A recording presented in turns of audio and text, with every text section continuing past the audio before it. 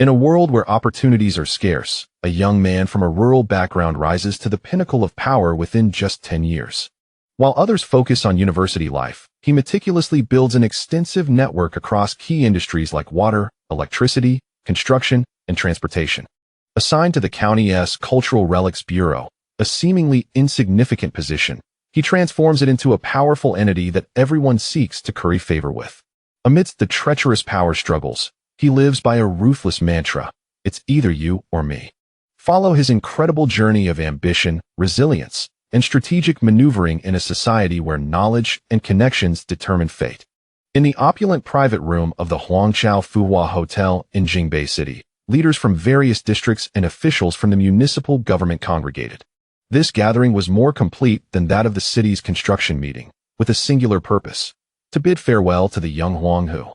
Brother Huang, make sure to visit often after you leave. Brother Huang, your future is boundless. Brother Huang, your promotion is just around the corner. Do not forget us, your humble friends. Promotion? Nonsense. Huang Hu raised his glass in response to each toast, feigning delight, yet his heart was heavy with sorrow. He had struggled academically, and after failing to graduate from middle school, his family sent him to the army.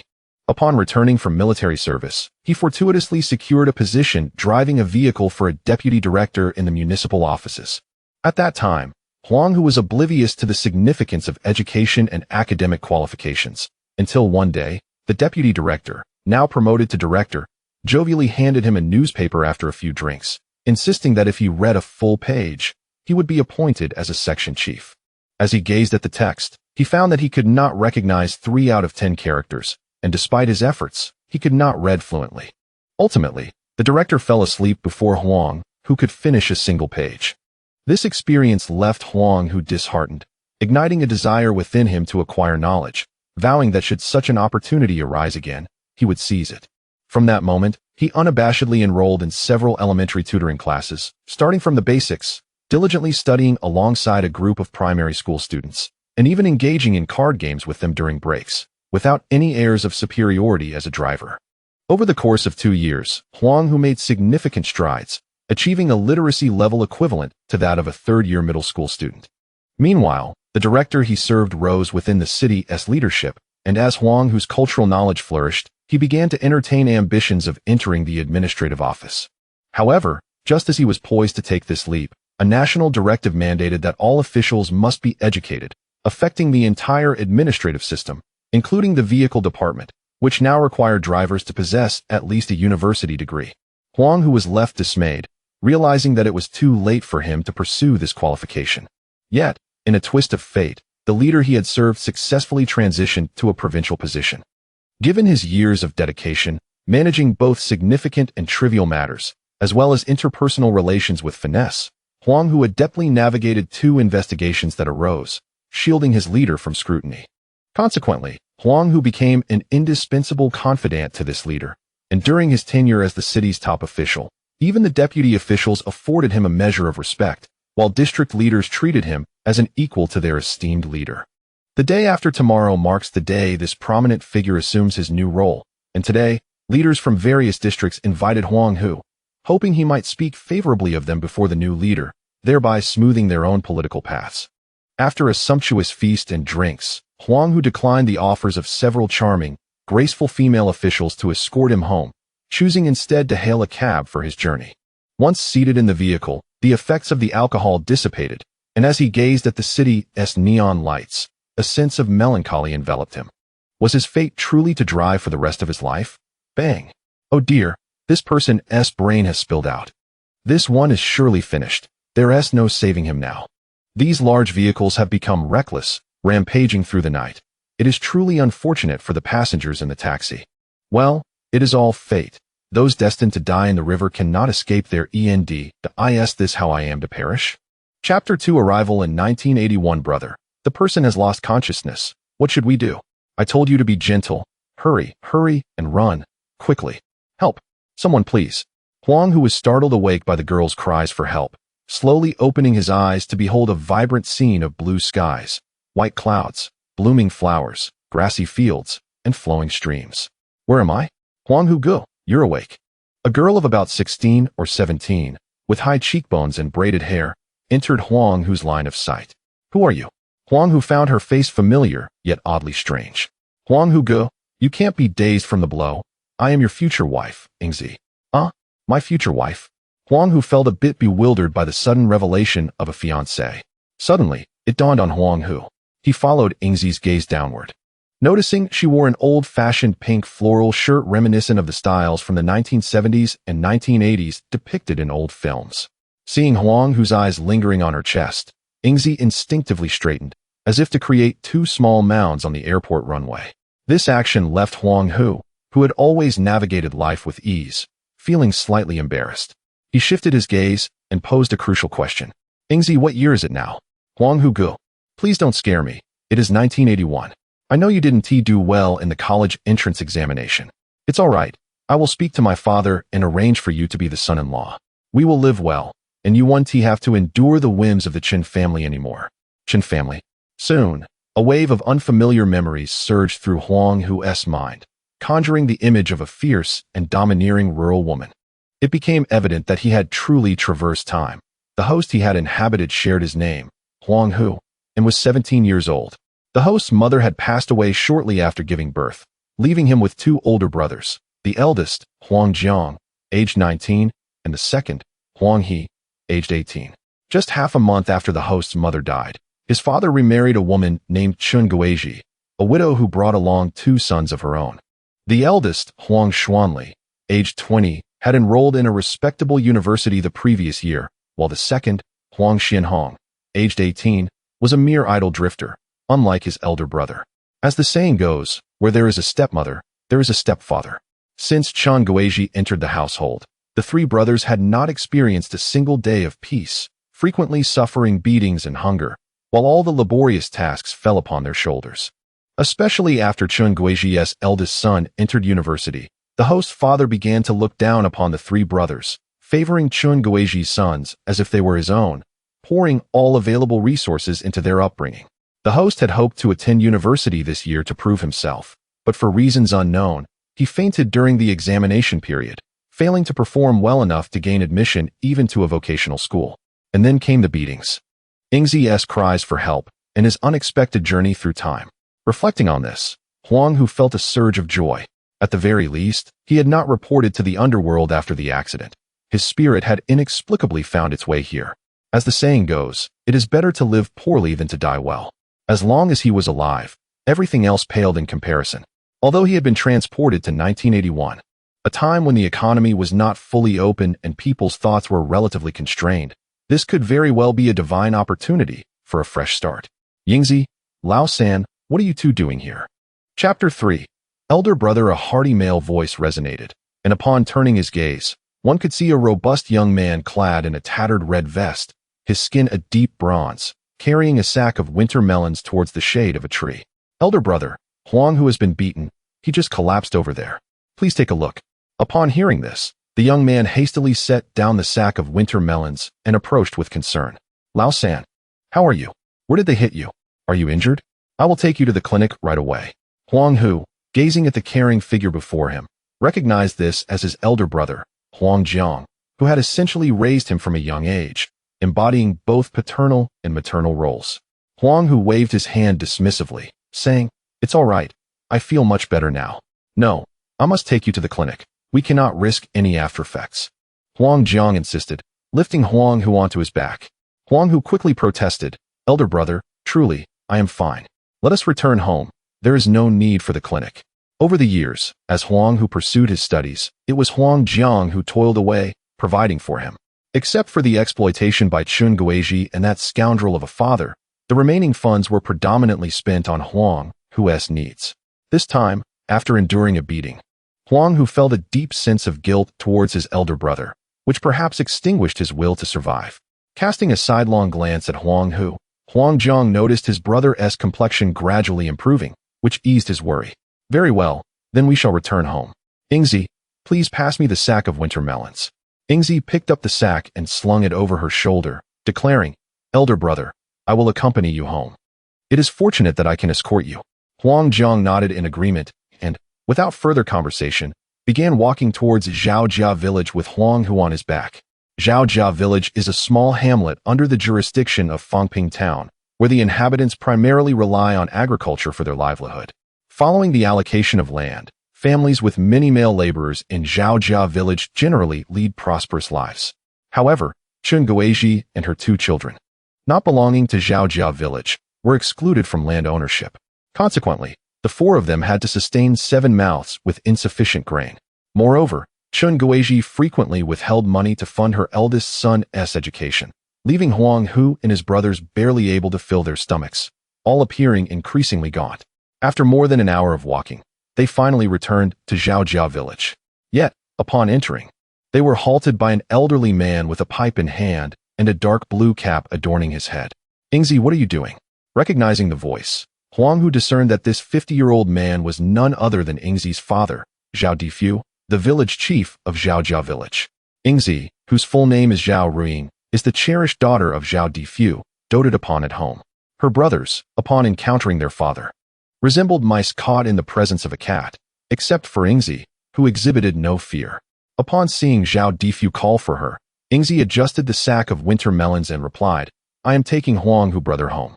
"Oh, do you hear yourself? Such words are not befitting of a young lady. Come, return home with me." "I cannot. I must see Huang Hu brother home." Zhao Difu, exasperated by Ingzi's defiance, grasped her wrist and began to pull her homeward. He had long prohibited her from associating with Huang Hu, not because of any faults in Huang Hu himself, but rather due to his father, Huang Hama, and that stepmother, Chun Guizhi. Zhao Difu held an immense disdain for these two, believing that aligning with such individuals was akin to condemning oneself.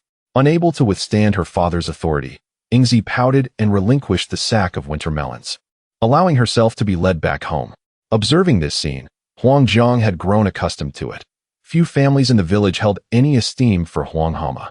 Without uttering a word, he picked up the sack of winter melons and continued towards home with Huang Hu. Meanwhile, Huang Hu absorbed all of the host's memories, witnessing the tragic moments of his brothers' lives, which incited a deep rage within him. Particularly distressing was the vision of the host's feeble character, which left Huang Hu in anguish. He would shy away from challenges and lacked any sense of responsibility. To put it bluntly, he was even less resolute than a woman. Were it not for the protection of his 2 elder brothers, he would have perished from hunger long ago. Chapter 4. Beaten, however, all is well now. He has arrived. From this moment forth, Huang Hu will no longer be weak and ineffectual. The current Huang Hu is a man destined to lead the Huang family brothers to prosperity. Just as Huang Hu was contemplating a brighter future, a sudden sharp sound of a slap echoed. "Where have you been? Why are you returning so late?" Following the sound, Huang Hu beheld a woman in her 40s. Her visage marked by malice and her physique reminiscent of a tank. This was his stepmother, Chun Guizhi.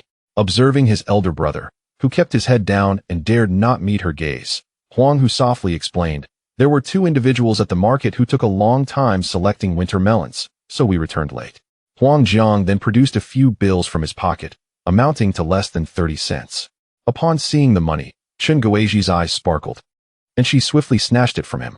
After spitting on her palm and counting the money several times, she glanced at the remaining half bag of winter melons and, satisfied that the accounts matched, hastily tucked the money away. "You 2 hurry up and feed the pigs, then collect the pumpkins from the backyard. We need to sell them at the market tomorrow." Chun Guizhi issued her orders with remarkable fluidity, never once inquiring why Huang Jiang had returned with Huang Hu, nor casting even a fleeting glance at Huang Hu himself. Huang Jiang nodded in acknowledgement, understood. He then quietly reassured Huang Hu, "Third brother, go rest for a bit. I'll bring you some food later. Don't worry about anything today. If you didn't do well on the college entrance exam, don't lose heart. Just work hard next year. I'll save money to send you to repeat the year, so rest assured." Huang Zhang's words warmed Huang Hu's heart, but they also ignited his temper. Such a wonderful elder brother, and yet he was being bullied in front of him. While others might tolerate it, Huang Hu could not. Without responding to Huang Jiang, he boldly confronted Chun Guizhi. "On what grounds did you strike my elder brother?"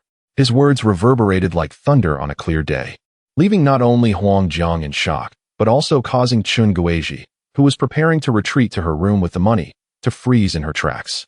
She had never anticipated that Huang Hu, who had always been meek and timid, would dare to question her so openly today. After a moment of stunned silence, Chun Guizhi scoffed and advanced towards the 2 brothers. Huang Jiang quickly signaled to Huang Hu to apologize. Undeterred, Huang Hu stood his ground, determined to see what this woman would do. Though his physique was somewhat frail, he possessed a fighting technique learned in the military that would give him at least a 30% chance of success if it came to blows. As Chun Guizhi approached, she mocked him. "Oh, I thought I heard a voice. It turns out it's our Huang family's young master. What's this? Now that you're aiming for university, you no longer recognize me as your mother?" Her brazen demeanor indicated she was aware of the host's poor exam performance and was using it to humiliate him. Did the hostess fainting during the exam have anything to do with her, or could it be that Chun Guizhi had someone harm him? With such thoughts swirling in his mind, but lacking evidence, Huang Hu redirected the conversation. "Regarding your hitting my elder brother, stop dragging university into this. Whether I get into university or not, you are not my mother." As these words left his lips, Huang Jiang was once again taken aback. Only the second brother, Huang He, dared to speak to Chun Guizhi so boldly, and Huang Hu typically wouldn't even mention her name. Chun Guizhi, being a simple rural woman without much cunning, was incensed by Huang Hu's repeated defiance. Grabbing a nearby thick stick, she pointed it at him, cursing, "Well, you ungrateful wretch. I, Chun Guizhi, married into the Huang family and have served you for over a decade like a maid. Now that you think you've grown wings, you dare to deny me? If I don't teach you a harsh lesson today, will you not ride on my back tomorrow and relieve yourself?" With that, she lunged forward to strike Huang Hu. Chapter 5. Huang Hama. Upon witnessing Chun Guizhi preparing to strike Huang Hu, Huang Jiang hastily interposed himself in front of Huang Hu and fell to his knees, pleading, "Mother, please do not harm Huang Hu. The third son was injured today, and his mind is already muddled. Do not hold it against him." As he implored, he urged Huang Hu to quickly apologize to Chun Guizhi. However, Chun Guizhi paid no heed to his words. Frustrated by Huang Jiang's interference, she raised her stick and struck him on the head, causing blood to flow. Seeing his elder brother injured, Huang Hu was infuriated that this woman continued her assault. Grabbing a nearby pitchfork, he prepared to engage Chun Guizhi in a fierce confrontation. The commotion soon attracted a crowd of villagers, who gathered at the walls and entrance of the courtyard.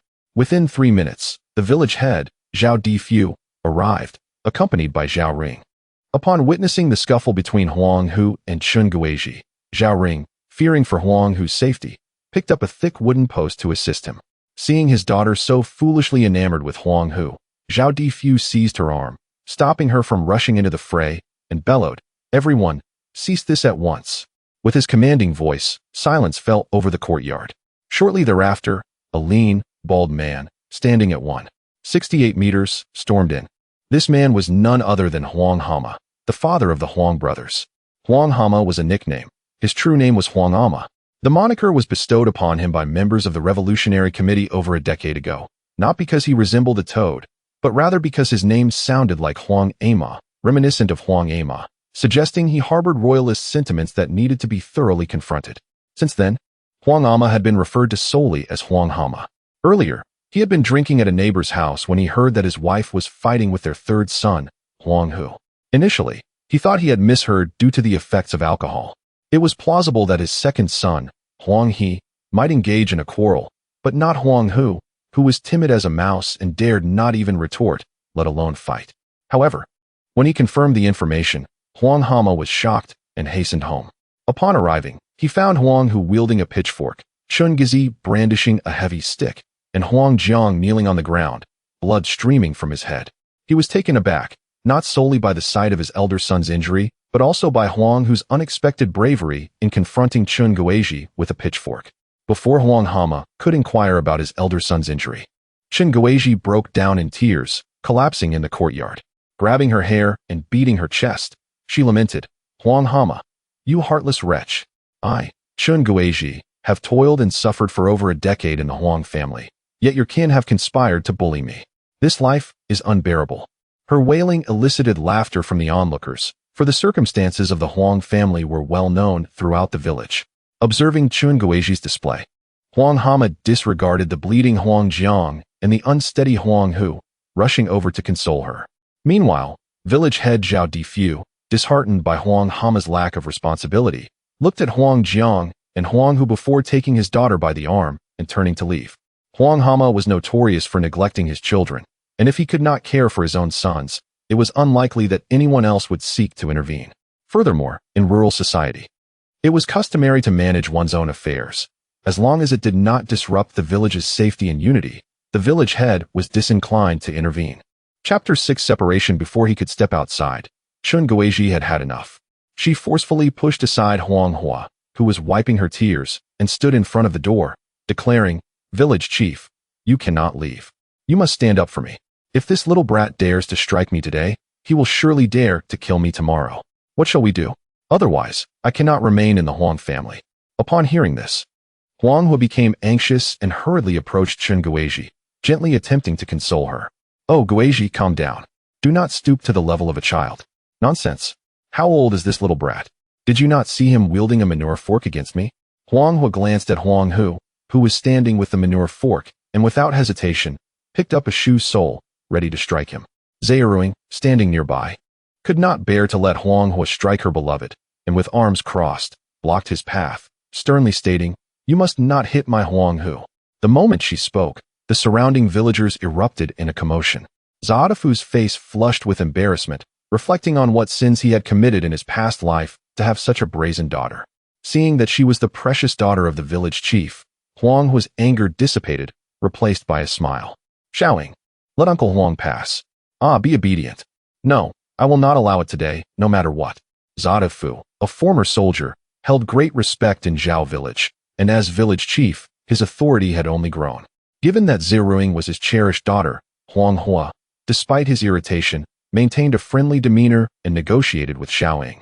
Huang Hu, leaning against the manure fork, assessed the situation. Given the current circumstances, there was only one solution left: separation. Without separation, they would continue to endure Chun Guizhi's exploitation.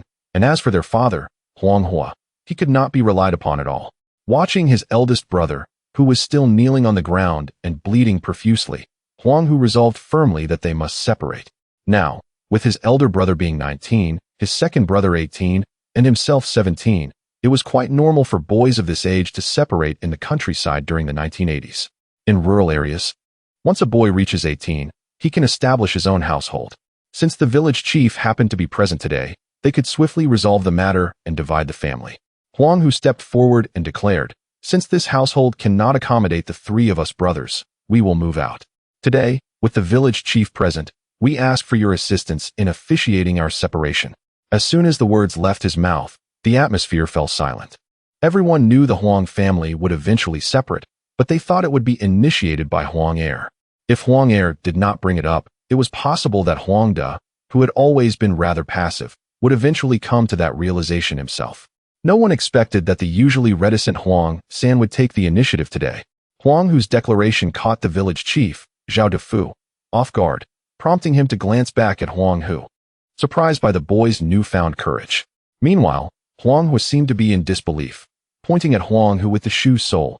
"You, what are you saying?" To be honest, Huang Hu had never contemplated the idea of separation. Huang Jiang stared intently at his third brother, seemingly unrecognizable. Separation was merely a fleeting thought for him at night. Should it come to pass, he would not dare to pursue it. He feared the villagers would criticize their brotherhood behind their backs, accusing Chun Guizhi of raising them only for them to grow up, gain independence, and neglect their elders. Such words could deeply humiliate anyone in the countryside. Chun Guizhi was the first to react, placing her hands on her hips and shouting, "Separation. You must be dreaming. After raising you, you think you can just abandon us when you grow wings? That will not happen. I tell you, Huang San, as long as your father and I are alive, this family will never be divided. Even if your father dies, you three must take care of me." Chapter 7. The police arrive upon hearing Chun Guizhi's words. Huang Hu was both infuriated and amused. Could Chun Guizhi be any more shameless? When she initially married Huang Hama, she was a widow with children, and over the years, it was Huang Hama and his three brothers who had supported them. Since childhood, it was the three brothers who gathered firewood, collected manure, and toiled in the fields. Chun Guizhi's two sons had not lifted a finger. Especially after her eldest son was accepted into university last year, the family's finances became even tighter. If it were not for the eldest brother, Huang Jiang, who worked tirelessly, returning home late from odd jobs and farming, it is likely that the three brothers would have starved long ago. Now, with her incessant claims of having raised them, it was utterly shameless. However, at that moment, as Chun Guizhi blocked the doorway and hurled insults, She was unwilling to agree to a separation of families, leaving Huang Hu at a loss for how to proceed. As Huang Hu pondered his predicament, he suddenly noticed two police officers arriving on bicycles and stopping at the entrance. Upon seeing the officers, before anyone else could speak, Zhao Fu stepped forward, casually pushing Chun Guizhi aside. Chun Guizhi, in the midst of her tirade, was taken aback and, upon noticing the police behind her, quickly sought refuge behind Huang Hu. At this time, a crackdown was underway, with daily announcements broadcasted about how many had been captured or executed. Chun Guizhi feared that they had come for her and fell silent. Huang Hu, a genuine farmer, was equally intimidated by the police and dared not speak. In fact, the only person in Zhejiang who could converse with the police without fear was the village chief, Zhao Fu. With a beaming smile, Zhao Fu shook hands with the two officers, greeting them. "Comrade Zhang, Comrade Sun, what brings you to our village today? Is there a message from above?" Officer Zhang, in his early 30s, recognized Zhao Fu and responded politely with a smile. No, we're here today primarily to handle a case." "A case? What case? Who in Zhejiang has committed an offense? Inform me, and I shall personally apprehend them." As Zhao Fu spoke, he glanced around, causing the villagers to step back in fear, anxious about being implicated.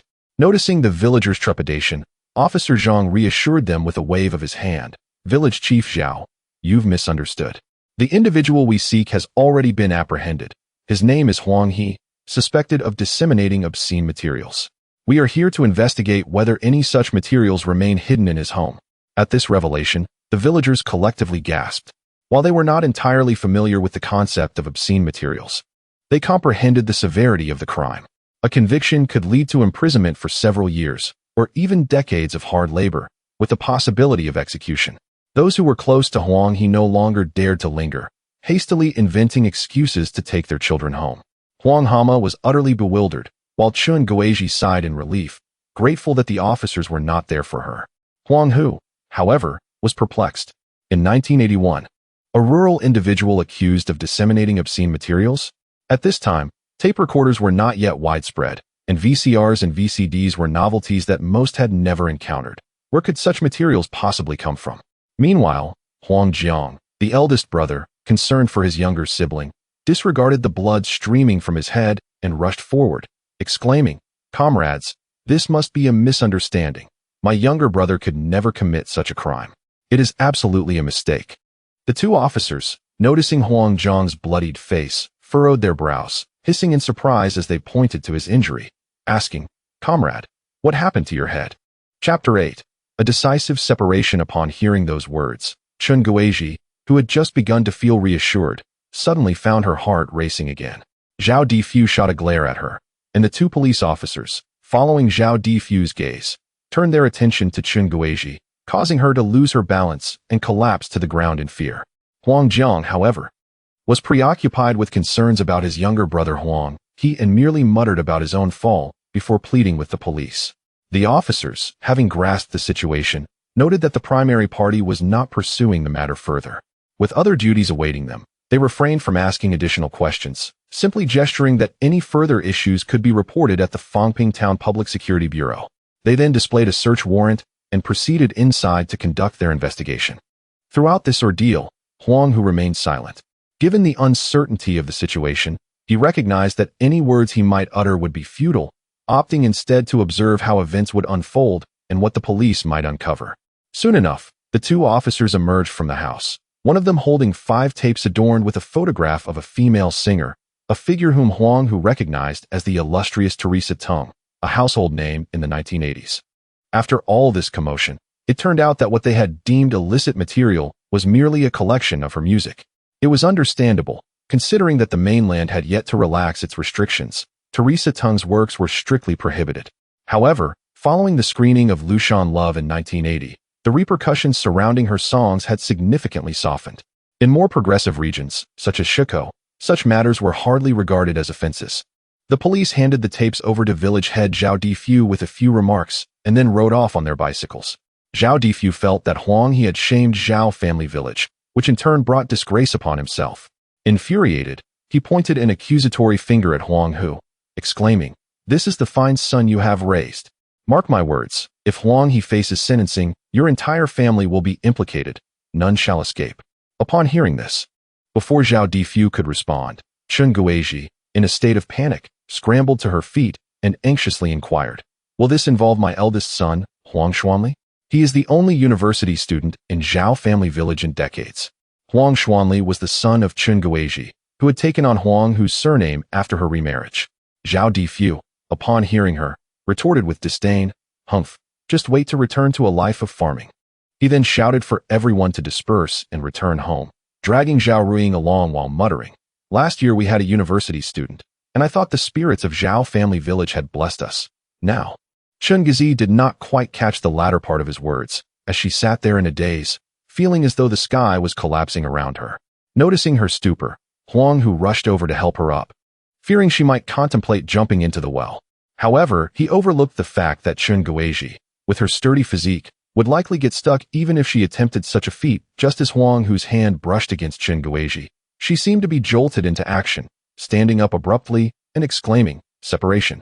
We must separate immediately." In Chen Guizhi's view, this was the only path left to secure her son's future.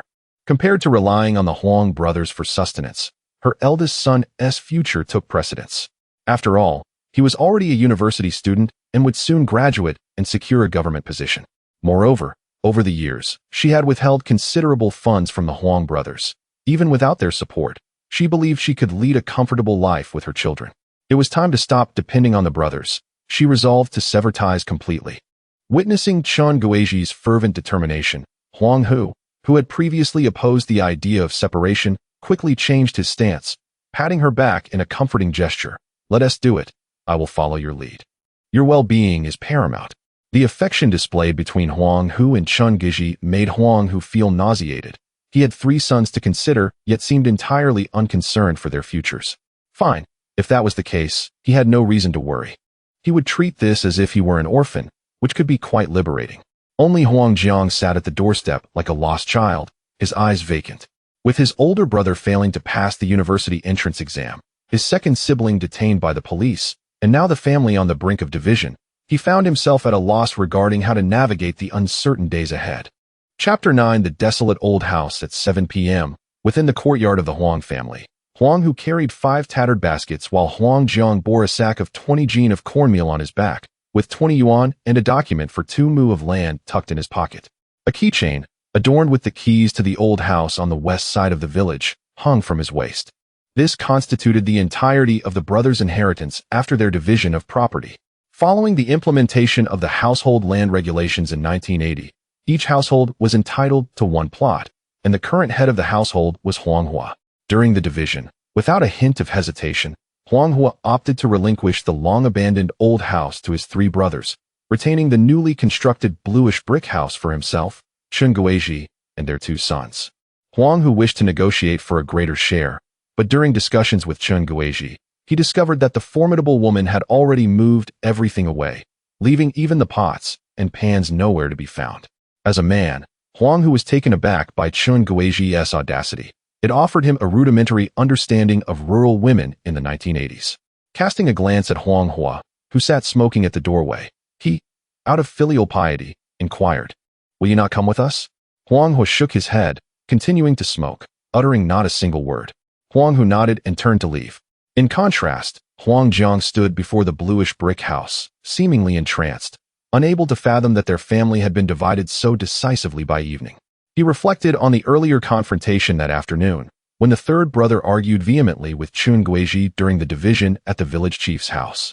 He hardly recognized this loquacious sibling, whose newfound eloquence starkly contrasted with his previous reticence. Seeing that his elder brother remained stationary, Huang Hu grasped Huang Jiang by the arm and guided him outside. As they walked, Huang Jiang remained silent, lost in thought, while Huang Hu contemplated their future. He was determined to rescue their second brother, Huang He, who had always treated the host kindly, though Huang He was more reckless than their elder brother, often attracting trouble. Consequently, the host had always been wary of him. To facilitate a rescue, however, they needed to earn money, and with only 20 yuan, 5 battered baskets, and 20 jin of cornmeal, they lacked even a bowl. Starting from scratch seemed an insurmountable challenge.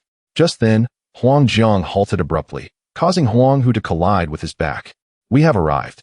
This is our old house," Huang Jiang announced.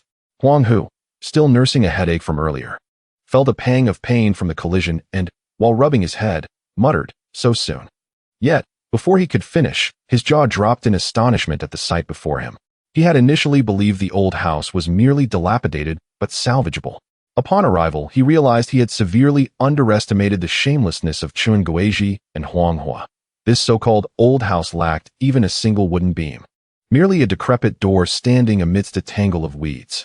As a gust of night wind blew, the rickety door collapsed with a thud, splintering into fragments. Now, the old house was devoid of even its last remnant. "Elder brother, is this truly our Huang family's old house?"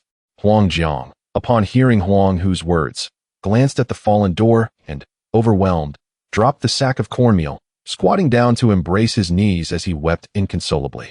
Witnessing his elder brother's sorrowful state, Huang Hu felt a twinge of discomfort in his heart. At only 19, it was truly tragic that they now found themselves without a home or even a door. Huang Hu placed a reassuring hand on Huang Jiang's shoulder, saying, "Elder brother, things will improve. Have faith. Take a rest while I gather some firewood." Upon hearing Huang Hu's intent to fetch firewood, Huang Jiang quickly wiped his tears and insisted, "Third brother, you are injured. Rest. I shall go." Without waiting for a response, he made his way toward the river, still dabbing at his eyes. Huang Hu chose not to argue, recognizing that a leisurely stroll benefited his elder brother at that moment. With a sigh, Huang Hu began to clear away the weeds, as the two brothers were destined to spend the night here. Although they lacked a roof overhead, they at least needed a level patch of ground. Before long, Huang Hu cleared a small area and sat on a broken log, gazing at the starry sky. Indeed, the heavens in 1981 were breathtaking. Chapter 10. The Path to Wealth. If only the heavens could guide me towards a path to prosperity at this very moment. The economy has yet to fully open up, and engaging in speculative trade is considered a grave offense, punishable by imprisonment. With merely 2 mu of land at my disposal, the grains harvested are scarcely enough to feed my companions, let alone pave the way to affluence.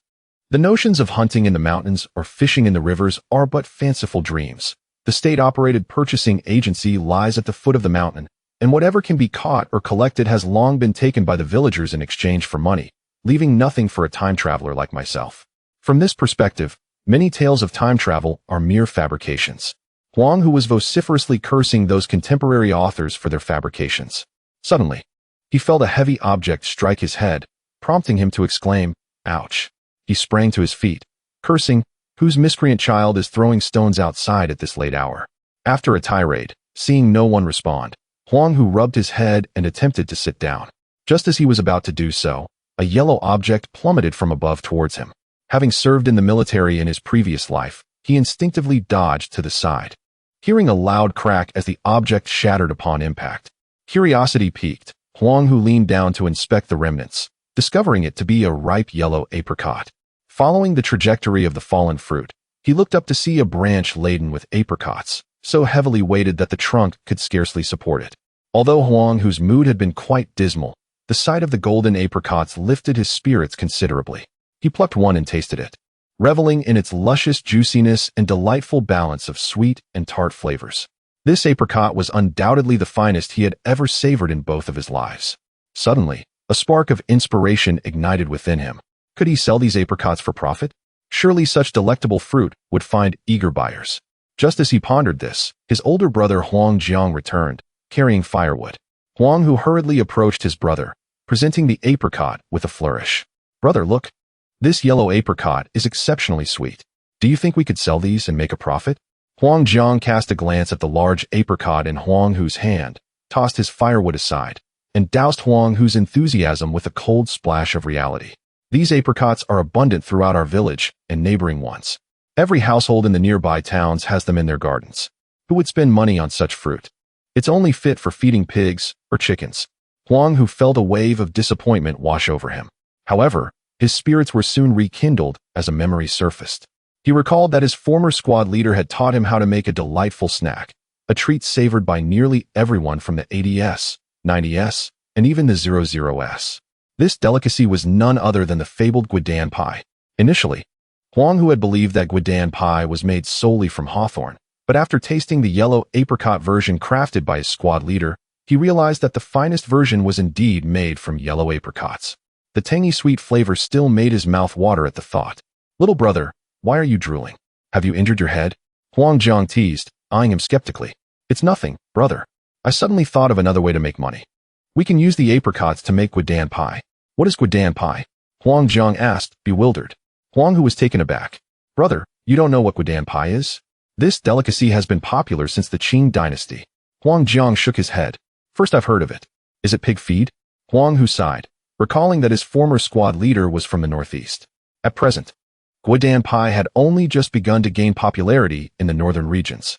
The place to which he had traveled resembled the southern towns of his previous world, so it was only natural that Huang Jiang was unaware of this particular treat. Chapter 11. Pork head meat. Huang Hu picked up several large yellow apricots and demonstrated in front of Huang Jiang, saying, Brother, this guidan pie is a delightful snack, exceptionally delicious and simple to make. You just need to peel the apricots, mash them into puree, then boil in a large pot until cooked, spread it out to dry, roll it up, and cut it into strips to enjoy. Huang Jiang frowned slightly at Huang Hu's description and replied, Isn't that too troublesome? Why not just eat the apricots directly? The taste would be the same. Having only ever snacked on raw sweet potatoes throughout his life, he could not imagine what guidan pie might taste like, regardless of Huang Hu's enthusiastic explanation. Huang Hu, however, was brimming with excitement. He knew that guidan pie was loved by both the elderly and children, and once tasted, it would leave one craving more. The future market for it was undoubtedly promising. Moreover, the large yellow apricots from Zhaojia village were perfectly balanced in sweetness and acidity, juicy and flavorful, even allowing for the omission of sugar during preparation. Brother, how about we make some tomorrow? You can try it, and if you find it tasty, we can sell it at the market. What do you think? Huang Jiang did not oppose Huang Hu's suggestion, but glanced around at the empty surroundings and said, That sounds feasible. And obtaining a stone mortar is not an issue since there is one in the village that anyone can use. However, we lack a stove and pot. A decent large pot costs at least 70 to 80 yuan, and I only have 20 yuan in my pocket. I was hoping to buy you something nourishing and send some to our second brother, or else he might get beaten in there. Mentioning Huang He, Huang Jiang felt a pang of sorrow for his younger brother confined in the police station. Huang Hu, noticing this, quickly reassured him, Brother, do not worry. My friend has a parent working in the town's police station. I will ask around about our second brother's situation. Perhaps his offense is minor, and with a fine, he could be released. Our priority now should be finding a way to earn money, don't you think? Upon hearing that Huang Hu had a friend whose parent worked in the police station, Huang Jiang straightened up. Really? Can your friend's parent help get our second brother out?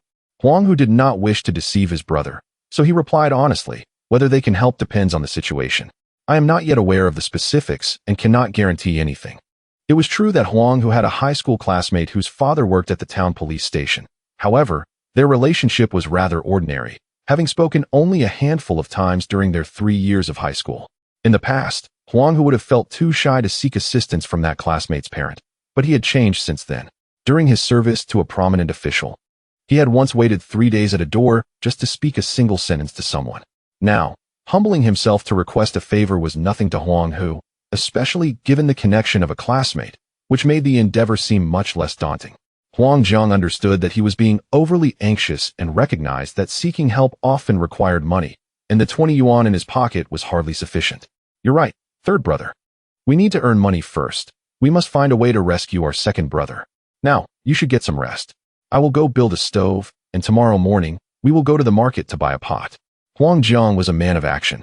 As soon as he finished speaking, he began gathering stones to construct a stove. Huang Hu, seeing this, lost all desire to sleep, eager to earn money and rescue their second brother, striving to improve their lives. The two brothers worked diligently, one moving stones while the other mixed clay, laboring until dawn when they finally completed the stove. It was July, and the weather was hot. After their hard work, the brothers washed in the river and returned to lay down on a bed of grass beneath a tree, falling asleep within minutes. Time flew by, and by noon the next day, the brothers were on their way back to the old house, carrying a large pot and some basic cooking supplies after a successful trip to the market. Many villagers greeted the two brothers, their initial banter consisting of harsh words for Huang Hua and Chun Guiji before inquiring about the brothers' activities. The brothers spoke honestly but refrained from joining in the scolding of Huang Hua and Chun Guiji, which made the villagers feel that the siblings were considerate and filial, prompting even harsher criticisms directed at Huang Hua and Chun Guiji. Villagers with carts, upon learning that the brothers had gone to the market to buy a pot, offered them a free ride to town. As they traveled, they could not escape the ongoing tirade against Huang Hu and Chenguaiji, with each villager contributing unique insults. Rural life offered little in terms of entertainment, and with the recent scandal involving the Huang family, the villagers of Zhaojia village would not cease their discussions until the end of the year. After purchasing the iron pot, the brothers scrubbed it clean and prepared to cook. They started with 1 pound of cornmeal, having not eaten anything since the previous night and feeling ravenous. Soon, the cornmeal porridge was ready, and they filled rough ceramic bowls to the brim, sitting beneath the shade of a tree at a makeshift stone table. Huang Zhang lovingly pulled out a small package of greasy pork head meat, weighing no more than 2 taels, which he had purchased while buying the pot to nourish Huang Hu. He opened the oiled paper package and handed it to Huang Hu, licking the grease from his fingers as he said, "Third brother, eat this, it's nourishment for the body." Huang Hu looked at the few slices of pork head meat and then at his brother, who was meticulously licking his fingers. He quickly picked up a slice and offered it to Huang Jiang, saying, "Brother, you eat first." Huang Jiang turned away, waving his hand in disdain. "I don't like this stuff, it's too greasy. You eat it." But before Huang Jiang could finish his sentence, Huang Hu seized the opportunity and shoved the pork head meat into Huang Jiang's mouth. As the rich flavor of the meat filled his mouth, Huang Jiang could no longer articulate his thoughts. The pork head was truly delicious. The last time Huang Jiang had tasted pork head was the year before last, when he helped the village head repair a drainage ditch. During their midday break, the village head had stewed half a pig's head with cabbage. Due to the large number of people and limited food, Huang Jiang had received only 3 pieces of pork head, which he had shared with his 2 younger brothers, keeping 1 piece for himself. The memory of that flavor made his mouth water whenever he recalled it. Seeing the look of bliss on Huang Jiang's face, Huang Hu chuckled and also picked up a slice to eat. Indeed, the organic pork of this era tasted far superior to the feedlot pigs of the future. The 2 brothers, each cradling a large bowl of thick corn porridge, slurped contentedly. The pig's head, divided between them at Huang Hu's insistence, was shared equally. After finishing their meal, Huang Hu promptly prepared to discard the wrapping paper used for the pig's head into the stove pit to be burned. Yet, Huang Jiang, quick-witted and agile, snatched it away, exclaiming, "Don't throw it away, don't throw it." As he spoke, he carefully folded the paper and tucked it into his bosom, then turned to Huang Hu and said, "We can use this to wrap pickled vegetables later. It will taste delightful." Huang Hu understood that his elder brother had endured hardship in the past, so he refrained from further comment and followed his brother's lead. After their meal, the brothers began their work, boiling apricots, peeling them, mashing them, leveling the mixture, and drying it. Since it had been many years since Huang Hu had engaged in this task, he managed only 5 pounds of apricots on his first attempt, intending to test the flavor. The sun in Zhaojia village was particularly scorching in July. By the afternoon, having just completed the apricots, Huang Jiang prepared to head into the fields to work, while Huang Hu wished to accompany him. Huang Jiang, however, would not allow it, insisting that Huang Hu stay behind to keep an eye on the house. For he was concerned about his younger brother and wished to spare him the toil. Huang Hu did not reject his elder brother's kindness, yet he did not remain idle. Drawing on his experience from years in the army, he gathered some wood and kindling by the river and in the woods, swiftly erecting a rudimentary, triangular wooden shelter atop the old homestead. This wooden structure, while modest, resembled a small canopy similar to those found in watermelon fields. Chapter 12. A journey to the big city. The makeshift shelter was modest, measuring only about 3 square meters, yet it sufficed to shield the brothers from the wind and rain, and to provide a place for them to rest. By the time the structure was completed, dusk had settled in. Upon returning from the fields, Huang Jiang was taken aback to find the shelter that Huang Hu had constructed, circling it with astonishment. "Did you build this, third brother?" Huang Hu replied proudly, "Indeed, elder brother. Come inside and lie down. I specially laid a layer of dry wheat straw for comfort." Huang Jiang entered the shelter and reclined on the thick straw, gazing at the setting sun outside, feeling a swell of emotions. Despite the separation of their households, the inability to reside in a brick-and-tile house, and the paltry contents of his pockets, sharing this vast expanse of nature with his brother brought him a sense of happiness. Had he known that the day of their separation would unfold this way, he would have been more agreeable when the second brother first suggested it. Reflecting on this brought a tinge of sadness to Huang Jiang. Huang Hu observed his brother's transition from joy to despondency, instinctively aware that his sentimental elder sibling was mulling over some distressing thoughts. Elder brother, the guo dampi should be ready. Shall we taste it? Huang Hu prompted, drawing Huang Zhang's attention back. All right, let us see how it differs from ordinary apricots. In the Zhao family village, the ground temperature could exceed 40 degrees Celsius in the afternoon. Furthermore, Huang Hu had intentionally spread the guo dampi thinly during its preparation. After a full afternoon of drying, it had transformed from a liquid state to a gelatinous substance. Huang Zhang picked up a piece, rolled it on the clean stone table, and shaped it into a familiar rolled form of guo dampi. He sliced it into 2 portions, handing the larger piece to Huang Zhang, saying, "Here, elder brother, give it a try. This is guo dampi."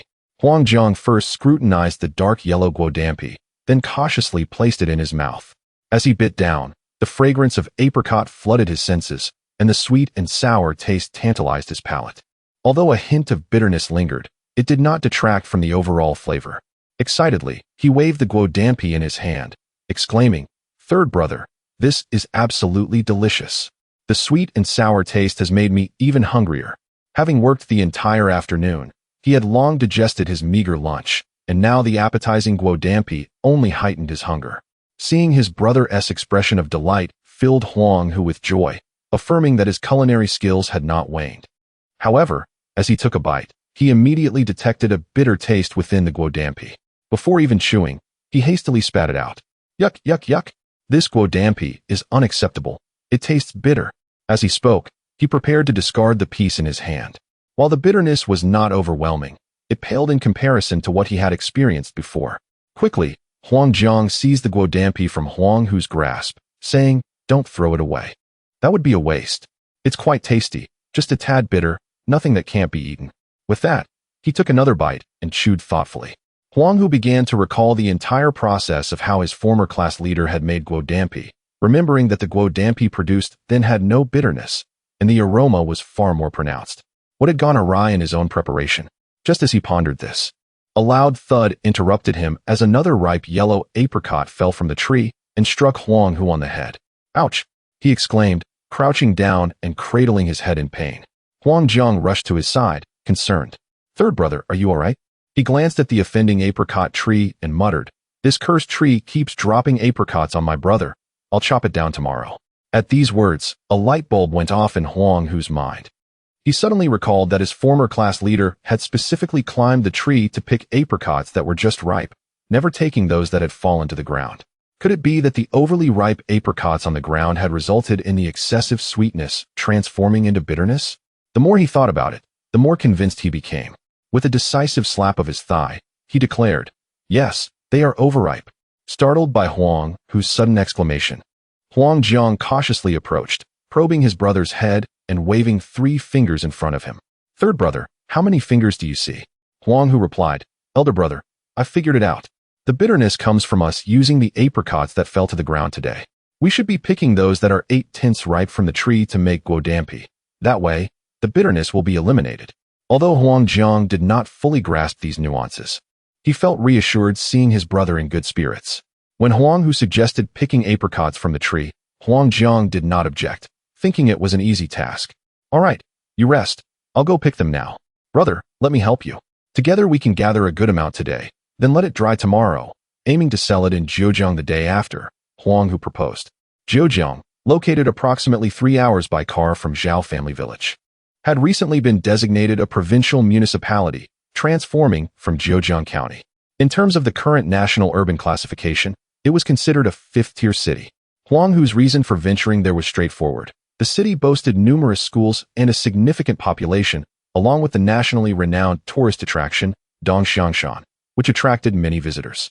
In the early 1980s, even selling scrap in such a prime location could yield profits. As Huang Zhang prepared to climb the tree, he paused at Huang Hu's mention of Zhejiang, his hands momentarily stilled. He looked at Huang Hu with uncertainty, asking, "Third brother, can't we just go to the village or town? Why travel so far?" The largest place Huang Zhang had ever visited was Fangping town, and that had been many years ago. For daily transactions, he typically frequented the nearby Luowang township. Beyond that, he had never ventured. The prospect of going to such a large city as Zhejiang was daunting, especially for someone who had never experienced much of the world. Huang Hu recognized the fear in his elder brother's heart, as beads of cold sweat betrayed him. After a moment's contemplation, Huang Hu explained, "Elder brother, guodampi is a snack that children particularly enjoy. However, there are too few schools in our nearby towns, and consequently, fewer students. If we want to make a mark, we must go where there are more people, as the opportunities to earn will be greater." He immediately added, "Elder brother, how about this? I will go alone, and you can stay home." Upon hearing this, Huang Jiang expressed his agitation, saying, "That won't do. Your injury has yet to heal. Besides, that place is quite far, and I cannot rest easy knowing you would go alone." Huang Hu, perceiving that Huang Jiang was caught in a dilemma, realized that altering Huang Jiang's mindset would not be easily accomplished. Thus, he resignedly spread his hands and asked, "Then, elder brother, what do you suggest we do?" The predicament was once again cast back to Huang Jiang, who found himself torn between words. He wished to prevent Huang Hu from going, yet the unwavering confidence radiating from his younger brother made it difficult to deny him. However, the thought of the multitude of people, the towering buildings, and the unfamiliarity of the surroundings made his heart race with unease.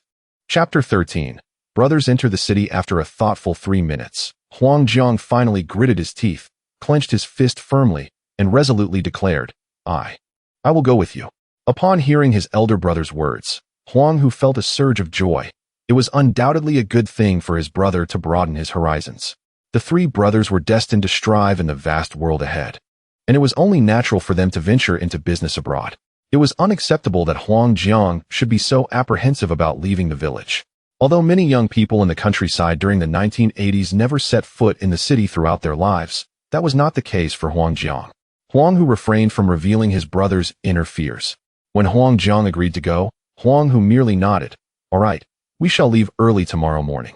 Brother, please pick that bunch of apricots over there. They look nearly ripe." Huang Jiang felt as though a ticking time bomb was lodged in his heart. The mere thought of heading to Zhejiang tomorrow made him extremely anxious. Nevertheless, as the elder brother, he could not show any signs of fear before his younger sibling. He feigned calmness while following Huang Hu's suggestion to pick the apricot branches, encouraging both Huang Hu and himself. "Let us gather some good ones, so those city folks can taste our craftsmanship." Huang Hu readily supported Huang Jiang's enthusiasm, proclaiming, "You're absolutely right, brother. In the future, our Huang family's fruit leather will be regarded as a product worthy of the big city." Huang Jiang felt a thrill at this notion. After all, in their village, merely selling goods in the town was quite an achievement. Now, they were set to bypass the village and the town, heading directly to the city to sell their products. In comparison, the Huang brothers were indeed impressive. The two brothers exchanged encouraging words, even entertaining dreams of what they would purchase upon successfully selling their goods. They worked tirelessly until midnight, preparing over 100 jin of apricot puree and placing it in a cool, ventilated area. The apricot pits were left unattended, spread out on a stone slab to dry, then roasted, transforming into a delightful snack from the 1980s. The following morning arrived swiftly. The fruit leather, having been sun-dried for an entire day, was now delightfully chewy, and indeed, this batch tasted even sweeter and more flavorful than their first attempt, with any bitterness entirely dissipated. From the 100 jin of apricot puree, they produced approximately 40 jin of fruit leather.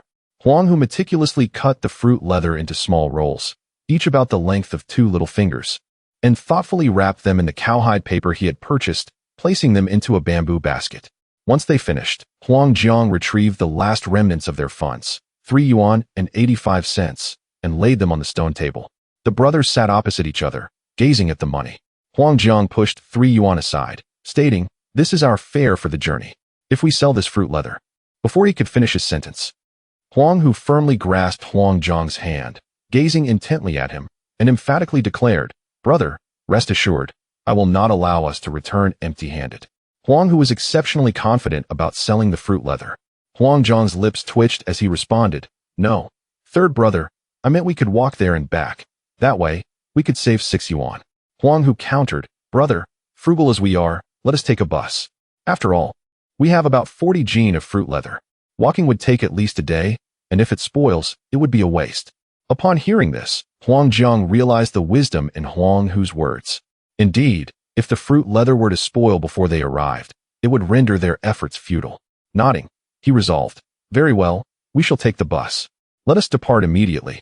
At that moment, Huang Jiang knew that the fruit leather could spoil within a day, and his impatience surpassed even that of Huang Hu's. He was eager to set off. The brothers packed 2 large iron kettles with water, 6 steamed corn buns, and wrapped them in the paper that had previously held roasted pig head meat. Huang Jiang claimed that using this paper made the buns taste better. They first rode to Luoyang Township, and upon arrival, they swiftly boarded a bus to Fangping Town.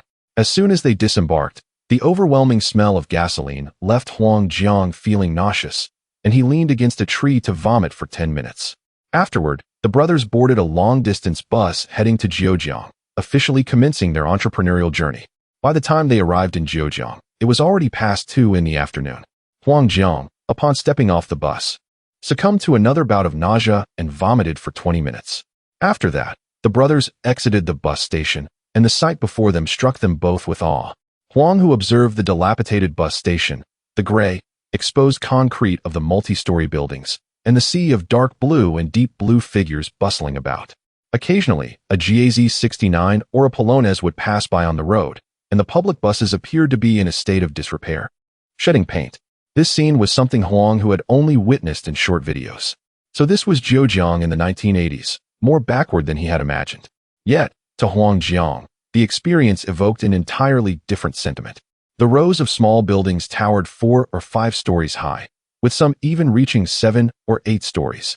The bustling atmosphere of the bus station rivaled that of Fangping Town's weekly market, with crowds of people predominantly clad in gray-blue work uniforms. And even green military uniforms were not uncommon. The rare sight of automobiles was ubiquitous here, with an abundance of small cars as well. Even the buses were larger than the long-distance buses in their town. To borrow the village chief's words often broadcasted over the village loudspeaker, this was indeed modernity. "Brother, let us proceed." "Where to?" Huang Jiang felt a bit lost in the face of such a modern metropolis. Huang Hu pointed ahead and said, "I inquired earlier, if we walk straight ahead, we will come to Jiujiang Sanshao. Let us head there first." With no particular plan of his own, Huang Jiang followed Huang Hu without hesitation to the nearby Jiujiang Sanshao. Jiujiang Sanshao was merely an ordinary elementary school within the city, yet it housed over 1,000 students. At that time, family planning had just begun, and the nation had previously operated like a breeding machine, continuously producing children. The baby boom of the 1960s and 70s had resulted in families, both urban and rural, having at least 3 or 4 children, with some even having 6 or 7. Consequently, nearly all primary and secondary schools across the country were at full capacity, with classes containing 50 to 60 children being the norm. In fact, if a child did not return home after playing out one night, parents might not even notice. As he journeyed along, Huang Jiang found himself captivated by the splendor of Jiujiang. Everything appeared so novel and enchanting. Upon passing the Jiujiang electric motor factory, he was profoundly struck by its grandeur. The factory's entrance was remarkably majestic, adorned with fluttering colorful flags, while a long factory path led directly to a 5-story tower. In the center, a large fountain cascaded gracefully. Workers, clad in uniforms, rode bicycles in and out, their bikes adorned with lunchboxes. This scene was one that Huang Jiang had envisioned in his dreams. He had even fantasized about donning a work uniform and riding a bicycle, exuding vitality as he emerged from the factory. Chapter 14. The path. Huang Hu noticed Huang Jiang staring fixedly in the direction of the electric motor factory, pondering whether a fight had broken out over there. Following Huang Jiang's gaze, he turned his head but saw no signs of conflict. What was that older brother looking at? He waved his hand in front of Huang Jiang's eyes, and only then did Huang Jiang come to his senses. He chuckled awkwardly to mask his embarrassment and urged Huang Hu to hasten their journey. Without further thought, Huang Hu turned a corner and arrived at Jiujiang Sanshao. It was still class time, and the playground was bustling with students from several classes engaged in physical education, their voices mingling in cheerful chaos as they chased one another, played jianzi, jumped rope, and tossed marbles. The school gate stood wide open, a stark contrast to the later trend of closed management. The gatekeeper, an elderly man, appeared to be in a semi-conscious state, a far cry from the vigilant security guards of the future. His role was simple: to open the gates in the morning and at dusk, without concern for the students sneaking out during school hours.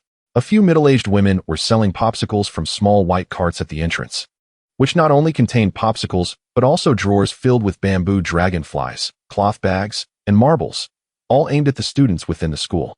Huang Hu glanced around, squatted beside a kindly-looking woman selling popsicles, and took out a dime from his pocket, saying, "Sister, could I have 2 popsicles, please?" The women burst into laughter upon hearing this. The woman referred to as sister grinned broadly, revealing her dentures, and playfully scolded, "You cheeky boy. I could be your grandmother. Yet you call me sister." Huang Hu chuckled in response, jokingly saying, "Oh, come on, I see you as barely over 30. If you prefer not to be called sister, then auntie it is." His choice of words was not intentional. It stemmed from habits formed in his previous life, where he addressed anyone under 80 as sister and those over 80 as auntie. Such terms elicited laughter but never disdain.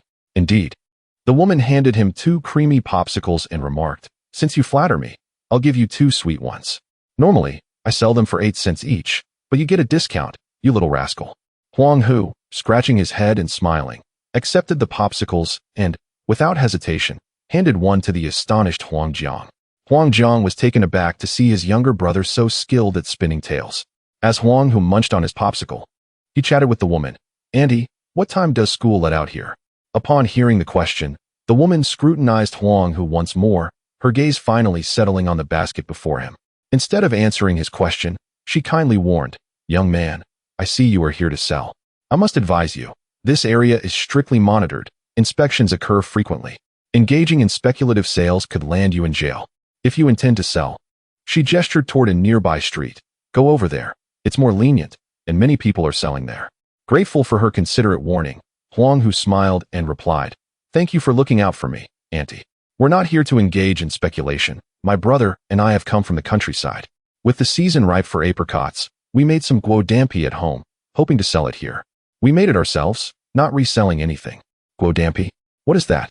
"I've never heard of it," several women exclaimed, their curiosity piqued. Huang Hu quickly slapped his forehead, exclaiming, "Oh dear, I forgot. It's a specialty from my hometown that you might not have heard of. Here, try some of our hometown-esque guo dampi and see how it tastes." As he spoke, Huang Hu grabbed a generous handful of guo dampi, weighing more than half a pound, and distributed 4 or 5 pieces to each woman.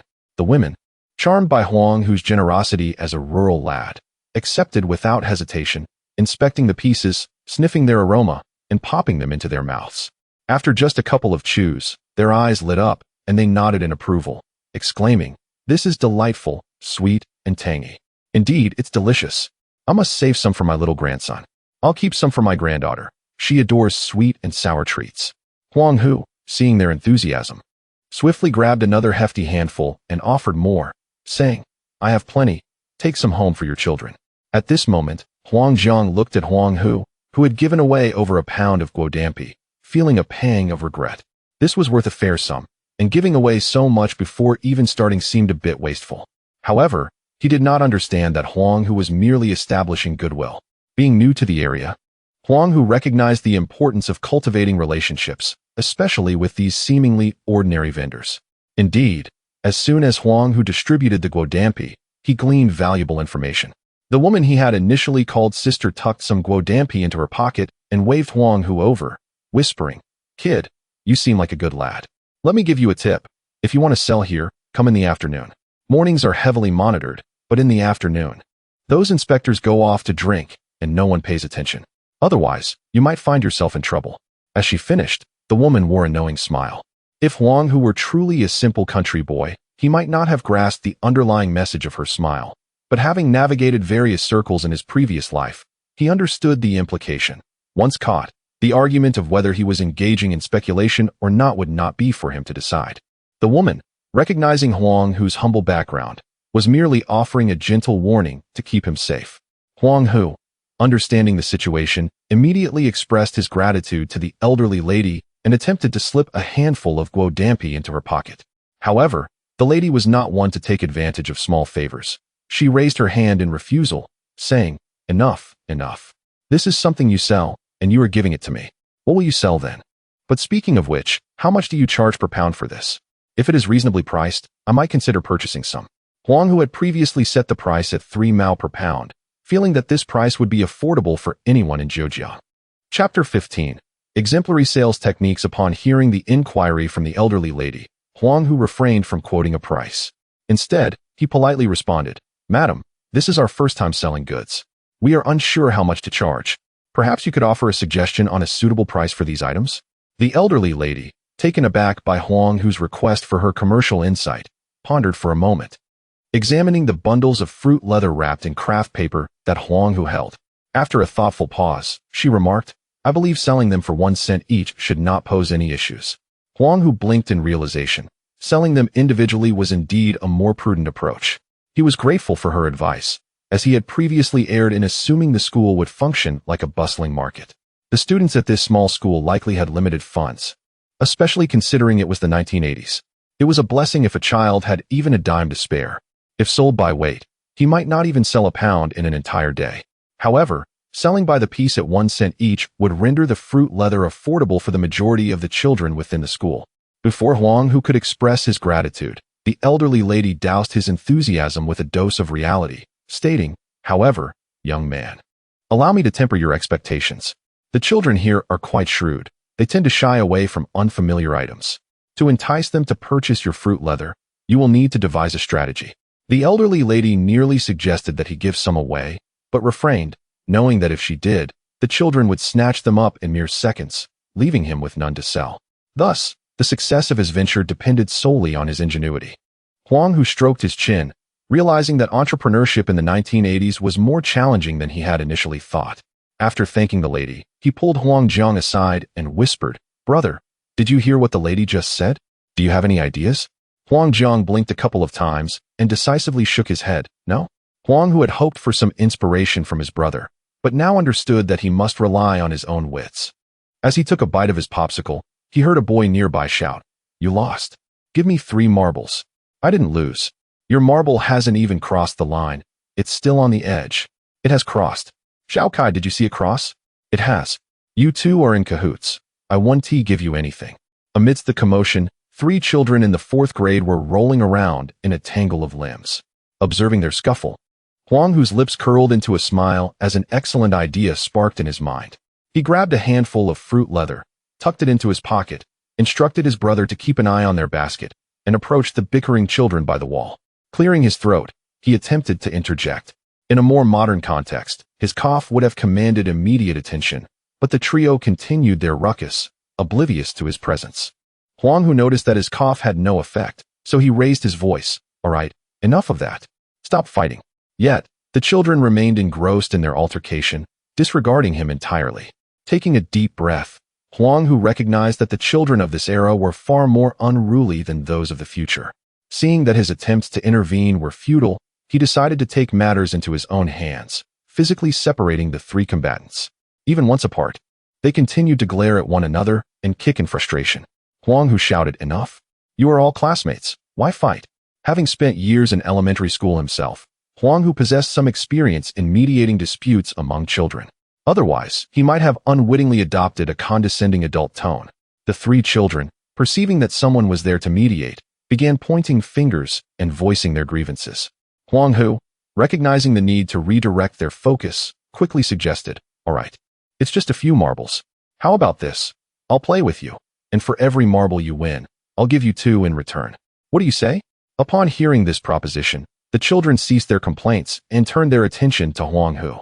The child named Xiao Kai, skeptical yet intrigued, asked, "Do you even have marbles?" Huang Hu chuckled, "When playing with you, how could I possibly lose? No one wants to play with you." They retorted in unison and turned to leave. Realizing that the children were harder to persuade than he had anticipated, Huang Hu hastily followed them, producing 3 pieces of fruit leather from his pocket. "How about this? I will trade you 1 fruit leather for each marble." The children exchanged glances, perplexed. What exactly was fruit leather? Huang Hu, seeing their confusion, boldly unwrapped a piece and took a bite, exclaiming, "This fruit leather is made from Dahuang apricots, and it's deliciously sweet and tangy." Although Huang Hu wished to offer them a taste for free, he knew he had to be frugal during this nascent stage of his business. In those days, children rarely had snacks, and seeing him relish the fruit leather stirred their curiosity. As the delightful flavors wafted through the air, their mouths watered in anticipation. Just as Huang Hu was savoring the fruit leather, Xiao Kai handed him 2 marbles, declaring, "All right, I'll lend you these 2 marbles.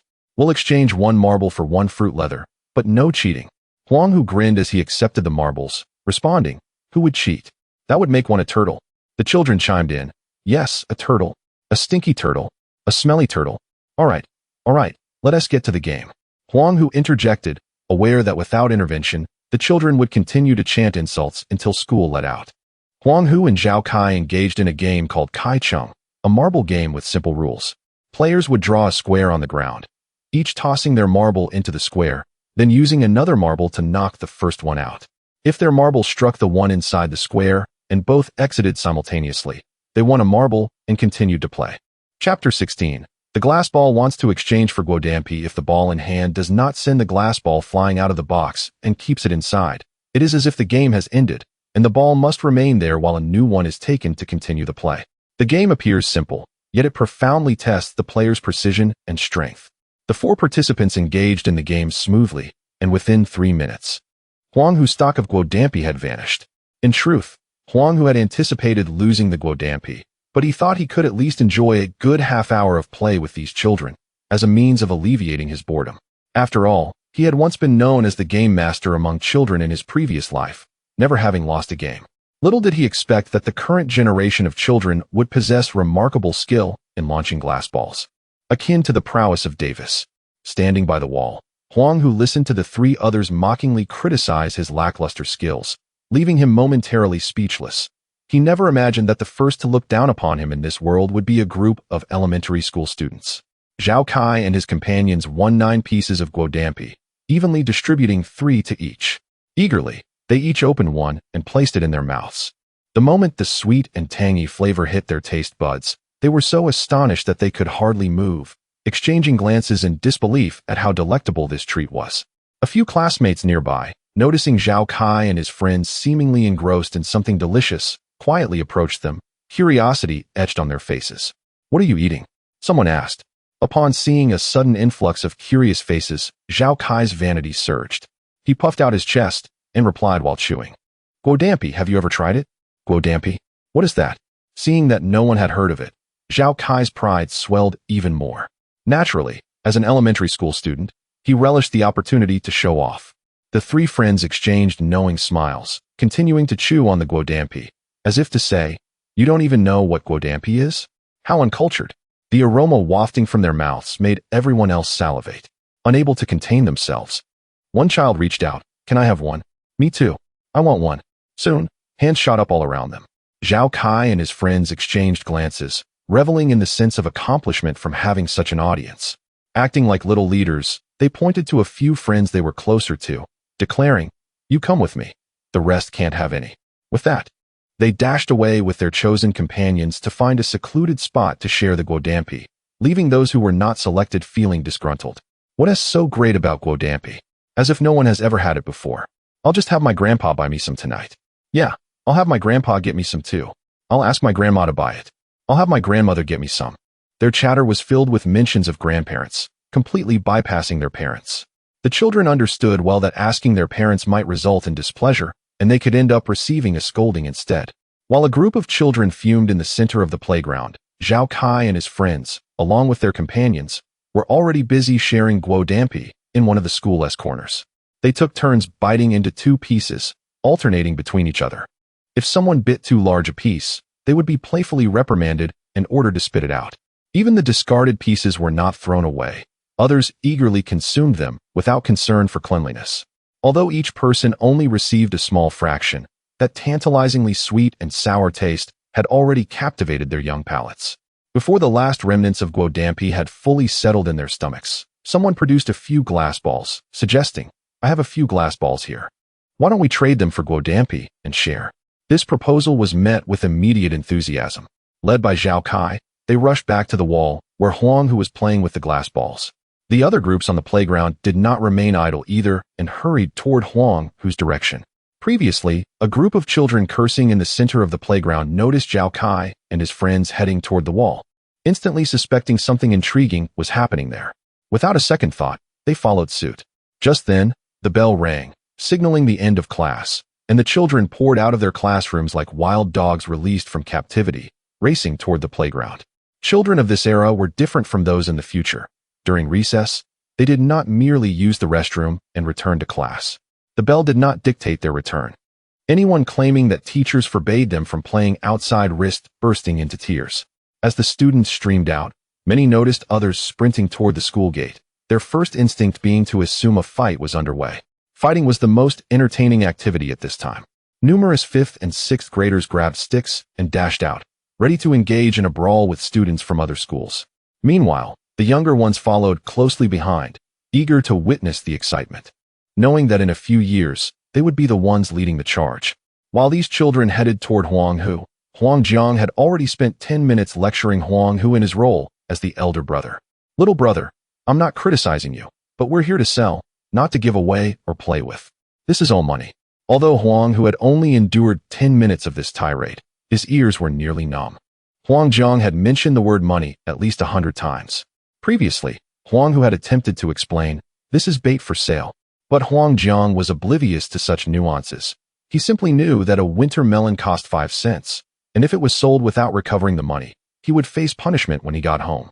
Huang Hu felt a pang of regret when he had given guodampi to those elderly women. But witnessing his loss of nearly 2 taels of guodampi while playing glass ball made him feel even more pained. As Huang Hu remained silent, Huang Jiang was about to speak. However, just as the words were on the tip of his tongue, a throng of children burst forth from the school gate. Upon reaching the entrance, the children glanced around briefly, and one of them, taking the lead, pointed at Huang Hu and exclaimed, "It's him, follow me." In less than 10 seconds, Huang Jiang and Huang Hu found themselves surrounded by a sea of eager faces. Each child brandished a glass marble, pressing them against Huang Hu's face, chattering excitedly, "I'll trade my glass marble for guodampi." "Me too, I want to trade." "And I." As the crowd swelled, Huang Hu, noticing the increasing number of children, quickly resorted to the commanding presence he had honed during his years in the military. Raising his voice to shout, "Silence!" Chapter 17. All sold out indeed. That one exclamation proved remarkably effective, as the group of mischievous children fell silent in an instant. Huang Hu, having gained control of the situation, promptly raised a piece of guodampi and got straight to the point. "I have plenty of guodampi, but I won't exchange it for glass marbles. I will take money, 1 cent each." Upon hearing this, many of the children clutching glass marbles revealed expressions of disappointment. For in this day and age, they scarcely possessed any pocket money. Typically, they collected scraps or sold dung to earn a few coins, which they had to hand over to their families, with only a meager sum received as lucky money during the new year. However, the absence of funds for some did not imply that all were impoverished. The children who had previously missed out on guodampi during recess were now emboldened, pulling out the small amount of money their families had given them for ice cream, eagerly pushing their way into the crowd. "Uncle, I have 3 cents. Please give me 3 pieces." Huang Hu, seeing business coming his way, cheerfully accepted the coins and handed over 3 pieces of guodampi. The child, upon receiving the treat, glanced around proudly, savoring the envious gazes of his peers. He did not forget to call a few close friends to join him in finding a spot to share the guodampi. A number of other uninvited children also followed suit, hoping to snag a bite. Observing the excitement surrounding the guodampi, those who had previously hesitated began to dig into their pockets to purchase some. "You give 1 cent, I give 3 cents, he gives 5 cents, and a few affluent ones even produced a dime." The sight of a dime left everyone astounded. Who in these times dared to spend such a sum? Those who secured guodampi quickly dispersed, while the unfortunate who missed out resolved to return home for money, determined to come back the next day accompanied by their peers. As the school bell rang, all the children hurried back to class, leaving the once bustling school gate in silence once more. Only the few aunties selling ice cream and Huang Hu, who was grinning widely as he counted his earnings, remained, alongside a bewildered Huang Jiang. Huang Jiang had not anticipated that the children in the city could be so affluent, particularly those few who had the audacity to spend a dime on guodampi. In Zhao Yuan, no child would dare to spend such a sum on snacks without facing severe repercussions. "Brother, in such a short time, we sold over 6 jean, but over half a jean was stolen. On average, we sold each jean for 50 cents. If we sold everything." "Stop. What did you say?" "Over half a jean was stolen." Huang Jiang interrupted Huang Hu, his eyes widening in astonishment. "Why didn't you tell me about the theft?" Placing the money down, Huang Hu spoke earnestly. "Brother, every child these days sneaks a little snack. Besides, if they steal it, they just share it with their classmates. It only brings more customers to us. But that doesn't justify stealing. If we let them steal now, they'll grow up to be criminals." Huang Zhang's serious concern was met with Huang Hu's patient explanation. By your logic, if we caught the thief, what would you do? Would you beat them? The moment you lay a hand on them, the school teachers would come after us, and we'd never be able to set up our stall again.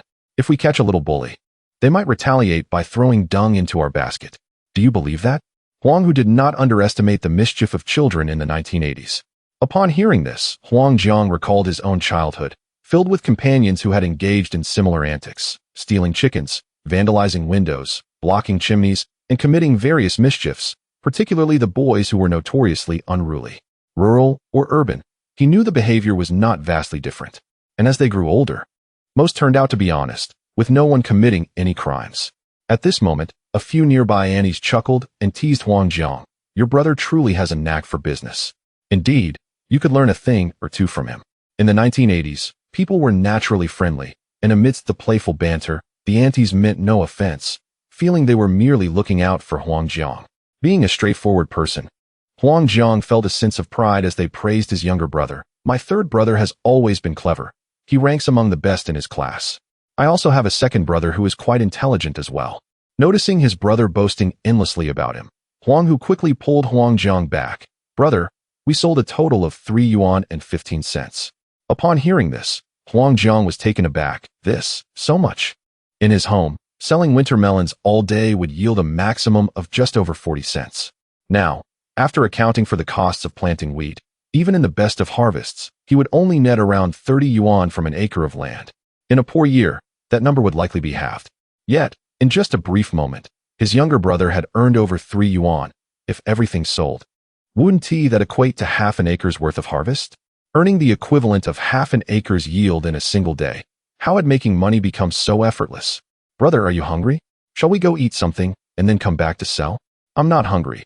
Let us sell first, then we can eat. Huang Hu pulled Huang Zhang from his thoughts, considering his brother had vomited several times on their journey. It seemed fitting to buy him a bowl of noodles to warm his stomach while classes were in session. However, Huang Zhang, thrilled by the prospect of earning so much money, had little appetite for food. His mind was set on selling the guodampi, earning enough to redeem his second brother, send the third brother to university, build a house, and eventually marry off both younger brothers, improving their lives. Huang Hu noticed the gleaming ambition in his brother's eyes as he fixated on the basket of guodampi, understanding that such a significant profit had left Huang Zhang in a state of shock, requiring time to process. He said nothing further and resumed his position, waiting for school to end. Time passed swiftly, and by 5 p.m., the schoolyard was empty. Huang Hu and Huang Zhang counted their earnings, primarily consisting of 1 and 2 cent coins. The basket containing over 40 jin of guodampi was now entirely sold out. Thus, many students were unable to purchase, all clamoring for Huang Hu and his companions to sell at the school gate every day. Brother, I have 4 yuan and 23 cents. How much do you have? I have a total of 13 yuan and 50 cents. Huang Hu handed Huang Zhang 1 yuan and 23 cents, leaving 3 yuan, and said, Brother, let us take this money and go have some noodles. A hearty bone noodle paired with a cold dish of pig's head meat and a few refreshing vegetable sides. What do you think? Why waste that money? If we want noodles, we can buy 3 jin of flour, and I will roll it out for you at home. Huang Hu pursed his lips and replied, Brother, home cannot compare to the outside. Besides, we do not have any big bones at home. It would be too late to buy some and make broth. Chapter 18. Encountering an acquaintance. Huang Hu had longed to savor the delicacies of the 1980s. After several days of traversing this realm, he found himself weary of the monotonous fare of flatbreads, steamed cornbread, and cornmeal porridge, having only tasted a few slices of pig's head meat the day before. To be frank, his palate had grown rather bland. However, Huang Zhang seized the 3 yuan from Huang Hu's hand and remarked, Those big bones lack even a morsel of meat. How about this? We return to the village, and I'll stop by Li San's house to procure a few tails of fatty pork, rich in oil, and roast it with some dried chilies. The aroma is simply divine, and in the village, one doesn't need meat tickets to obtain it, which saves a bit as well. What do you say? Huang Hu, realizing that Huang Zhang had pocketed the money, understood it was futile to reclaim it, and could only chuckle in agreement. All right then, big brother, I'll defer to your judgment. Huang Zhang grinned, reserving 3 yuan for a bus ticket while carelessly stuffing the remaining coins into his pants pocket, and promptly pulled Huang Hu towards the bus station, all the while discussing plans to produce hundreds of pounds of fruit leather upon their return. After a brief stroll of several minutes, the two brothers arrived at the bus station, their empty basket in tow. Just as they entered the station's hall, Huang Hu spotted a familiar face, a girl named Wang Yuding, who was 17 years old. Unlike her usual modest attire at school, today she sported a ponytail, adorned in a crisp white shirt and a pair of cotton trousers, complemented by chic high-heeled sandals, presenting an image of contemporary fashion. At that moment, Wang Yuding was frantically rummaging through her green military-style shoulder bag, and a large tear in her pants pocket revealed her pale thigh, evidently a victim of theft. "Stop staring." Huang Jiang, noticing his brother's unabashed gaze fixated on the girl's thigh, swiftly covered Huang Hu's eyes with his hand, cautioning him discreetly. "Third brother, show some ambition. Once we resolve your second brother's situation, I'll start saving to find you a wife." Huang Hu felt utterly speechless. Was he truly so lacking in ambition? "Big brother, you're overthinking it. She is my classmate. Her father works at the Public Security Bureau in Fangping Town. I had mentioned to you about that person I needed help from. It's her." Upon realizing he had misunderstood Huang Hu, Huang Jiang's face flushed with embarrassment. He hastily attempted to shift the conversation. "Why didn't you say so earlier? Quickly, go greet your classmate and inquire about your second brother." Huang Jiang, a true son of the countryside, was straightforward in his speech and actions. Otherwise, he wouldn't have suggested Huang Hu approach Wang Yuding while she seemed anxious. Huang Hu refrained from lecturing Huang Jiang on social niceties and simply instructed him. "All right, big brother, wait for me here. I'll return to buy the ticket." Seizing this opportunity, Huang Hu intended to ask Wang Yuding for a favor, making future dealings with her considerably easier. After briefing Huang Jiang, Huang Hu approached Wang Yuding, who, having lost her wallet, was distressed over her inability to purchase a ticket back to Fangping Town, nearly on the verge of tears. At that moment, Huang Hu stepped closer and tentatively called out, "Wang Yuding?" Hearing a somewhat familiar voice, Wang Yuding felt a flicker of hope, believing she had found salvation for the day. However, upon raising her gaze, she was met with Huang Hu in his tattered white tank top, and her heart sank. Huang Hu was notoriously poor in their class, never possessing more than 50 cents in his pocket throughout the year. His meals, drinks, and clothing were the most meager among their peers, and the circumstances of his family life were well known. His mother had passed away, leaving him without parental care. In short, he was a destitute individual. Despite her disappointment, Wang Yuding maintained a polite demeanor. "Huang Hu, what a coincidence." Huang Hu noticed her expression of disillusionment but pretended not to perceive it, greeting her warmly. "Indeed, what a coincidence. What brings you to Zhejiang?" With a forced laugh, Wang Yuding replied, "I came here to purchase some study materials for my upcoming college entrance examination." Huang Hu, astonished, exclaimed, "But the exam results haven't been released yet. And you're already preparing to retake it next year?" "I didn't perform well this year. Many questions went unanswered, and my score will likely be low. I am not interested in vocational school, so I enrolled in a review class to prepare for next year's exam." At this point, Wang Yuding recalled something and curiously asked Huang Hu, "How is it that you're in Zhejiang as well?" Huang Hu could not reveal the truth about his business endeavors, for the fewer people who knew of such lucrative ventures, the better. Jealousy could breed treachery, and even if Wang Yuding harbored no ill intentions, one could never be certain of those around her. In essence, discretion was paramount when it came to matters of profit. Huang Hu awkwardly glanced at Huang Jiang behind him and replied, "I also didn't fare well in the college entrance examination this year, so I thought I'd start reviewing early for next year's exam. I came to Zhejiang to check if there were any good study materials at the bookstore, but my big brother was concerned I might lose my resolve, so he came along." The incident of Huang Hu fainting during the exam had become a well-known joke among their classmates, with whispers suggesting he had never experienced significant challenges, that merely the pressure of an exam could render him faint. They speculated he would likely achieve little in the future. Wang Yuding was surprised to learn that Huang Hu intended to retake the college entrance examination. However, since he was determined to pursue it, she felt it was not her place to comment negatively. She merely offered a kindly suggestion. Fangping Town's 4th Middle School has opened a review class for the college entrance examination. The teachers there are excellent. Last year, several students who had failed were able to score over 300 after a year of review, ensuring their admission to vocational schools. If you plan to take the exam next year, I recommend you join this review class, though it does charge a fee of 80 yuan for the year, which includes accommodation but not meals. Huang Hu was surprised to learn that dedicated review classes for the college entrance examination existed. Previously, he had contemplated studying at home for a year, but given his limited educational background in his past life, he feared he would lack the necessary preparation to succeed. Now that a review class was available, he realized he needed to investigate it thoroughly. After all, the quality of teachers these days could be quite variable, and encountering an irresponsible instructor would be worse than self-studying. Just as Huang Hu was about to inquire further about the review class, a voice rang out in the hall. "Passengers for Fangping Town, please have your tickets ready to board." At this announcement, Wang Yuding's face went pale. This was the last bus to Fangping Town that day, and if she missed it, she would have no choice but to remain in Zhejiang. Even if she managed to contact her father, he would not be able to reach her until midnight. Chapter 19. The repeater class in the early 1980s. The major cities were rife with chaos, where all manner of people roamed. As darkness fell, many chose to stay indoors, and for a young girl like her, being in such a bustling and disorderly place as the bus station was particularly unsafe. Moreover, just moments ago, two unsavory characters had approached her, attempting to engage her in conversation. Had it not been for the presence of a duty officer, she feared she might have already been dragged out of the station by those two ruffians. With this troubling thought, Wang Yuding turned to Huang Hu and whispered, "Huang Hu, do you have any money?" Embarrassed, she lowered her gaze.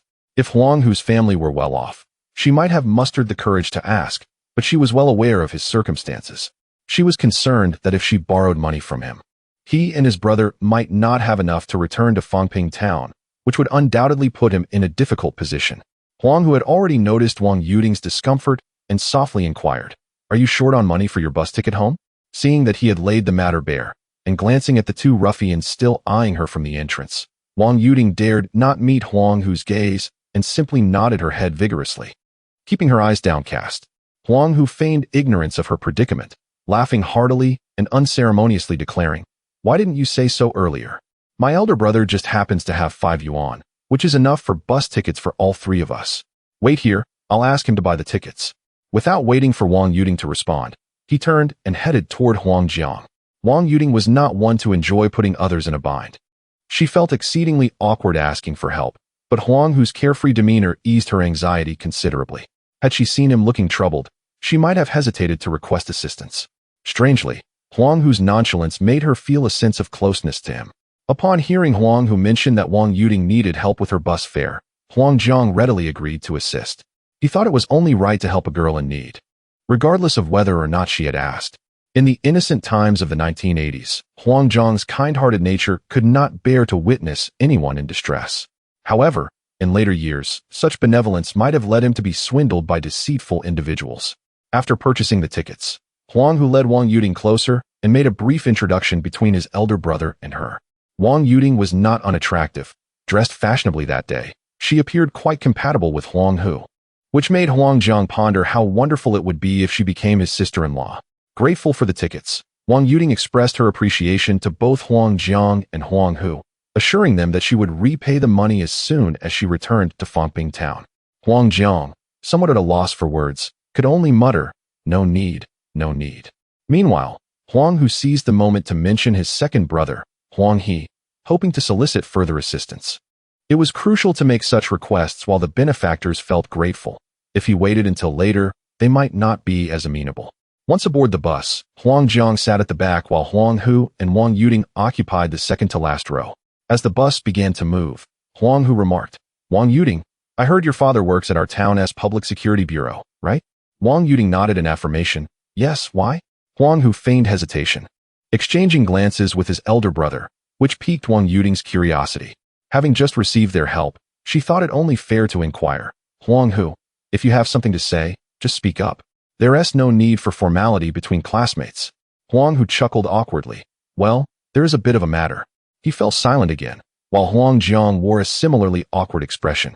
Their rural simplicity was evident, though Huangjiang's demeanor was genuine, while Huang Hu's was somewhat theatrical.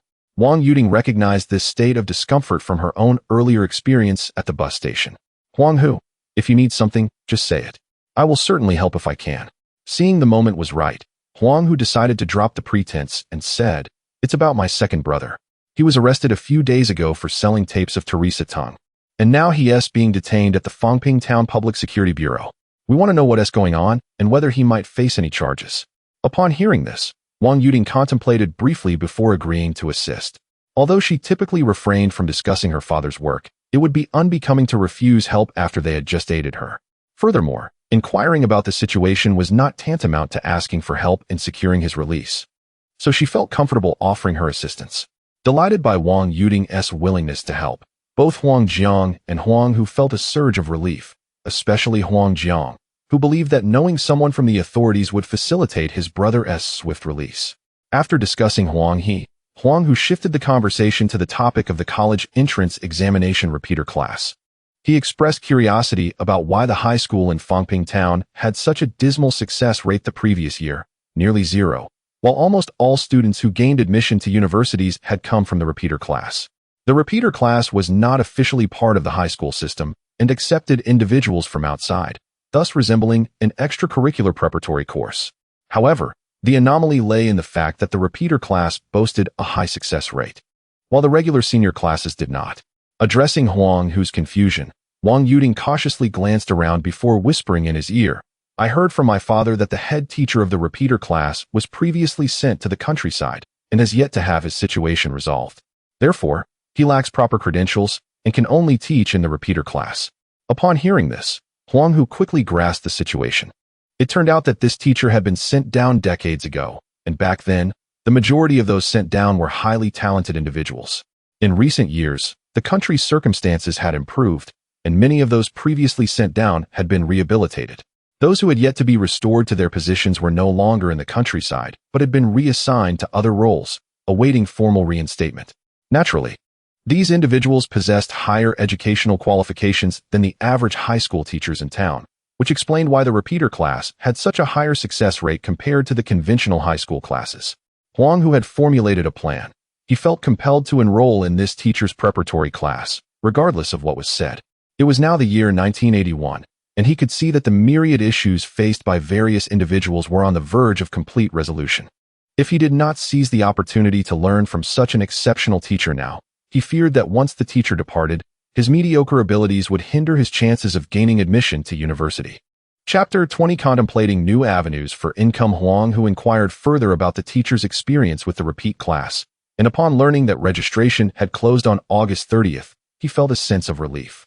With over a month remaining, he deemed it sufficient time to accumulate the necessary funds. As twilight descended, the journey time extended from 3 hours to nearly 4, which greatly troubled Huang Jiang. The overwhelming scent of diesel from the vehicle, coupled with the jarring bumps of the rural roads, caused him to retch repeatedly. By the time they disembarked, Huang Jiang had expelled all he had consumed that day, feeling as though he might heave up his bile. By around 9 p.m., the streets of Fangping Town were largely deserted, with many households already dimmed and slumbering.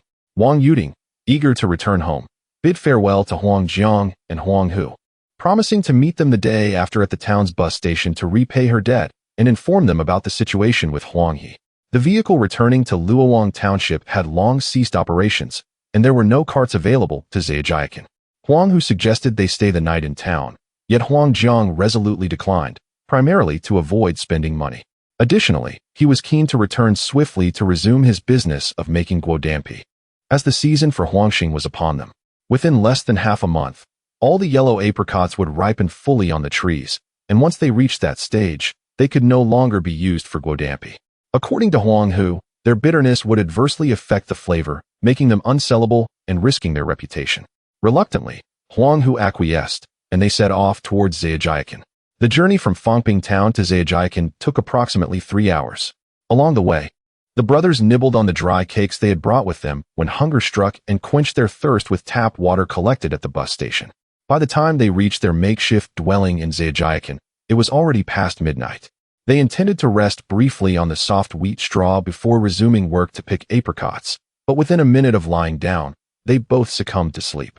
When Huang Hu groggily opened his eyes, it was already the following morning, with the sounds of crowing roosters and barking dogs filling the air. Stretching lazily, he noticed that Huang Jiang had vanished. Emerging from the dwelling, he discovered Huang Jiang slicing fatty meat on a stone slab, beside which lay freshly made hand-pulled noodles. Upon seeing Huang Hu, Huang Jiang continued his task, instructing him to wash his face before they partook of the noodles. As soon as he finished chopping the meat, he tossed it into a dry pot, and the sizzling sound erupted as the fat began to render. Soon enough, a layer of grease floated atop the large iron pot. The enticing aroma of the rendered fat made Huang Hu's stomach rumble, and he began to salivate. Not needing to assist his brother, he hurried off to wash up.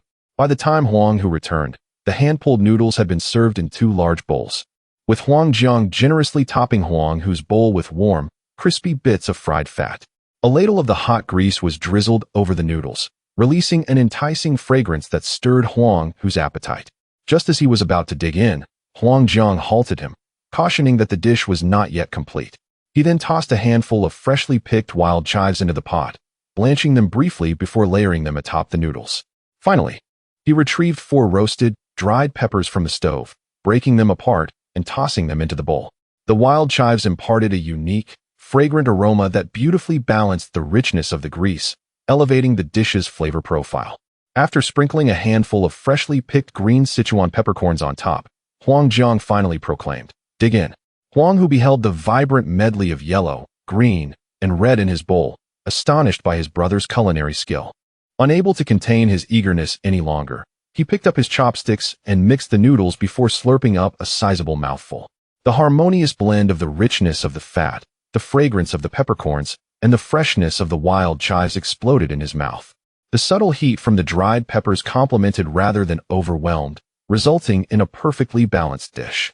Amidst the morning's melodious birdsong and fragrant blossoms, this experience felt like an indulgence beyond monetary value. As Huang Hu savored his meal, he was too engrossed to even praise his brother's culinary prowess. Huang Jiang, equally famished, devoured the noodles with gusto, and within 10 minutes, the vast pot had been entirely consumed. Huang Hu wiped the sweat from his brow and realized that this bowl of noodles made the entire journey worthwhile. Nonchalantly plucking a blade of wild grass to use as a toothpick, he remarked, "Brother, I estimate we can continue our guo dampi business for another 10 days. Once that's wrapped up, you should take some money and go on a trip with Ergo. Enjoy yourselves a bit." Based on Huang Hu's calculations, they would earn at least a little under 1,000 yuan from the guo dampi business, with the maximum fine from the Public Security Bureau being around 300 yuan. After setting aside approximately 100 yuan for his repeat class, the remaining funds would be ample for his brother and Ergo to explore beyond Zhejiang. Huang Hu primarily wished for his brother and Ergo to broaden their horizons and not remain as mere frogs in a well. However, Huang Jiang, sipping the noodle broth, shook his head, stating, "By the time we finish the guo dampi business, it will be nearing harvest season. After the harvest, there will be a multitude of tasks awaiting me. This money should be saved for you and Ergo when it comes time to marry." Huang Hu furrowed his brow, perplexed. "Brother, this year has been somewhat dry. The harvest will undoubtedly be poor. With 2 acres of land, we will scarcely have enough grain left after taxes. Moreover, our guo dampi business is off to a strong start, and we will surely earn a lot. Why labor over those 2 meager acres of land?" Though Huang Jiang was relatively young, his mindset was quite traditional. He believed firmly that farmers must toil diligently in the fields, asserting that the guo dampi business was unstable. While it might be profitable this year, who could predict its success next year? What if the government imposed restrictions on personal sales? Wouldn't they risk starvation? Faced with Huang Jiang's perspective, Huang Hu found himself momentarily speechless. He had traversed through time and understood the future trajectory of the economy. While Huang Jiang's concerns were entirely valid, not only Huang Jiang, but even those who had regained their official positions worried about the possibility of being ousted again, returning to a life of hard labor in the fields. Huang Hu glanced up at the increasingly oppressive sun. It was only July, yet Zhejiang was already sweltering. He did not wish for his brother to suffer under the heat for the sake of insufficient grain. He needed to devise another means of income. Chapter 21. Dongxiang Mountain. Having satisfied their hunger, the 2 brothers began their labor. With the apricots near their makeshift shelter nearly picked clean, they ventured to the village's grand apricot tree. This drew a flurry of remarks from the villagers who were preparing to work the fields with their hoes. The Huang brothers were truly unfortunate, having divided their family and now struggling to find sustenance, resorting to eating the yellow apricots meant for swine. Alas, what else could they eat? They had only been allotted 20 jin of grain and over 2 mu of land, which would not yield harvest for more than a month. Pity these brothers. Moreover, the 2 scoundrels, Huang Hu and Chen Guizhi, were simply heartless. Sooner or later, these 2 rascals would face their comeuppance. As the villagers continued to vent their frustrations, Huang Jiang and Huang Hu remained blissfully unaware of these discussions. At that moment, they were diligently producing guodampi, hoping to create as much as possible before the yellow apricots fully ripened, allowing them to earn a greater profit.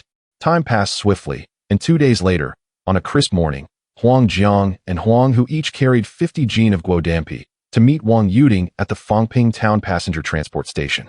After handling the payment, Wang Yuding promptly updated the brothers on Huang He's situation. I inquired about your second brother's predicament. My father mentioned that the tapes he sold were blank, not classified as distributing obscene materials. At worst, it would be considered a deception. Once the fine is paid, he can be released. If the fine isn't paid, he could be detained for 3 months but would eventually be freed. Wang Yuding had specifically asked her father about the consequences of not paying the fine, aware of the Huang family's circumstances. Sensing that the brothers might struggle to gather the necessary funds, this revelation took Huang Jiang and Huang Hu by surprise. They had speculated on various outcomes over the past 2 days, even considering the dire possibility of Huang He facing execution, but they had never imagined the tapes were blank. After the initial shock, the brothers were filled with joy. If they could pay the fine, that simplified matters considerably. May I inquire how much the fine might be? Huang Jiang asked. Wang Yuding shook her head. I'm afraid I don't know. You will need to visit the Public Security Bureau for that information. Understood. Thank you immensely, Wang Yuding. Grateful for the information, Huang Jiang and Huang Hu expressed their thanks repeatedly.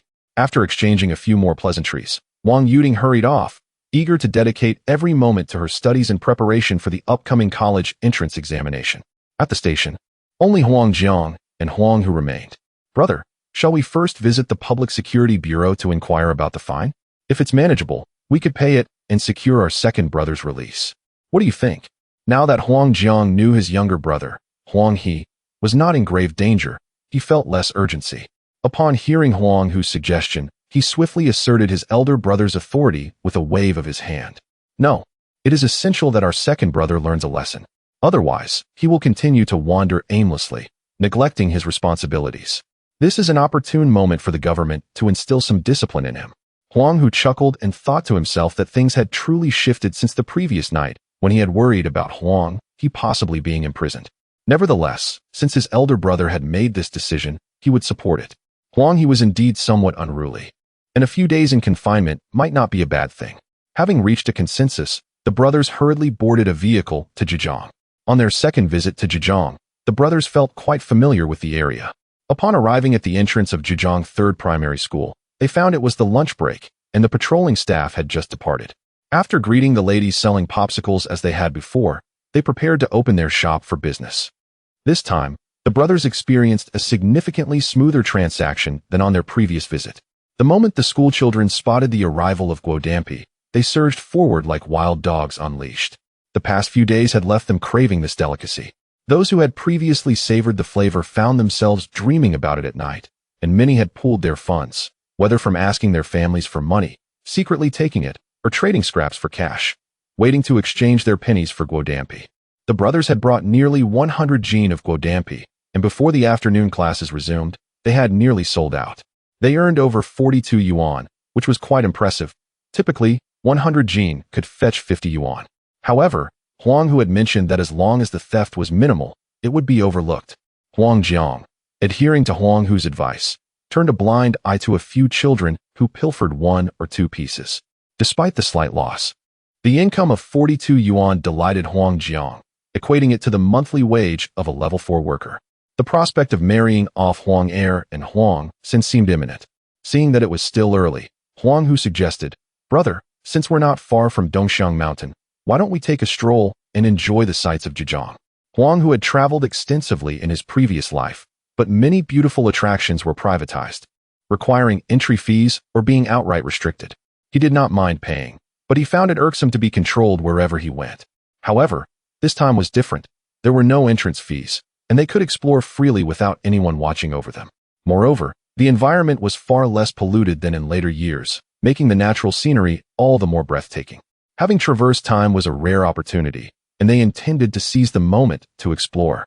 With over 40 yuan in his pocket, Huang Jiang felt a surge of happiness. Since his younger brother wished to enjoy themselves, he agreed wholeheartedly, reasoning that climbing a mountain would not incur any costs.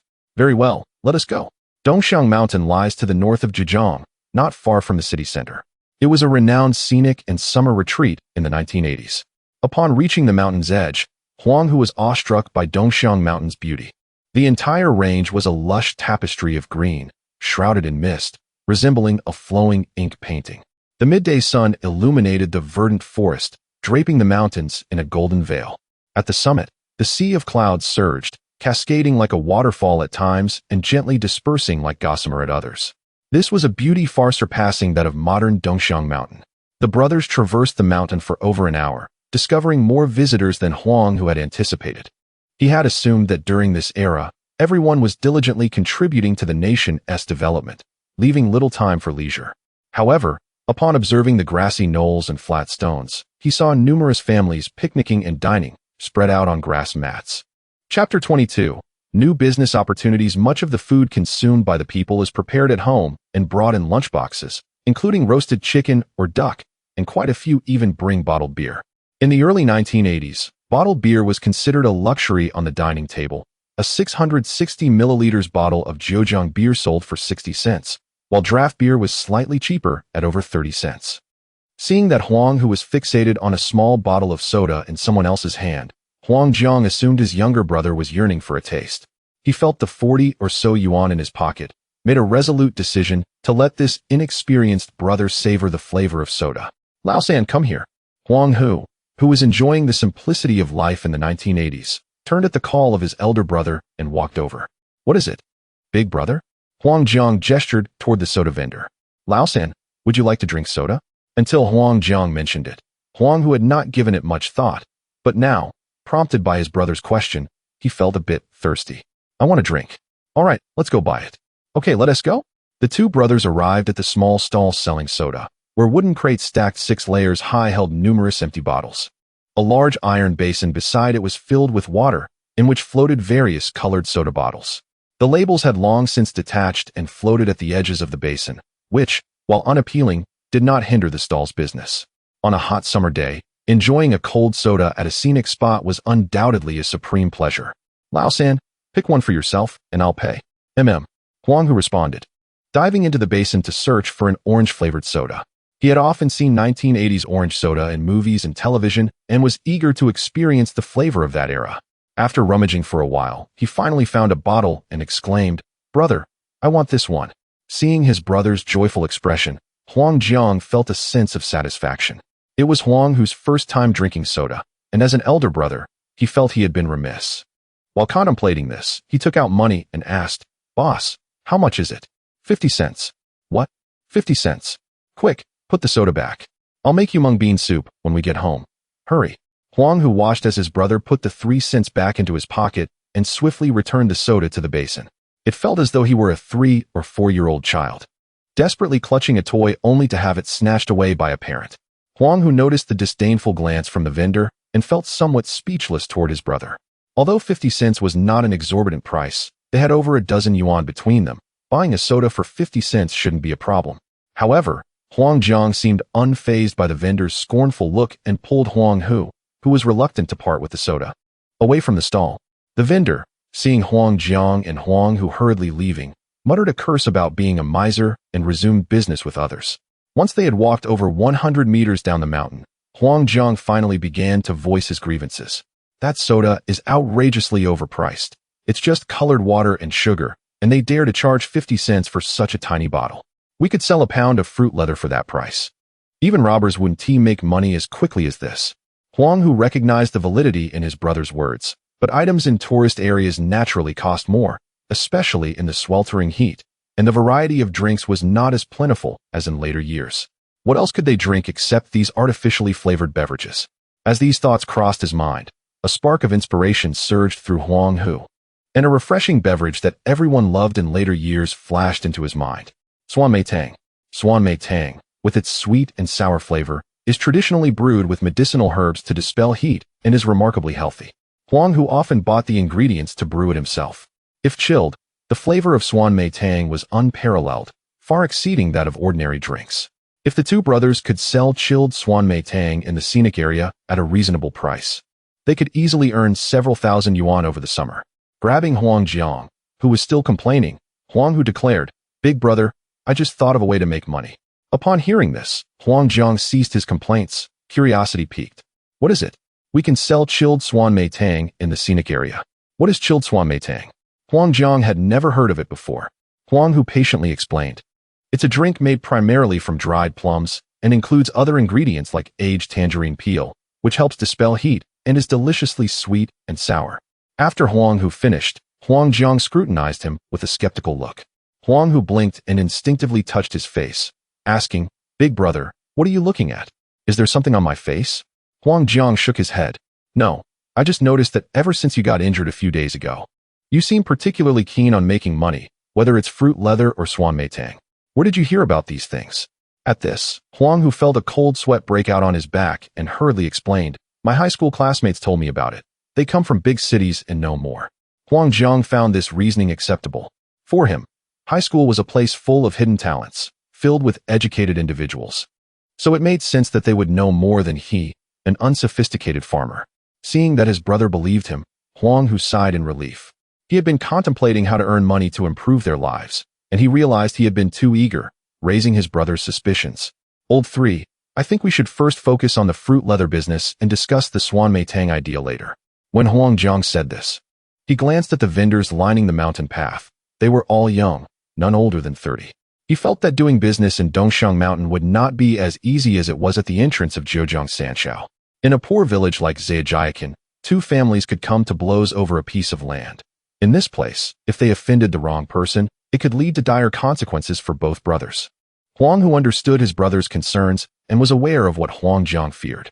His brother had just taken the first step into business, and it was indeed unwise to rush into doing business in Dongxiang Mountain so soon. The chaotic market environment aside, it is evident that both the Detua Ban and the Dongxiang Shan Scenic Area Management Office are not easy to negotiate with.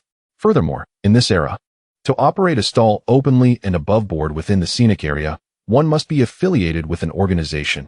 Individual endeavors are unequivocally unfeasible. Should one be apprehended, they would be classified as engaging in speculative activities, facing penalties that could range from fines to imprisonment, with consequences of considerable severity. Although affiliation entails paying a fee, it is not merely a matter of desiring to affiliate. Such opportunities are not readily available to all. Chapter 23. Riding in a car. Furthermore, resources are currently scarce, and with the second brother still not rescued, I have yet to save enough for my own retaking class. It is indeed an inopportune time for expansion. In summary, when one is financially constrained, one cannot afford to be assertive. All right, elder brother, I shall heed your advice. Let us return. This visit to Dongxiangshan has allowed us to meander and observe all that we wish to see. Although we did not indulge in soda, we have at least uncovered a business opportunity. The two brothers made their descent and took a vehicle back to Fangping Town. By the time they arrived, dusk had already set in, and the last bus to Luowang Township had departed. The brothers had no choice but to walk back to their dwelling. Just as they were about to head towards Zhejiang, a female voice called out to them, "Elder brother, Huang Hu." Upon turning around, they recognized Ingzi. She was visibly delighted to see Huang Hu, tugging at his arm and shaking it enthusiastically. "Huang Hu, what brings you to Fangping Town?" On the other hand, Zhao Difu, noticing his daughter's close proximity to Huang Hu, felt a surge of discontent. Just days prior, he had locked Ingzi at home for defending Huang Hu in public. Today, having come to Fangping Town to deliver food, he had brought her along to ensure she remained safe from any mischief. To his dismay, encountering the Huang brothers in Fangping Town was not part of his plan. After silently cursing his misfortune, he cleared his throat. Ingzi, engrossed in her chatter with Huang Hu, noticed her father's cough and immediately pouted, her expression clouded with displeasure. Both Huang Jiang and Huang Hu recognized the discontent radiating from Zhao Difu. Huang Hu attempted to diffuse the tension, saying, "Ingzi, you should hurry back home with Uncle Zhao. What about you two? Are you also returning to the village? If so, we can ride together." The brothers exchanged glances at Zhao Difu on the cart. They honestly wished to ride back. The journey on foot would take several hours, and claiming it was not tiring would be a blatant lie. Zhao Difu, casting a cold glance at the brothers, remarked, "If it suits you, then get on the cart." Huang Jiang and Huang Hu were not oblivious. They understood that he was clearly reluctant to include them. With smiles, they waved their hands and replied, "No need, Uncle Zhao. We still have matters to attend to, and will return on our own. You may go ahead." Seeing that the brothers were perceptive, Zhao Defu said nothing more and tapped his pipe, urging Yingzi, quickly get on the cart. Your mother and brother are waiting for us to have dinner. Yingzi, still pouting and clearly unhappy, realized her father was unwilling to give them a lift. Frustrated, she lingered, taking multiple glances back as if parting from a lover. Huang Jiang and Huang Hu waved their farewells. Just as Yingzi settled into the cart, a 212 Jeep halted nearby. Wang Yuding leaned out of the window, greeting them warmly. Elder brother, Huang Hu. Zhao Defu was bewildered, pondering who this high-ranking individual's offspring was that they seemed acquainted with the Huang brothers. The 212 Jeep, introduced in 1965, had primarily been utilized by the military. However, as production increased and military vehicles were retired, many 212s began serving as police vehicles. Given its long service life, the Jeep had transitioned from the 1980s into the 21st century. By 1981, it was one of the newly equipped police vehicles in various regions, providing a stark contrast to the previous reliance on bicycles for law enforcement. Huang Jiang and Huang Hu were astonished to encounter Wang Yuding again so soon. What a coincidence, Wang Yuding. Huang Hu greeted her with a smile. Observing the middle-aged man in a police uniform at the driver's seat, Huang Hu realized he had underestimated Wang Yuding's father. The ability to freely use a police vehicle during off-duty hours indicated a position of authority within the town's police department, potentially even the chief. Wang Yuding stepped out of the vehicle and quickly introduced her companions to her father. Dad, this is my classmate Huang Hu, the one I mentioned who borrowed money from me. And this is his brother Huang Jiang. Wang Jiang, in his 40s, sporting sunglasses and a side part, presented an imposing demeanor. Upon hearing his daughter's introduction, he scrutinized Huang Jiang and Huang Hu, noting their tattered attire, the large bamboo basket on their backs, and their sun-kissed skin still glistening with sweat, clearly returning from labor. They appeared markedly different from the individual named Huang he currently detained at the town's holding cell. Huang Jiang and Huang Hu felt uneasy under Wang Jiang's gaze, as if they were being evaluated as suspects. Huang Hu attempted to speak, suggesting Wang Yuding and her father leave first. However, before he could utter a word, Wang Jiang spoke up. Where are you headed? I can give you a ride. Upon hearing this, Huang Jiang instinctively took a step back. He dared not ride in a police car. Huang Hu, however, was undeterred and politely waved his hand, saying, Thank you, but our home is not far from here. We can stroll back. Wang Jiang remained silent, turning his attention to his daughter. Wang Yuding understood that the Huang brothers lived in Zhejiang, which was not close. With nightfall approaching, it would take them quite a while to return. She was still contemplating how to repay the favor from their last encounter. Wang Yuding opened the car door and urged Huang Hu and Huang Jiang, Don't be modest. My dad and I are heading to my grandmother's house. It's on the way. Get in the car. Reluctantly, the brothers allowed themselves to be ushered into the vehicle, mindful of maintaining decorum in front of Wang Yuding's father. After providing a general idea of their destination, the car set off. Meanwhile, Yingzi watched as Huang Hu rode off with such a beautiful girl, her face darkening with anger. She turned to Zhao Defu, exclaiming, This is all your fault. If you had taken Huang Hu and his brother with us earlier, they wouldn't be able to ride in that car. Chapter 24.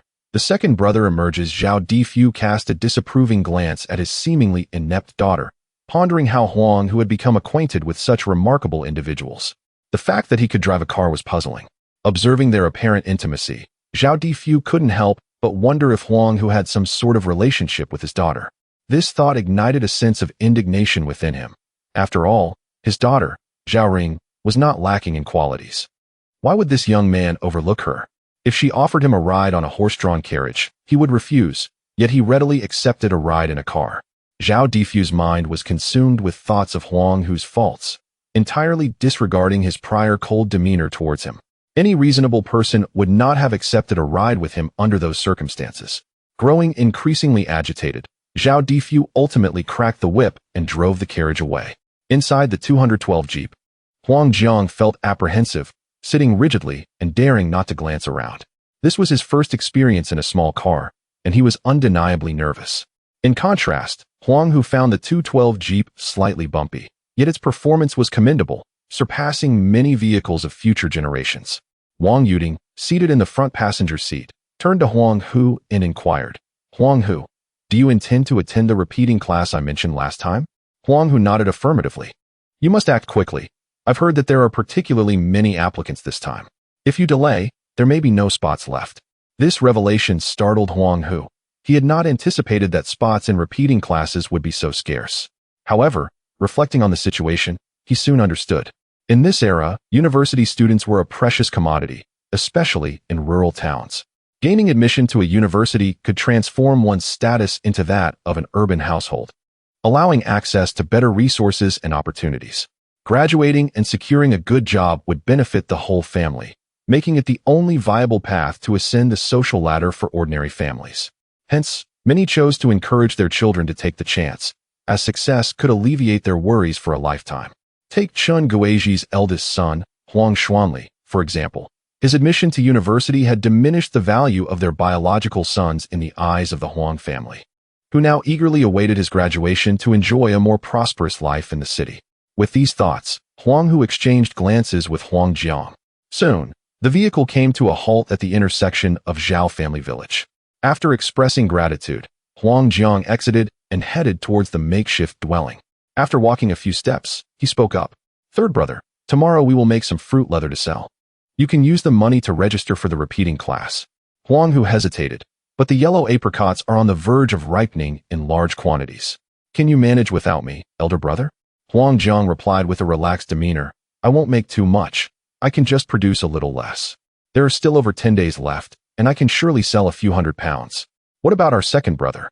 A few £100 may not be enough to cover the fine." At the mention of this, Huang Jiang's expression darkened, and he waved dismissively. "Let him remain inside for 3 months. Let the government educate him properly." The brothers had previously discussed this matter, and while Huang Jiang was not averse to the idea of their second brother serving time, 3 months seemed excessive. The conditions in the detention center were deplorable, unfit for human habitation. It was hot and humid, and dozens of individuals were crammed into a single room, with unclean bedding that made one susceptible to skin diseases and other infections. "Elder brother, I propose we gather the funds to bail him out. With the 3 of us working together to sell fruit leather, we would earn more, allowing me to join the repeating class sooner." Huang Jiang contemplated this and found Huang Hu's reasoning sound. With only the 2 of them working, their productivity was limited. If the second brother were to assist, their earnings would undoubtedly increase, especially since he was the most agile among them, adept at climbing trees and wading through rivers, thus expediting the gathering of apricots. Noticing Huang Jiang's silence, Huang Hu assumed consent and playfully draped an arm over his elder brother's shoulder, declaring, "Then it's settled. I will visit the Public Security Bureau in Fangping Town first thing tomorrow." Huang Jiang, sympathetic to their second brother's plight in the detention center, nodded in agreement, tacitly endorsing the plan. The following morning, Huang Hu, clutching the entirety of their combined savings, around 50 yuan, boarded a vehicle to Fangping Town. Upon arrival at the entrance of the Public Security Bureau, he fortuitously encountered Wang Yuding's father, Wang Zhiyong. Seeing Wang Zhiyong, Huang Hu respectfully greeted, "Hello, Uncle Wang. What brings you here?" Wang Zhiyong approached, carrying a brown handbag and sporting a holster at his waist, which contained a handgun. In the early 1980s, it was quite common for police officers to carry firearms, even off-duty, as long as they ensured proper care and avoided incidents. "Uncle Wang, I came to inquire about the fine. If I have enough, I would like to take my second brother home today." Wang Zhiyong had previously gathered some information about Huang Jiang and Huang Hu from his daughter and was aware of their difficult upbringing. He recognized that the 3 brothers had endured hardship, often lacking basic necessities. Observing Huang Hu's tattered clothing and shoes with large holes, revealing his toes, Wang Zhiyong felt a pang of compassion. "All right, wait here for a moment." After entering the police station, he encountered 2 officers exiting, who greeted him respectfully. "Director Wang." Huang Hu's ears perked up, finally realizing that Wang Yuding's father was indeed the director of the Fangping Town Public Security Bureau. After waiting for over 10 minutes, a young officer called Huang Hu inside. Not seeing Wang Zhiyong, the officer inquired, "You are Huang Hu, correct?" Huang Hu nodded. "What is your relation to Huang He?" "He is my second brother." The officer scrutinized Huang Hu, harboring doubts but refraining from asking further questions. He scribbled a note and handed it to Huang Hu, instructing, "Pay a fine of 20 yuan, then take this note to the town detention center to retrieve him." Huang Hu was taken aback by the amount. He had not expected such leniency from Wang Yuding's father. A 20 yuan fine was indeed minimal. After expressing gratitude to the officer, Huang Hu proceeded to pay the fine. Once he received the payment receipt, He made his way to the entrance of the town detention center. The detention center was situated on the outskirts of Fangping town, separated from the police station by a main road, surrounded by barren land. Huang Hu stood at the entrance of the detention center, devoid of any shade, and within mere moments under the blazing sun, he was drenched in sweat. He felt fortunate for having managed to secure his second brother's release in advance. Enduring such sweltering heat within those confines would undoubtedly have been far more agonizing.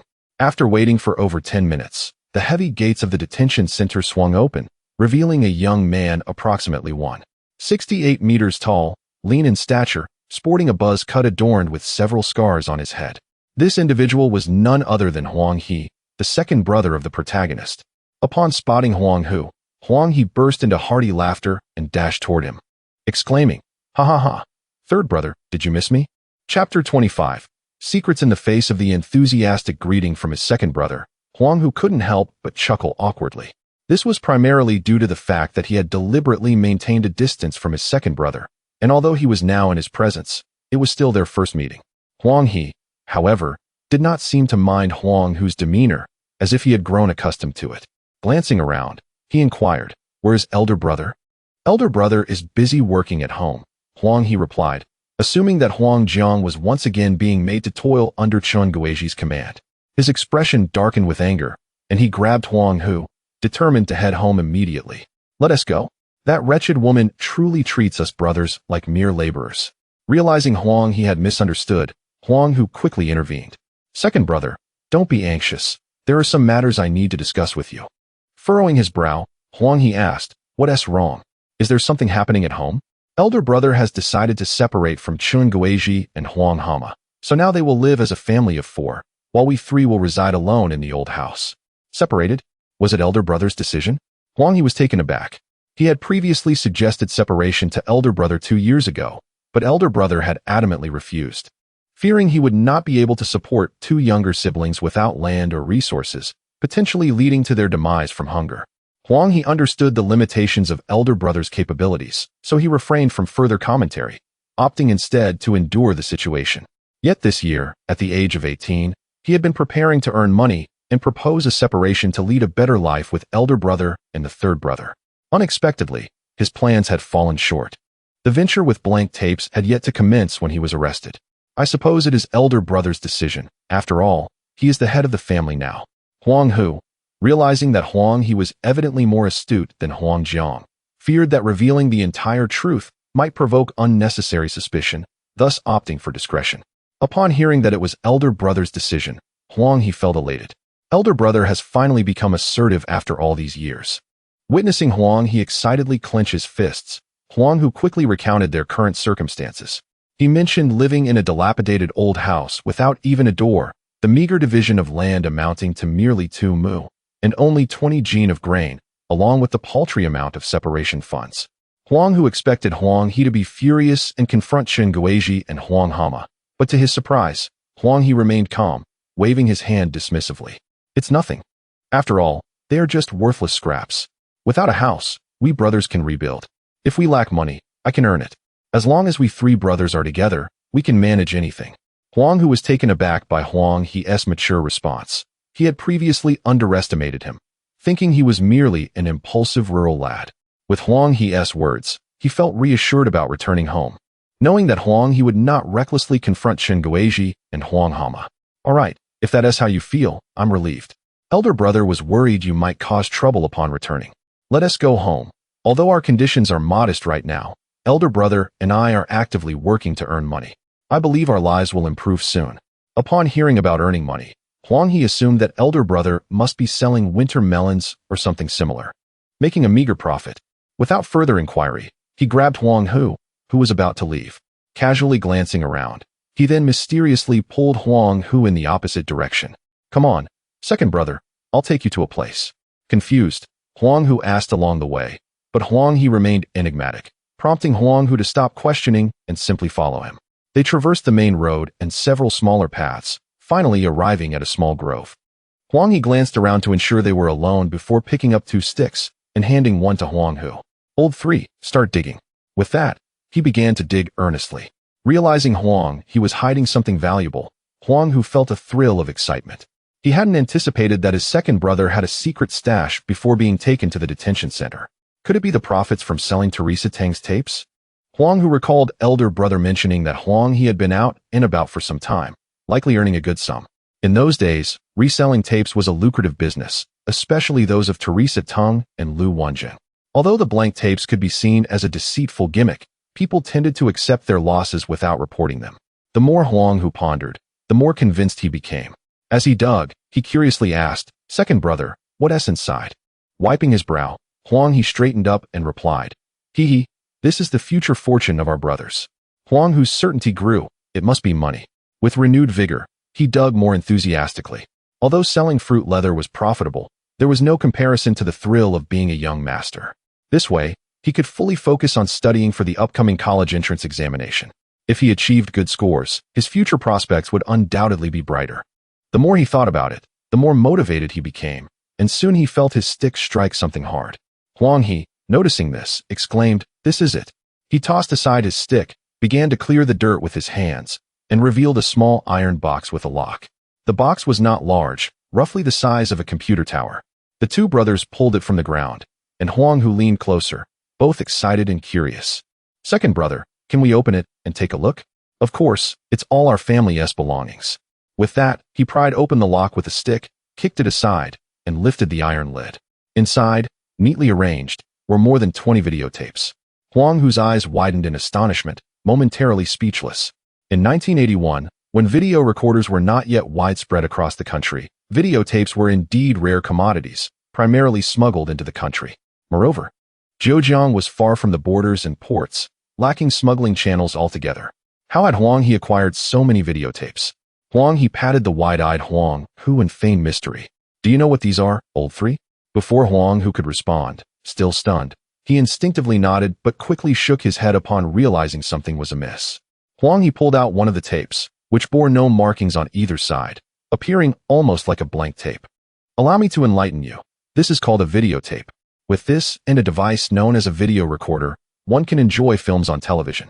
Huang Hu is undoubtedly aware, yet he must feign admiration for this remarkable object and excitedly exclaims, "Is that so? How impressive!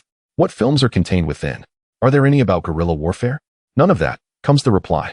"This tape is likely filled with movies from the coastal cities, featuring martial arts and gunfights. In short, exceptionally captivating films."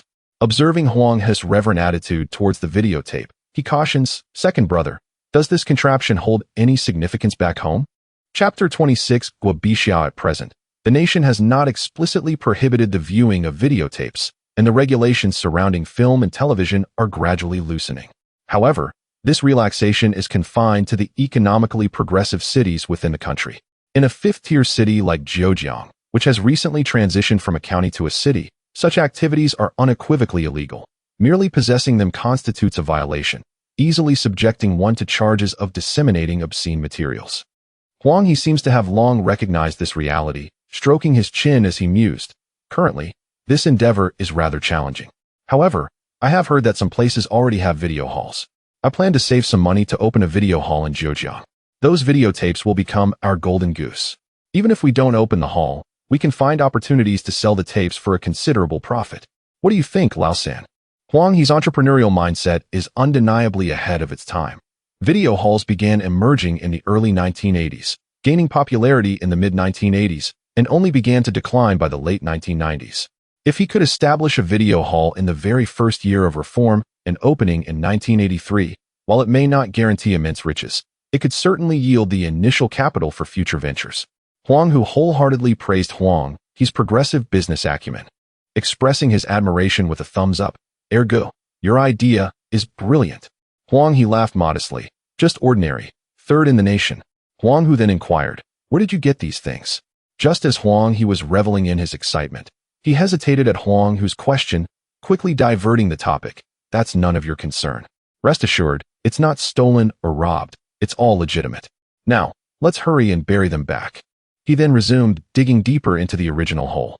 Huang Hu realized further inquiries would yield no fruitful results, so he pointed to the pit and asked, "Ergo, are we burying the videotapes here?" Huang He affirmed, "Yes, we'll bury them here.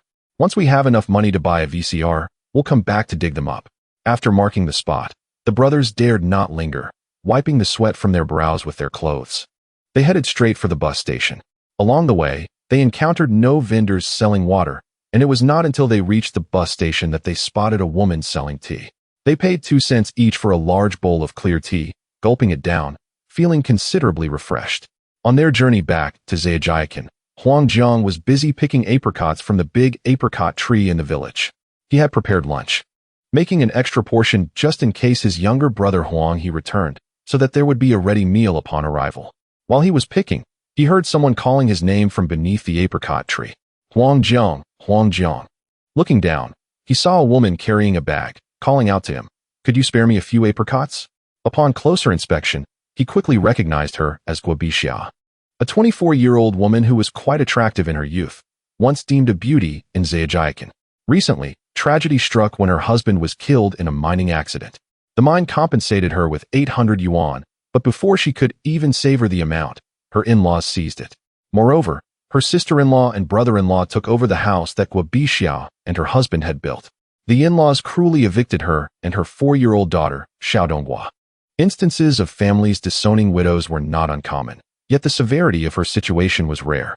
Left without any means, Guobixia returned to her parental home in Zhejiang, where her younger siblings were unwelcoming, ultimately forcing her out with a flimsy excuse. With her parents turning a blind eye to the plight of their daughter, they merely handed her 10 kilograms of millet, signifying their tacit approval of her eviction. From that point onward, Guobixia found herself utterly alone and without support. Lacking education, she relied on foraging for wild vegetables to sell in the village or town, often earning only a few cents, and sometimes even less. Today was the market day in Fangping town, and she had planned to sell some wild vegetables for a few cents to buy rice and meat, hoping to provide some nutrition for her daughter, who had not tasted meat in a long time. However, she was dismayed to find that the market was flooded with sellers, each undercutting the other, and after several hours of fruitless efforts, she was forced to return home with her unsold vegetables. Passing by the village entrance and seeing Huang Hu picking apricots, she thought to ask for a few to provide lunch for her and Xiaodonghua, as they had not eaten well in a long time. Huang Hu felt a deep sympathy for Guobixia. Although there was a 5-year age difference between them, they had grown up together as childhood friends. When she sought his assistance in picking a few apricots, he readily obliged, inviting her closer. Just as he was about to toss some down, Zhao Guangmao, the second son of the village chief Zhao Difu, approached Guobixia, his interest in her unmistakable. "Bixia, what are you doing here?" Zhao Guangmao inquired. Guobixia, maintaining a polite demeanor, replied with a faint smile, "I wanted to pick some apricots for my daughter, Xiaodonghua." Zhao Guangmao, captivated by her smile, eagerly took the bag from her and exclaimed, "Apricots aren't that great. Come with me. My family is stewing chicken today. Let's get some chicken for Xiaodonghua." Without waiting for her response, he pulled her along toward his home. Guobixia, upon hearing the mention of chicken, thought of her daughter and found her reluctance to follow dissipating. Even so, she did not forget to express her gratitude to Huang Hu in the tree. Watching Guobixia being taken away by Zhao Guangmao stirred a complex emotion within Huang Hu.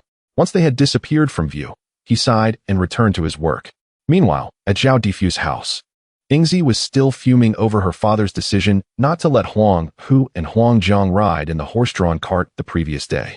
Their argument had persisted since morning, showing no signs of abating by noon. Zhao Ruing even declared her intention to cohabit with Huang Hu, threatening to take matters into her own hands. This proclamation nearly sent Zhao Difu into a rage. At that moment, Zhao Guangmao arrived at home with Guobixia, asking her to wait at the door while he fetched some chicken from the kitchen.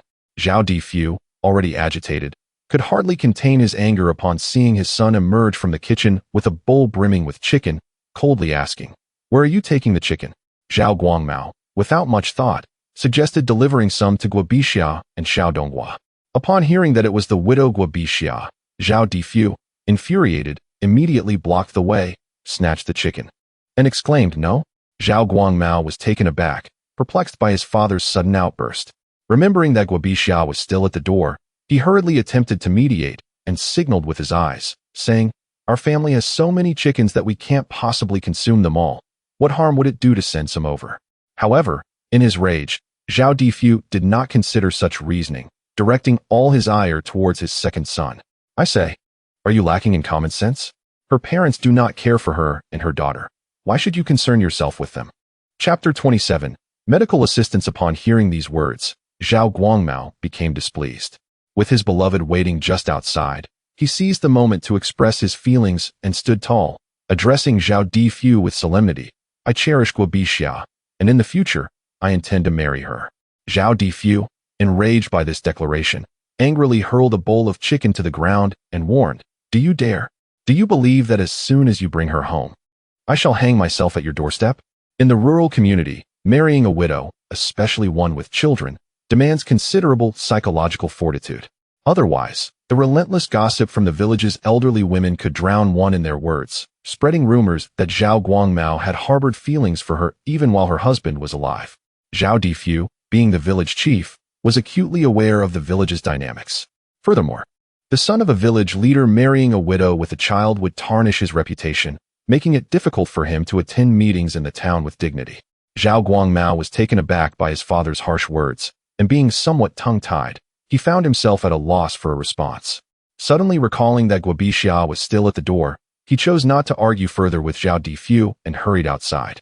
Upon stepping out, he saw Guo Bixia hastily departing with a bundle of wild vegetables. He wanted to chase after her, but was abruptly pulled back by Zhao Difu and thrust into the courtyard. With the door shut, Zhao Difu sat at the entrance, fuming. I see you two have grown wings and wish to drive me to my grave. No one shall set foot outside this house today. Zhao Guangmao, infuriated by his father's outburst, could only snort in frustration and storm back inside. Meanwhile, Guo Bixia, with her head bowed, wobbled home. She had heard everything Zhao Difu said and felt her life was over. A widow with a child, devoid of a husband and skills, could easily be bullied by everyone in her in-law's family. Upon returning to her own family, her sister-in-law and parents would not accept her either. The villagers treated her as fodder for gossip, discussing her daily.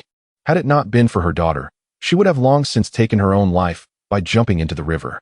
Lost in her thoughts, Guo Bixia suddenly felt darkness envelop her, and she collapsed to the ground, unconscious.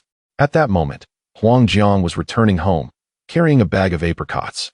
Noticing Guo Bixia lying on the ground, he immediately dropped the apricots and rushed over, calling out to her. When he received no response, he checked for her breath and, relieved to find she was still alive, began to worry. Seeing Guo Bixia's cracked lips and pale face, Huang Jiang deduced that she was suffering from hunger. Just then, Guo Bixia's daughter, Xiao Donghua, ran over. Upon seeing her mother unconscious, the child immediately burst into tears, tugging at Guo Bixia's frail hand and crying, Mom, what happened? Mom. Huang Jiang, noticing the situation, supported Guo Bixia with one hand while attempting to console the child with the other, creating a scene of chaotic urgency. Many villagers, observing from a distance, chose not to approach, as there was a belief in the countryside that widows brought misfortune. Therefore, they watched from afar without offering assistance. At that moment, Huang Hu and Huang He, the two brothers, entered the village, engaged in light-hearted banter. Upon seeing Huang Jiang crouched beside a woman with a crying child nearby, Huang He jokingly remarked, Brother, you've been busy.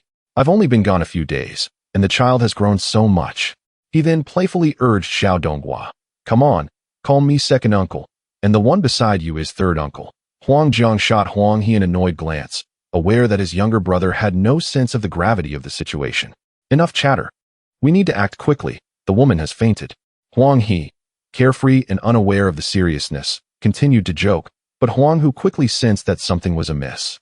The woman appeared deathly pale and was drenched in sweat, clearly suffering from malnutrition-induced heat stroke along with low blood sugar, indicating a severe condition that could prove fatal.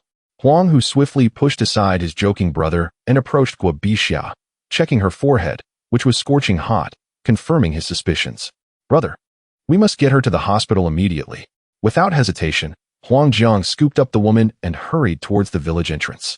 Seeing his brother's urgency, Huang He ceased his jokes and dashed out to flag down a passing vehicle. This left Huang Hu with the sobbing Xiao Donghua. Though only 4 years old, the child appeared malnourished, with an oversized head and thin, yellowing hair, resembling a refugee. Concerned for the little one being left alone, Huang Hu scooped her up and followed after his brothers. Between Luowang Township and Zhao Family Village lay a small health clinic. Although modest in size, it was well stocked with medications and the ability to administer intravenous fluids, making it the closest medical facility to Zhao family village. Huang He boldly stood in the road, halting a passing truck, and the three of them climbed aboard. The vehicle sped along, reaching the clinic in about 7 or 8 minutes. Upon examination, the doctor immediately commenced an intravenous infusion. They had done all they could. The patient's recovery now relied on fate. Xiao Donghua remained by Guo Bixia's bedside, while Huang Jiang, Huang He, and Huang Hu waited under the shade of a tree outside the clinic, enveloped in silence as they gazed into the distance. Huang Jiang was unsure of what to say, initially hoping that if his younger brother returned that day, they could share a reunion meal, allowing him to impart some wisdom as an elder. However, now in the clinic, with so many people coming and going, he felt it inappropriate to scold his brother in front of others. Huang He, mistaking his brother's silence for anger, was at a loss for words himself. He wanted to apologize, but could not bring himself to do so in front of witnesses. Meanwhile, Huang Hu observed the comings and goings of villagers, finding everything fascinating. Realizing how convenient the clinic was in the 1980s. Eventually, the doctor emerged and called out, "Are Guo Bixia's family members present?" "Here," Huang Jiang responded, jogging over, with Huang He and Huang Hu following close behind. At the clinic entrance, the doctor handed over a packet of medicine, advising, the patient must not exert herself over the next few days. She needs ample rest. The oral medications, combined with the intravenous treatment, total 13.20 yuan. Once the infusion is complete, you can take her home. Upon hearing the sum of 13 yuan and 2 jiao, Huang He felt a jolt of indignation. The clinic was indeed exorbitantly priced, charging such a hefty amount for merely an intravenous drip and a few tablets. Considering that his elder brother and third brother were likely short on funds, he resolved to take the initiative. Although his own pockets were empty, he possessed a thick skin and was prepared to request credit, intending to repay later. However, before he could approach, Huang Hu had already handed over the remaining funds to Huang Jiang, who extracted a large bill along with several smaller denominations. After counting out 13 yuan and 2 jiao to the doctor, he expressed his heartfelt gratitude. Chapter 28. Escaped? Huang He was taken aback by the amount of money on Huang Hu's person. Observing the way his elder brother generously handed out money without a hint of reluctance, he couldn't help but wonder if this wealth was bestowed upon them by Chun Guizhi and Huang Hama after the division of property. As this thought crossed his mind, Huang He immediately shook his head, dismissing it as utterly implausible. Those two scoundrels would be hard-pressed to part with even 20 yuan. Unbeknownst to Huang He, who wore a puzzled expression, Huang Jiang had already entered the clinic after giving him the money. As Huang Hu attempted to follow, he was promptly restrained by Huang He. Pulling Huang Hu aside, Huang He whispered, "Where did all this money come from?" "From earning it, second brother. Didn't I tell you today? I am actively making money with elder brother now." "Impossible. I've only been out for a few days. How could you and elder brother earn so much selling winter melons?" Huang He assumed the money was a result of their winter melon sales, believing his elder brother was only capable of selling winter melons and pumpkins. "Who sells that stuff? It's heavy and not worth even 5 cents. I'm currently selling guodampi, made from our village's dahuang apricots." "Guodampi made from dahuang apricots? A new type of pig feed?" Huang Hu replied, "Not feed, it's a kind of snack, particularly delicious. By the way, here, try this." He produced a piece of guodampi and offered it to Huang He. Taking it in his hand, Huang He scrutinized it, leaned closer to inhale its aroma, which was quite pleasant.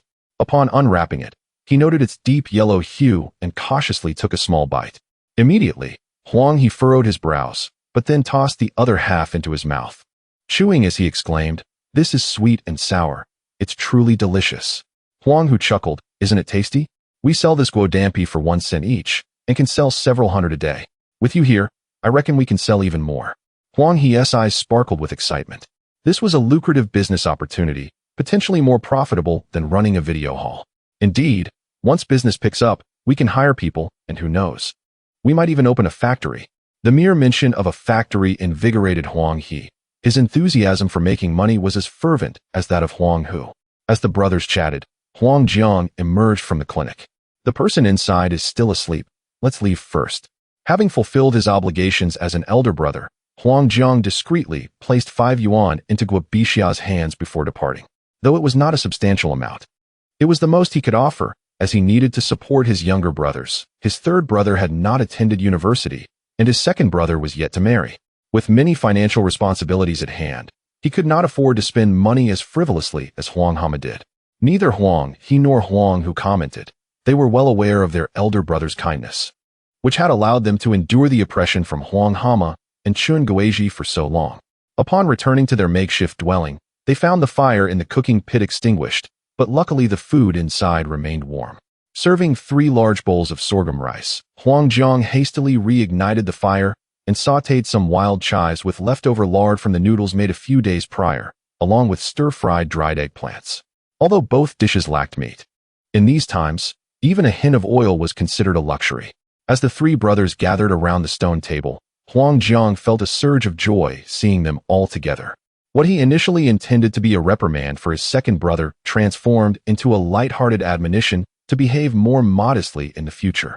Huang He nodded eagerly, feigning compliance, while Huang Hu, observing the heartwarming scene, felt a sweetness in his heart. In his previous life, he had no brothers and was unaware of the warmth of brotherhood. Now, he felt a sense of support, whether in the realm of politics, commerce, or society, realizing he no longer needed to face challenges alone, which filled him with greater hope for the future. After their meal, the 3 brothers ascended the mountain to gather apricots. With an additional pair of hands, their efficiency visibly improved, and their haul increased significantly. Within 2 hours, each brother carried a hefty sack of yellow apricots back to the dwelling.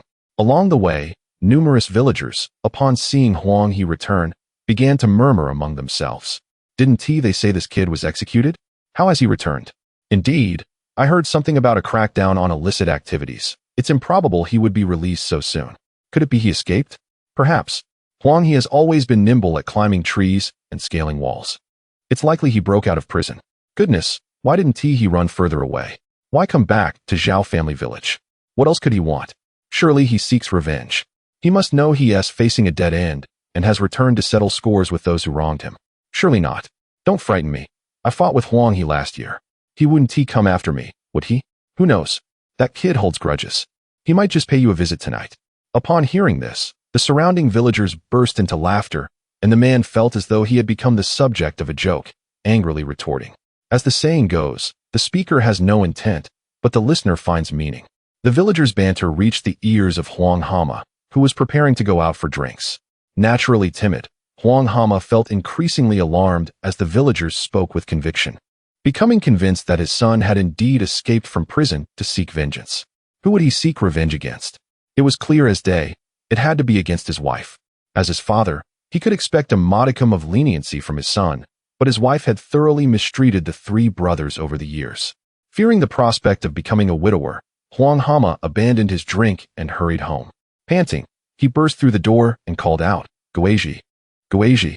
Chun Guizhi emerged from the room, holding money, and snapped, "What are you yelling about? I'm counting money for our son." Huang Hama rushed forward, hastily covering Chun Guizhi's mouth, pulling her into the room, and once the door was shut, he exclaimed, "What time is it? You're still counting money? Huang He has escaped from prison."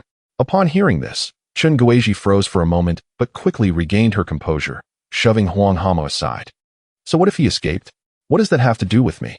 "Oh no, Huang He has escaped and returned to Zhao family village. I heard he has come back to take revenge on those who wronged him." "What?" Chun Guizhi, startled, let the money slip from her hands, scattering it across the floor. Being a rural woman, and given the chaos of the early 1980s when violence and vendettas were commonplace, she found herself believing Huang Hama's words. Without inquiring about the source of the information, she began to pace the room in distress, her voice trembling with tears. "What if they come to kill me? What will I do? My 2 sons are still unmarried, and I have yet to see my grandchildren." Her words trailed off, consumed by her sobs. Observing her distress, Huang Hama felt a pang of sympathy and quickly stepped forward to embrace Chun Guizhi's shoulders, offering reassurance. "Do not be anxious. I am here. I will protect you, so do not fear." Chapter 29. Ping's Chun Guizhi was indeed moved by Huang Hama's words. Just as she was about to lean into his embrace, she suddenly regained her senses, seized Huang Hama by his collar, and with tear-stained eyes glared at him. "Huang Hama, Huang He is your son. You must put a stop to him, or I will haunt you even in death." As she spoke, she shook Huang Hama, causing his head to ache from the force. At that moment, Huang Hama felt a profound sense of helplessness. Since childhood, he had been forbidden from intervening in the lives of his 3 sons, and now he was expected to control one of them. Could he truly be heated? Just as despair clouded his mind, he suddenly noticed the scattered money on the ground, and an idea sprang forth. He hurriedly grasped Chun Guizhi's hand and said, "Guizhi, I have a plan. You should go to Kyoto to find our eldest son, Huang Xuanli. It just so happens that he will soon be on break, and Xianhong is there too. You can take the money and have a little fun while I stay here to keep watch. Once the situation calms down, I will call you back." Huang Hama frequently mentioned Huang Xuanli, exclaiming how he was a university student, seemingly having completely embraced him as his own. Meanwhile, his biological son, Huang Jiang, was hardly on his radar. After all, Huang Xuanli's status as a university student brought him pride. Upon hearing this suggestion, Chun Guizhi found it quite feasible. She had initially planned to send money to both her eldest and second sons, and now that her second son, Huang Xianhong, had gone to visit his elder brother, he was hoping to find some opportunities for himself, as idling at home was not a sustainable option. Remarkably, Huang Xuanli indeed found Huang Xianhong a job at a breakfast stall. At first, Huang Xianhong was indifferent to the idea, but as he engaged in the work, he discovered that the breakfast stall was quite profitable, earning 7 to 8 yuan on good mornings. With the flourishing economy in Kyoto supporting personal endeavors, Huang Xuanli suggested that Huang Xianhong start his own breakfast stall.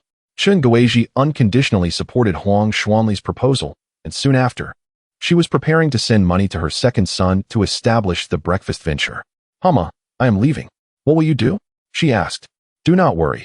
Even if he has no conscience, he would not harm his own father. Rest assured," Huang Hama replied. Chun Guizhi sniffled. "Hama, you are too good. If anything were to happen to you, please send me a dream, and I will avenge you." Guizhi, Hama. As the two shared an emotional farewell, the Huang brothers were already hard at work. With Huang He joining them, their productivity surged, and naturally, their output increased significantly. However, with the rise in production, they also needed to expand their market. Remaining solely at Jiujing Sanshao was not a long-term solution, as even the most delectable food could become tiresome over time. Thus, Huang Hu proposed that the three brothers act independently.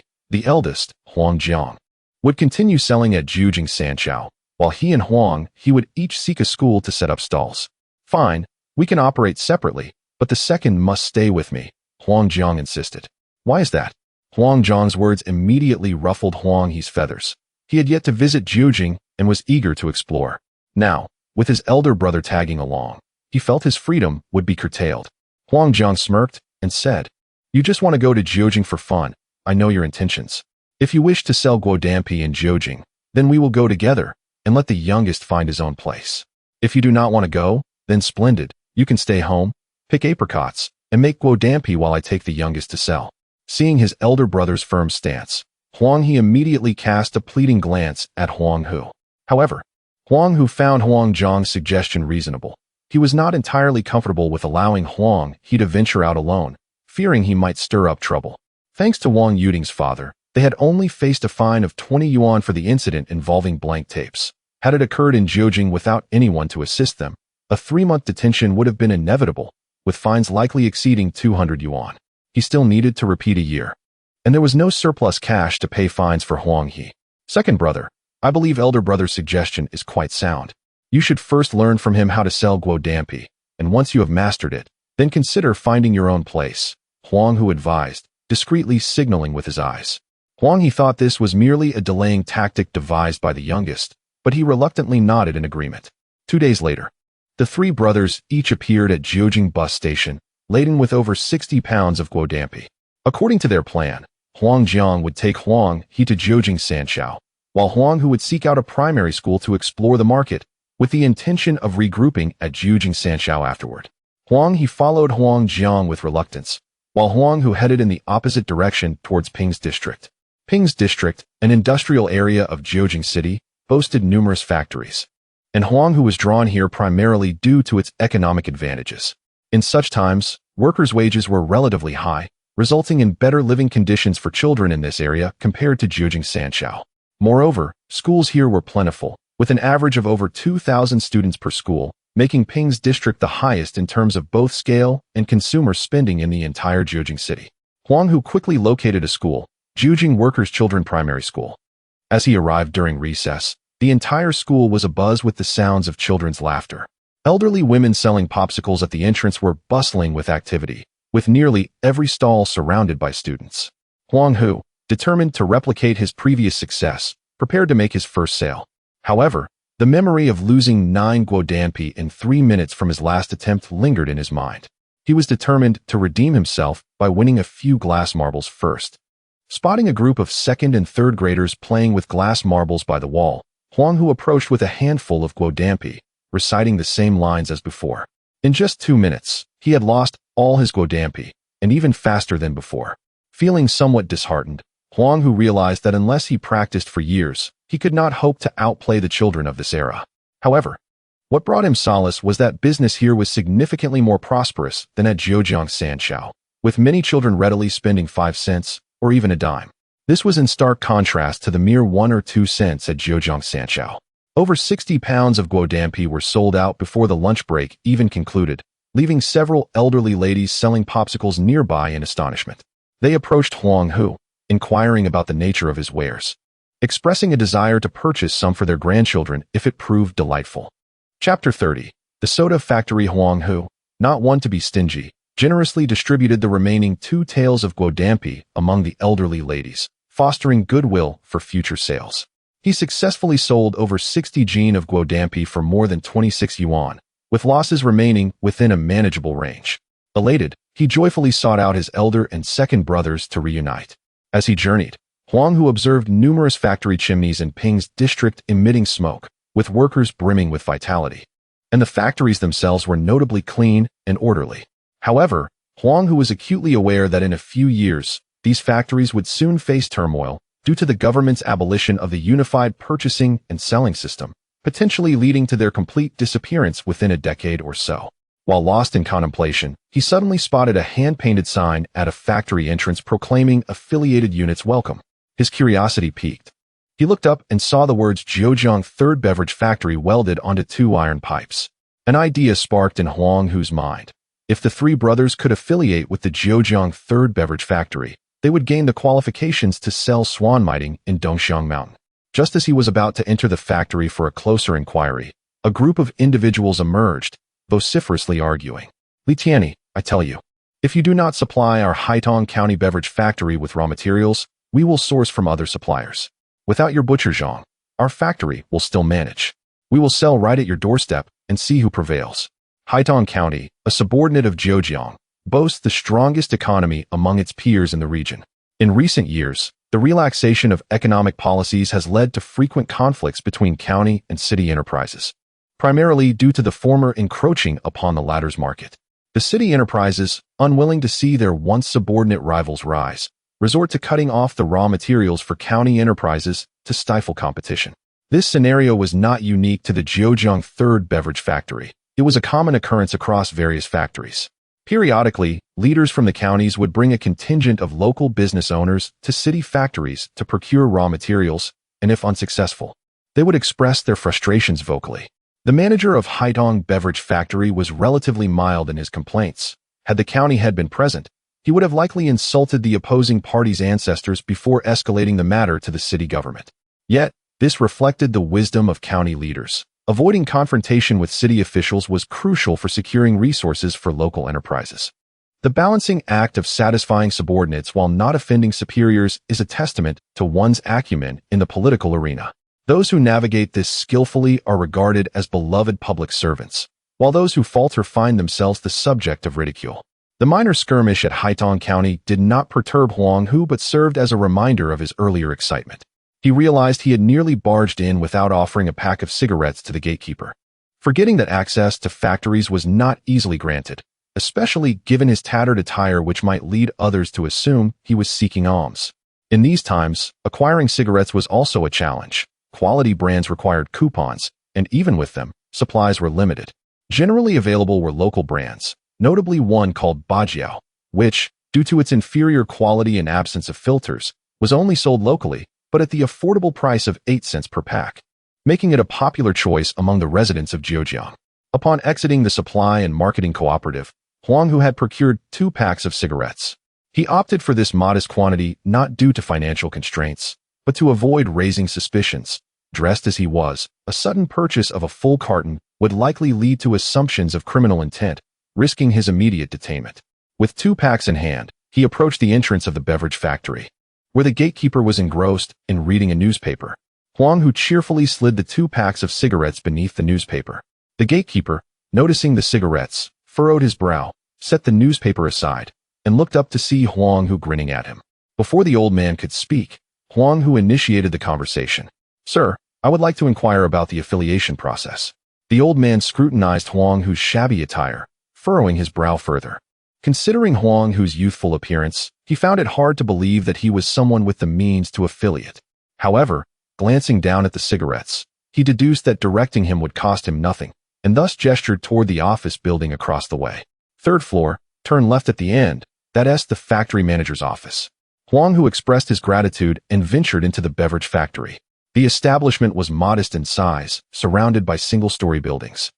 And the courtyard was filled with a variety of small soda bottles alongside larger brown, green, and clear containers, each with unique shapes. This variation stemmed primarily from economic constraints. The recycling process of old bottles was energy-intensive and costly, and the state could not sustain such demands. Consequently, both beer and soda bottles, large and small, were reused extensively. Moreover, waste collection stations specifically sought after these old bottles, leading to the emergence of gangs dedicated to bottle theft in the latter half of the 1980s. Peering through the factory windows, Huang Hu observed workers leisurely reading or knitting while they worked, with some even munching on sunflower seeds, but none seemed to be diligently focused on their tasks. The machinery appeared quite antiquated, reminiscent of discarded equipment from the 1950s and 1960s. "What are you doing?" a voice called out, interrupting Huang Hu's reverie. Reflexively, he turned to see a middle-aged man in a white shirt with a side parting pointing at him. "Stop staring. I'm talking about you," the man continued. Huang Hu promptly jogged over, politely stating, "Hello, sir. I came to inquire about the affiliation process." "You? Affiliation?" The man scrutinized Huang Hu much like the gatekeeper had, doubting that someone in such attire could possibly be seeking affiliation. Feeling uncomfortable under the scrutiny of this individual, Huang Hu glanced at his attire and sensed the need for a change. Otherwise, he would always be perceived as a thief, making even the simplest of tasks arduous. The person did not inquire further and promptly quoted a price to Huang Hu. The fee was set at 200 yuan per month, with a discount of 20 yuan for quarterly payments and a 10 reduction for annual subscriptions. Upon hearing the monthly fee of 200 yuan, Huang Hu was taken aback, as this price was rather steep. Typically, a beverage factory affiliation would cost merely 60 yuan per month. Chapter 31. Swan Mei Tang. It was merely a desire to affiliate, yet such endeavors often required connections. Just as he was about to inquire further about the details, a voice called out nearby. "Director Li, Lao Qian and Xiao Wu in the ingredient workshop are at it again. You should go take a look." Upon hearing this, the middle-aged man furrowed his brow, uttered a curse, and hurried off. Huang Hu observed the man's retreating figure and understood that he must be Li Tianyi, the director whom they had just been cursing. Would approaching him privately yield a better deal? With this thought in mind, Huang Hu slung the basket over his shoulder and set out to find his older brothers. When Huang Hu arrived at Jiujiang Sanshao, he found Huang He playing marbles with several children. The number of marbles before Huang He indicated that he possessed quite a skill in the game. Meanwhile, Huang Jiang, the eldest brother, was preoccupied with counting money, carefully distinguishing between the smaller coins and saving the larger denominations for later when fewer people were around. "Eldest brother, this is the money I made from selling." Huang Hu presented all the earnings, which Huang Jiang quickly pocketed, glancing around cautiously to ensure no one was watching. "All right, let's go home," he called out to Huang He. Upon hearing his brother's call, Huang He kicked a marble, and a group of children chased after it, laughing as he looked back, his head thrown back in amusement. Huang Hu could only shake his head at his second brother's mischievousness. "Brother, I need to tell you something." "What is it?" "It's about selling Swan Mei Tang. Today, when I passed by the third beverage factory in Jiujiang, I noticed they were looking for affiliated businesses." Before Huang Hu could reveal the quarterly price, Huang Jiang waved his hand dismissively, saying, "Third brother, we've discussed this before. The money we earn is for your repeating studies. We cannot divert it elsewhere. But brother, this is truly a lucrative opportunity. If we manage it well, we could earn at least several hundred to over 1,000 a month." "That may be so, but we are struggling to sell our guodampi as it is. We simply do not have the time for this venture. Moreover, what about your studies? Are you still going to the repeating class? Are you pursuing university? How about this? Once you get into university, I will follow your lead. Whatever you suggest, I will comply." Huang Hu was taken aback, his forehead beating with sweat, as he had not anticipated his brother's conservative mindset. Just as he was about to plead his case further, Huang Jiang waved him off and walked ahead. Feeling a wave of frustration wash over him, Huang Hu lamented the lost opportunity. He realized that without his brother's support, even if he managed to set up a stall, it would be futile without help. With a deep sigh, he was about to move forward when Huang He approached with eyes gleaming with the prospect of profit. Third brother, what is Swan Meitang? Is it truly as profitable as you claim, earning over 1,000 a month? Realizing he had almost overlooked his perceptive second brother, Huang Hu placed an arm around Huang He's shoulders and whispered, "Second brother, let me tell you, Swan Meitang is a marvelous concoction made from traditional Chinese medicine. It is both sour and sweet, refreshing in summer, and most importantly, there is currently no one selling it. If we take it to Dongxiang Shan, we are bound to make a fortune." Huang He's eyes lit up momentarily, but soon he resumed his thoughtful demeanor. "Third brother, it's not that I doubt you, but we have never tasted this drink, so we cannot ascertain its quality. If it fails to sell, it would jeopardize our Guodampi business." Huang Hu was pleasantly surprised to find that his second brother was not an impulsive character, but rather one who considered product quality and market response. This revelation imbued Huang Hu with newfound respect for Huang He, realizing that he might be more suited for business matters, while Huang Jiang was better suited for maintaining the family's legacy. "How about this? Let us procure some ingredients from the herbal shop, return home to brew it, and you can taste it. If you find it satisfactory, we can proceed discreetly. I will handle securing the affiliated business, and you will manage the sales. What do you think?" Huang He patted Huang Hu on the shoulder. "All right, you're quite knowledgeable about the business side of things. Make sure to teach your second brother as well. Let us go fetch the herbs." As Huang He prepared to leave, Huang Hu pulled him back, patting his pocket. "I have no money left. I just gave it all to eldest brother. Could you cover the cost for now?" Huang He chuckled awkwardly. "After selling the Guodampi, eldest brother took all the money from me, even what was hidden in my insoles." With a resigned sigh, Huang Hu replied, "Then it seems today's plan is thwarted. We shall have to wait a few days before we can buy the herbs." Just as he was about to depart, Huang He stopped him, signaling with his eyes, "Follow my lead." He then dramatically collapsed on the ground, groaning, I can't take it anymore. I've suffered from heat stroke. Eldest brother, I can't go on." Huang Hu was taken aback by his second brother's rapid immersion into the act, quickly shouting, "Second brother, are you all right? How can you be suffering from heat stroke?" Their duet of concern caught Huang Zhang's attention, and he rushed over. Alarmed, "What happened here?" Huang He was rolling his eyes, while Huang Hu quickly explained, "Eldest brother, my second brother has heat stroke, and it appears quite serious. I heard from a classmate about a remedy specifically for heat stroke. If we could just get some herbs, he would feel better." Huang Zhang shot Huang Hu a glare. "Stop the nonsense. By the time we buy the herbs and prepare them, your second brother will be long gone. We need to get him to the hospital. Hurry." With that, he dropped the basket and prepared to carry Huang He to the hospital. Huang Hu attempted to intervene, signaling frantically. Seeing the urgency, Huang He suddenly perked up, exclaiming, "Eldest brother, I feel better all of a sudden. No need for the hospital. It would be a waste of money. Let us just get some herbs instead. I can hold out until we get home." Huang Jiang paused and scrutinized Huang He, noticing he was no longer rolling his eyes and seemed to be recovering. He quickly unscrewed his water bottle and gave Huang He a sip, saying, "Second brother, can you really make it home? Don't force yourself if you're feeling unwell. Rest assured, brother, I'm fine." Huang Hu observed the scene, thinking his second brother would have made a fine actor, so convincing was his performance. "Third brother, what was that remedy you mentioned? Is it truly effective?" "Rest assured, brother, it is absolutely effective. My classmate's grandfather is an experienced traditional Chinese doctor. One dose will surely cure any ailment." Huang Jiang, satisfied, pulled out 5 yuan and handed it to Huang Hu, saying, "You go fetch the herbs, and we will meet you at the bus station later." Huang Hu accepted the 5 yuan, marveling at how smoothly things had unfolded. Realizing once again how well his second brother understood their eldest. Nodding, he slung the basket over his shoulder and dashed toward the herbal shop. Chapter 32. The Black Market. In this era, traditional Chinese medicine shops are predominantly of a public-private partnership, and although there is a scarcity of meat and grain, the supply of traditional medicines remains remarkably abundant. Many herbs that have become extinct in later generations can still be found in numerous apothecaries.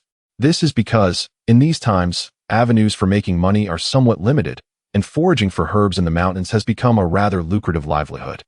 State-owned purchasing stations still acquire these items, especially in mountainous regions like Zhejiang, where the variety of medicinal materials is particularly rich. Take Huang, for instance. Currently, artificial Huang is exceedingly rare, with only wild Huang available. Simply stockpiling a batch of Huang could yield profits of several hundred to 1,000 times in the future. Moreover, the most crucial aspect is that no tickets are required. One can purchase it with cash. However, certain medicinal materials remain elusive, such as the century-old ginseng, which is still quite scarce. Generally, apothecaries do not stock it, though wild ginseng that is 20 to 30 years old is quite common. Huang Hu entered the apothecary and, relying on his memory, purchased wume, raw hawthorn, licorice slices, hibiscus flowers, perilla, osmanthus, dried tangerine peel, and dried lemons. After procuring these items, he found himself stumped by something ubiquitous in later times: rock sugar. In the present day, this item is exceedingly common. But in this context, it is something that must be purchased with a ticket. Without a ticket, no one would sell it. Fortunately, Huang Hu recalled that the elderly woman selling ice pops had pointed him to the black market street next to Zhejiang Sanchao when he first set up his stall selling guodampi. She suspected Huang Hu of being a speculator and recommended that he sell there. With time pressing, Huang Hu hurried to that street with his medicines. Upon arrival, he was astounded by the scene before him. Numerous individuals lined the streets, dressed in long clothing inconsistent with the weather, one hand tucked within their garments, strolling and stopping intermittently, approaching passers-by to inquire about goods. If the items were suitable, they would engage in transactions. If not, they would continue browsing. This was Huang Hu's first visit to such a place, and he found it quite novel. After taking just a few steps, someone approached him, asking, "Do you want some groceries?" Huang Hu, surprised at his fortune to encounter such a seller right away, inquired, "Do you have rock sugar?" The man shook his head and replied, "I have white sugar. Would you like some?" After a moment's contemplation, Huang Hu decided that white sugar would suffice since both are sweet. In these times, one cannot be too particular. After all, rock sugar involves more processing than white sugar, leading to higher costs and consequently lower production levels, which explains why children drool at the sight of rock sugar. "How much?" Huang Hu asked. "With a ticket, it's 18 cents per tael. Without a ticket, it's 28 cents per tael." Huang Hu countered, "How can your price be higher than the supply and marketing cooperative if it requires a ticket? Their white sugar costs only 13 cents with a ticket, making yours a full 30 more expensive." The man retorted, "Brother, the supply and marketing cooperative has limited availability. I have as much as you need." Huang Hu scrutinized the young man, who appeared to be around 23 or 24, sporting a couple of wispy mustaches. In later times, no one would dare claim to have unlimited white sugar, as it is a strategic resource. Purchasing too much would raise suspicions of illicit activities. Yet this young man boldly proclaimed such abundance. Could it be that he was a factory worker selling white sugar to supplement employee welfare?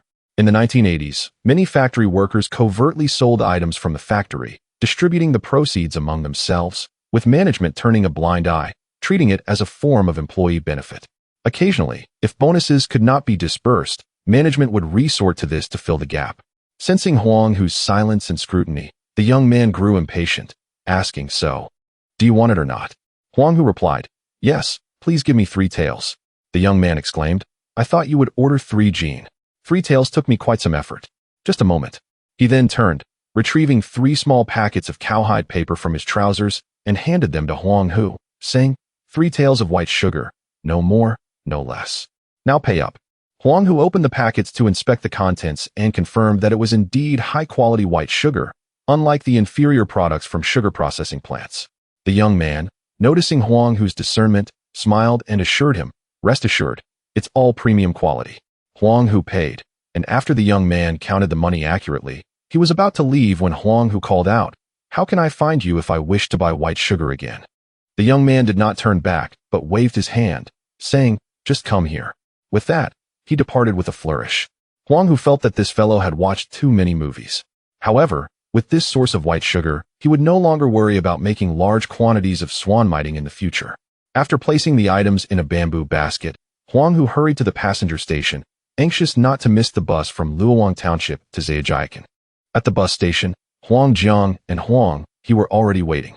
Huang Hu signaled to Huang He, indicating that all had gone smoothly, which relieved Huang He's worries. When the 3 brothers returned to Zhejiang, it was already dusk. Passing through Luoyang Township, Huang He feigned illness and expressed a desire to eat cured meat. Presently, the cured meat sold is typically homemade by farmers, and it is usually only sold when they urgently need cash. Otherwise, it is reserved for festive occasions. Although Huang Jiang often pretended to be stern with Huang He had a soft heart. Seeing his younger brother suffering from heat stroke, he felt compelled to buy some cured meat. They spent 2 yuan on a pound of cured meat.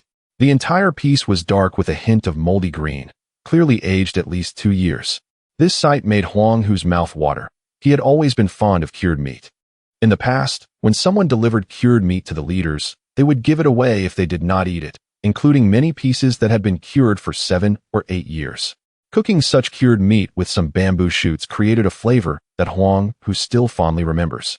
When the 3 brothers, carrying the cured meat, returned to their makeshift shelter at the village entrance, Huang He, who had previously pretended to be ill, suddenly picked up a stick from the side, positioning himself protectively behind Huang Jiang and Huang Hu. He whispered, "Something's not right. Someone has been here." Upon hearing this, Huang Jiang and Huang Hu immediately became alert, assessing their surroundings. Before long, they discovered clues. The drying racks that the 3 brothers had haphazardly arranged were now neatly organized, and the dirty clothes had been washed. Some tattered garments, even those with holes, had been mended. Although the hut remained the same, it was remarkably more tidy and clean.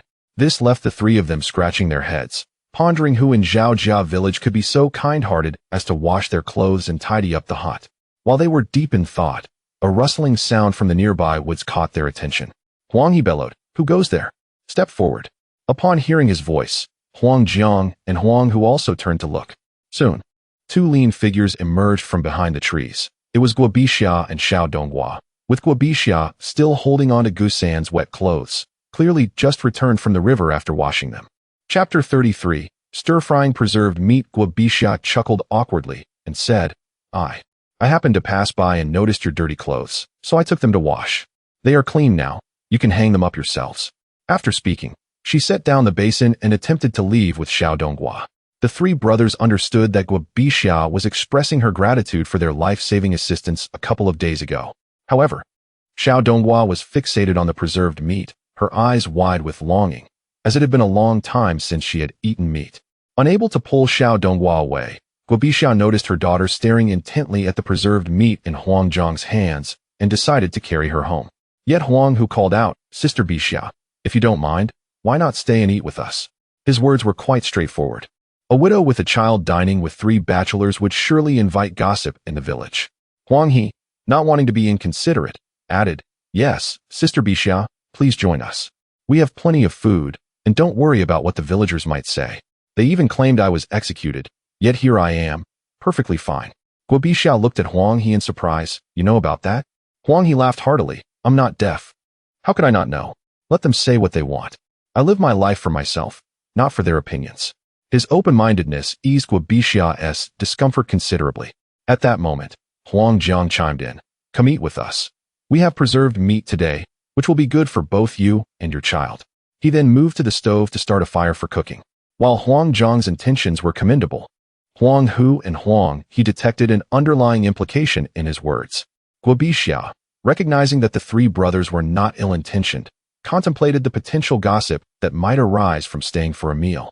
Glancing at Xiao Donghua, who was eagerly salivating, Guo Bixia bit her lip and resolved to stay for dinner. Her pride was worth little compared to her daughter's well-being. Coming to this conclusion, she set Xiao Donghua down and rushed over to Huang Jiang, seizing the firewood from him, saying, "Let me handle this." As Guo Bixia inadvertently brushed against Huang Jiang's hand while taking the firewood, his face flushed crimson. After a moment of stammering, he finally said, I'll go wash the preserved meat." He quickly took the meat and hurried toward the river, with Xiao Donghua bouncing along beside him. Huang Hu and Huang He exchanged amused glances, realizing that those unaware of the situation might think they were a happy family. "Third brother, now that we have time, hurry and brew the sour plum soup for me to taste," Huang Hu reminded, nearly forgetting due to the earlier distraction with Guo Bixia. He set out the ingredients he had prepared earlier before introducing the medicinal herbs and their benefits to Huang He, who was busy building a makeshift stove with stones to prepare the medicine. Lacking a proper pot, they used a kettle instead. Huang Hu measured the appropriate amounts of dried plums and hawthorn, filled it with water, and began to boil it. After a few minutes, he added a medicinal herb, continuing until all ingredients and rock candy were included, finally declaring, "Let it simmer on low heat for an hour." The sour plum soup simmered gently, maximizing the aromatic qualities of the licorice and hibiscus. Huang He inhaled the fragrant aroma of the plums and hawthorn, giving a thumbs up. "It smells delightful." Just then, Huang Jiang returned, laughing with Xiao Donghua, who wore a flower crown on her head. Upon seeing Guo Bixia, Xiao Donghua ran over excitedly, exclaiming, "Mommy, do you think my flower crown is pretty?" While fanning the flames, Guo Bixia smiled and praised, "It's beautiful. Uncle Huang Jiang made it for me," she added, pointing to Huang Jiang, whose face turned red upon meeting Guo Bixia's gaze. He placed the preserved meat by the stove and, looking down, stuttered, I'll go get some wild garlic." With that, he took a basket and left, prompting Xiao Donghua to skip after him to gather wild vegetables. Seeing Xiao Donghua so close to Huang Jiang brought joy to Guo Bixia. Ever since her husband passed away, it had been a long time since her daughter had been this happy. Huang He, observing the scene, sighed, "What a pity. If only Sister Bixia didn't have a child, it would be much better.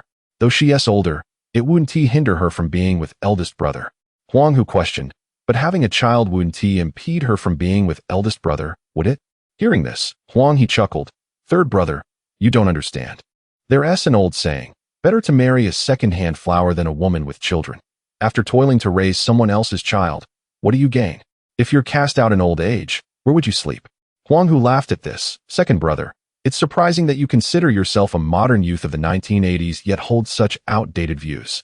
Feeling challenged by Huang Hu's remark, Huang He retorted, "Outdated? So you think marrying someone with children is perfectly fine?" Huang Hu replied confidently, "Of course. If eldest brother can provide for them, it's not an issue. Once we succeed, with a little villa and some savings, who would dare to cast eldest brother out?"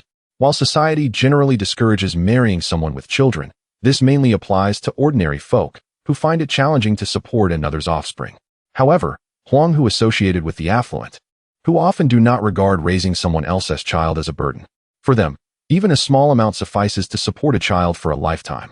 A painter named Fan, in his 80s, married a 30-something beauty with a child, and he didn't mind at all, as selling one painting could yield millions. Ordinary people seek suitable matches, while the wealthy prioritize youth and beauty. Hence, Huang Hu concluded that wealthy individuals tend to have simpler views on love than ordinary folks. Huang He patted Huang Hu's shoulder and teased, "Well, look at you. I didn't realize you had such progressive thoughts. You intellectuals indeed see things more profoundly than us simple folk." Chapter 34. The Cellar. As Huang He's words faded, Huang Jiang returned from outside, accompanied by Xiao Donghua. Observing Huang Hu and Huang He engrossed in quiet murmurs, he admonished, "What are you two doing there? Why aren't you helping?" Before the brothers could offer any excuses, Guo Bixia interjected, No need. The meat is already chopped. It just needs to be tossed in the pan." With that, she took the wild garlic from Huang Jiang's hands. Huang Jiang shot a glare at the brothers and promptly went to assist. Huang Hu and Huang He paid little heed to their elder brother's reprimand and continued their whispered conversation. "Third brother, let us speak seriously. If the sour plum soup sells well, what will happen to the guidan pie? Will we really stop selling it?" Huang Hu stroked his chin and pondered. "We can still sell guidan pie for about 10 more days. However, the peak tourist season in Dongxiangshan lasts until October. I was thinking that once we halt production of guidan pie, you and our elder brother can sell sour plum soup. By then, it will be too late for him to object. What about after October? We want to be able to sell sour plum soup, then either," Huang Hu remarked. Upon hearing this, he glanced at Huang He, sensing that his second brother had an idea of his own, and asked, "Second brother, what do you mean?" Huang He leaned closer to Huang Hu and said, "Here's what I'm thinking. We haven't sold sour plum soup yet, so we don't know if it will be popular. However, guidan pie definitely has a market. We can operate on 2 fronts, selling both guidan pie and sour plum soup. You mentioned that the guidan pie made from overly ripe yellow apricots turned out bitter. What if we store a batch of apricots that are 7/10 ripe over the next few days? Do you think we can keep using them until winter?" Huang Hu blinked. "Where would we store them? Zhaojia village has cellars in every household, but those are reserved for vegetables and grains to last through the winter. Who would store yellow apricots for the 3 of them? Moreover, the 3 brothers aren't particularly well regarded in the village, so no one would be willing to help them." Huang He chuckled. "Have you forgotten? There is a large cellar in our village that hasn't been used for years. The mention of the village's large cellar quickly conjured images in Huang Hu's mind. Indeed, there was a sizable cellar in Zhaojiao village, excavated in 1973 when it was still Zhaojiao commune. At that time, communal eating was emphasized, and surplus grain was stored collectively. Households were not allowed to hoard grain privately and had to turn it all over to the commune. Since the village could not store all the grain, young men were tasked with digging this cellar. However, within 2 years, households grew disinterested in farming, as everyone received food regardless of their efforts. Gradually, motivation waned, and the cellar fell into disuse. Following the shift to household production, each family began to manage their own resources, and the cellar was left abandoned for many years. Huang Hu's eyes began to sparkle. If they could store the 6 or 7/10 ripe yellow apricots in the cellar, based on current sales, they should have no problem utilizing them until New Year's Day. It must be said, Huang He's mind is quite astute. Had he not mentioned it, Huang Hu likely would have never thought of it himself. Huang Hu gave Huang He a thumbs up, exclaiming, "Second brother, that's a brilliant idea. I think it's feasible. If we can fill the cellar with apricots, we should be able to keep our guodan pie business going until around the beginning of winter. If we can find similar cellars in other villages, we could potentially sell until next year when the yellow apricots ripen. This way, we would have guodan pie to sell year-round." Huang He had not considered such a far-reaching plan, but now, after hearing Huang Hu's thoughts, he felt it was indeed a viable approach. With the current household production system, the village's collective cellar was essentially unused. If they spent a bit of money, they could surely rent it. However, Huang He soon realized a significant issue and asked, "But if that's the case, once you leave, will we have enough manpower?" Huang Hu nodded, acknowledging the truth in his brother's words. Although the guodan pie business had only been running for a few days, its expansion was rapid. Huang Hu needed to capitalize on their current profitability, otherwise, they could find themselves outpaced by a group from the northeast who might also start making guodan pie using large yellow apricots, making their business no longer so easy to maintain. However, the issue of manpower was quite challenging for Huang Hu. One concern was that they could not exceed 8 workers. Surpassing that number would classify their operation as capitalist. Therefore, they needed to find trustworthy individuals who could handle various roles. But who could they recruit? While pondering this, Huang Hu noticed Guo Baixia cooking nearby. After weighing the pros and cons of involving her, he made a decision and gestured toward her, saying, "Well, there's a perfect candidate." Huang He glanced at Guo Baixia, who was cooking with Huang Jiang. After a moment of contemplation, he chuckled and joked, "Sister Baixia should be fine. If it doesn't work out, we might just solve our elder brother's problem with a wife, haha." Huang Hu joined in the laughter. The brothers' rationale for considering Guo Baixia was largely aligned. First, Guo Baixia was so impoverished that she could scarcely afford to eat. If they approached her, she would likely be willing to help. Second, her relationships with her parents and in-laws had soured, and during this time, she had likely experienced the vicissitudes of life. Had it not been for their elder brother's rescue, Guo Baixia might have been in dire straits. Presently, she was merely a rural woman struggling to feed her child, so they need not worry about her betraying them. Thirdly, even if, by some turn of events, Guo Baixia were to turn against them, Huang Hu was not overly concerned. After all, the guodan pie business was not a long-term venture. The popularity of guodan pie was already growing in the Northeast, though it remained lesser known in the South. With the development of the national economy, in a few years, as transportation improved, guodan pie would inevitably become a common snack throughout the South. Therefore, as long as Guo Baixia didn't betray them within a year, until he entered university, it would suffice. Huang Hu's motivation for attending university was primarily to obtain that diploma.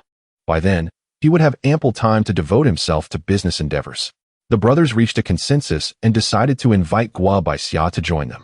Just as they concluded their discussion, Huang Jiang called them for dinner. On the stone table, 3 dishes were laid out. A plate of stir-fried cured meat with wild garlic, a dish of stir-fried sweet potato sprouts, and a plate of cold-tossed green bamboo shoots. Guo Baixia's culinary skills are commendable. She prepares 3 dishes with immaculate precision, the reds vibrant and the greens fresh. If her skills were lacking, one might have to manage with a lesser fare. Guo Baixia humbly remarks. Huang He, holding a large bowl of glistening sorghum rice, lifts a slice of translucent cured meat and asserts, "Is this craftsmanship truly lacking? It surpasses that of my elder brother by leaps and bounds." After taking a bite, he declares the flavor beyond reproach. Chapter 35. Recruitment. Huang Hu picked up a piece of cured meat and fresh garlic with his chopsticks, savoring the delightful combination of the meat's rich fat and the crispness of the wild garlic, which was indulgent, yet not greasy. It must be said that Guobixia's culinary skills were truly remarkable, rivaling those of renowned chefs in later generations. Huang Jiang first served a piece of cured meat to Xiao Donghua, and then offered another to Guobixia. Having not tasted meat for quite some time, Xiao Donghua eagerly stuffed the meat into his mouth, his face glistening with grease. Guobixia, too, had been deprived of meat for ages. Upon seeing the meat in her bowl, she smiled gratefully at Huang Jiang before devouring it hungrily. The five of them, driven by hunger, ate in silence, each one consuming their meal voraciously. Although Guobixia was a woman, she exhibited a fierce appetite. Her mouth filled to the brim as she chewed with abandon, leaving Huang Hu and Huang He astonished. The once delicate Guobixia transformed into a ravenous beast at the dining table.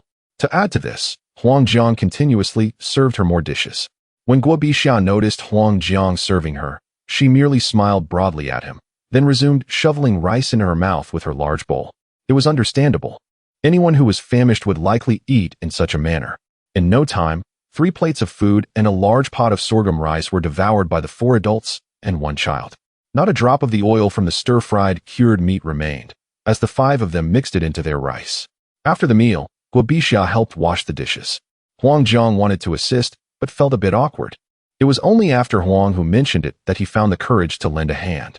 Soon, the dishes were cleaned, and Guobixia, noticing that the day was growing late, smiled shyly and expressed her gratitude before preparing to leave with Xiao Donghua.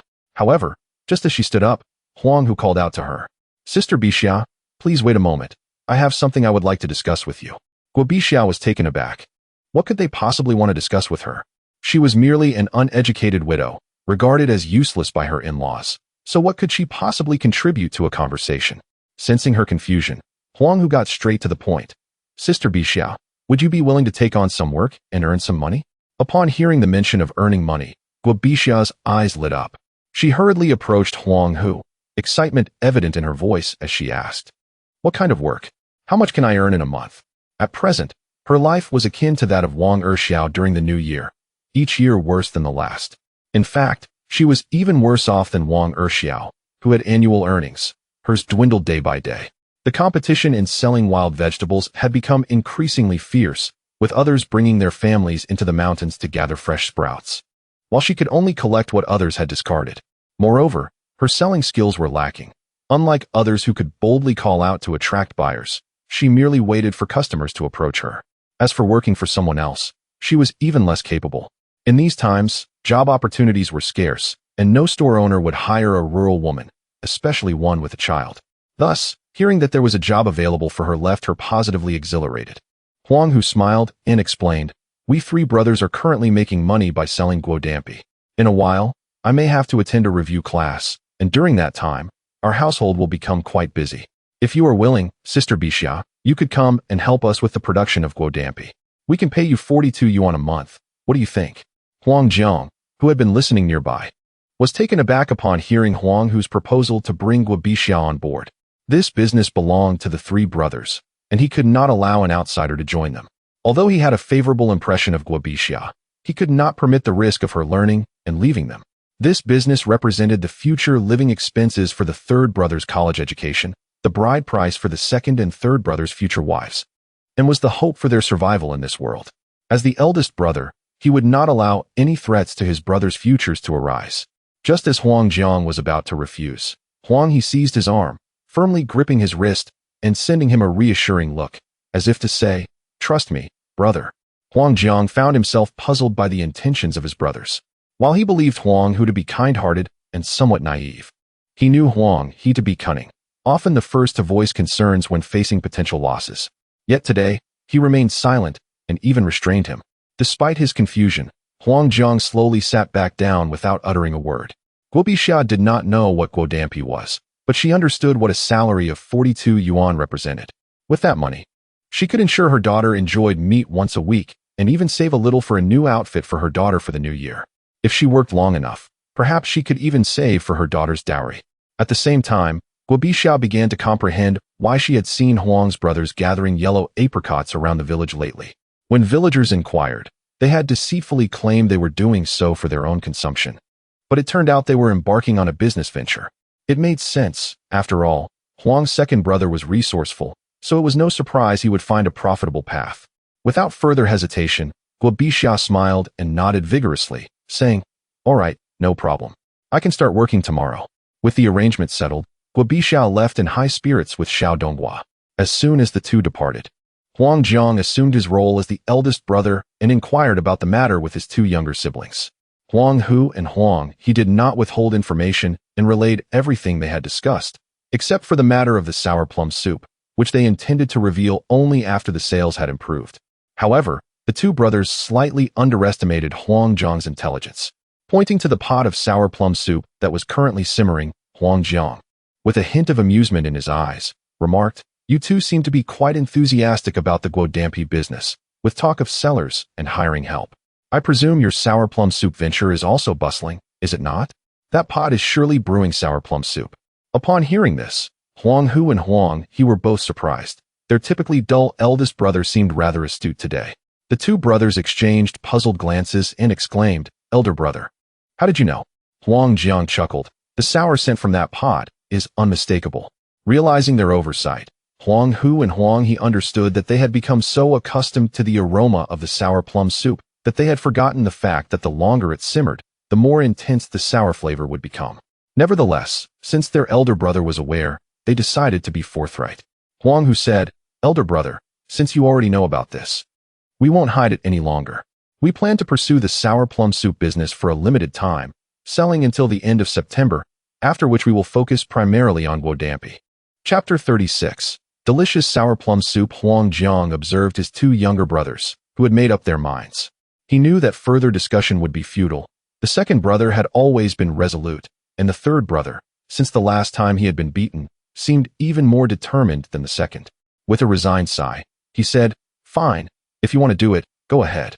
But one condition, you must attend the remedial class. And you must take the university entrance exam. Do you hear me?" Upon hearing that his elder brother had agreed to the sour plum soup business, Huang Hu quickly nodded with a smile. "Of course. Hiring people is just to prepare for my time at the remedial class." Huang Jiang shot him a glance of exasperation, and the three brothers then resumed their discussion about renting a cellar in the village. Huang Jiang fully supported the idea of his brothers renting a cellar to store Huang Xing, as they had recently profited from selling fruit leather. He was contemplating how to sustain this business for a longer period. However, the immediate issue was that the village cellar was under the control of the village chief, Zhao Difu, who held a low opinion of the three brothers, especially Huang Hu, as he feared that Huang Hu might elope with his precious daughter, Ingzi. Thus, figuring out how to deal with Zhao Difu became the first challenge for the three brothers. Huang Hu volunteered to confront Zhao Difu, believing that his experience in gift-giving from his past life would help him succeed. Yet, as soon as he made the suggestion, it was promptly dismissed by Huang Jiang and Huang He. "No way.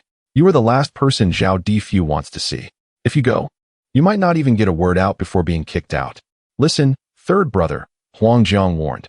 "Ingzi is Zhao Difu's prized possession. You are essentially the one trying to steal his treasure. In short, you are his enemy. Do you understand?" Huang Hu felt that his elder brothers were overly paranoid. He intended to discuss serious matters. Surely Zhao Difu wouldn't be that harsh. After a bit more persuasion, he found that Huang Jiang and Huang He were resolute in their decision, fearing that any misstep could lead to being thrown out by Zhao Difu. What to do then? Huang Hu felt helpless and had to return to square one. Huang Jiang and Huang He exchanged glances and ultimately decided that they would go together. This way, they could look out for each other, and with Huang Hu not going, their chances of success would be greater. Seeing that his elder brothers had made a decision, Huang Hu had no choice but to agree. Once the matter was settled, the sour plum soup was ready. Huang Hu carefully poured the soup into a jar that had been soaking in well water, then placed the jar back into the well to cool further. This method would expedite the cooling process. In summer, only chilled sour plum soup could truly refresh. After about 20 minutes, when Huang Hu poured the soup into bowls, it was pleasantly cool. Each brother took a large bowl. Huang Jiang and Huang He exchanged glances at the deep red sour plum soup before taking small sips. The moment the soup slid down their throats, a wave of coolness enveloped them, and the sweet and sour flavor instantly banished much of the summer heat. They didn't hesitate, quickly gulping the soup down. Once finished, they wiped their mouths with their arms and sighed in relief. Refreshing. So comfortable. Huang Hu also raised his bowl, drinking down a large quantity of the sour plum soup. For some reason, he felt that the sour plum soup of the 1980s was far tastier than its later counterparts. Despite being made from the same ingredients and using the same methods, the flavor was simply richer. Huang Hu concluded that the raw materials of this era were superior to those of the future, where many items were grown with pesticides, fertilizers, or ripening agents, lacking the robust natural fragrance of this time. Third brother, this sour plum soup is exquisite, far better than that soda. If we sold this at tourist attractions, people would be clamoring to buy it. Huang He exclaimed, his confidence in the sour plum soup business soaring. To be honest, he had never imagined that such a delightful beverage existed in this world. Huang Zhang also developed confidence in the sour plum soup. Previously, he had dismissed Huang Hu's incessant chatter about making sour plum soup, thinking it was merely sweet water. Now, having tasted it, he realized how delightful it was and how it could alleviate heat. If this business was handled well, it would surely rival the fruit leather. The three brothers were in complete agreement about the sour plum soup business, and Huang Zhang shifted from neutrality to support. However, there was one condition. Huang Hu must enroll in the remedial class before pursuing the sour plum soup business. Huang Zhang was primarily concerned that Huang Hu would focus solely on making money and neglect his university aspirations. Huang Hu did not object, deciding to save some money over the next few days to register for the remedial class and, while he was at it, resolve the affiliation matter with the Jiuzhang beverage factory. The next morning, Guo Bixiao arrived early with Xiao Donghua to begin work. At that moment, Huang Hu was alone in the hut. Upon seeing Guo Bixiao, he set aside his task and began teaching her how to make fruit leather. Before imparting his skills, he emphasized that this technique must remain confidential, as disclosure would serve as a constraint. Should Guo Bixiao ever betray him, he would have a legitimate reason to retaliate. Guo Bixiao vowed to keep the secret, promising that if she leaked it, she would be crushed by a boulder upon leaving, even swearing on Xiao Donghua's life. In her eyes, the Huang brothers were her saviors, having extended a helping hand when no one else cared about their fate. In truth, Guo Bixiao harbored her own ambitions, yearning for the day when she could show off her success to both her family and in-laws, letting those who once overlooked her know how wrong they were. Seeing Guo Bixiao make such a solemn vow, Huang Hu decided not to dwell on the matter any further and instead began teaching her the craft of making fruit leather. Meanwhile, Huang Zhang and Huang He had already arrived at Zhao Difu's courtyard, carrying 10 pounds of flour, 10 pounds of pork, and 2 bottles of sorghum liquor. Zhao Difu, who had little regard for Huang Zhang and Huang He, barely acknowledged the gifts they brought. He simply took a puff of his cigarette and asked, "So, you're renting this cellar to store Huangxing?" Previously, when Huang Zhang and Huang He approached Zhao Difu, they had made their intentions clear, wanting to rent the cellar to store Huangxing. Zhao Difu did not inquire further about their plans, as their business was of no concern to him. He did not possess such curiosity, yet the crux of the matter lay in his trepidation regarding the three brothers, fearing that their intentions for the cellar extended beyond merely storing apricots. Should they choose to hoard a haphazard assortment of perilous materials, he dreaded the potential repercussions of shared liability. Last year, in the neighboring Suanjia village, a few individuals had stored explosives and detonators within their cellar, leading to an unfortunate explosion that nearly engulfed the entire village. Had it not been for the village head's swift action in constructing support pillars overnight, Suanjia village might have faced complete obliteration. Chapter 37. Suanjia. Due to this incident, the village head of Suanjia faced a stern reprimand from higher authorities, and now during the township meetings, he could hardly hold his head high in front of the other village heads. Huang Hu, with a sycophantic smile, asserted, "This is certain. We only cultivate Huangxing and absolutely nothing else." Huang Zhang, standing beside him, nodded awkwardly in agreement. Yes, only Huangxing. Zhao Difu lit a new cigarette, glanced at the two brothers, cleared his throat, and said, "This cellar belongs to the village collective. I cannot make decisions alone. You may return for now, and I will discuss it with a few of the village elders before making a decision." Upon hearing this, Huang Hu's smile stiffened, and he was on the verge of exploding. The village elders were nearing their end, long detached from village affairs. For years, Zhao Difu had been the sole decision-maker regarding matters in Zhao Jiatsuan. It was clear he was refusing their request. If it was not feasible, he should just say so, instead of hiding behind the elders. Huang Zhang noticed his younger brother's discontent and quickly pressed Huang Hu, saying with a smile, "Uncle Zhao, you see, our three brothers are struggling to make ends meet. We simply wish to do something productive. Please, do us a favor and let us have the cellar. We can pay up front." He then placed 20 yuan on the stone table. Zhao Difu glanced at the 20 yuan on the table, shook his head with a smile, and remained silent. Recently, the Huang brothers had been picking Huang Xing in the village, claiming it was for personal consumption, but even a fool could tell that was not the truth. However, Zhao Difu had little interest in their true intentions. He was certain that this cellar could not be entrusted to these three brothers. One was a good-for-nothing, another a drifter, and the last a weakling. Given their collective disposition, they were destined for a life of poverty. Huang Hu, being hot-tempered, could no longer contain his anger as the negotiations fell apart completely. He grabbed his elder brother Huang Jiang and declared, "Uncle Zhao, let me tell you, do not underestimate us just because we are currently seeking your help. The tides of fortune will turn, and there will come a day when you will need to seek our assistance. Eldest brother, let's go." With that, he dragged Huang Jiang out. Zhao Difu scoffed, remaining seated, calmly puffing on his cigarette as he said, "Don't forget to take your things with you." Outside, Huang Hu's voice rang out. "You can keep it for the new year and add a couple of dishes." This remark caused Zhao Difu's expression to change, and he got up to throw the items out. Damn it, who didn't know that his family, the Zhao family, enjoyed the highest living standards in the village, feasting on meat every 3 days and having chicken every 5 days? Now, this trivial item was being suggested for his New Year's celebration, which was nothing short of an insult to his financial status.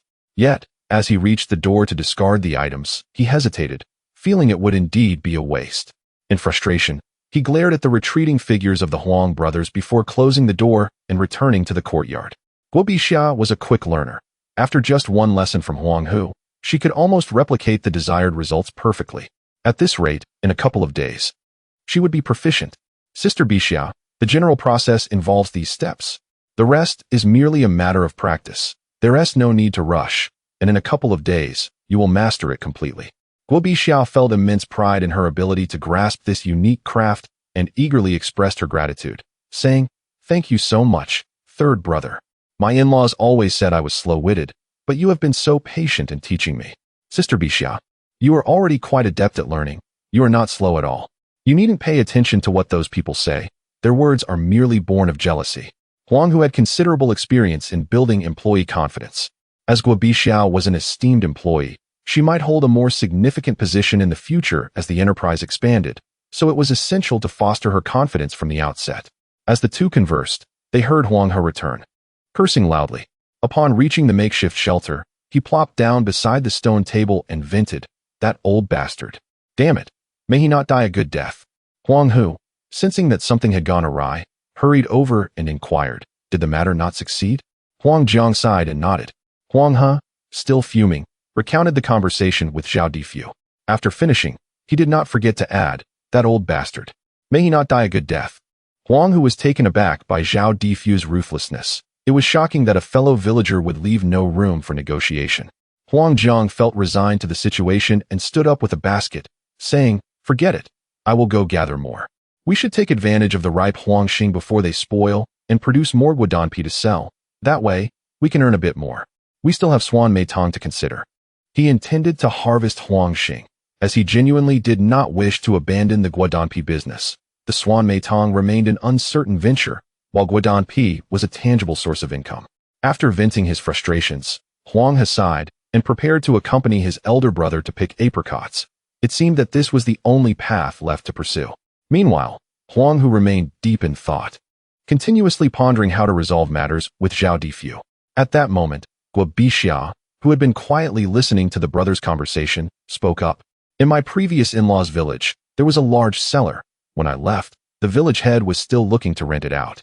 However, it was too large for ordinary use, and it seems to be sitting idle now." Upon hearing this, the three brothers turned their attention to Guo Bixia in unison. Huang Hu asked, "Sister Bixia, what is the situation in your in-laws' village? Could you elaborate?" In this day and age, it was rare to find a cellar actively being rented out. Most village heads were reluctant to lease their cellars to outsiders, primarily due to concerns about potential troubles. However, the fact that Guo Bixia mentioned her in-laws' village was open for rental piqued Huang Hu's interest significantly. Guo Bixia approached the stone table and explained, "My in-laws are from Suinjiatsuan, which is not far from here. There is a mine nearby, and many people work there.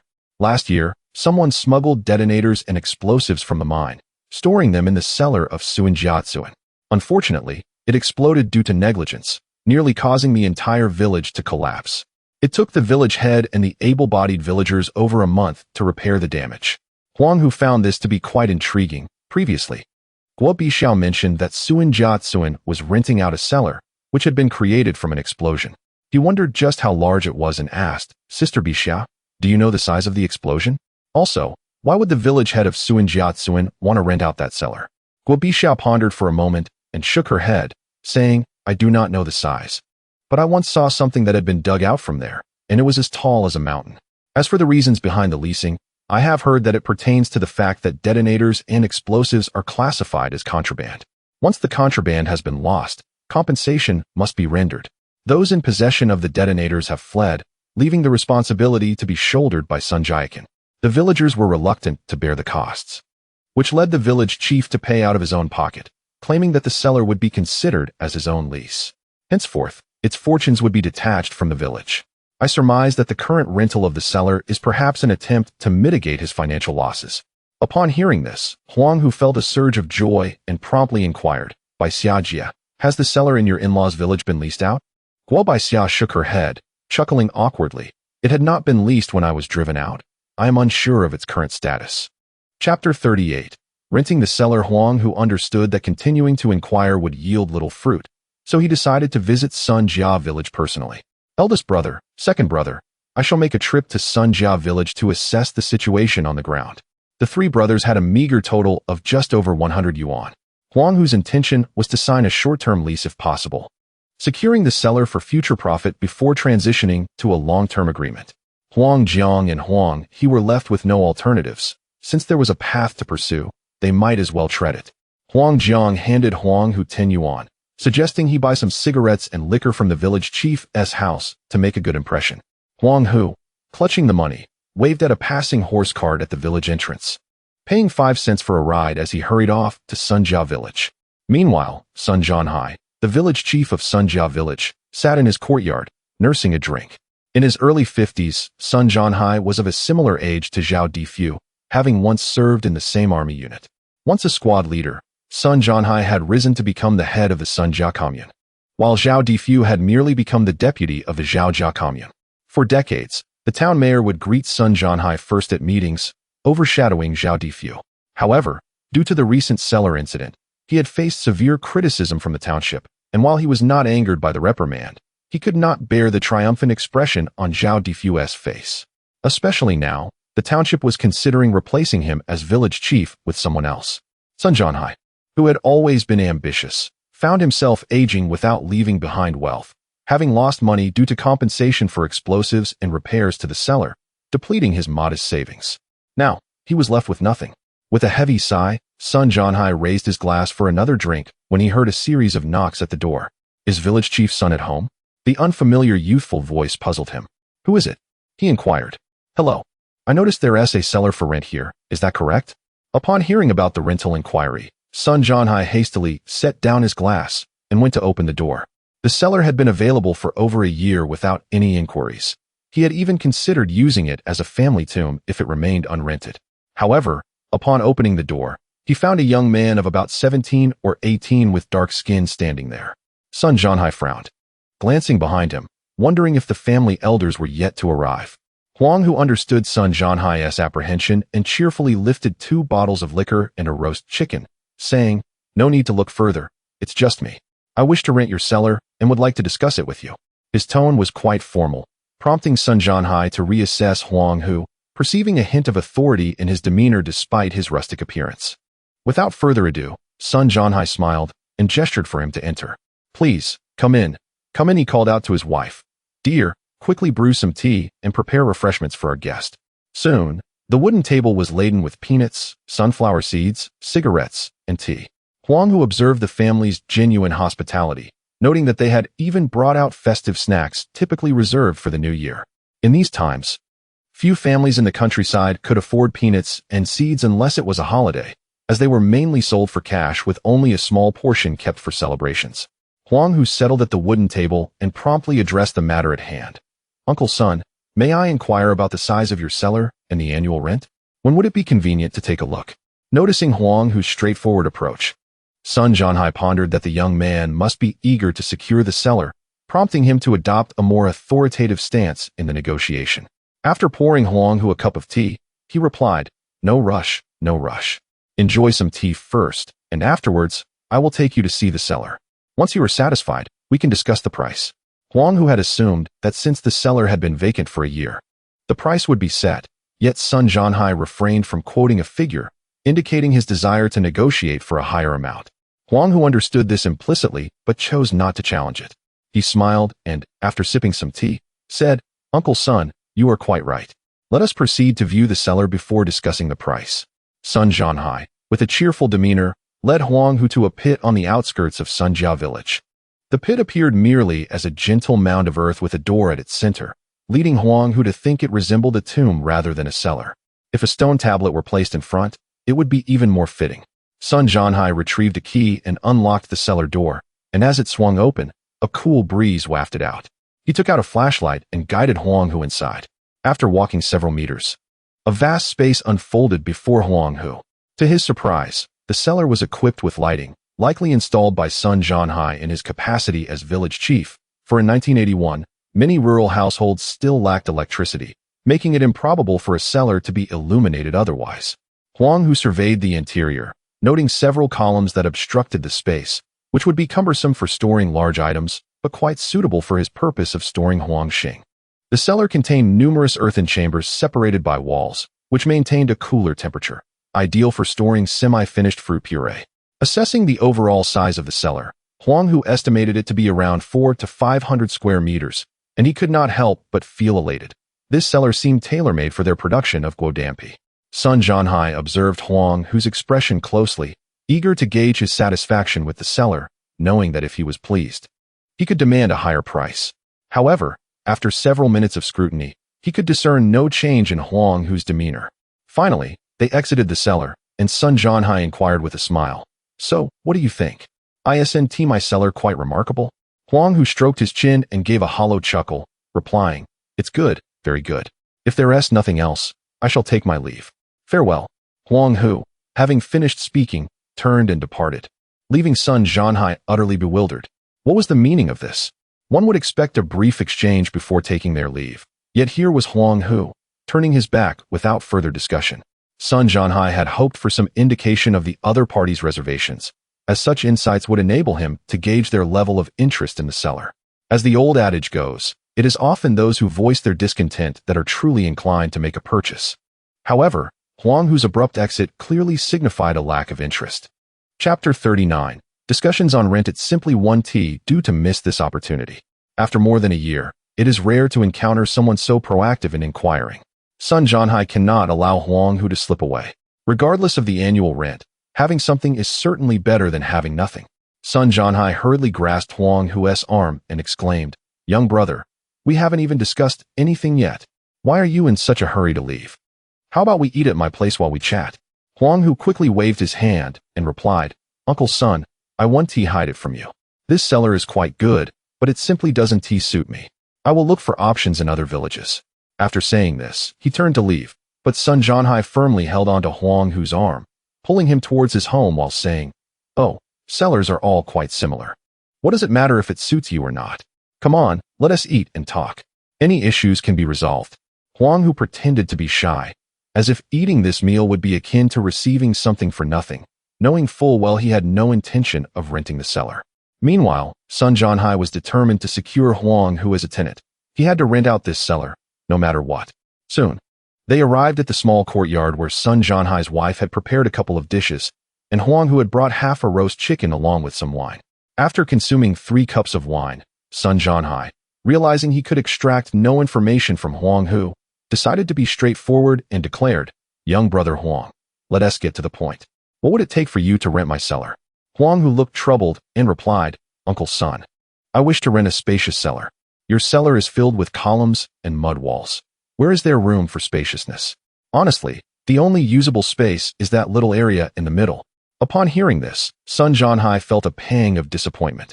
He understood that the columns and mud walls were indeed inconvenient, making it difficult to place anything. However, there was no alternative. Without this structure, half of Sun Jiakan would likely collapse. Sun Jianhai raised his cup and drank it all in one gulp, then asked, "Young brother Huang, let us be frank. If you agree to rent my cellar, I can offer you a good price." Huang Hu smiled ruefully, saying, "Uncle Sun, your cellar is too large. Even at a discount, it surely exceeds my budget." Sun Jianhai waved his hand dismissively and held up 5 fingers, stating, 500 yuan a year. How does that sound? Go inquire elsewhere. For a cellar of this size, 500 yuan is certainly not excessive. Upon hearing this figure, Huang Hu felt a stir of interest. 500 yuan was indeed a manageable expense for his group, easily earned within half a month. However, as the saying goes, there is no fixed price in business. Huang Hu shook his head with a smile and remained silent. Sun Jianhai furrowed his brow and asked, "Then how much do you wish to pay for rent?" Huang Hu looked pained and replied, "Uncle Sun, please don't make it difficult for me. If I tell you my price, you will undoubtedly chase me away. Let us just enjoy our drinks. After we finish, I will continue my search in other villages." He reached for his cup, but Sun Jianhai interjected, "Just tell me, just tell me." Huang Hu gritted his teeth and, after much contemplation, finally raised a single finger. Seeing this gesture, Sun Jianhai was momentarily stunned. 100 yuan a year? That would mean he would take nearly 20 years to recoup his costs. By then, he would be 70, likely already in the ground. Huang Hu, noticing Sun Jianhai's reaction, quickly stood up and said, "Uncle Sun, you see, I don't want to say anything, yet you insist. Well then, I shall take my leave. You enjoy your drink." He turned to leave, but just as he did, Sun Jianhai slammed the table and declared, "It's a deal. 100 a year, I will rent it to you." At this proclamation, Huang Hu was taken aback, thinking Sun Jianhai would negotiate further. He had expected to settle for a price below 300, which would have been a significant gain. But now, at just 100 yuan a year, it felt like they were being given it for free. Huang Hu turned back and asked, "Uncle Sun, you haven't had too much to drink, have you?" Sun Jianhai had come to a realization. Having 100 yuan was certainly better than having none at all. If he lived to 70, he could recover his costs. "Let us sign the agreement now." Upon hearing this, Huang Hu felt there was no need for pleasantries anymore. He nodded in agreement, and the two quickly formalized the arrangement. Huang Hu even left a symbolic deposit of 3 yuan. Upon seeing the 3 yuan, Sun Jianhai and his wife felt a rush of joy, believing they had finally seen a return on their investment. After agreeing on a specific date for the payment, Huang Hu took his leave. By the time Huang Hu arrived at the makeshift shelter, it was already evening. When he revealed that he had rented a cellar of approximately 400 to 500 square meters for just 100 yuan, Huang Jiang and Huang He were overjoyed. Especially Huang He, who laughed while chiding Zhao Difu for his lack of fortune, lamenting that had Zhao rented the cellar to them earlier, they could have easily charged 200 yuan a year. While Huang Jiang and Huang He celebrated, they noticed Huang Hu frowning and gesturing as if troubled. Huang He, puzzled, asked, "Third brother, what is on your mind? The cellar issue has been resolved. You should be happy." As the old saying goes, a greedy heart swallows an elephant. Previously, Huang Hu had aimed to rent a cellar in the village for their trio to fill and sell by winter. Now that they had acquired a larger cellar, he felt it would be a shame not to fully utilize it, but this raised new concerns. Huang Hu frowned and said, "The cellar is rented, but soon the Huang Xing will be ripe. I fear we won't be able to fill the cellar before the harvest." Although Huang Jiang and Huang He had a rough idea of the cellar's size, they had no concept of how much it could hold. Huang Jiang remarked, "No worries, I will rise early and sleep late. We should manage just fine." Huang He agreed, saying, "Yes, I will work alongside my elder brother. We should finish within 10 days. After hearing this, Huang Hu glanced at the two and picked up a twig, sketching in the dirt as he explained, "The height of the cellar is about 2 meters, and without considering the columns and mud walls, it has roughly 480 square meters of space. If we are storing Huang Xing, we could fit around 30 tons. Elder brother, second brother, do you think you can pick 30 tons in 10 days? Huang He, unfamiliar with the concept of tons as a unit of measurement, innocently asked, "Is 30 tons a lot?" Huang Jiang also looked curiously at Huang Hu. Huang Hu continued to explain while gesturing with the twig, 1 ton equals 2,000 jin. Therefore, 30 tons equals 60,000 jin. Upon hearing the figure of 60,000 jin, Huang Jiang and his brother Huang He were utterly astonished. They never anticipated that a cellar of over 400 square meters could possibly contain such a vast quantity of apricots. The entire annual grain yield of Zhaojia village likely does not even amount to 60,000 jin. Currently, The three brothers, engaged in their daily toil of picking and processing, managed to harvest merely 200 to 300 jin in a day. If they were to focus solely on picking, they could reach a maximum of 2,000 jin in a day. This does not even account for the time required for transportation. If they were to wait until the cellar was filled with apricots, it is likely that the Huang apricots would have already spoiled. Goodness, this is an excessive amount. Indeed, 60,000 jin of apricots. When are we supposed to finish picking them? Should we not aim to harvest a more manageable quantity? If we could gather around 17 or 18,000 jin, that would suffice to sustain us until the arrival of spring next year. Chapter 40. The acquisition of Huangjiang was relatively easy to satisfy. He believed that whatever profit they could earn was worth pursuing. If they could harvest the fruit earlier next year, they could store more and sell a greater quantity of apricots, even if it meant sacrificing a year's profit.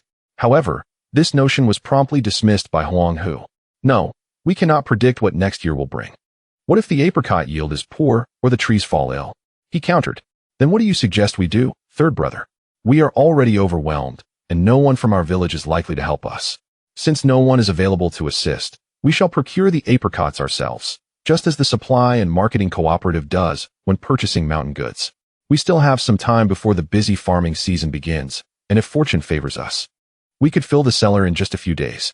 Huang Hu expressed his thoughts.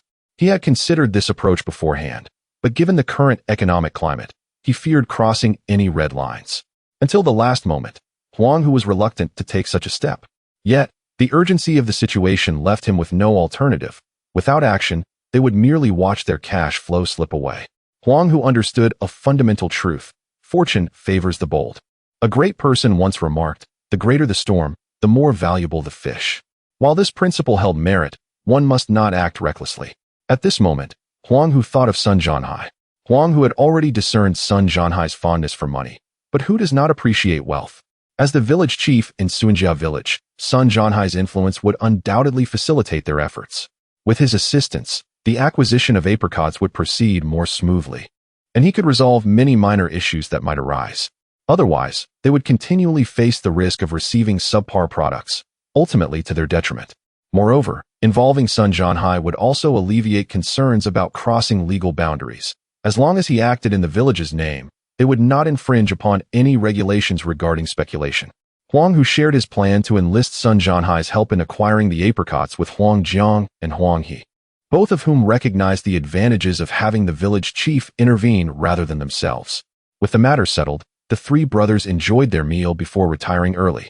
The following morning, Huangjiang and Huang He headed to Jiujiang to sell fruit leather, while Huang Hu took the money to visit Sun Zhanhai.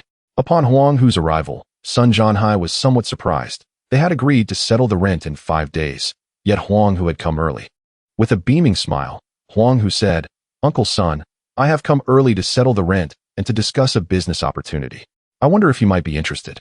Upon hearing the term business, Sun Zhanhai's eyes brightened, and he hurriedly invited Huang Hu into the courtyard, cautiously closing the door behind them. After offering tea to his wife, Sun Zhanhai eagerly inquired, "What business?" Huang Hu was taken aback by Sun Zhanhai's eagerness, which piqued his curiosity. He chuckled, sipping his tea, and asked, "Uncle Sun, are you not afraid? In these times, engaging in business can lead to serious consequences."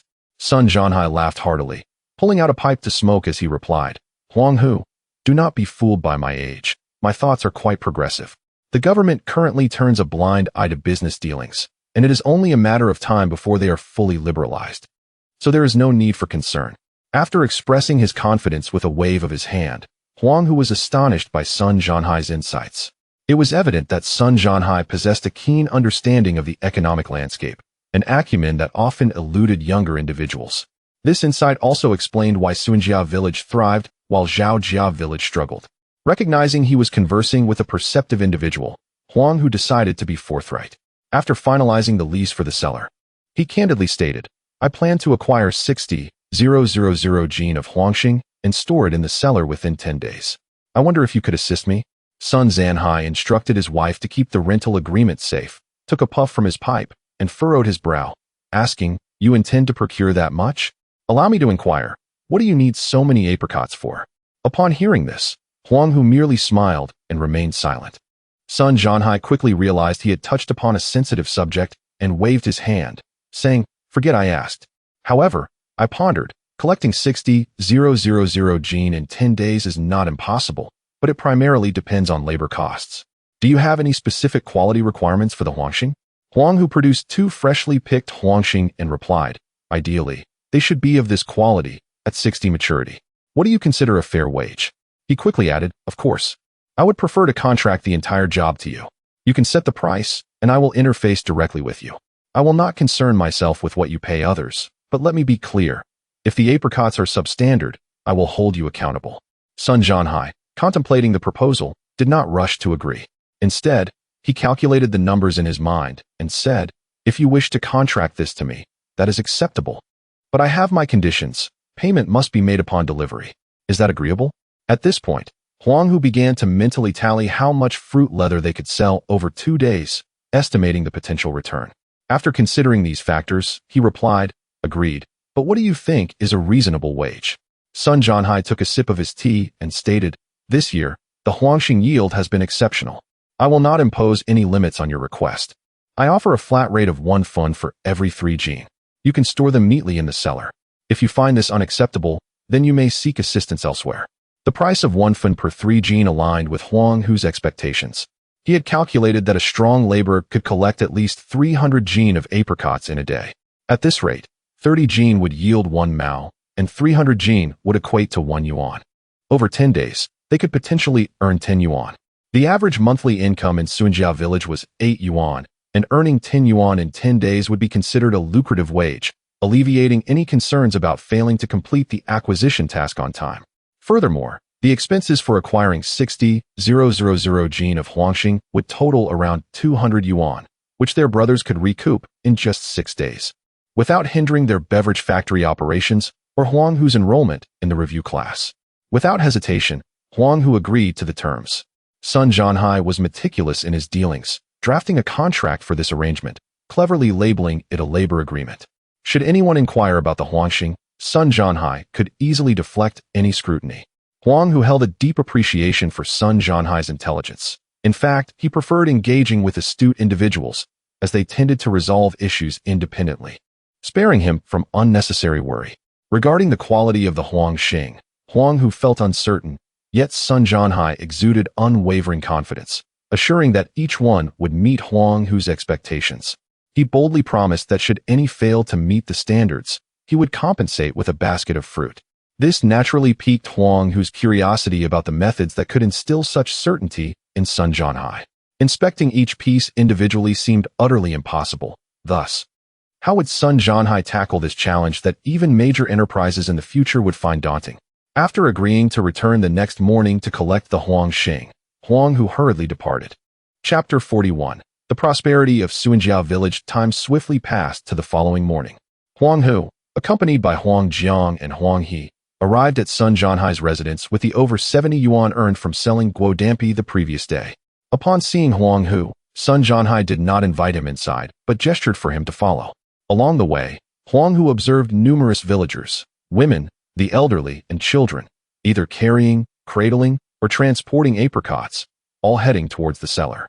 Each villager greeted Sun Zhanhai with cheerful smiles, while he, with hands behind his back, puffed on a cigarette, responding with a smile, exuding the demeanor of a village leader. Upon reaching the entrance of the cellar, they found a long queue waiting to deliver apricots, each person laden with at least 3 baskets. Huang Hu was taken aback by how Sun Zhanhai had managed to organize the entire village's women and children overnight. With not a single strong laborer in sight, Sun Zhanhai pointed to a wooden table at the entrance and instructed, Huang Hu, you sit here to collect. These 2 individuals will assist you with weighing. Ensure you verify the weights. If there are discrepancies later, do not seek reimbursement. After we finish, come to my house for lunch. Is that agreeable? Surprised by the clarity of Sun Zhanhai's arrangements, Huang Hu took a seat at the table, picked up a pen, and gratefully replied, of course. As he prepared, the villagers began to chatter excitedly. To their astonishment, there was indeed someone willing to purchase the unwanted yellow apricots. What do you expect? Our village chief's words cannot be doubted, one villager remarked. Another added, I was worried about being idle these days, but now I can pick apricots and earn some money. As soon as I get paid, I'll buy a new pair of shoes for my Huzi. Oh, how thoughtful of Huzi's mother. Once this money is in my hands, I intend to save it for myself. Throughout the year, The husbands earn all the money, but it is always the mothers who hold on to it tightly, leaving me with nothing. This time, I will not share. Exactly, I won't share either. The men earn so much in the mines yet give us nothing. Humph, this money is for us to keep. Huzi, what do you plan to buy with your earnings? I want to buy guodampi. What is guodampi?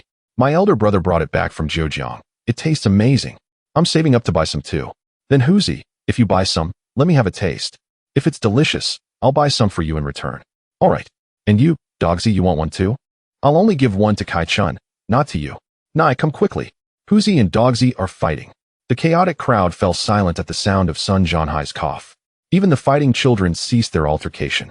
Standing atop a mound, Sun Jianhai took a puff of his cigarette and proclaimed, "Did everyone hear the announcements from the loudspeaker yesterday?" "Yes, we heard." "Good. Since you all heard clearly, let me reiterate. Villagers, the quality requirements for the yellow apricots are as you saw yesterday. If anyone has even one that does not meet the standard, the well will be sealed for 2 months. Should there be 10 substandard apricots, the well will be sealed for half a year. If anyone tries to deceive me, do not come crying to me later when there is no water to drink. I want to be swayed. The purchase price is clear. 3 jean of apricots for 1 penny. Ensure the yellow apricots in your hands are of good quality. Sign your names on the baskets with paint. If you cannot write, have someone who can assist you. Now let us begin." Listening to Sun Jianhai's words, Huang Hu felt somewhat astonished. He had anticipated that Sun Jianhai would not skimp on a single cent, distributing all the earnings to the villagers. Moreover, it dawned on him why Sun Jianhai was so confident in guaranteeing the quality of the yellow apricots. In rural areas, sealing a well is a significant issue.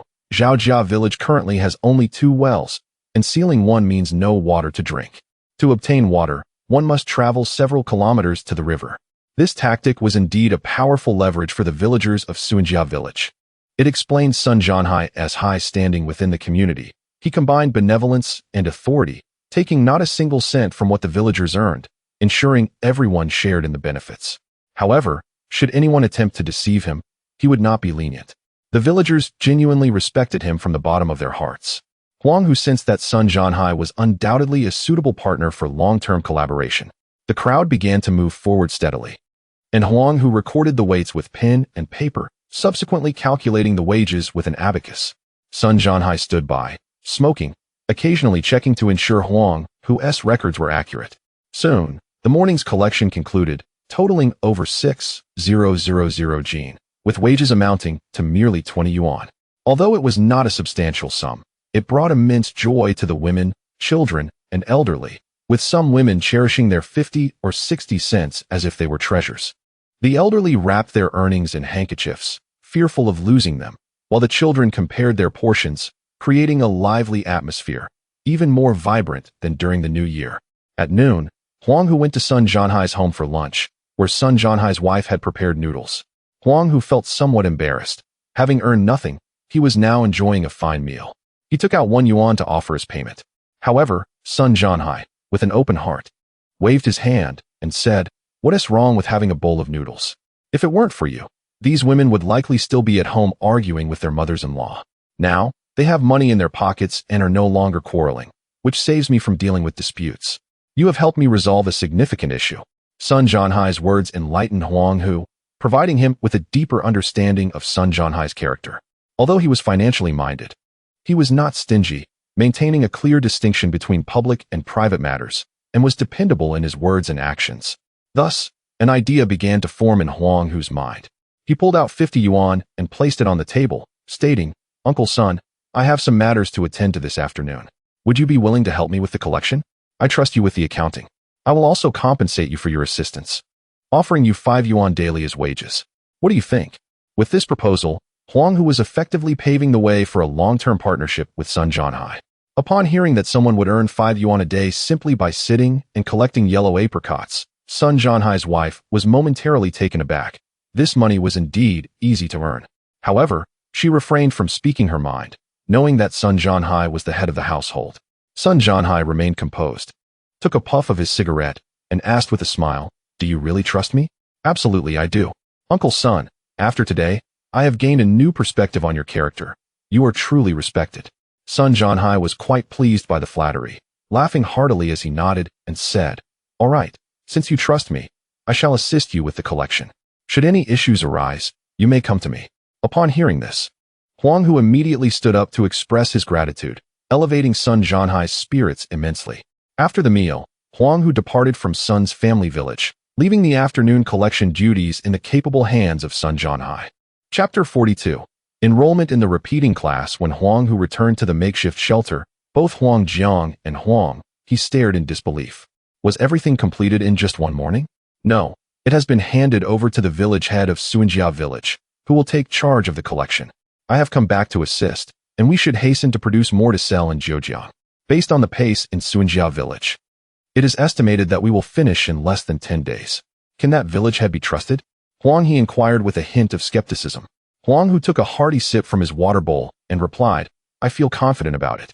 He then turned to Guo Bixia, who was busy working nearby, and asked, "Sister Bixia, what do you think of the village head of Suanjia village? Uncle Sun is quite a good person. Whenever there are significant matters in the village, he is always called upon to take charge, and he is fair-minded. The entire village respects him," Guo Bixia responded, before returning to her work.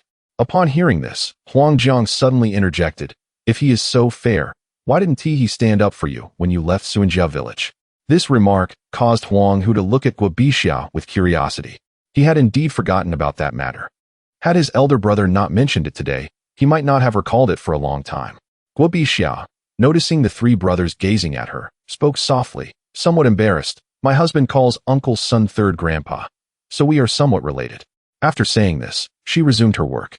At that moment, the three brothers, Huang Hu, Huang Jiang, and Huang He, instantly understood the situation. It was a classic example of favoritism in rural areas.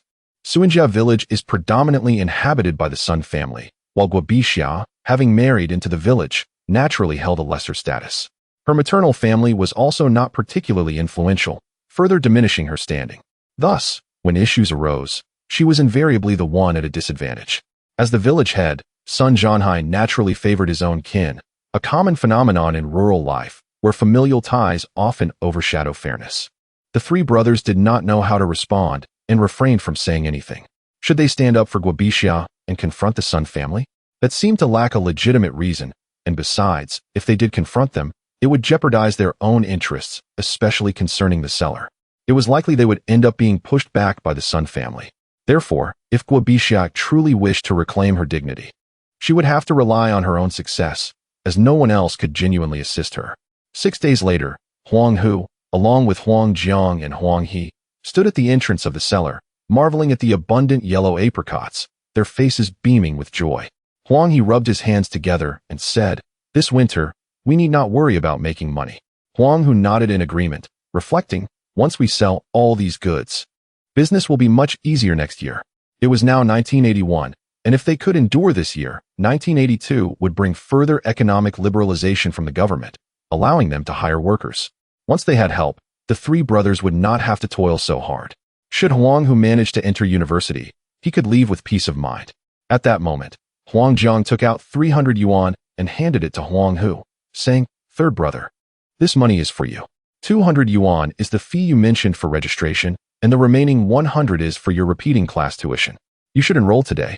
Eldest brother Huang Jiang had been mindful of Huang Hu's repeating class aspirations, and after settling the apricot sales, he had given most of the remaining funds to Huang Hu. Understanding this, Huang Hu accepted the money and replied, "All right, I will go now. I have already arranged for a horse cart with Uncle Sun, capable of carrying 500 jin each trip, costing 1 yuan per journey. The cart driver will arrive shortly. You just need to register my name." Since Suanjia village was a distance from Zhao family village, Huang Hu had engaged a horse cart for transportation. He refrained from placing the production location of the fruit leather in Suanjia village, primarily out of fear that Sun Zhanhai might secretly learn the trade. It is said that one must not harbor malicious intent, nor let their guard down. While Huang Hu trusted Sun Zhanhai, business was a different matter entirely, and emotions should never intertwine with commerce. After briefing his brothers, Huang Hu took the cart to Fangping town.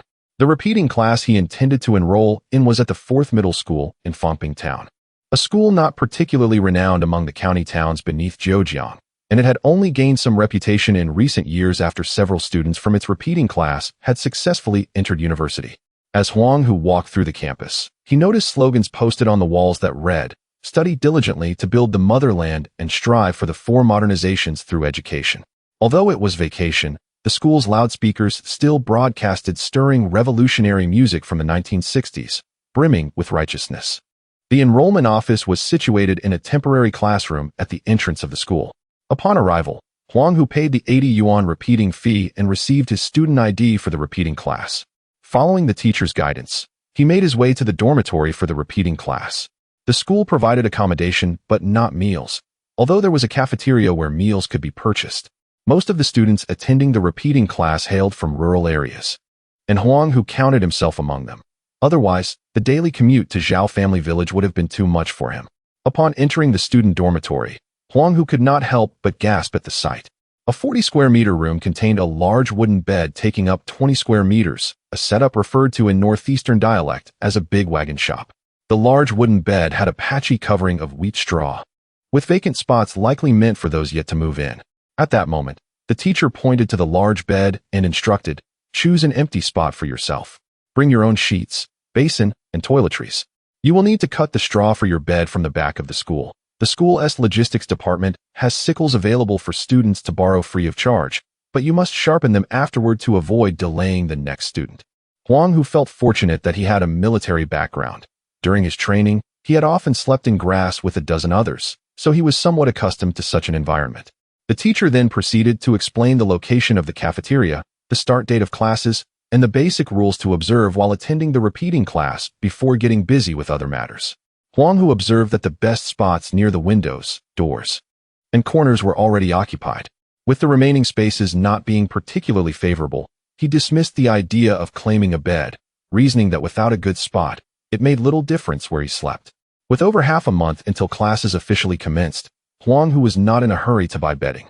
He first visited the school cafeteria, where he saw students eating, but they were also reading while dining. He glanced at the menu board in the cafeteria.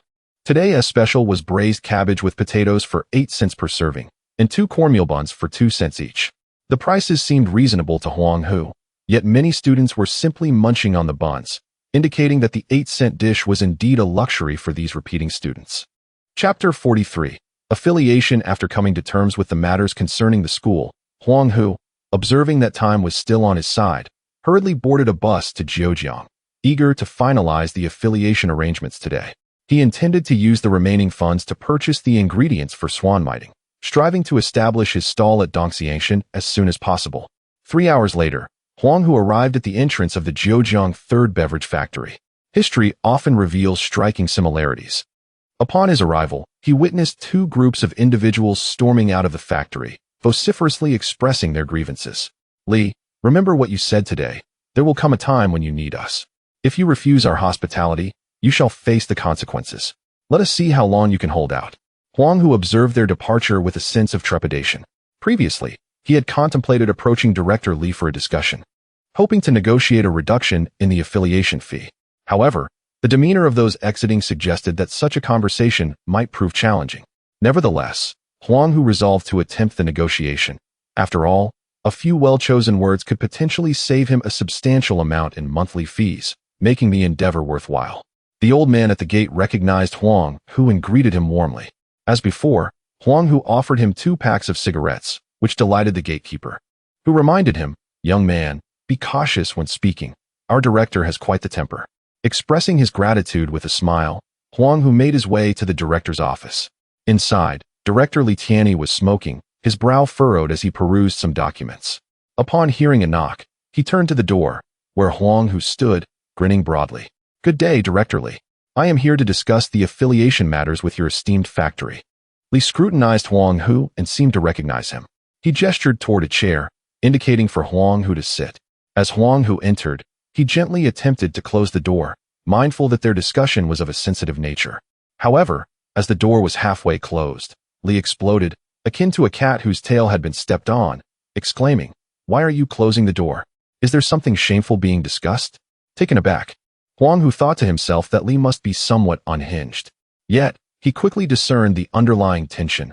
Li's words were clearly directed toward the outside, and when he glanced across the office, he realized that the factory's secretary was situated opposite. It dawned on him that Li was likely a target of suppression in an environment controlled by the secretary. Prior to the implementation of the director's accountability system, the secretary wielded absolute authority over personnel, financial, and managerial decisions. Hence, it seemed there was no necessity for clandestine discussions regarding the affiliation fee with Li. The turmoil within such a modest beverage factory was unexpectedly chaotic.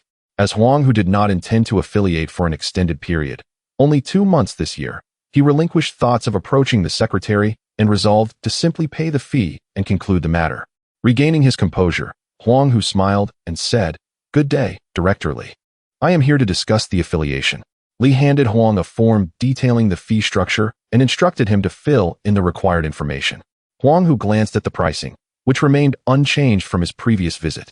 He promptly filled out the form, handed it back along with 200 yuan, and watched as Li took the money and form to the secretary's office, knocking cautiously as he entered, behaving as if he were a timid quail. Unfamiliar with the political dynamics of the third beverage factory, Huang Hu refrained from passing judgment on Li's behavior, merely waiting for the director to return with the official stamp so he could sign the affiliation agreement. Soon, Li emerged from the secretary's office, wearing a smile and nodding repeatedly as he left. Yet, upon returning to Huang Hu, his expression turned cold as he pushed the agreement towards him, stating, "Please sign both copies, effective from today." Huang Hu glanced at the clock on the wall. It was already past 4 p.m. The agreement taking effect today clearly meant he was being charged for a full day's fee. He remained silent, enduring this for the sake of profit. Once the agreement was signed, as Huang Hu prepared to leave, he caught sight of a stack of empty glass bottles outside the factory. He mused that if he could use these bottles for swan miting, it would not only enhance convenience, but also elevate the product's prestige. With this thought in mind, Huang Hu collected the agreement and cheerfully inquired, "Director Li, may I?" "Absolutely not." Li interjected sharply before Huang Hu could finish. The abruptness of his response left Huang Hu speechless, and he now understood why so many had berated Li outside. He was venting his frustrations on small enterprises beneath him due to his inability to resist the pressures from above. Such individuals rarely achieve greatness. After a moment of self-reassurance, Huang Hu felt a measure of his frustration dissipate.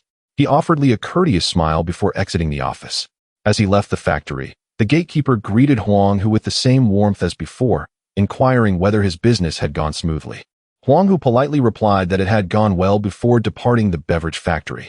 Immediately after leaving, Huang Hu rushed to the pharmacy to procure the ingredients for swan miting. Once he completed his purchases, he hurried to the black market for white sugar. Due to his limited funds, he bought only the essentials. After acquiring these materials, Huang Hu set off towards the Zhejiang First Department Store with a meager sum of over 10 yuan remaining. The Zhejiang First Department Store, the largest in the city, offered a variety of goods, including clothing, shoes, radios, and kitchenware. It truly was a veritable emporium of its time. Huang Hu's primary purpose for visiting was to purchase an insulated container with a tap. Without it, he could hardly sell swan miting. It would be unthinkable to display it in a large vat as he had in Zhejiang. It would lack sophistication and likely fetch only the same price as plain tea. Before long, Huang Hu discovered an 80-liter insulated container on the 3rd floor, priced at 8.6 yuan. While not inexpensive, it was the only option available in all of Zhejiang. When Huang Hu returned to the makeshift shelter in Zhejiang, it was already past 8 p.m. At that hour, Huang Jiang and Huang He were still hard at work. Upon seeing Huang Hu's return, they set aside their tasks to assist him with his belongings. The two were intrigued by the large container Huang Hu carried. He briefly explained its purpose and usage before producing the affiliation agreement, stating, "I've paid for a month's fees. This is the affiliation agreement. As long as we hold this document, we need not fear the bureaucrats." Chapter 44. The Golden Nest. The two brothers had never worked for the public sector, yet upon seeing the affiliation agreement, they felt a sense of pride, as if they were somewhat part of the establishment. However, Huang Jiang quickly inquired about his most pressing concern. "Lao San, have you registered for school yet?" For Lao San, Huang He was primarily concerned about his education, believing that only by attending university could one secure a stable future. The current business endeavors, despite yielding profit, felt ephemeral. Should the government impose restrictions, they would find themselves at a loss. Thus, in essence, securing a public grain allocation was the most prudent course. Huang Hu presented his student ID to Huang Jiang, saying, "Elder brother, I've completed the registration. I will report in mid-August. For the next half month, I will work with Air Good to establish the sour plum juice business." You and by Xia can focus on the fruit leather. Selling sour plum juice required daily effort, as they needed to sell it, procure ingredients, and interact with the staff at the scenic area, making it considerably more challenging than selling fruit leather at the school gate. Huang Jiang cherished the student ID, smiling as he envisioned the future of his younger brother in university, oblivious to the latter part of Huang Hu's statement. After dinner, the three brothers continued their tasks. Huang Hu taught Huang He how to make sour plum juice, while Huang Jiang prepared fruit leather. They toiled until midnight before finally resting. Lying in their makeshift shelter beneath the vast starry sky, Huang Jiang and Huang He dreamt of a promising future. Meanwhile, Huang Hu felt a pang of concern for his elder brother's health, regretting his decision to embark on the sour plum juice venture. Relying solely on fruit leather would have sufficed.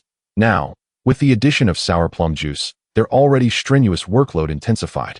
The work's demands would only escalate once he departed. Yet, Huang Jiang and Huang He were unfazed, brimming with energy, motivated by the prospect of earning in 2 days what others made in a month. Hearing his brother's enthusiasm, Huang Hu could only gaze at the stars and silently sigh, gritting his teeth to endure. He resolved that as long as he persevered for 1 year, life would improve.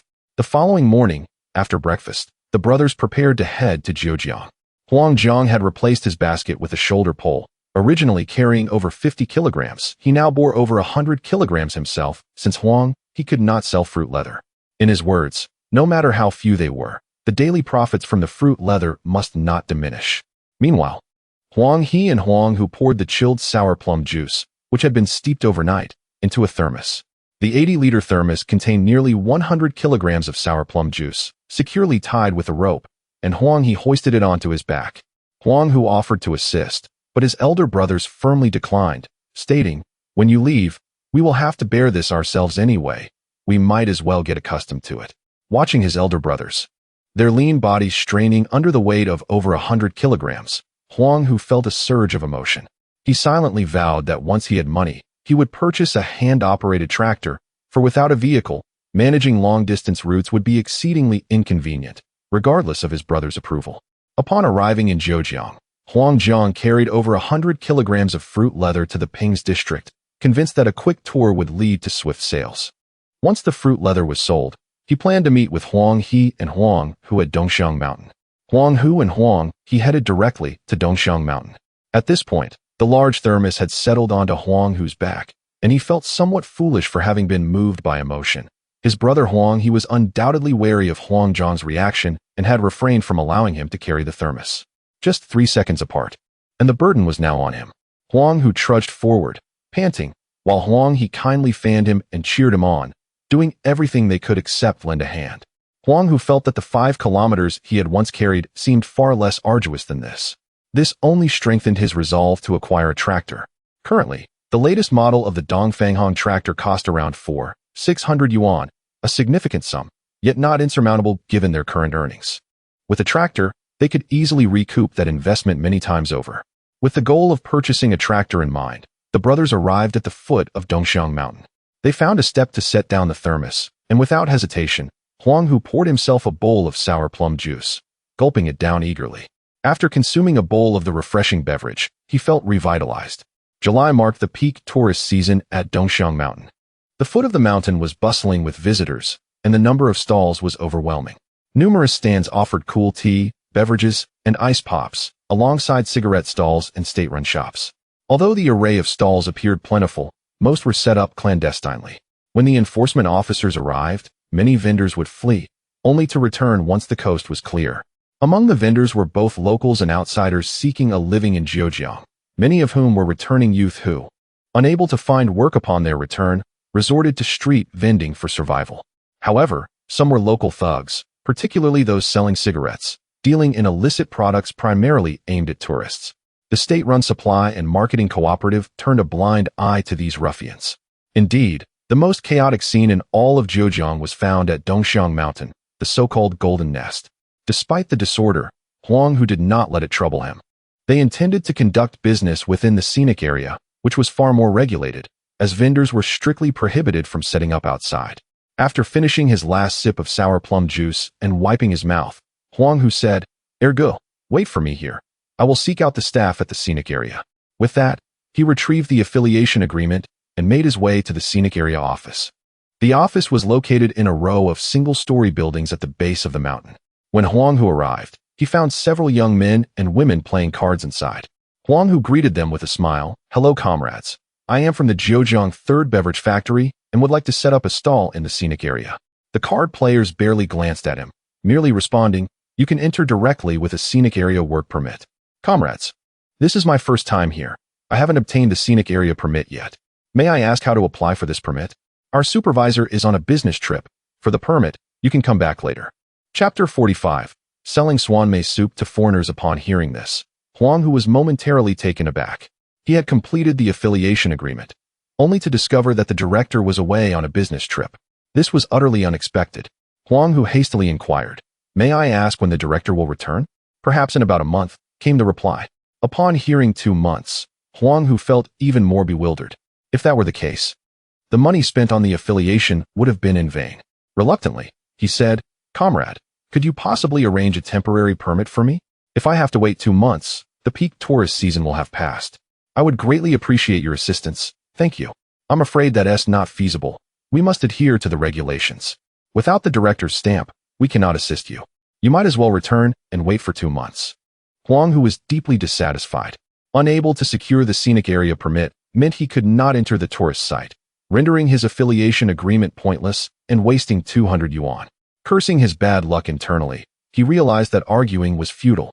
Ultimately, he could only express his gratitude and exit the office. To his surprise, the service attitude of the scenic area staff was quite commendable for the 1980s. Upon hearing Huang Hu's thanks, they responded courteously, "You're welcome. Please close the door behind you." As Huang Hu stepped outside, he glanced up at the blazing sun. What a splendid day it was. In just 5 minutes, one could be rendered uncomfortably hot. If only he could enter the scenic area, this swan mei soup would surely sell like hotcakes. But now, with a heavy heart, Huang Hu began his trek back, contemplating how to explain this to Ergo, especially since he had carried a whole barrel of swan mei soup from Zhaojiao village. Would Ergo be infuriated enough to explode if he had to carry it back? As he pondered while walking, he turned a corner and was greeted by a large crowd gathered at the foot of the mountain steps. In the center, Huang Hu was vigorously calling out, "Zhejiang's signature swan mei soup. Ice cold and thirst-quenching, sweet and sour. Only 3 mao for a large bowl. Comrade, I'll have a bowl." "Me too. I'll take 2 bowls." Witnessing this scene, Huang Hu blinked in disbelief. Had he misjudged the time? He had just left, and Ergo was already in business, drawing a crowd that rivaled that of the scenic area. Huang Hu dashed over, finding Huang He in the midst of collecting money and serving swan mei soup. Without waiting for Huang Hu to speak, he handed him some cash, saying, "Third brother, you take the money, I'll serve the soup." As more and more people gathered, Huang Hu didn't dare to delay. There would be time for conversation later. For now, business was paramount. After accepting the money, he began organizing the line, collecting cash and distributing bowls. At that moment, praises erupted from the crowd. "This swan mei soup tastes incredible. Indeed, it's sweet and sour, perfect for cooling off. I was just melting in the heat. This is far better than soda. It's cheaper too. What a great deal. Mom, I want another bowl." "You've already had a large bowl. You can't have more or you'll upset your stomach." "I don't care. I want to drink it." "Don't make me slap you. Hold it back." In less than 2 hours, the 100 jin of swan mei soup was completely sold out. The last customer, unable to get a bowl, grumbled in dissatisfaction. "You only have 1 barrel? What kind of business is this? How disappointing." Huang Hu and Huang He exchanged apologetic smiles, acknowledging that the customer had every right to be upset since they had come to buy and had paid in advance. After attending to the remaining customers, the 2 brothers swiftly retreated to a secluded area. Once there, they lifted their shirts and spilled the cash, which cascaded to the ground in a small mountain of bills. The sight of such a fortune brought wide smiles to their faces. Huang He, while counting the money, joyfully exclaimed, "Third brother, you have a keen eye. Selling swan mei soup is far more profitable than selling fruit leather, and the best part is, no one is stealing." Huang Hu shared in the excitement, replying, "I never expected it to be so popular." Huang Hu had calculated the cost of the swan mei soup the previous day. The total cost for 100 jin, including materials and sugar, was approximately 10 yuan. They sold each bowl, which contained about 500 milliliters. 100 jin equated to roughly 100,000 milliliters, making the cost about 5 fun per bowl, while the selling price was 6 times that. Compared to the 5 mao for a small bottle of soda sold outside, the volume was double. Yet the price was nearly half. Such an impressive cost-performance ratio naturally led to booming business. It's no wonder that companies like Coca-Cola are so profitable. The beverage industry indeed yields substantial profit margins. Suddenly, Huang Hu recalled something and asked, "But ergo, how did you start selling at the entrance?" Huang He, brimming with pride, straightened up and replied, "Let me explain. When you went to the scenic area office, I was thirsty and decided to get a bowl of swan mei soup. Just then, a group of foreigners arrived, chattering away. One of them, dressed in a suit, asked me what I was drinking. Seeing them here, I couldn't be stingy, so I gave each of them a bowl. To my surprise, after tasting it, they kept giving me thumbs up and saying something like "good," while 2 of them took pictures. Huang Hu found this quite astonishing and eagerly asked, "What happened next?" Then more people started to gather around. After those foreigners left, the crowd went wild, eagerly purchasing swan mei soup. And then you returned. How impressive, am I right? Huang Hu also gave a thumbs up, saying, "Impressive. You truly are my second brother. You don't shy away from foreigners." Proudly, Huang He lifted his chin and declared, "Of course." Huang Hu chuckled at his brother's boastful demeanor, genuinely surprised by the extraordinary encounter Ergu had experienced. In the early 1980s, the country was still relatively closed off, with very few foreigners around. This made any foreign presence seem like an exotic spectacle. Now, witnessing a group of foreigners surrounding a small domestic stall and singing praises, it was inevitable that the locals would share the same curiosity, thus creating an advertising effect. Huang Hu observed Huang He counting the money and was reminded of the recent incident in the scenic area office. With a forced chuckle, he remarked, "Second brother, it seems we may no longer be able to sell sour plum soup within the Dongxiang Mountain scenic area. I just visited the office, and they informed me that the director is on a business trip and won't return for 2 months. By then, it is likely that our business will come to a halt." In response, Huang He, without lifting his head, replied, "If we cannot enter, then we simply cannot. Selling outside should yield similar results, perhaps even better than inside." Huang Hu considered this and agreed. After all, they had sold 100 jin of sour plum soup in just 2 hours, a commendable sales pace. However, today's rapid sales were likely due to advertising effects, and he wondered if they could maintain such speed without that tomorrow. Regardless, entry into the scenic area was no longer an option, so there was no point in dwelling on it. He reassured himself that selling outside was perhaps better than inside.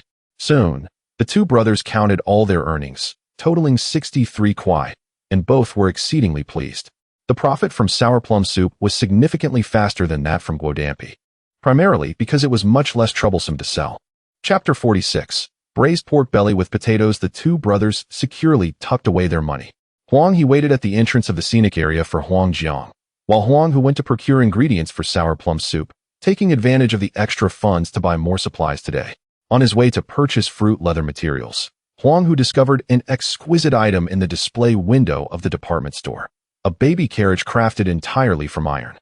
The size of the carriage was just right to accommodate a thermal bucket. Upon entering the store to inspect the actual product, Huang Hu carefully examined the welding points and wheels. The welding was done using fish scale welding, and the wheels were made from iron rubber. The quality of this baby carriage was such that it could withstand not just a child, but even an adult weighing 200 pounds. It was no surprise that in the period dramas he had often seen on television, many families would push baby carriages filled with cabbages during autumn, often carrying several hundred pounds. It was evident that items from this era were built to last and were not flimsy. Although he could not afford a tractor at the moment, acquiring a baby carriage was within his means. Placing the large bucket inside the carriage was certainly more convenient than carrying it on his back. However, the price of 23 yuan for the baby carriage was quite shocking to Huang Hu, equivalent to half a month's salary for an ordinary worker. The quality was justified by the price.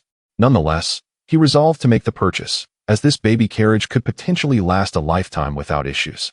When Huang Hu returned to the foot of Dongxiang Mountain, Huang Jiang had already arrived, and both carrying poles were empty, indicating that the fruit leather had sold out.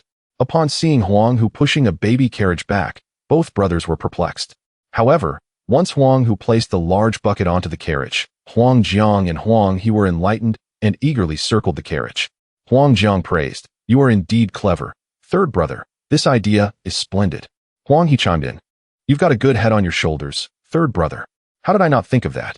Huang Hu glanced at the carrying pole of his eldest brother and suggested, "Big brother, Why not get one for you as well? It would make it easier for you to sell.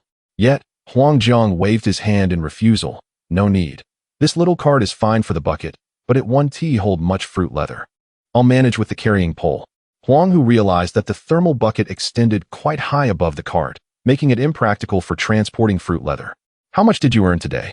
Huang Hu was still contemplating the fruit leather quandary when his older brother, Huang Jiang, bluntly inquired. Instinctively, he was about to say 63, but then noticed Huang He giving him signals. Understanding immediately, he recognized that his second brother must have secretly hidden some money. Remembering his eldest brother's penchant for accumulating wealth, Huang Hu forced a chuckle and said, I didn't count precisely, but I think it's around 50 or so. I spent over 40 on supplies just now. He then pulled out 8 yuan from his pocket and handed it to Huang Jiang. This is what's left from my purchases. In truth, Huang Hu still had 5 yuan tucked away, as he needed to start saving for a small treasury. Otherwise, once the money went into his elder brother's pocket, retrieving it would be challenging. Huang Jiang accepted the money, muttering, this sour plum soup doesn't earn much more than the fruit leather. After mumbling this, he stuffed the money into his pocket, hoisted the carrying pole, and said, let us go home. Huang Hu and Huang He exchanged glances, sharing a silent laugh, and eagerly followed Huang Jiang home. On the way back, Huang He spotted a vendor selling marinated meat, and his mouth watered. He patted his elder brother on the shoulder and said, Big brother, let us buy a piece of marinated meat. It's been days since we've had anything oily. Huang Hu, enticed by the aroma of the meat, salivated as well. They worked physically every day, and not having meat was truly a craving. Indeed, big brother, it won't cost much for a piece. And the money we're earning now allows us to afford it even if we indulge daily. However, Huang Jiang remained composed and replied, if you keep spending like this, when will you ever marry? Upon hearing this, both Huang He and Huang Hu rolled their eyes. They had previously felt touched when Huang Jiang mentioned saving money for their marriages, but now they felt somewhat numb from hearing it repeatedly. Fortunately, Huang Jiang continued, later, we'll go to Li San's place to buy 2 pounds of pork belly. Isn't braising pork belly with potatoes for dinner better than marinated meat? Upon hearing this, both Huang Hu and Huang He nodded eagerly, as if they were chickens pecking at rice. After a long day of labor, the thought of braised pork belly with potatoes made their mouths water uncontrollably. When they returned to their humble abode, Guo Bixiao was busy working with Xiao Donghua. Although Xiao Donghua was only 4 years old, he already knew how to help. Guo Bixiao was preparing fruit puree while Xiao Donghua diligently leveled the mixture on the board with a small spatula. Upon seeing the 3 brothers return and noticing the piece of meat in hand, Guo Bixiao knew that they would surely improve their dinner tonight. Not wanting to take advantage, she quickly wiped her sweat and said, You're back. I'll be leaving now. After removing her apron, she prepared to leave with Xiao Donghua, but the little one remained transfixed on the pork belly. Huang Jiang, now more comfortable around Guo Bixiao, placed the meat on the table and said, Tonight, we'll have braised pork belly with potatoes. You and Xiao Donghua should stay and eat with us. Huang He and Huang Hu chimed in, yes. It's better to eat here than to cook again at home. Indeed, with this heat, if we don't finish it tonight, it will spoil by tomorrow. It's perfect to have your help to finish off the braised pork belly with potatoes. Guo Bixiao, who was also tempted by the meat, felt encouraged by the brother's insistence. She smiled and nodded, saying, All right then, you all take a break. I'll take care of it. And I'll call you for dinner once it's ready. With that, she busied herself in the kitchen, while Huang Jiang assisted her with the cooking. Huang He and Huang Hu went to fetch water for the sour plum soup. An hour later, the enticing aroma of braised pork belly with potatoes wafted through their humble abode. The 5 of them sat around a stone table, each holding a large bowl. Even Xiao Donghua was no exception, as everyone's bowl was filled generously with rice. This rice had been exchanged by Huang Jiang a few days prior for fruit leather from a kind woman who had just bought rice and was returning home with her grandson. The little boy had wanted to eat fruit leather, but the woman had spent all her money on rice. Seeing the child's tears, Huang Jiang had given them 2 pieces, which made the woman quite grateful. To her astonishment, the child, after consuming 2 pieces of guodampi, desired more. The grandmother, resolute in her decision, refused to purchase any further and even remained stationary, causing the child to throw a tantrum on the ground. The grandmother, feeling a pang of compassion for her grandchild and fearing for his well-being, decisively exchanged 3 jin of rice with Huang Jiang for 2 additional pieces of guodampi. As she departed, she vehemently scolded Huang Jiang, labeling him a profiteer. asserting that had he not provided her grandson with those initial 2 pieces, he would not have been so insistent. Huang Jiang, at that moment, felt utterly wronged, as his explanations fell on deaf ears. Ultimately, he had no choice but to return home with the rice. Today, coincidentally, the family had run out of sorghum, prompting the cooking of rice. Typically, rice was a delicacy reserved for the 3 brothers during the New Year celebrations. The prospect of enjoying rice and pork belly stew with potatoes on a non-festive day was unheard of in the past. Even during the New Year, it was a rare delight to savor a bowl of 2-grain rice accompanied by a splash of meat broth. Chapter 47 Zhao Guangmao 5 individuals raised their chopsticks, and without hesitation, Huang He took the lead, lifting a piece of succulent pork belly to his mouth. The savory and fragrant flavors enveloped his senses, and the rich fat instantly filled his palate. A subsequent mouthful of rice, sweet and fragrant from the large pot, perfectly complemented the tender pork belly, causing every pore on Huang He's body to open with delight. With his cheeks puffed out, he exclaimed, "So delicious." As soon as his words fell, Huang Jiang, Huang Hu, Guobixia, and Xiao Donghua swiftly followed suit, grabbing pork belly with their chopsticks and shoveling it into their mouths, finishing it off with large bites of rice. Happiness radiated from each of their faces. The combination of pork belly and rice was undoubtedly a match made in heaven. Halfway through their meal, Huang He began to scoop potato and meat soup into his bowl. Once he was done, Huang Hu took his turn. Sensing that Guobixiao might feel shy, Huang Jiang picked up the meat bowl and served her and Xiao Donghua generously with the soup. The 5 of them then mixed the soup with their rice, devouring it with great enthusiasm. Including Guobixiao, all 5 had their mouths stuffed, and at that moment, Huang He miraculously produced some wild garlic, roots and all, tossing it directly into his mouth. The fragrant aroma of garlic and meat instantly filled the table. As Huang He prepared to toss a second handful of wild garlic into his mouth, Huang Jiang and Huang Hu swiftly snatched it away, leaving him none. Seeing this, Huang He hurriedly attempted to reclaim it, lamenting that the absence of garlic would diminish the flavor. However, Huang Hu offered him no opportunity, promptly consuming the garlic himself and returning to his bowl for more rice. Huang Jiang was quite considerate, placing 2 cloves in Guobixia's bowl and 1 in Xiao Donghua's, while keeping 2 for himself, leaving none for Huang He. Noticing the 4 of them continuously indulging from their large bowls, Huang He, feeling dejected, rummaged through his pockets and found only some remnants of wild garlic. Conceding that something was better than nothing, he consumed the scraps and resumed eating his rice. Before long, the 5 had their fill, their bellies visibly rounder, having polished off all the meat and rice. The meal had been a delightful experience, and they all straightened their backs before rising. After their hearty feast, Huang Hu and Huang He resumed their work, needing to fill the water tank with sour plum soup and cool it with well water. Meanwhile, Huang Jiang and Guobixiao washed the dishes. Guobixiao did not return home afterward. Instead, she continued to assist, feeling that it was improper to eat without contributing. Besides, her home was devoid of anything but 4 walls and a bed, making work here seem far more engaging. However, this scene sparked gossip among passing villagers. "Look at that. Guowidow is serving the Huang brothers just to get a taste of meat. How embarrassing. This isn't the first time. Just a few days ago, I saw Huang family's eldest pick up Guowidow.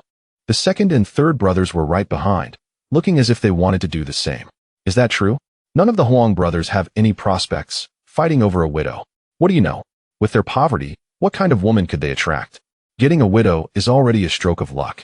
A group of rural women laughed and chatted as they passed by, entirely unaware of Zhao Guangmao trailing behind them. Hearing their words, Zhao Guangmao's face turned an ashen hue. At that moment, he felt an intense hatred for the Huang brothers, as if they had stolen his woman. He was certain that Guobixiao must have been coerced. The more he pondered, the angrier he became, and he stepped aside into the bushes, determined to wait for Guobixiao's return to dissuade her from associating with those 3 brutes. 2 hours later, Guobixiao, with the already sleeping Xiao Donghua on her back, greeted the 3 Huang brothers still at work as she headed home. Just halfway, she heard rustling sounds from the bushes, startling her. Believing it to be a wild animal, she prepared to throw a clod of dirt, only to see Zhao Guangmao emerge from the underbrush, hoe in hand. Upon seeing Zhao Guangmao, Guobixiao sighed in relief. "Oh, it's you. I thought it was a wolf." Zhao Guangmao, noticing Guobixiao's slight blush, scratched his head and chuckled awkwardly without speaking. As Guobixiao walked on, she inquired, "Why aren't you home sleeping at this hour, hiding in the bushes?" Upon hearing the mention of sleep, Zhao Guangmao recalled the gossip from earlier, and his courage surged. He replied, I was waiting for you. Guo Bixiao paused, puzzled. Waiting for me? For what? I have something to tell you. At this, Guo Bixiao halted and turned to Zhao Guangmao. What is it? I will certainly help if I can. Deep down, Guo Bixiao held a favorable impression of Zhao Guangmao. Since her return to the village, he had been quite supportive of her and her daughter. Although their last encounter had been somewhat unpleasant, it was merely due to Zhao Guangmao's father, Zhao Difu, harboring disdain for her, which had nothing to do with Zhao Guangmao himself. Now, hearing that he had something to say, she genuinely believed he required her assistance. Gathering his courage, Zhao Guangmao finally spoke. Could you refrain from seeking out the Huang brothers in the future? Guo Bixiao was taken aback and asked why. Zhao Guangmao felt embarrassed to articulate his thoughts directly, so he merely took a few steps forward, avoiding her gaze as he said, Oh, just don't ask. It's all for the sake of you and Xiao Donghua. If you want meat, just tell me, and I'll get it for you. Don't go to them anymore. This left Guo Bixiao even more baffled. She stepped forward, confronting Zhao Guangmao. What on earth is going on? Why are you speaking so nonsensically? Seeing Guo Bixiao's face, Zhao Guangmao could no longer contain his emotions. She was the goddess of his heart, yet she spent her days with the Huang brothers. Overwhelmed, he exclaimed, tears brimming in his eyes, please don't sacrifice your dignity for a mere taste of meat by spending the night with the Huang brothers, all right? Upon hearing this, Guo Bixiao felt as if struck by lightning, standing frozen in place.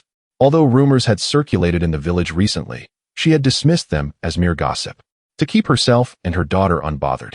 She had been working early each day in the shed and returning home late, with Xiao Donghua to rest. To her astonishment, the words she had been evading ultimately escaped from Zhao Guangmao's lips. Guo Bixiao regarded Zhao Guangmao as a friend. Should fate allow, she would not oppose taking a step forward in their relationship. However, Zhao Guangmao's words today extinguished this hope for Guo Bixiao. If others were unaware of her true nature, could Zhao Guangmao truly be oblivious as well? Chapter 48 Encountering Trouble. Previously, Guo Bixiao had always believed that Zhao Guangmao would not harbor any ill intentions towards her. Little did she know that in his eyes, she might have never been viewed with respect. Serving 3 brothers alone, such words, if uttered in the countryside, could lead to dire consequences. Yet now, Zhao Guangmao brazenly stated his thoughts, revealing his perception that they, as orphans and widows, were easy targets to bully. Otherwise, would he dare to speak so boldly? Guo Bixiao felt an overwhelming urge to slap Zhao Guangmao. But considering his father, the village chief, she realized that retaliating against Zhao would only further jeopardize their standing in the village. Guo Bixiao's chest rose and fell as she struggled to suppress her anger, and she calmly declared, Zhao Guangmao, you may continue on your own path, while I shall tread my own. We do not require your care. And should you continue to speak nonsense, do not blame me for tearing your mouth apart. With those harsh words, Guo Bixiao hurriedly made her way home, carrying the now-awake little Donghua.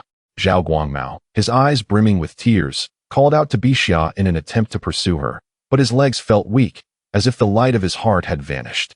In that moment, the sturdy man could not help but weep aloud. Meanwhile, Huang Hu and Huang He, who had been silently observing the scene, whispered to one another. Second brother, do you think elder brother will stand up for sister Bixiao when he learns of this? Huang He pondered, stroking his chin. Elder brother has feelings for sister Bixiao. We can all see that. If he finds out that Zhao Guangmao spoke to her in such a manner, he will undoubtedly seek justice for her. Do you not believe it? Huang Hu nodded in agreement. I feel the same way.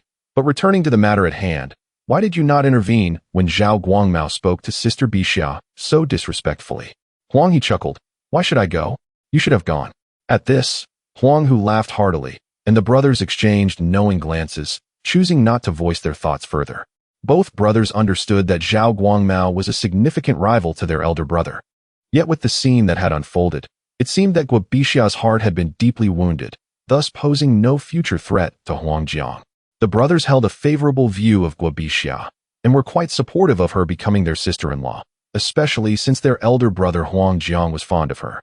Having lost interest in Zhao Guangmao's evening lamentations, the brothers discreetly departed with their water buckets. Upon returning to their makeshift abode, they found Huang Jiang busy preparing fruit candy. He inquired, why were you two gone for so long just to fetch water? Nothing much. There was a wild cat yowling by the roadside, and we were simply bored, watching the commotion, they replied. You two never tired, do you? Listening to wild cats at this hour when you still have to go to Dongsheng Mountain tomorrow. Hurry up and wash up before bed, Huang Jiang instructed. Just then, a heart-wrenching scream echoed from a distance.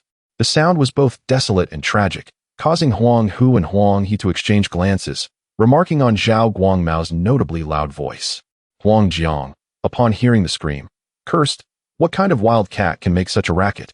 I should capture one and give it a good thrashing to teach it a lesson." Huang Hu and Huang He chuckled at this and quickly washed up before heading to bed. The next morning, Huang He and Huang Hu filled 2 large thermoses with sour plum soup, placed them on their cart, and set off for Zhejiang, while Huang Jiang remained home to continue making fruit candy. With the cart, the brothers felt much lighter, and aside from receiving a few disdainful glances from the ticket collector, their journey was relatively smooth. Upon arriving at the same spot as the previous day, they set up their stall, and Huang Hu even made a wooden sign proclaiming Zhejiang specialty, traditional sour plum soup, 30 cents a bowl. Although sour plum soup originated from the capital, it was a common belief in Zhejiang that tourists from other regions would desire to taste local specialties, so Huang Hu decided to attribute the soup's heritage to Zhejiang. Once everything was set up, business began to pick up slowly, though it was not nearly as lively as the previous day, likely due to the absence of the foreign visitors who had drawn attention. As noon approached, both brothers grew hungry. Since there were no other restaurants near the entrance of Dongsheng Mountain aside from a state-owned dining hall, they resorted to eating street food.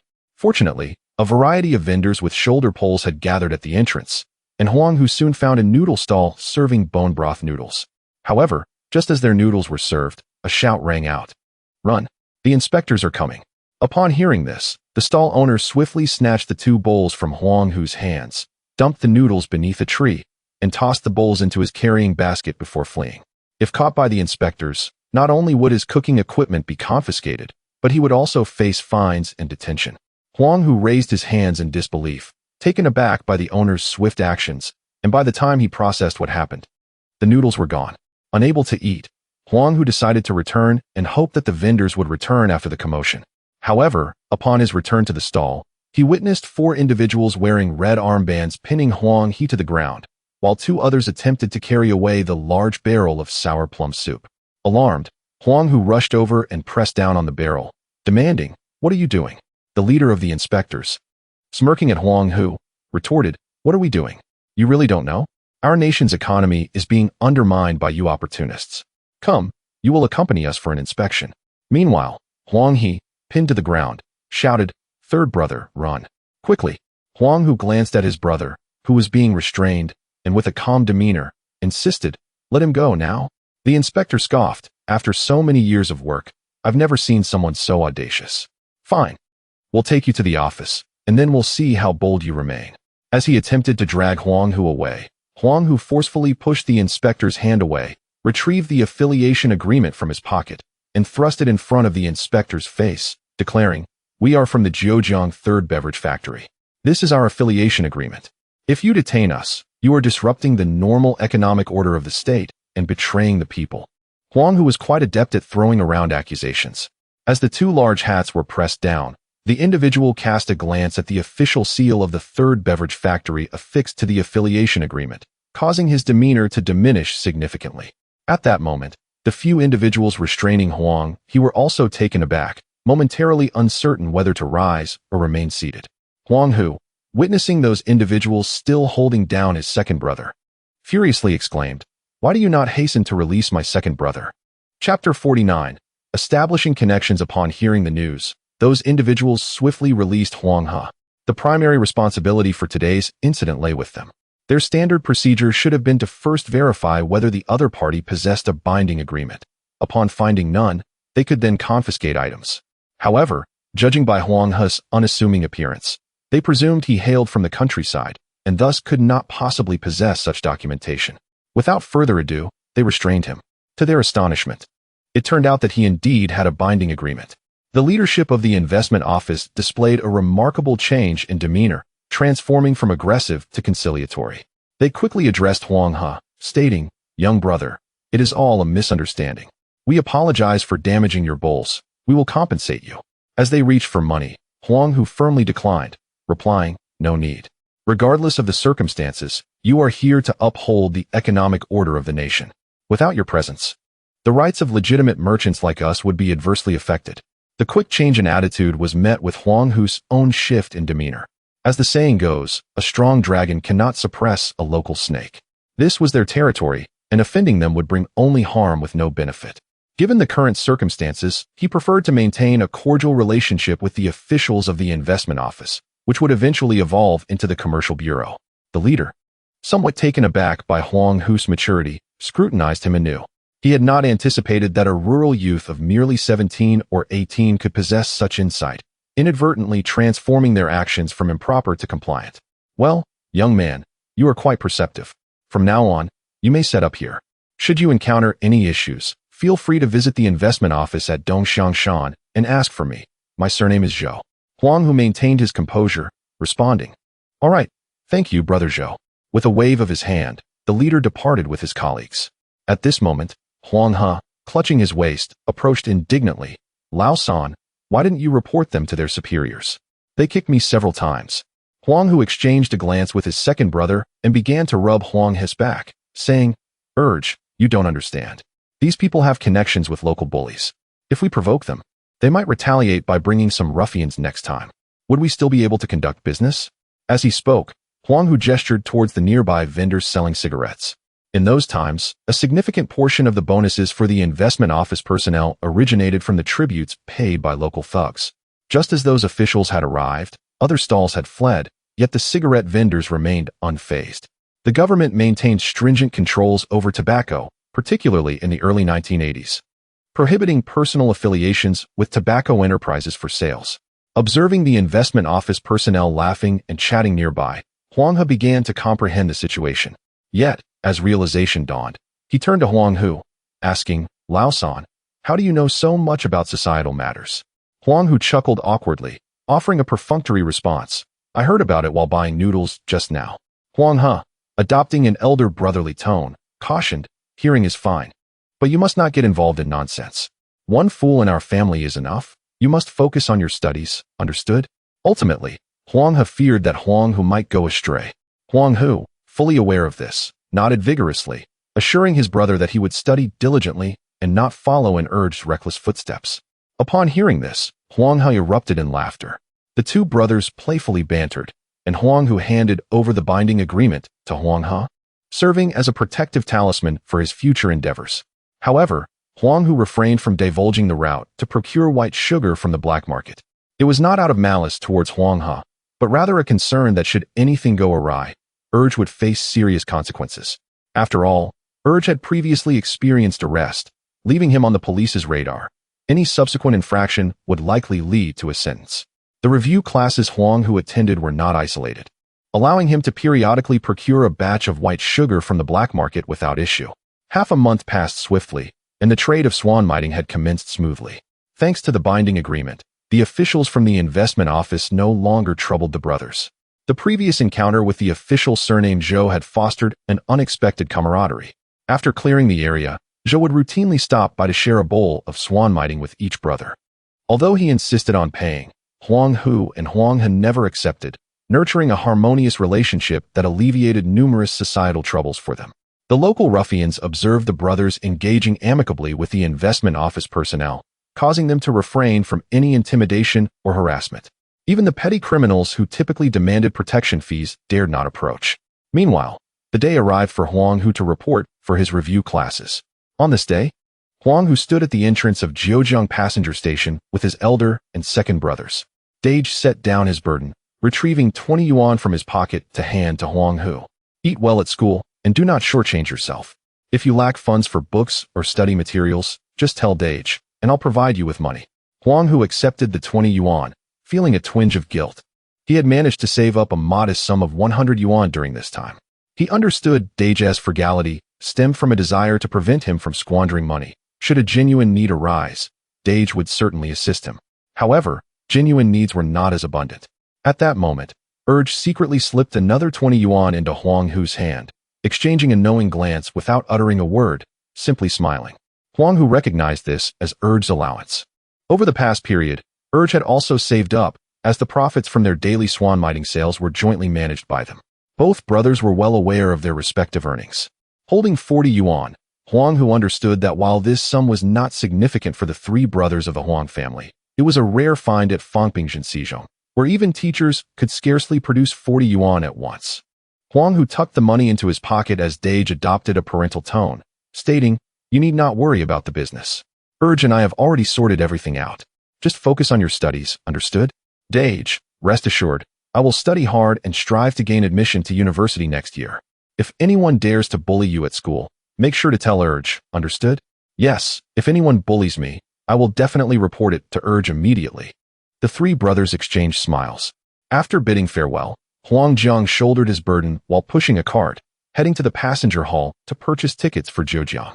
Meanwhile, Huang Hu, with his bedding rolled up and a wash basin in hand, hurried towards Fangpingzhen. In recent days, Huang Hu has already devised a plan.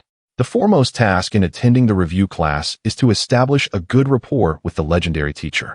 Although he hails from another era, his academic prowess prior to his time travel was rather lackluster. It is imperative to win the teacher's favor through bribery, ensuring that he receives special attention. In this day and age, bribing a teacher requires a certain finesse. Merely offering money is somewhat lacking.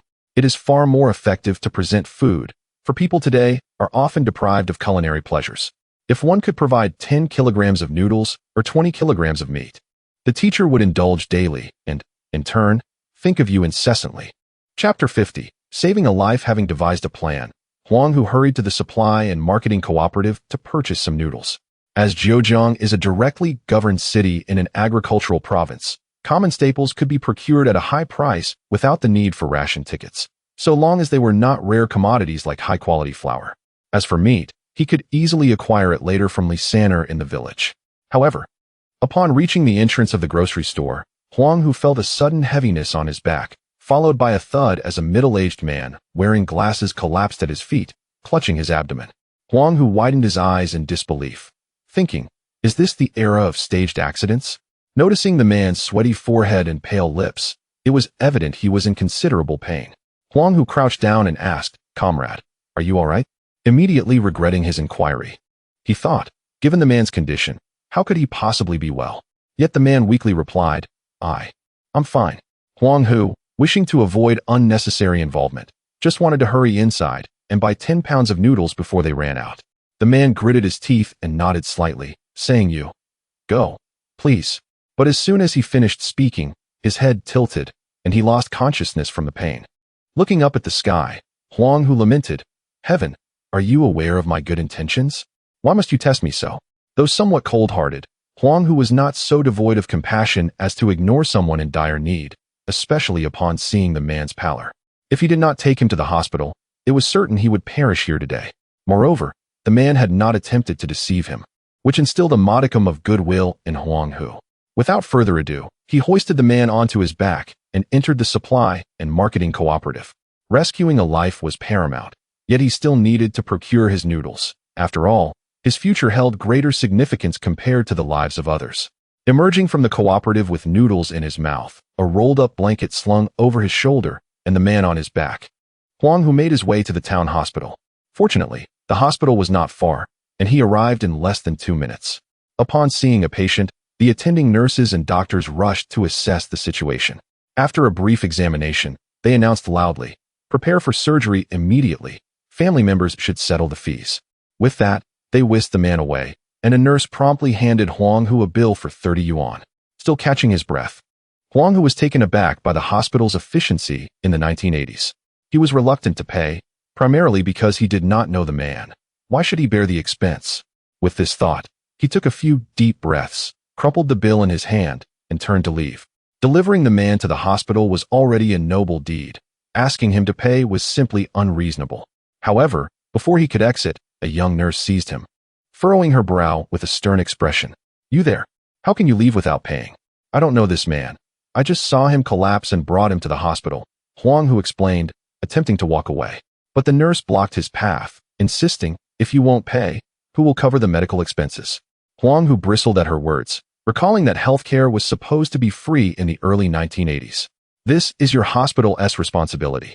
Saving lives is your duty. Don't think you can evade payment just because you don't know him.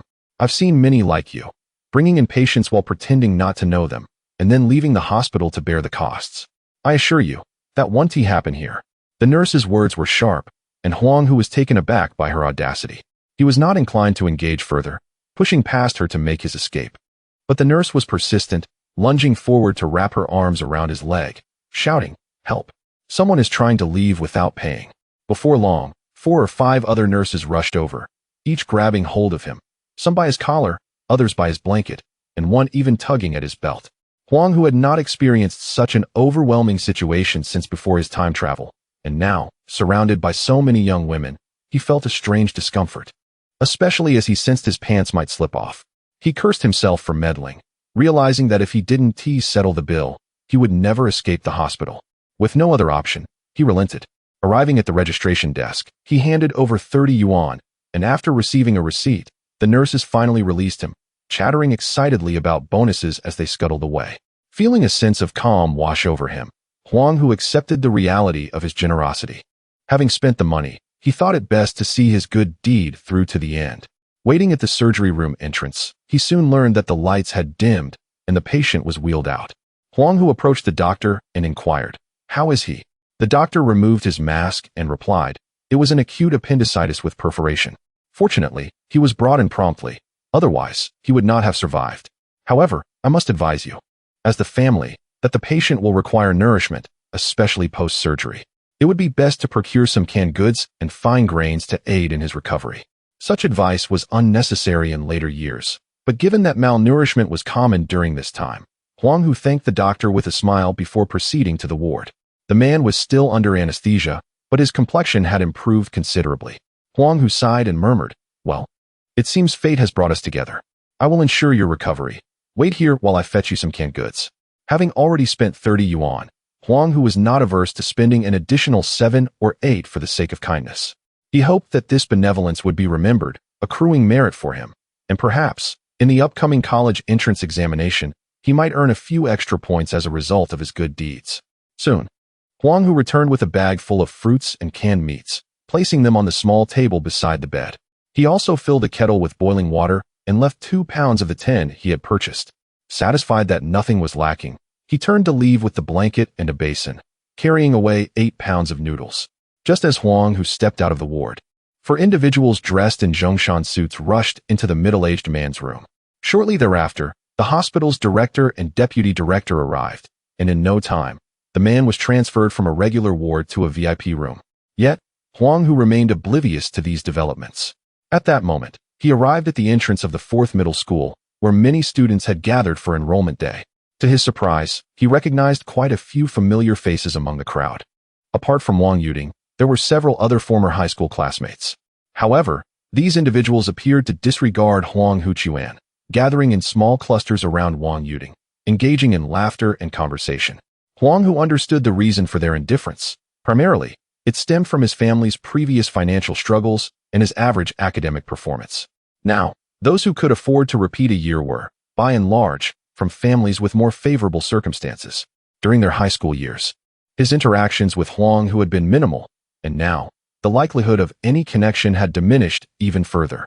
Chapter 51 Substitute Teacher. As for Wang Yuding, her situation was quite different.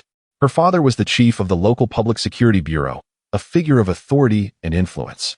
Coupled with her striking beauty, it was only natural that her classmates gravitated towards her. However, Wang Yuding soon spotted Huang Hu and greeted him warmly, inviting him to join her for a chat. Yet, Huang Hu waved his hand. Understanding the unwritten rule of not mingling with those outside one's circle, realizing Huang Hu's reluctance to approach, Wang Yuding refrained from pressing him further. Before long, a teacher emerged to gather the students from each class. However, a minor complication arose in the review class, as a young female teacher in her 20s entered the throng of students.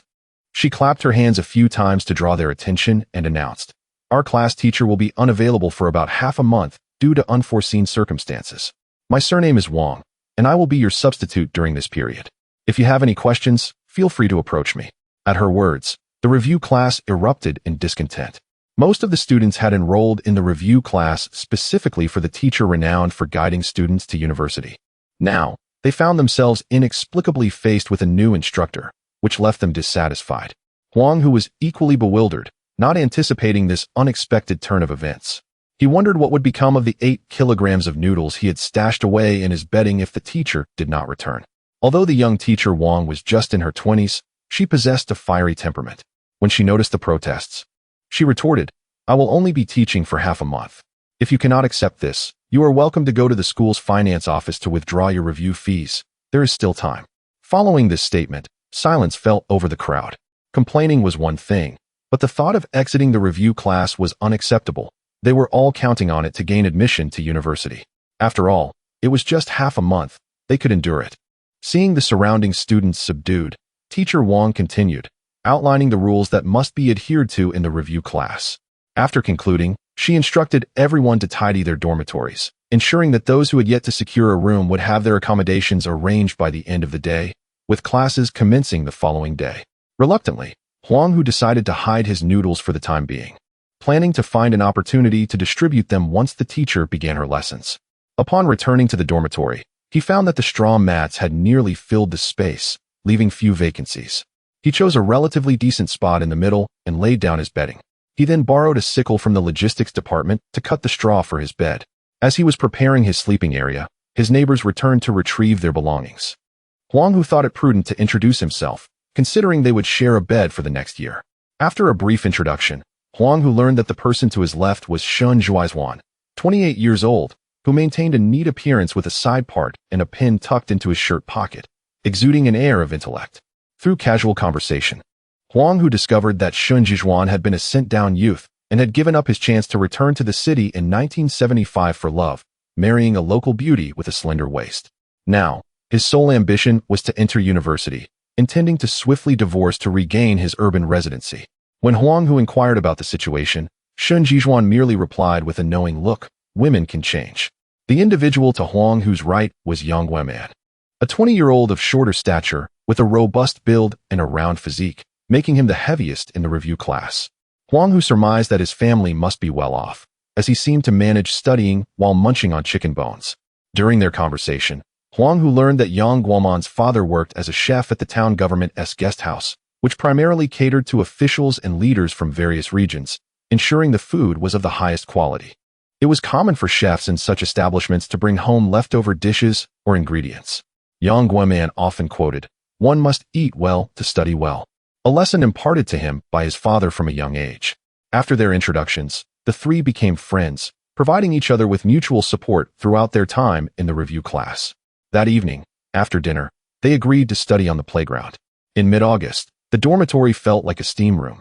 Had it not been for the school's prohibition against sleeping on the playground, it was likely that students would have spread straw mats across the area to rest. Perhaps fate played a hand, for after barely 5 minutes of studying, Huang Hu, Shun Zhuaizhuan, and Yang Guoman found it impossible to concentrate. Yang Guoman suggested, "How about we play some cards to relax our minds before returning to our studies?" "Cards? You brought cards?" Shun Zhuaizhuan asked, puzzled. "Who brings cards to a review class? I only have a chess set. My father said that leaders play cards, and we should prepare ourselves for the future," Huang Hu replied, surprised by Yang Guoman's insightful reasoning despite his seemingly simple demeanor. If Yang Guoman were to find himself in a grassroots office, he would undoubtedly excel at flattery. Huang Hu and Shun Zhuaizhuan exchanged glances and nodded in agreement. "All right, what shall we play? How about larger load?" Due to the limited variety of card games in 1981, they typically played upgrade or 3 against 1, but neither suited their current situation, prompting Yang Guoman to propose larger load. However, Shun Zhuaizhuan shook his head. "That lacks skill. Why not play daughter's game instead?" Daughter's game was akin to run fast, focusing on who could escape first, but Huang Hu countered, "That's rather dull. Let us play landlord instead." "Landlord? What's that?" Shun Zhuaizhuan and Yang Guoman were hearing the term for the first time. Since landlord only began to gain popularity in the mid-1990s, it was not a game they were familiar with. Huang Hu took the deck and began shuffling while saying, "Don't worry, I'll teach you. It's very simple." Soon, Huang Hu imparted the rules of landlord, a game famously known as a time killer, to Shun Zhuaizhuan and Yang Guoman. Under the moonlit sky, 3 individuals engaged in a spirited contest on the playground until the late hours of the night. Huang Hu, weary from the relentless competition, found himself repeatedly compelled to remain in the fray by the fervent enthusiasm of Shun Zhi and Yang Guo. The intensity in their eyes sparkled like those of a weasel, revealing their determination to continue the battle throughout the night. Had it not been for the stern reprimand of the school's night watchman, it is likely that these two would have succeeded in persuading Huang Hu to play until dawn. On the first day of the repeat class, Huang Hu had anticipated being enveloped by the vast ocean of knowledge, yet he was taken aback when he ended up playing do di ju for the better part of the night. The following day, during the very first lesson, Yanghua could no longer withstand the fatigue and succumbed to slumber. Chapter 52. The ungrateful wolf teacher Xiao Wang, still feeling a bit vexed by the events of the previous day regarding the repeat class, was further affronted to witness a student sleeping during the very first lesson. This blatant disregard for her authority felt like a profound insult.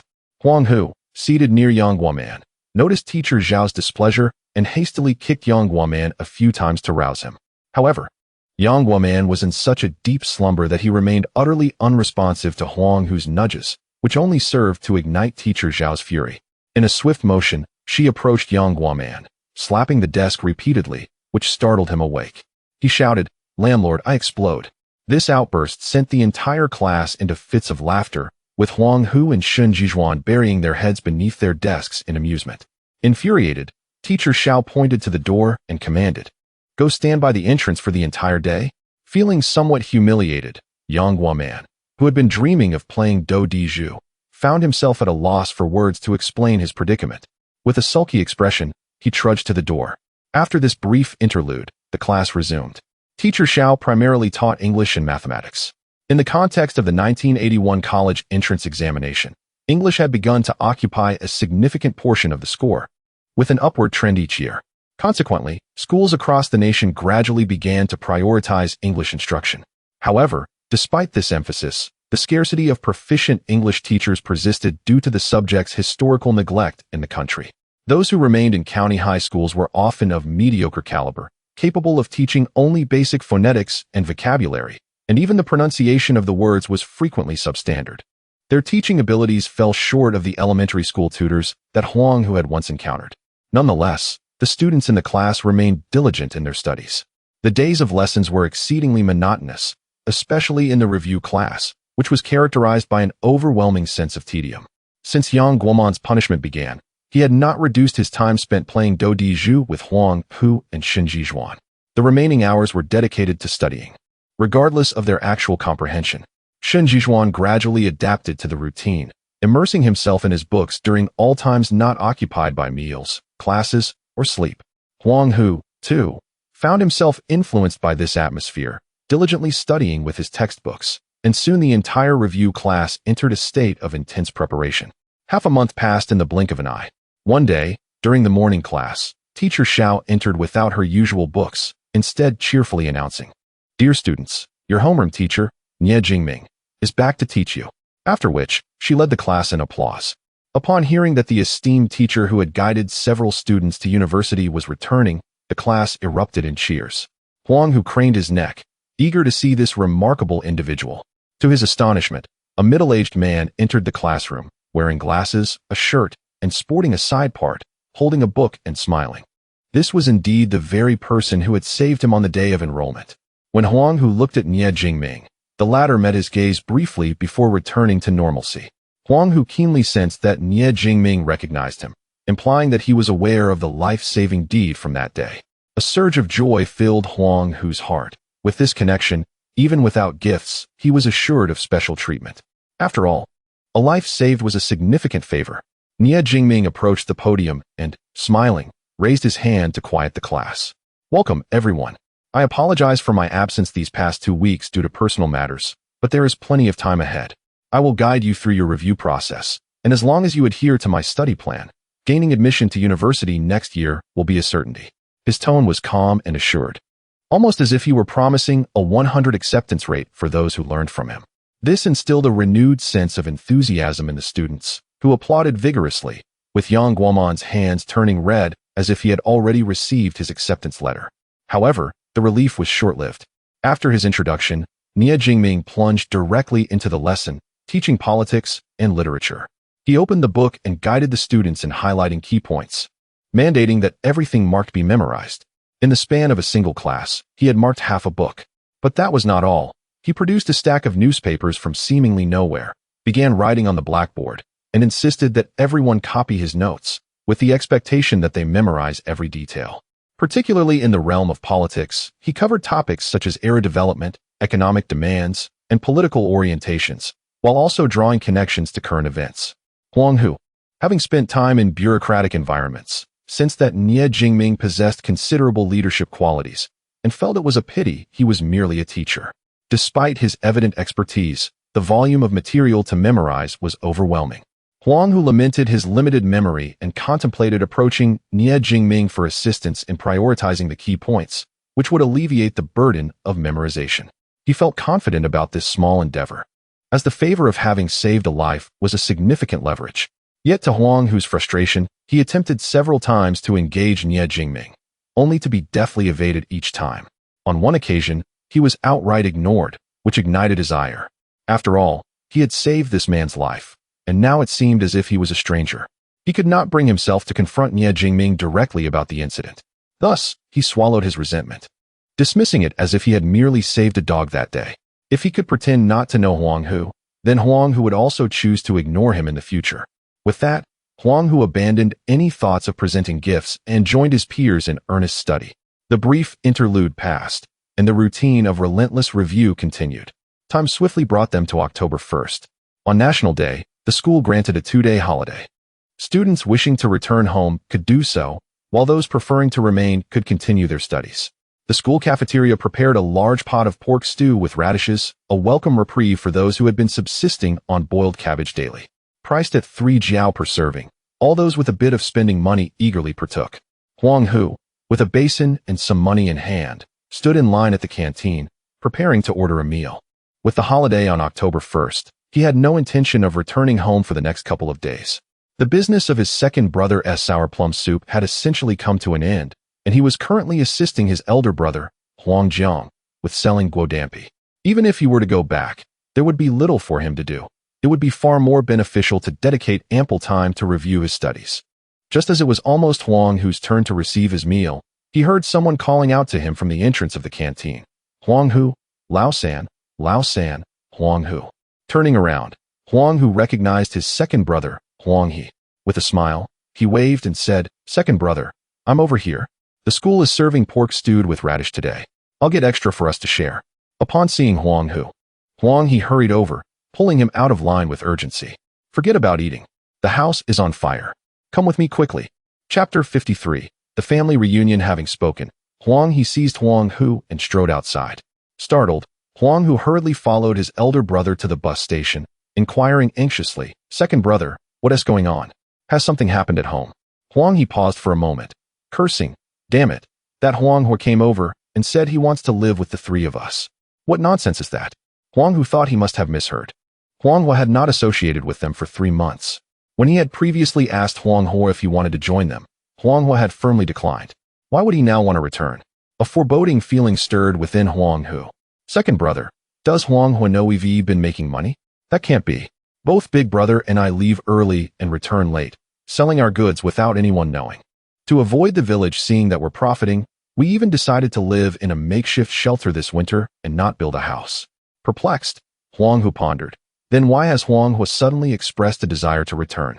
Did Chen Guofu agree? Upon hearing this, Huang He waved his hand dismissively. "Don't mention it. I have no idea what has gone wrong with Huang Hua." In front of the villagers, he slapped Chen Guofu twice, claiming that she had treated us poorly in the past, and now he must avenge his son. "Second brother, do you think those slaps were real or just for show?" "They were real. I saw Chen Guofu's face was swollen, yet I still sensed they might be acting. Both big brother and I are uncertain, so we thought to bring you back to see what's really going on. Is Huang Hua and Chen Guofu conspiring something sinister?" Huang Hu understood that unusual occurrences often conceal ulterior motives, but what could the motive be? As the brothers made their way back to Zhaojia village, Huang Hua was in the village, grabbing Chen Guofu by the hair in front of everyone, including Huang Jiang. He slapped her twice, declaring loudly, "Oldest son, give me a straight answer. What do you want your father to do? Should I kill this wretched woman today, or leave her incapacitated? Just say the word, and your father will do whatever it takes for you brothers." Huang Jiang, having never witnessed such a scene, was momentarily at a loss for words. The surrounding villagers saw Huang Hua acting like a father and began to persuade Huang Jiang. "Huang Hua has truly changed and awakened. Yes, indeed, Huang Laoda. You should forgive your father. Indeed, your father raised the three of you. It's not easy. Just forgive him, right? Forgive him and reunite the family. After all, Huang Hu is your biological father. There's no father who doesn't take care for his own children. Even if a father is wrong, as a son, you must show filial piety. Besides, your father has reformed. Don't dwell on past grievances, be magnanimous. Sweat beaded on Huang Zhang's brow as he realized the situation all too well, but with everyone pressing him on filial duty. He found himself at a loss for a rebuttal. Just then, Guo Bixia approached Huang Zhang and quietly advised, "Oldest brother, hold off on your response. Let us wait for second brother and third brother to return, then discuss it together." In the past 2 months, with Huang Hu absent, Huang He had been busy selling sour plum soup, leaving only Huang Zhang, Guo Bixia, and Xiao Donghua at the makeshift shelter. Huang Zhang and Guo Bixia worked closely together and shared meals, which had significantly advanced their relationship, to the point where they were on the verge of officially acknowledging their romantic connection. Seeing the sense in Guo Bixia's words, Huang Zhang turned to leave, intending to wait for his brothers to return before deciding. However, Huang Hu blocked his path, insisting, "Oldest brother, tell me what I must do to earn your forgiveness. Just say it, and I will comply." Upon finishing his sentence, he struck Qin Guafu twice more in front of everyone, causing her to wail and plead, "Oldest brother, I wronged you all. But even the greatest mistakes are mine alone, not your father's fault. If you must blame someone, blame me. Please forgive your father." Huang Hu, filled with fury, retorted, "Damn it, you have no right to speak here." As he raised his hand to strike Qin Guafu again, the village chief, Zhao Difu, bellowed, "Stop. If you want to hit your wife, do it at home. Don't disgrace yourself in public." Realizing it was the village chief, Huang Hu instinctively smiled ingratiatingly. "Village chief, I'm just teaching my wife a lesson for how she treated my 3 sons in the past. I must discipline her." Zhao Difu shot Huang Hu a cold glance, not wasting words, and scolded, "If you want to teach her, go home and do it. Now leave." Huang Hu dared not oppose the village chief's command and quickly released his grip, forcing a smile as he approached. "Village chief, I'd like to ask about the matter I mentioned regarding reuniting with my 3 sons. How is that progressing? You can separate or unite as you wish, but it depends on whether they are willing," Zhao Difu replied, glancing at Huang Jiang. The previous day, Huang Hu had acted strangely, arriving with 2 bottles of Erguo and declaring his desire for a family reunion with Huang Jiang, Huang He, and Huang Hu. Zhao Difu recognized that Huang Hu must have ulterior motives, but despite his inquiries, Huang Hu remained tight-lipped, even slipping him 10 yuan. Surprised by Huang Hu's generosity, Zhao Difu had agreed. However, he would not be used as a pawn. The union depended on mutual consent. If both parties were agreeable, he would facilitate their reunion. If not, he could do nothing as village chief. He had already discussed this with Huang Hu, who had consented, so Zhao Difu was not surprised by Huang Hu's public display today. Seeing that the village chief had given a nod, Huang Hu quickly pulled Huang Zhang close, exclaiming, "He is willing. My eldest son just said he forgives me and is open to reuniting." Upon uttering these words, Huang Zhang cast an indignant glance towards Huang Hama, incredulous that such nonsensical chatter could be uttered in broad daylight before so many witnesses. Just as Huang Zhang was about to voice his objections, he overheard Zhao Difu proclaim, "If you are willing, then proceed to my village committee too."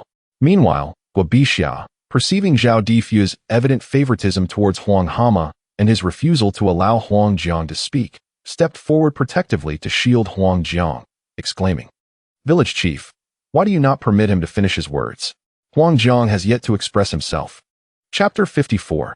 Breaking the window paper. Guo Bixia's protective demeanor towards Huang Jiang elicited laughter from the onlookers among the villagers, who began to chatter excitedly. "Did you see that? She is really not hiding her feelings anymore, standing up for him right in front of us. Have you noticed how Guo Widow's face has been flushed these past 2 months? It's evident she is quite taken with him. I heard that Huang's 3rd brother is now earning money, and quite a bit of it is going to Guo Widow. What kind of prowess do they possess? How much could he possibly contribute? 4 or 5 coins a month at most. And don't forget that Huang's 3rd brother is currently in school, which is essentially a bottomless pit that can never be filled. You mustn't say that. I heard Huang's 3rd brother has been doing quite well, earning at least 20 coins a month. Otherwise, how could they have paid their taxes this year without cash? I know the situation. It was Huang's eldest brother who sold the unwanted apricots in the city. After deducting travel expenses, how much would remain? When you factor in the tax payments and the costs of the third brother's education, there is hardly anything left, not to mention supporting a widow. Indeed, if they were truly making a fortune, wouldn't they be building a proper house? That ramshackle shelter is enough to freeze someone in winter. Amidst the crowd's mockery, Guobixia stood tall, shielding Huang Jiang behind her. Over the past 2 months, she had earned nearly 100 coins, and as the money came in, she realized that all the notions of face were mere illusions. Only money held tangible value. With her earnings, she could afford better food and clothing for her daughter. Observing her daughter's increasingly vibrant health, she became indifferent to the villagers' gossip. Furthermore, she recognized Huang's third brother's potential, particularly the eldest, who was honest, earnest, hardworking, and capable of earning money while also being a caretaker for his younger brothers and her daughter. In Guobixia's eyes, he was the epitome of a true gentleman. It was no surprise that she developed feelings for Huang Jiang.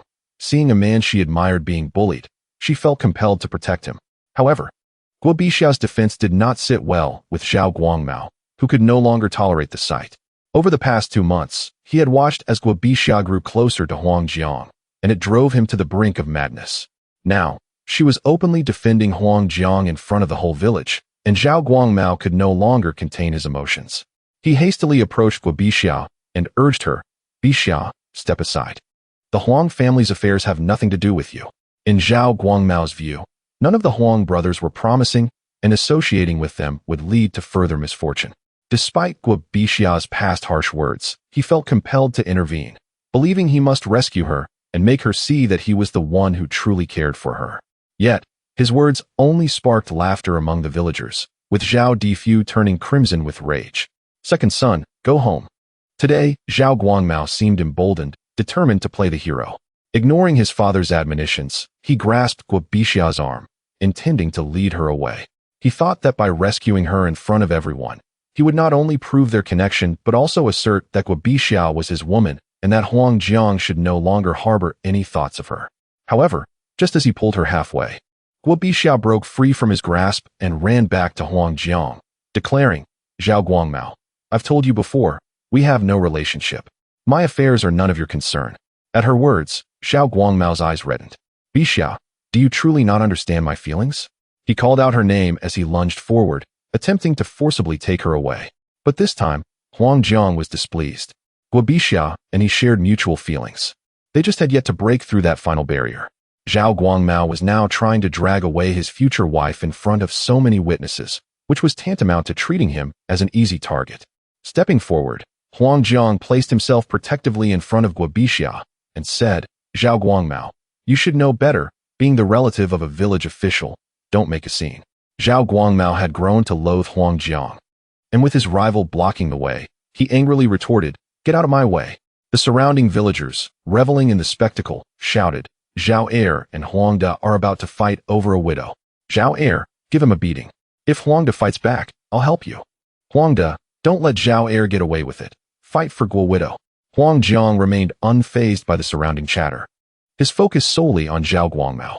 Regardless of his status as the village chief's son, he was prepared to fight.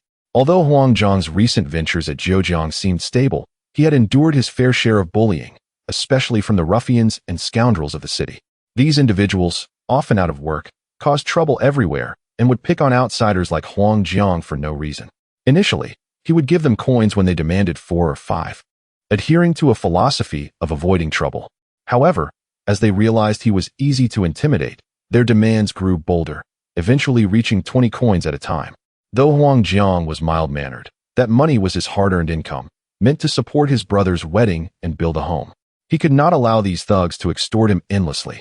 One day, the usually docile Huang Jiang finally snapped. Armed with a carrying pole, he faced off against 3 ruffians. And thanks to his robust physique from years of labor, he easily drove them away. From that day forward, he understood that sometimes fighting could resolve many issues.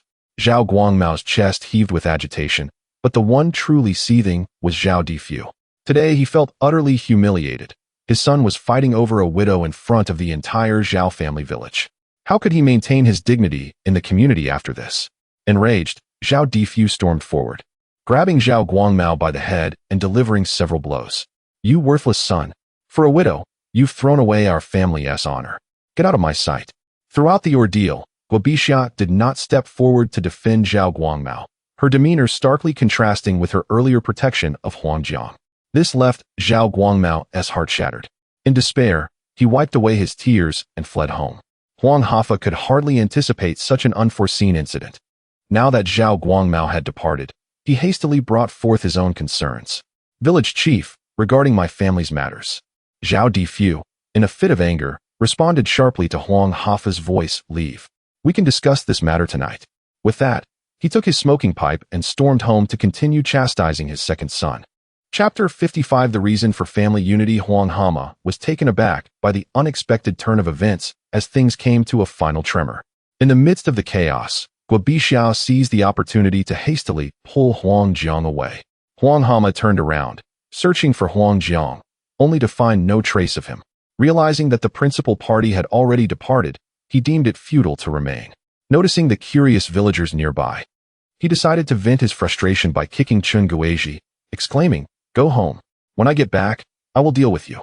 Chun Guizhi, receiving the kick, dared not utter a word and obediently followed him home.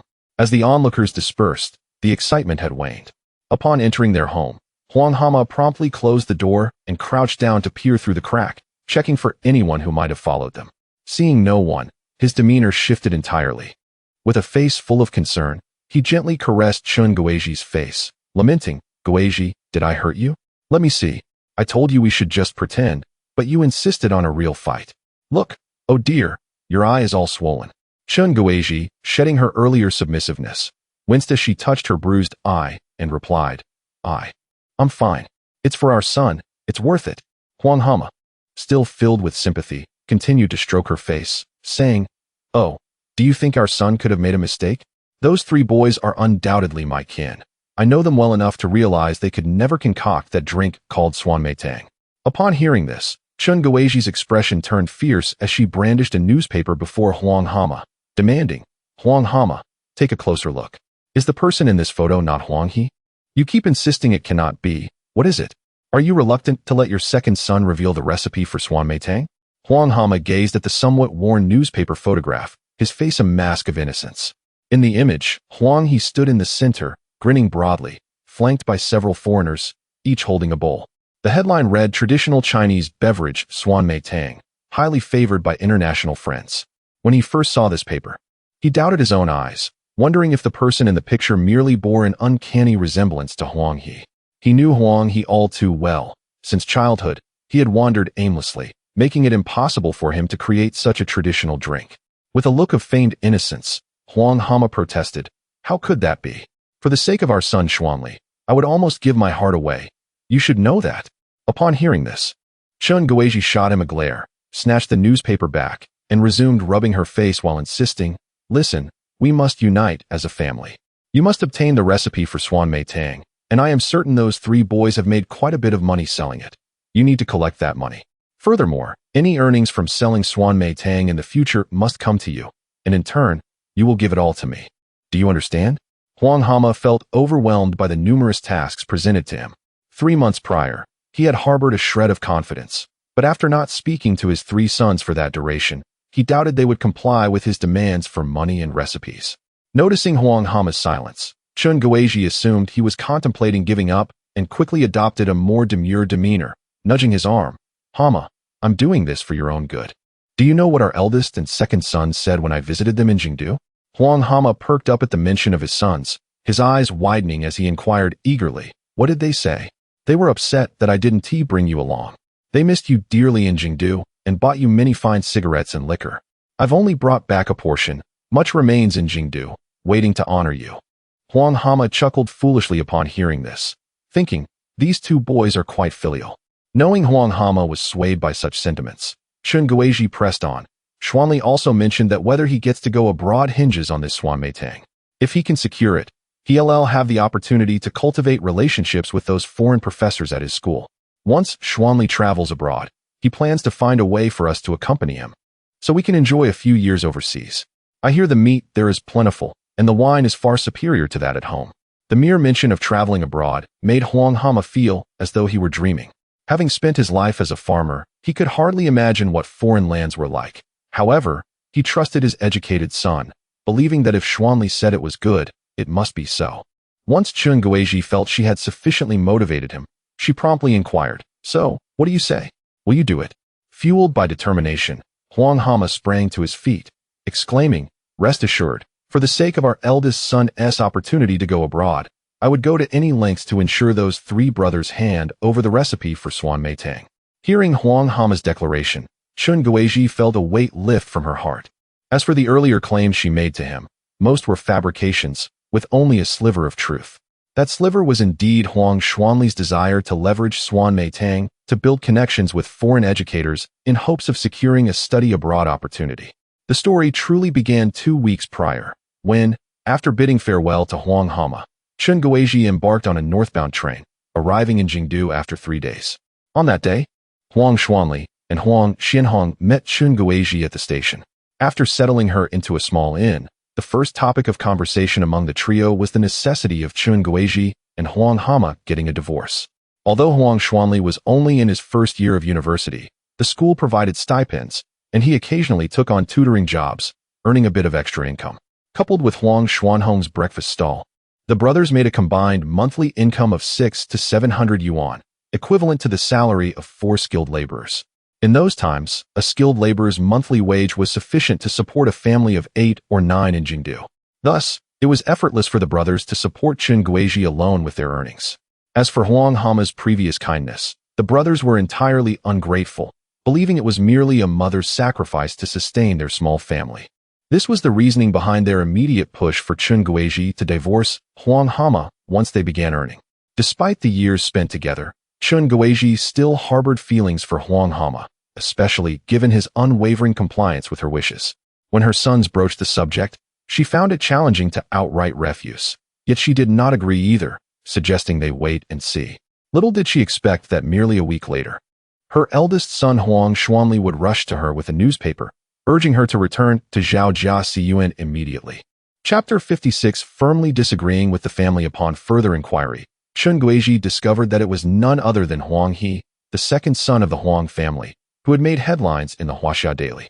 The newspaper enjoys a high circulation in Kyoto, and Huang Xuanli, with his habitual newspaper reading, instantly recognized Huang He. After perusing the article, Huang Xuanli was taken aback. The content broadly stated that Huang He's Zhejiang traditional sour plum soup was highly favored by foreign friends and served to promote Huagua's traditional culture. On the surface, this news appeared trivial, yet for Huang Xuanli, it held significant implications. Currently, the Kyoto Institute of Architecture and Engineering had a quota for students wishing to study abroad, specifically to the United States. The United States had recently entered a honeymoon phase with Huagua in 1981, a stark contrast to the widespread perception of it as a hellish realm, with many believing its citizens were in dire need of salvation. However, with the onset of this diplomatic thaw, numerous intellectuals and students began to reassess their views on the United States, recognizing it as a developed nation excelling in various domains, economically, culturally, and militarily, far surpassing Huagua. This newfound understanding sparked a desire among many to study abroad, marking the gradual rise of a trend towards overseas education. At the Kyoto Institute of Architecture and Engineering, several foreign instructors wielded considerable influence over the selection of candidates for study abroad, possessing veto power. Many privileged students sought to exploit connections to secure a spot through these instructors. Until now, Huang Xuanli had not contemplated studying abroad, fully aware of his own limitations. In the shadow of the royal city, he felt like a frog gazing up at the sky, dwarfed by the backgrounds of wealthier peers. However, the news of foreigners' fondness for sour plum soup ignited a spark of ambition within him. He envisioned charming the foreign instructors with this delicacy, all while cloaking his intentions under the guise of promoting national culture, thereby creating an opportunity for himself to study abroad. Should any of the instructors genuinely develop a taste for the soup, he might even find himself in a position to assist them, thus paving the way for a brighter future. Though his rationale may seem laughable, for a freshman yearning to broaden his horizons, Huang Xuanli found this plan to be quite feasible. Thus, upon reading the newspaper, he hurried to seek out Chun Guizhi, urging her to retrieve the recipe for the sour plum soup. Chun Guizhi was equally surprised that Huang He not only avoided capture, but had also ventured into selling sour plum soup, particularly to foreigners. Judging by this, the venture must be quite lucrative, Otherwise, it wouldn't have made it into the newspaper. Upon learning this news, even if Huang Xuanli insisted on her return, she felt compelled to go back to continue drawing from that scoundrel's resources. Before departing, she contemplated how to compel Huang He to yield, to genuinely hand over the sour plum soup recipe. The second son, Huang Xianhong, clamored for a share of the recipe as well, eager to capitalize on the sour plum soup for substantial profit in Kyoto. Seeing her two sons so invested in the recipe only strengthened Chun Guizhi's resolve to acquire it. Thus, she found herself enacting a strategy of feigned hardship alongside Huang Hu. They agreed that they must act swiftly, not allowing the scoundrel too much time to react. Even if they were to visit the village chief that evening, they needed to keep a close watch, ensuring no further complications arose. Having reached a consensus, Huang Hu and Chun Guizhi hurriedly set out. However, as soon as they stepped outside, their demeanor shifted dramatically. Huang Hu kicked Chun Guizhi and, regardless of the presence of onlookers, bellowed, "Do you still wish to eat? Come, let us go to the old residence and apologize to my elder brother." He glanced around, noticing that his loud proclamation had indeed attracted a few villagers eager for gossip, and he quickly led Chun Guizhi toward the old residence. Meanwhile, Huang Hu and Huang He had returned to their makeshift shelter. After listening to Guobixiao recount the recent events, an infuriated Huang He seized a pole, ready to march to the village entrance to voice his grievances. These villagers were utterly shameless, speaking lightly about matters that had not befallen them. They suggested forgiving Huang Hu, but if they did, would their years of suffering be rendered meaningless? "Damn it," he muttered. "In our youth, we didn't care for them, choosing instead to nurture outsiders. Now that they see us thriving, they want to worm their way back into our lives. What kind of good fortune is this?" Huang Hu grasped Huang He's arm, saying, "Second brother, let us address the matter at hand. Those villagers only enjoy the spectacle. Let them speak as they will. We need not heed their words. If anyone else encounters a similar situation in the future, you can respond in kind." In rural life, conflicts between mothers-in-law and daughters-in-law or parental favoritism are commonplace, and such verbal grievances will inevitably be settled in time. Huang He, upon hearing Huang Hu's reasoning, found merit in his words. Though he grumbled a few more curses, he ultimately acquiesced, sitting back down. Huang Jiang then inquired, "Third brother, you are aware of the situation. Why do you think Huang Hu is seeking reconciliation again?" Huang Hu stroked his chin, pondering. "I cannot say definitively, but one thing is clear. If they reconcile, the money we earn will have to be surrendered. In the village, it is customary for unmarried individuals to surrender their earnings to the elder, who manages the funds until the time comes for marriage and building a home. This is how families in Zhao village generally acquire their homes and daughters-in-law. Failure to comply would lead to being branded as unfilial, a stigma that could spread across numerous villages, resulting in difficulty finding a wife. Thus, few families dare to bear the burden of such disgrace. While the elders' reputations may also suffer, it is ultimately the younger generation that bears the brunt of the consequences. However, Huang Hu's observations pertain to typical households. Was the Huang family a typical household? Huang Hu and Chun Guizhi were far from ordinary. Once the money found its way into their hands, it would be nearly impossible to extract. Huang He exploded, "What are Huang Hu and Chun Guizhi? The money is the result of our hard work. Why should we give it to them?" Huang Jiang shot Huang He a glance. "Second brother, can you not calm down? We are trying to figure this out." He turned to Huang Hu. "Third brother, could you propose a solution to this conundrum?" Since Huang Hu began to engage in the production of guodan pie and swan meitang, and even established a connection with a beverage factory, Huang Jiang and Huang He found themselves inexplicably regarding Huang Hu as their cornerstone. As for the reason behind this sentiment, the two could not articulate it. They simply felt that the third brother was becoming increasingly reliable and meticulous in his dealings. In short, it was evident that the third brother's efficiency benefited the trio. Regardless of the schemes concocted by Huang Hu and Chun Guizhi, it was clear that the family could not unite. Huang Hu promptly set the tone for the matter, asserting that the three brothers were free from any constraints, and their earnings continued to grow. Only a fool would choose to share the hard-earned wealth with others. Chapter 57. The recipe. Previously, Huang Jiang had hesitated regarding Huang Hu out of respect for their father, but upon hearing Huang Hu's words, he resolved firmly to sever ties. Huang He applauded this decision, as the three brothers now stood united. Even if Huang Hu were to ascend to great heights, it would bear no consequence. Just as the three had concluded their discussion, they heard Huang Hu approaching with Chun Guizhi, cursing loudly. The closer they drew to the hut, the more pronounced their voices became, prompting the brothers to glance over towards Huang Hu. Hurry up, move faster. Are you looking for a fight? Come on. Chun Guizhi, noticing the three brothers' gazes, began to sob dramatically. Oh Hama, I was wrong. I mistreated Huang Jiang, Huang He, and Huang Hu in the past. It was all my fault. You can beat me to death. Just let my three children calm down. Now that you realize your mistakes, it's too late. Hurry and apologize to my three sons. Huang Hu shoved Chun Guizhi towards the hut. As she approached the brothers, she wept profusely, recounting her transgressions over the years while fervently pleading for their forgiveness, hoping to reconcile the family. Huang Hu, seeing Chun Guizhi's desperate pleas had reached a tipping point, stepped forward with a remorseful expression, saying, Eldest, second, third, I have wronged you in the past. But I hope you can forgive me for the sake of our blood ties. Huang Jiang, Huang He, and Huang Hu silently observed the couple's performance, none uttering a word. Noticing their silence, Huang Hu exchanged a glance with Chun Guizhi, both feeling a sense of foreboding, realizing that the brothers had likely conspired not to reconcile. Otherwise, they would not remain mute for so long. Huang Hu, perceiving the furtive glances between Huang Hu and Chun Guizhi, decisively declared, Enough of your theatrics. Reconciliation is impossible, so stop dreaming. Upon hearing this, Huang Hu and Chun Guizhi exchanged looks, recognizing that continuing the charade was futile. Chun Guizhi wiped her nose, and Huang Hu spat out phlegm as they both sat down on a stone bench. Huang Hu pulled out a pipe and took a puff of smoke, stating, If reconciliation is out of the question, then hand over the recipe for the sour plum soup.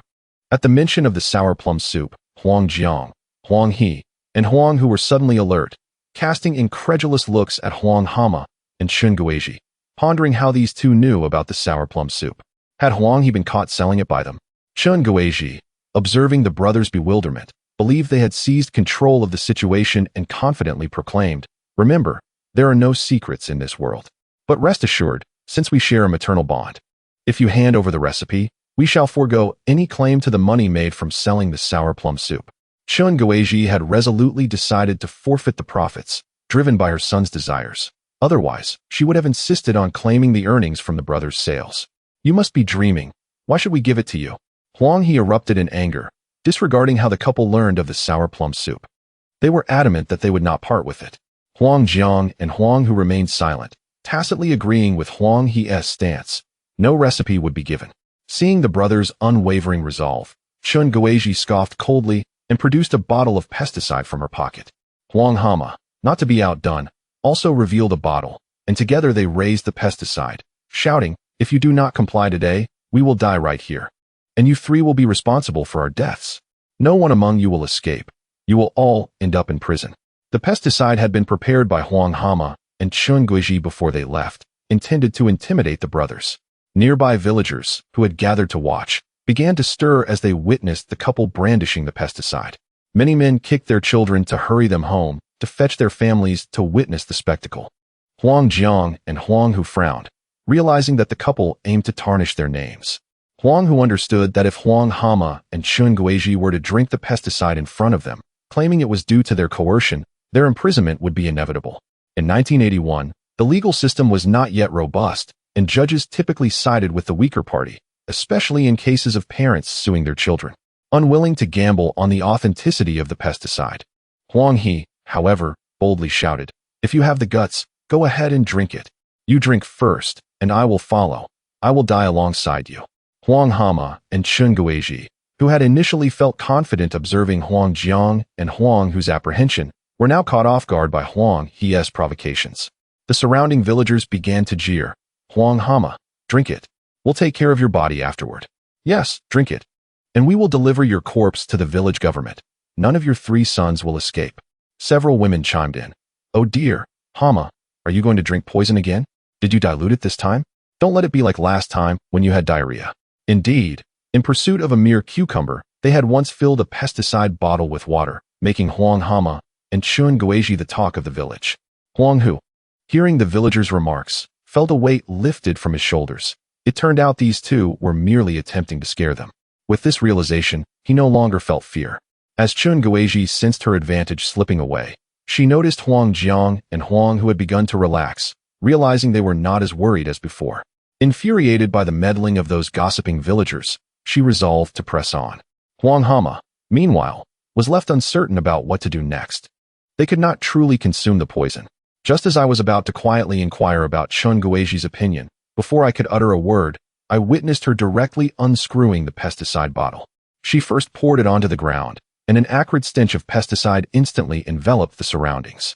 With her eyes bloodshot, Chun Guizhi scolded the three Huang brothers, declaring, "If I perish today, it shall be due to the pressure inflicted by the three of you." Having said that, she tilted her head, preparing to ingest the pesticide. This scene truly silenced the nearby villagers who had been laughing and chatting. They were taken aback to realize that Chun Guizhi was indeed serious about drinking it. Chapter 58. The recipe. Upon witnessing the unfolding chaos, the nimble Huang Hu swiftly intervened, sending the pesticide bottle flying.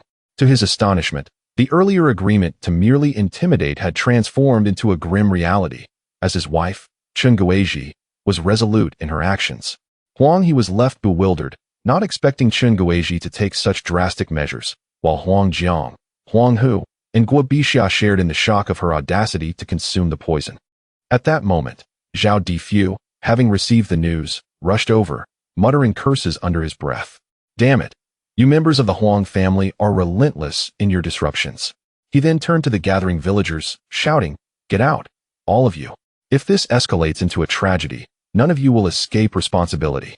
The villagers, who had been most vociferous moments before, quickly scattered, leaving the scene in a hush, save for Chun Guizhi, who was weeping in Huang Hu's arms. He, feeling her anguish, wiped away his own tears, pleading with the village leader, "You must mediate for us." Zhao Difu, observing the pesticide on the ground, fixed a stern gaze upon the Huang brothers, Huang Jiang, Huang He, and Huang Hu, and coldly declared, "Let us clarify the future conduct of your family today." Given the alarming frequency of women resorting to pesticide consumption in the rural areas during the 1970s and 1980s, the mental well-being of women had become a crucial criterion in the village leaders' assessments. If Chun Guizhi had succumbed, it would spell the end of Zhao Difu's tenure as village head. Huang Hu requested a moment's pause, calling Huang Jiang and Huang He aside for a discussion, primarily concerning Huang Hu's intention to share the recipe for sour plum soup. He found Chun Guizhi's bravery commendable. Her fearlessness was indeed formidable. Furthermore, Huang Hu's decision to relinquish the recipe was strategic. This was not a confidential formula, merely a commonplace recipe for sour plum soup readily available online. It was simply that, in this era of limited information, few were aware of it. Moreover, even if the couple were to learn the recipe and profit from the sour plum soup, it would not conflict with their main business of fruit leather, as sour plum soup would only serve as a seasonal venture. The market was vast, and competition was inevitable. Lastly, Huang Hu aimed to sever ties with the couple through the recipe, with the village leader present as a witness, ensuring that such threats involving pesticide would not recur. After weighing the circumstances, Huang Hu deemed that surrendering the sour plum soup recipe was a reasonable compromise. Huang Jiang and Huang He had not anticipated Chun Guizhi would genuinely consume the poison, and they readily supported Huang Hu's proposal. Particularly the final point, as it would allow them to distance themselves from the couple entirely, even if only for a couple of years of peace. Once their discussion concluded, Huang Hu approached the village leader to relay their agreement. Zhao Difu was taken aback by the mention of sour plum soup, unfamiliar with the term, yet he recognized the need to bring the matter to a close. He seized the opportunity to issue a stern warning to Huang Hu and Chun Guizhi, stating that this would be the first and last time such a situation would be tolerated. Should Chun Guizhi threaten to take her life with pesticide again, he would prepare 2 coffins, ready to bury them himself. Both Huang Hu and Chun Guizhi understood the gravity of Zhao Difu's words. They were acutely aware that their actions could jeopardize his position as village leader. Zhao Difu valued his role above all else, and should their antics threaten his authority, it was conceivable that he might resort to extreme measures against them. However, as the adage goes, greed can lead to one's downfall. Chun Guizhi perceived this as her last opportunity and decided to seize it boldly. "All right," she declared, "I agree, but I have one condition." Zhao Difu took a puff of his cigarette, inquiring, "What condition?" "They must surrender the recipe." "Recipe?" The Huang brothers and the village leader were taken aback. Zhao Difu, exasperated, retorted, "Why is there yet another recipe? What is it with your family and all these issues?" Confused, the Huang brothers echoed, "What recipe? What are you talking about? Have you lost your mind from drinking that poison? Chun Guizhi, dismissing their skepticism with a knowing smile, remarked, "Do not underestimate my intelligence. How do you think you came by the sour plum soup? It must have originated from a recipe. Otherwise, how could you three possibly know about it? You cannot fool me." Her assertion was based on the insights provided by Huang Xuanli, who, as a university student, understood that sour plum soup hailed from the imperial court of Kyoto, originally intended to cool down the emperor and his court. Such an exquisite item could hardly appear in the impoverished Zhao family village without a remarkable backstory. Huang Xuanli was confident in his theory, knowing that the personnel previously assigned to Zhao family village had mostly returned home, leaving no room for any extraordinary individuals. Zhao Difu found some merit in Chun Guizhi's claims and turned to the Huang brothers for confirmation. Huang Jiang and Huang He were caught off guard by Chun Guizhi's vivid imagination and were about to protest when Huang Hu nodded and said, "Fine, since you figured it out. I will not hide it from you. We have a recipe, and I can give it to you, but let me ask you this. If I hand over the recipe, will you cease to seek trouble with us from this day forth?" Chun Guizhi, elated by his words, mentally praised Huang Xuanli for his cleverness. "Absolutely," she affirmed. "I, Chun Guizhi, give my word. Let us draft a written agreement, with the village leader as witness. If I receive the recipe, I will not trouble you brothers again. Is that acceptable?" Chun Guizhi stood tall, asserting, "As long as the recipe is genuine, there will be no issues. However, should you dare deceive me, we will not be done with this matter." "Agreed. It has been decided. Let us draft a written agreement, and afterward, I shall escort you to procure the menu." Both Huang Jiang and Huang He stood in astonishment, bewildered by the intentions of Lao San. They had no menus at their disposal, and should they fail to present one shortly, Chun Guizhi would undoubtedly dismantle their humble abode. Though these thoughts swirled in their minds, neither spoke a word, each eager to observe how Lao San would navigate this predicament. Chapter 59. The videotape soon. The village chief completed the document, and just as they were about to press their fingerprints, Chun Guizhi insisted on holding a recipe while pressing her fingerprint. Huang Hu did not object and readily agreed. However, the recipe was not with them but in Fangping town, necessitating a trip there to retrieve it. Upon hearing this, Chun Guizhi and Huang Hu immediately decided to go to retrieve the recipe. Zhao Difu initially had no intention of going, but he was unable to resist the pleading of Huang Hu and Chun Guizhi, who repeatedly insisted this would be the last time they troubled him. Reluctantly, Zhao Difu consented. On the way, Huang Jiang and Huang He quietly inquired about the situation from Huang Hu. Not wanting to disclose too much in front of others, Huang Hu merely gestured for them to remain calm, indicating he had everything under control. Observing this, Huang Jiang and Huang He chose to remain silent. Before long, they arrived at Fangping town and proceeded towards the detention center. Upon reaching the center, Huang Hu did not pause his steps, leading the group forward, while Huang He noticed the route becoming increasingly familiar. Suddenly, realization struck him. He thought to himself that Huang Sen might be planning to hand over the videotapes he had stored. With this thought in mind, Huang He quickly stepped forward and whispered to Huang Hu, "You're not going to." Before Huang He could finish, Huang Hu swiftly tugged at his arm and nodded. Realizing he was correct, Huang He felt a surge of agitation and wished to intervene, but he noticed several people watching them from behind. He urgently whispered, "Huang San, those are my stored items, essential for my future video haul. Once you open the haul, I will buy you 100 videotapes, but let us deal with Chun Guizhi and Huang Hu's matters first." Huang He's dissatisfaction stemmed not from the tapes themselves, but from his curiosity about their contents, as he had yet to view them. However, seeing Huang Hu's resolute demeanor, it was clear he had decided to surrender the tapes, leaving Huang He to resign himself to misfortune. Huang Hu's reasoning was not without consideration. Even if he handed over the tapes, Huang Hu and Chun Guizhi would have no means to play them until they could afford a player, which would likely be several years away. By then, the three brothers might be elsewhere. In essence, this was merely a delaying tactic on Huang Hu's part. Shortly thereafter, they arrived at a small grove, locating the spot Huang He had marked previously.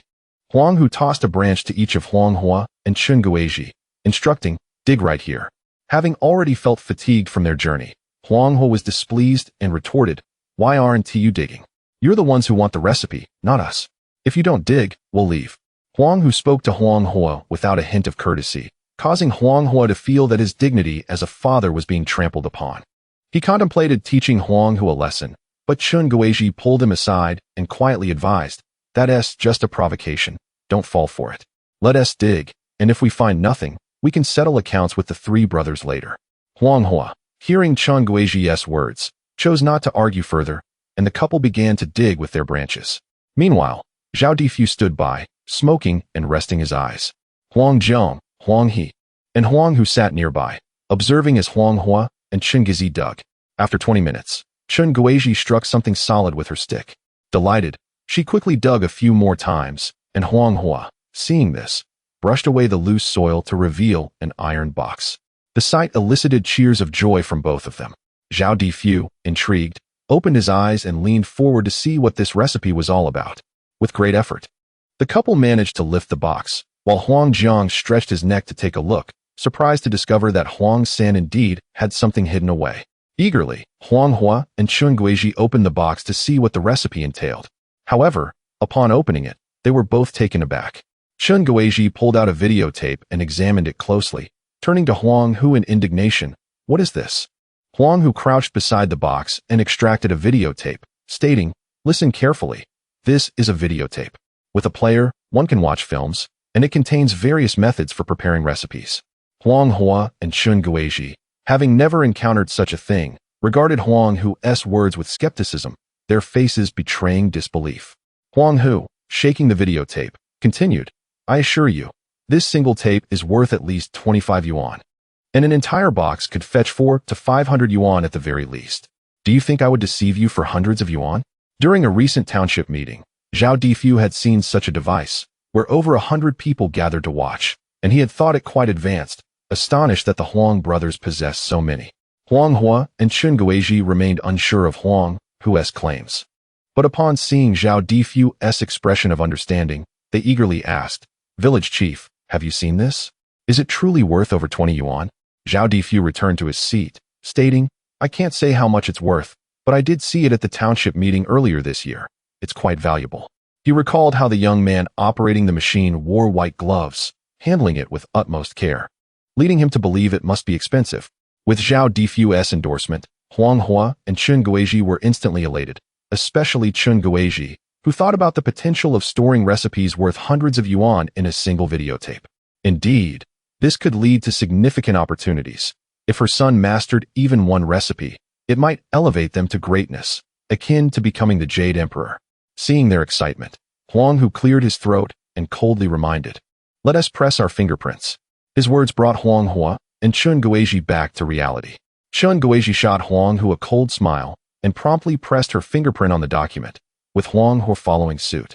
The couple then cradled the box of videotapes as if it were a treasured possession. Huang Hama closely followed, anxious that nothing untoward might happen to the treasure in Chen Guizhi's arms. After glancing at the written document and finding no issues, Huang Hu handed it over to his elder brother, Huang Jiang. He then turned to Zhao Difu with a smile and suggested, "Village chief, you have worked hard. Shall we find a place to dine?" Zhao Difu, already harboring a dislike for the Huang brothers, was unwilling to share a meal with those he found unpleasant. He simply replied, "No need. I have matters to attend to," before departing. No sooner had Zhao Difu left than Huang Jiang inquired about the situation regarding the videotape. Chapter 60. Building a house. Huang Hu did not conceal anything and directly admitted to selling his second brother, Huang He. Since the videotape had already been handed over, there was no need to keep this secret any longer. This revelation infuriated Huang Jiang, who pressed Huang He's head down, demanding to know the origin of the videotape and whether it had been stolen or seized. Huang Hu was equally curious, recalling that when he had previously inquired, his second brother had remained tight-lipped. Under the pressure from Huang Jiang, Huang He squawked like a frightened bird before finally confessing that he had found the tape, and the location of the find was not far off, just around the corner from the entrance of the Fangping Town Public Security Bureau. He did not know who had lost it. Huang He's demeanor did not suggest deception. After contemplating the matter, Huang Hu remembered that there was indeed another door around the corner of the Public Security Bureau, which he believed led to the storage room for confiscated items. Could it be that his second brother had stumbled upon something illicit? Yet, this did not seem plausible, as the Public Security Bureau would have secured any stolen property, making it impossible for Huang He to simply pick it up. Unable to make sense of it, he decided not to dwell on it any longer. After all, the tape had been surrendered, and it would no longer concern them. Let it be, wherever it came from. Huang Jiang, sensing that Huang He was not being truthful and on the verge of resorting to violence, was restrained by Huang Hu, who intervened with a few words, allowing Huang He to evade a dire situation. Following this incident, for quite some time, Huang Jiang kept a close eye on Huang He, fearful that he might do something foolish. However, that was a matter for another time. With the situation resolved, the three brothers returned to Zhaojiaxiyuan, coinciding with the festive season. Huang Jiang purchased 2 chickens to enhance their meal and to celebrate their complete liberation from Huang Hua and Chen Guizhi. While the three brothers were reveling in their newfound tranquility, Huang Hua and Chen Guizhi were anything but peaceful. Immediately after parting ways with the Huang brothers, the couple rushed home, clutching their box with trepidation, feeling as though someone might snatch their treasure away. They clung tightly to the box, shielding it with their bodies whenever anyone approached, causing many onlookers to suspect they were unhinged. After a laborious journey, they spent the better part of the day hiding the videotape. Once it was securely stowed away, Chen Guizhi ordered Huang Hua to immediately queue for train tickets to Jingdu, as they intended to personally escort this box of treasures to Huangshuangli. Meanwhile, at their makeshift dwelling, a delightful dish of chicken stewed with wild mushrooms was laid out on the stone table, accompanied by cold black fungus and stir-fried assorted mushrooms. Despite the chicken being sourced from farmers, it was undoubtedly a free-range bird. During this time, farm-raised chickens were primarily bred for egg production. And although the small free-range chicken was not a rare breed, it had been raised on grains and enjoyed ample exercise, resulting in firm and succulent meat. When stewed with wild mushrooms, the aroma wafted through the air for miles. Today, Huang Jiang also made a rare purchase of a bottle of white liquor. The table was set for 5. Huang Jiang, gathering his courage, glanced at Guobixia and boldly announced their romantic relationship. This left Guobixia blushing with embarrassment. Through this experience, Huang Jiang felt his heart warmed by Guobixia's actions, and he intended to solidify their relationship during this meal. Little Donghua, who adored Huang Jiang, clapped enthusiastically as he saw his mother holding hands with him. Huang Hu and Huang He were not surprised by the outcome. In fact, they had previously advised Huang Jiang to establish their relationship sooner rather than later. However, Huang Jiang had felt insecure due to his lack of funds and the absence of a proper place to live, which had deterred him from broaching the subject. But now, circumstances had changed. Over the past few months, through selling fruit leather and sour plum soup, Huang Jiang had amassed over 5,000 yuan, a considerable sum. In the rural context of 1981, 5,000 yuan could suffice to build a 2-winged courtyard. Moreover, the Zhejiang area, having recently transitioned from county to city, was economically less robust than larger cities, and Fangping Town was one of the more backward towns in Zhejiang. Zhaojiaxiyuan, being one of the impoverished villages under Fangping Town, had even lower living standards. It was not an exaggeration to say that 5,000 yuan could construct a modest building in Zhaojiaxiyuan. Huang He and Huang Hu raised their cups, cheerfully addressing Guobixia as sister-in-law, to which she responded with a smile, as they were already familiar with one another. In rural areas, relationships are not commonly pursued. When 2 individuals are drawn to each other, the next step is often to discuss marriage. Huang Jiang took a sip of liquor and said, "Second brother, third brother, I envision 3 rooms, one for me and Bixia as our marital home, and the other 2 for you both. Once you marry in the future, we can arrange 3 rooms for each of you, so eventually, each of us will have 3 rooms. What do you think?" As soon as he finished speaking, Huang He and Huang Hu exchanged glances but remained silent. Noticing their lack of response, Huang Jiang, perplexed, inquired, "Why are you not speaking? Is this agreeable or not?" In Huang Jiang's view, the prospect of each brother having 3 rooms would elevate them to a distinguished status within Zhaojiaxiyuan and even in Luowang Township. Thus, he had spoken with great enthusiasm about building houses, but the silence from his second and third brothers left him momentarily bewildered. Hearing Huang Jiang's question, Huang He let out a dry chuckle before finally saying, "Elder brother, you need not go out of your way to build a room for me. I prefer to live in an apartment." In recent days, Huang He had frequently traveled to Zhejiang, where single-story houses were more prevalent than apartments. However, it was precisely the scarcity of apartments that made them appear prestigious. Most of the apartments in Zhejiang were occupied by workers from various factories and the families of officials, characterized by their imposing red brick walls. Those who emerged from these residences exuded an air of confidence, which had sparked Huang He's desire to experience the lifestyle of living in an apartment. Huang Hu felt similarly. Before his arrival, he had lived in single-story houses while on vacation, and during his time in the military, he had resided in apartments. He had grown weary of single-story living, particularly with the inconvenience of outdoor toilets, which could be unbearable in the summer heat. Therefore, he was resolute in not returning to single-story accommodations, even considering renting a place if he did not pass the university entrance exam. He was determined never to live in a house without an indoor bathroom. Elder brother, I share the same sentiment as second brother. How about? Huang Hu began to speak, but Huang Zhang's expression darkened further, his grip on the bowl tightening, revealing the tension building within him. Upon casting a glance, Huang Hu felt a sense of foreboding, realizing that his words had undoubtedly struck a chord with his elder brother. Today he had just severed ties with Huang Huan and Chun Guizhi, yet now, scarcely had he disentangled himself from those relations when he and his second brother planned to move out. This was unmistakably a precursor to a family division. Huang Jiang was a person deeply rooted in familial values, to the extent that one might describe him as traditionalist. Broaching the subject of separation with him would be akin to sentencing him to death. In a rapid mental whirl, Huang Hu devised a compelling argument, swiftly shifting his tone to suggest, why don't we forego the idea of building a single-story house and instead construct a small multi-story building? A small building. A small building. A small building. Chapter 61. Shun Jizhuan's wife Huang Jiang, Huang He, and Guo Bixiao were taken aback in unison upon hearing Huang Hu's proposal. Huang Zhang's face, once dark, now radiated with curiosity. Such an idea had never crossed his mind. Guo Bixiao and Huang He shared a similar sentiment. The notion of constructing a building had never occurred to them, especially when every household in rural China was still living in single-story homes. Huang Hu lifted his bowl of liquor and took a sip before explaining to the trio, in our Zhao family village, the cost of materials is quite low. There's ample bluestone available on the mountain, and we can hire people to carry it down. The soil, sand, and stones can be purchased directly from the mine in Sunjia village, where there are always people engaged in the trade. As for labor, it's even cheaper, only 40 yuan a month, including 2 meals, and there are plenty of people eager to work. Currently, my brother has at least 5,000 yuan in his pocket, which is more than sufficient to erect a 3-story building. 3 stories. 3 stories. 3 stories. The three exclaimed in unison. Huang Hu nodded affirmatively, saying, yes, I might be moving for college soon, so I intend to stay on the first floor, which I will also convert into a kitchen and living room for dining and socializing.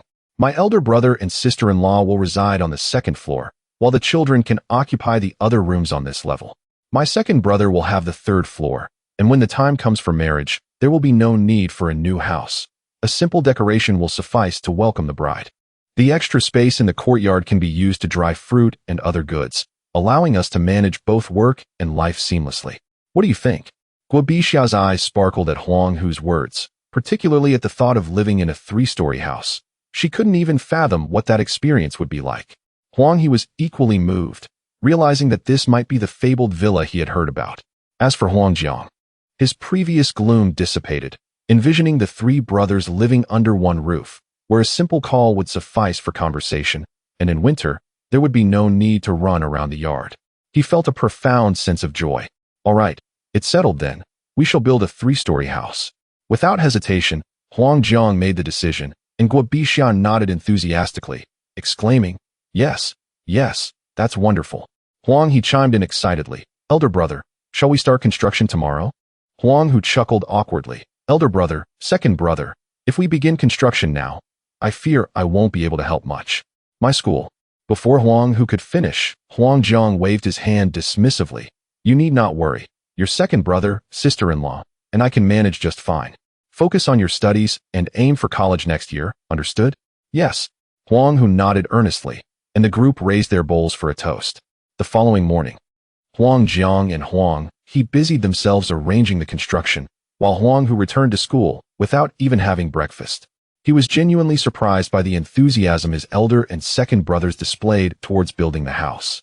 On his way back to school, Huang Hu bought a bowl of chicken soup wontons, adding 2 spoonfuls of chili, and devoured it all, leaving no broth behind, which alleviated his hangover considerably. However, upon arriving at school, he witnessed a rather comical scene. A robust woman with a dark complexion, reminiscent of Li Kuei, was chasing a scrawny man across the playground with a stick in hand. As she pursued him, she shouted, "Damn it, You didn't come home for the festival.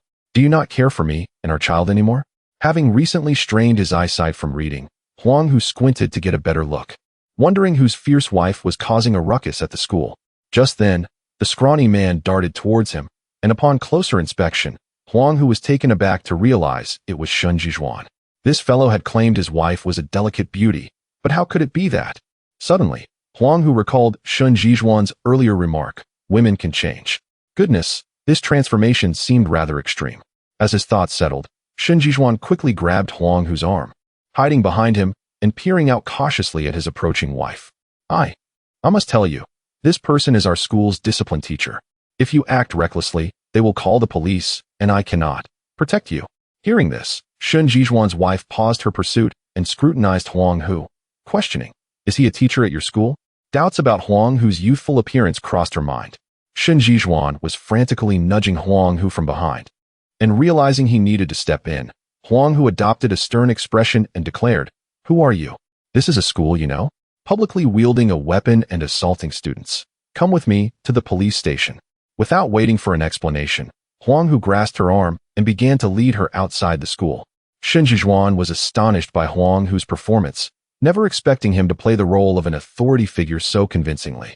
Meanwhile, Shen Zhizhuan's wife became frantic, struggling to free herself from Huang Hu's grip while calling out to her husband in a tearful voice, Zhizhuan, come here and help me. I'm your wife. This cry snapped Shen Zhizhuan back to reality. As they neared the exit, he realized Huang Hu wouldn't genuinely take his wife to the police station, and if he didn't intervene, he would surely expose himself. Shen Zhizhuan hurriedly stepped forward, blocking Huang Hu's path with a beaming smile. Teacher Huang, this is a misunderstanding. My wife and I are merely playing around. Since this is her first offense, could you let her go? Playing around? Huang Hu glanced at Shen Zhizhuan's wife before continuing. Is this how you play? This is sheer nonsense. His words carried an authoritative weight reminiscent of a county party secretary, frightening Shen Zhizhuan's wife into tears. Noticing he may have been too forceful, Huang Hu softened his tone. Very well. Considering this is your wife's first offense, the school will not pursue this matter. However, if there is a next time, the consequences will be severe. With that, he released his grip, and as soon as Shen Zhizhuan's wife broke free, she swiftly hid behind him, peeking out at Huang Hu as if mirroring Shen Zhizhuan's earlier actions. Satisfied that his task was complete, Huang Hu felt no need to linger. He glanced back at the couple and departed. As he entered the classroom, he turned to take one last look, finding Shen Zhizhuan energetically delivering a political lesson to his wife, who sat on the steps with her head down, silent. Today marks the second day of the National Day holiday, and the number of students on campus is sparse. The classroom is not particularly crowded either. Huang Hu intends to take a book and sit on the soil slope to read, as he has been in the classroom for quite some time and feels somewhat deprived of oxygen. However, just as he picks up the book, Yang Guoman storms into the classroom in a huff, plops down onto a chair, crosses his arms, and lapses into silence. Having shared the same bed with Yang Guoman for 2 months, Huang Hu has gained some insight into his temperament. Whenever Yang Guoman sits with his arms crossed and refuses to speak, it is evident that someone has surely offended him. Chapter 62. Aspirations. Huang Hu sighed to himself, pondering how he was in high school, yet it felt akin to an elementary school experience. Who has offended you? He inquired, only for Yang Guoman to immediately respond with indignation, pointing outside. Damn it, Qian Shouzai brought a hen from home, claiming it lays an egg a day to enhance one's intellect. To me, it seems like a mere show-off. Tomorrow, I shall bring a bull and see who can outdo whom. In recent years, Yang Guoman's father had become acquainted with numerous officials through his work as a chef at a guest house, and with such connections came certain privileges. Under the current policy environment, the Yang family had managed to raise 3 large bulls. In Fangping town, owning more than 1 large and 2 small cattle classified one as part of the bourgeoisie, and the Yang family's possession of 3 large bulls positioned them firmly within the ranks of the exploiting class. Despite this, they continued to rear the cattle, and most importantly, they faced no issues whatsoever. It was precisely these 3 bulls that elevated the Yang family's status in their village. Even the village chief greeted Yang Guoman's father with smiles. This was a source of pride for Yang Guoman, who often narrated tales of their 3 bulls.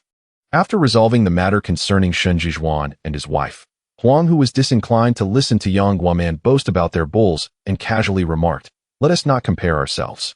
We are here to study, not to compete. Please refrain from bringing your bowls into the conversation. Upon hearing Huang Hu's words, Yang Guoman felt somewhat deflated. Damn it, Huang Hu is only being considerate, or else I would certainly bring our bowls to the discussion. Huang Hu shot Yang Guoman a glance of disdain, uninterested in continuing the conversation, and stood to leave. However, Yang Guoman seized Huang Hu's arm, glancing around furtively, and whispered, "It's a holiday today. Shall we have a drink tonight?" Huang Hu, having just finished drinking the previous day, was reluctant and waved his hand in refusal. "No, I prefer to keep a low profile. The final exams are approaching. We should devote our time to reviewing." As Huang Hu attempted to depart once more, Yang Guoman tugged at him again, opening his backpack to reveal 2 bottles of Fingio, a bag of peanuts, and 2 paper packages. Fingio was considered a fine liquor in the Zhejiang region, reserved for officials in Fangping town, while ordinary citizens would consider themselves fortunate to sip on Zhejiang Dakyo. Huang Hu was taken aback by the quality of liquor Yang Guoman had brought, and thinking that the accompanying dishes must be equally splendid, he pointed to the 2 paper packages. "What delicacies do those contain?" With an air of mystery, Yang Guoman replied, "Braised bear paw and stewed flying dragon." "Do you know what flying dragon is?" Huang Hu was momentarily stunned, staring intently at the 2 paper packages. Truthfully, he was shocked. While these dishes were not prohibited in 1981 and could be procured, they were northeastern specialties. And Zhejiang was in the south. How could they have made their way here? Yang Guoman relished Huang Hu's astonished expression and closed his backpack, declaring, "What do you think? Let us share a drink tonight and savor the taste of flying dragon." Huang Hu found it hard to decline. He had savored these dishes in his previous life, and they were exquisite, especially the flying dragon, known scientifically as Huawei. The meat was incredibly tender, and if stewed with jian shoqing, the aroma would be heavenly. After they made plans, they parted ways. Huang Hu sought out Xinjijuan while Yang Guoman sought a drinking venue. Around 6 p.m., the trio of Huang Hu, Yang Guoman, and Xinjijuan found a sheltered spot in a shallow earth cave. Yang Guoman presented the peanuts, stewed flying dragon, braised bear paw, and 2 bottles of Fingio, pouring a bowl for each of Huang Hu and Xinjijuan, and ceremoniously raised his cup. "Our meeting is fate. Let us toast to that." Huang Hu recognized that Yang Guoman had learned this phrase from the officials at the guest house, and, surprisingly, he had emulated it quite well. The 3 clinked their bowls and drank heartily. Xinjijuan eagerly picked up a piece of bear paw, chewing it thoughtfully before frowning. There is a hint of pine oil flavor in this bear paw. Huang Hu also took a bite and confirmed the peculiar taste, casting a puzzled glance at Yang Guoman. Yang Guoman erupted in laughter, reveling in their ignorance. "This bear paw is from the northeast, where pine trees abound. Bears love climbing trees, hence the pine oil flavor. Understand now?" Xinjijuan found this explanation quite reasonable, but Huang Hu was left speechless by Yang Guoman's reasoning. He understood that the bear paw had likely absorbed flavors from the pine nuts during transport, and the chef had failed to eliminate the pine oil taste, leading to its unfortunate presentation. It was probable that the officials from the northeast had come to conduct business here. Otherwise, they would have been outraged at such a culinary disaster. Huang Hu was not one to dampen the mood, so he went along with Yang Guoman's narrative, praising the authenticity and skill involved in the cooking.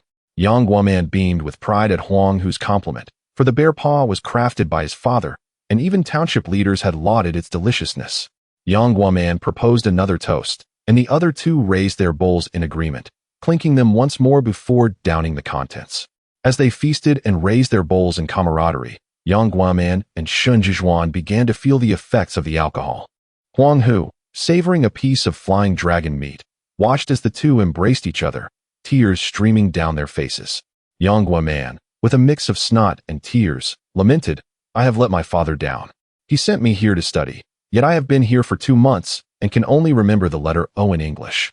Do you think someone like me can get into university?" Indeed, Yang Guoman was not cut out for academia. Although he had diligently studied over the past 2 months and had even played fewer games of dodiju, he was still quite dim-witted. While Huang Hu could memorize 10 words in an hour, Yang Guoman struggled for 3 days to learn the same. Yang Guoman could speak such truths about himself, but if anyone else dared to utter similar sentiments, Yang Guoman would undoubtedly bear a grudge.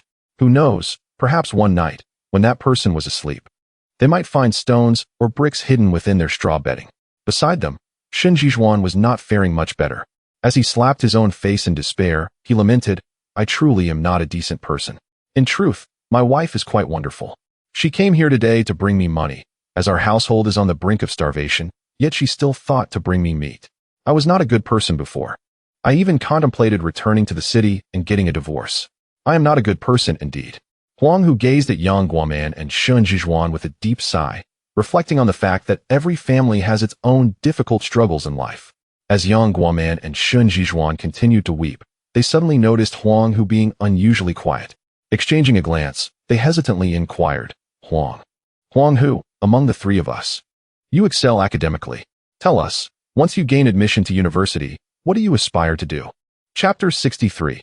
Arriving in 1982 upon hearing the word ideal, Huang Hu gazed at the starry sky, and his thoughts drifted back to that night before his time travel.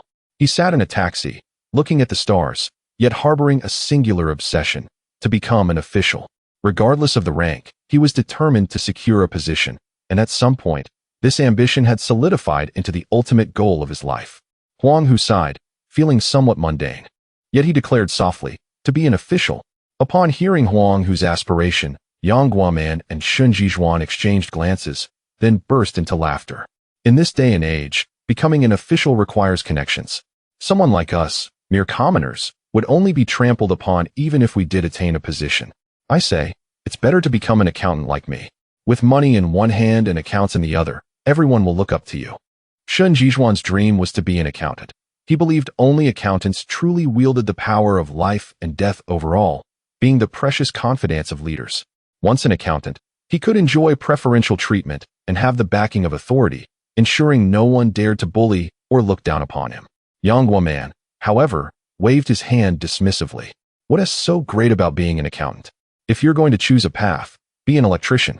He then downed a bowl of liquor, exclaiming, those scoundrels at the Electric Bureau abuse their power, extorting from every electricity-using unit, even daring to cut off power to the township government. And when they do, the township government doesn't dare to complain. They have to send someone to plead for the electricity to be restored. Listening to their grievances, Huang Hu remained silent. He understood the underlying truths that others might overlook. Indeed, while accountants were cherished by leaders, they were also the first to bear the brunt of any issues. Shun Jizhuan failed to see the bigger picture.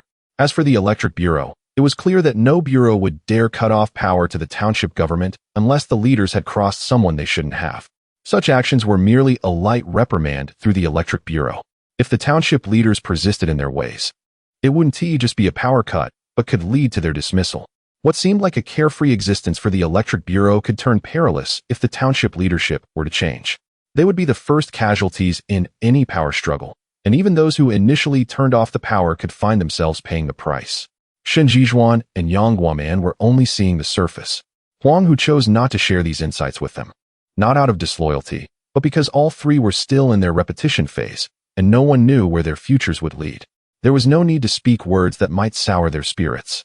Huang Hu looked at the brilliant sky, rose to his feet, and walked to the hillside, pouring the remaining liquor from the bottle into their bowls. He raised his bowl and said, "Come, let us toast to our ideals."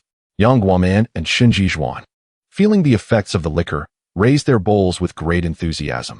The three bowls clinked together. To our ideals, cheers. 3 months passed in the blink of an eye, and the eve of the Spring Festival in 1982 was upon them. Following their last drinking session, Yang Guoman and Shun Jizhuan had become more diligent in their studies, while Huang Hu found himself sacrificing sleep for reading. He spent his days memorizing literature and politics, relying on rote memorization to boost his scores, as his mathematical skills were average. Most of the students in the repetition class had returned home for the new year. The remaining few were either far from home or simply unwilling to return. Huang Hu, lacking a place to stay, lingered longer. Currently, his family was in the process of building a house, employing a makeshift construction team from the nearby Sunjia village mine. The selection of this team was not solely based on their superior skills compared to local villagers, but also because they could provide sand and gravel, eliminating the need for Huang Hu and his brothers to procure these materials themselves. Every endeavor has its merits and flaws. Due to the construction team's commitments to the mine, their progress on Huang Hu's house was somewhat slow, as they could only work during their spare time. However, Huang Jiang and Huang He were not overly concerned. A few extra days of waiting was negligible compared to the money saved. After all, rural folk typically approach problems from a financial perspective. Although Huang Jiang and Huang He were meticulous in their budgeting for the house, To the villagers of Zhaojia village, the Huang brothers appeared to be striking it rich. The eldest and second brother of the Huang family provided their workers with meals that included meat and liquor, far exceeding what the villagers enjoyed during their own New Year celebrations.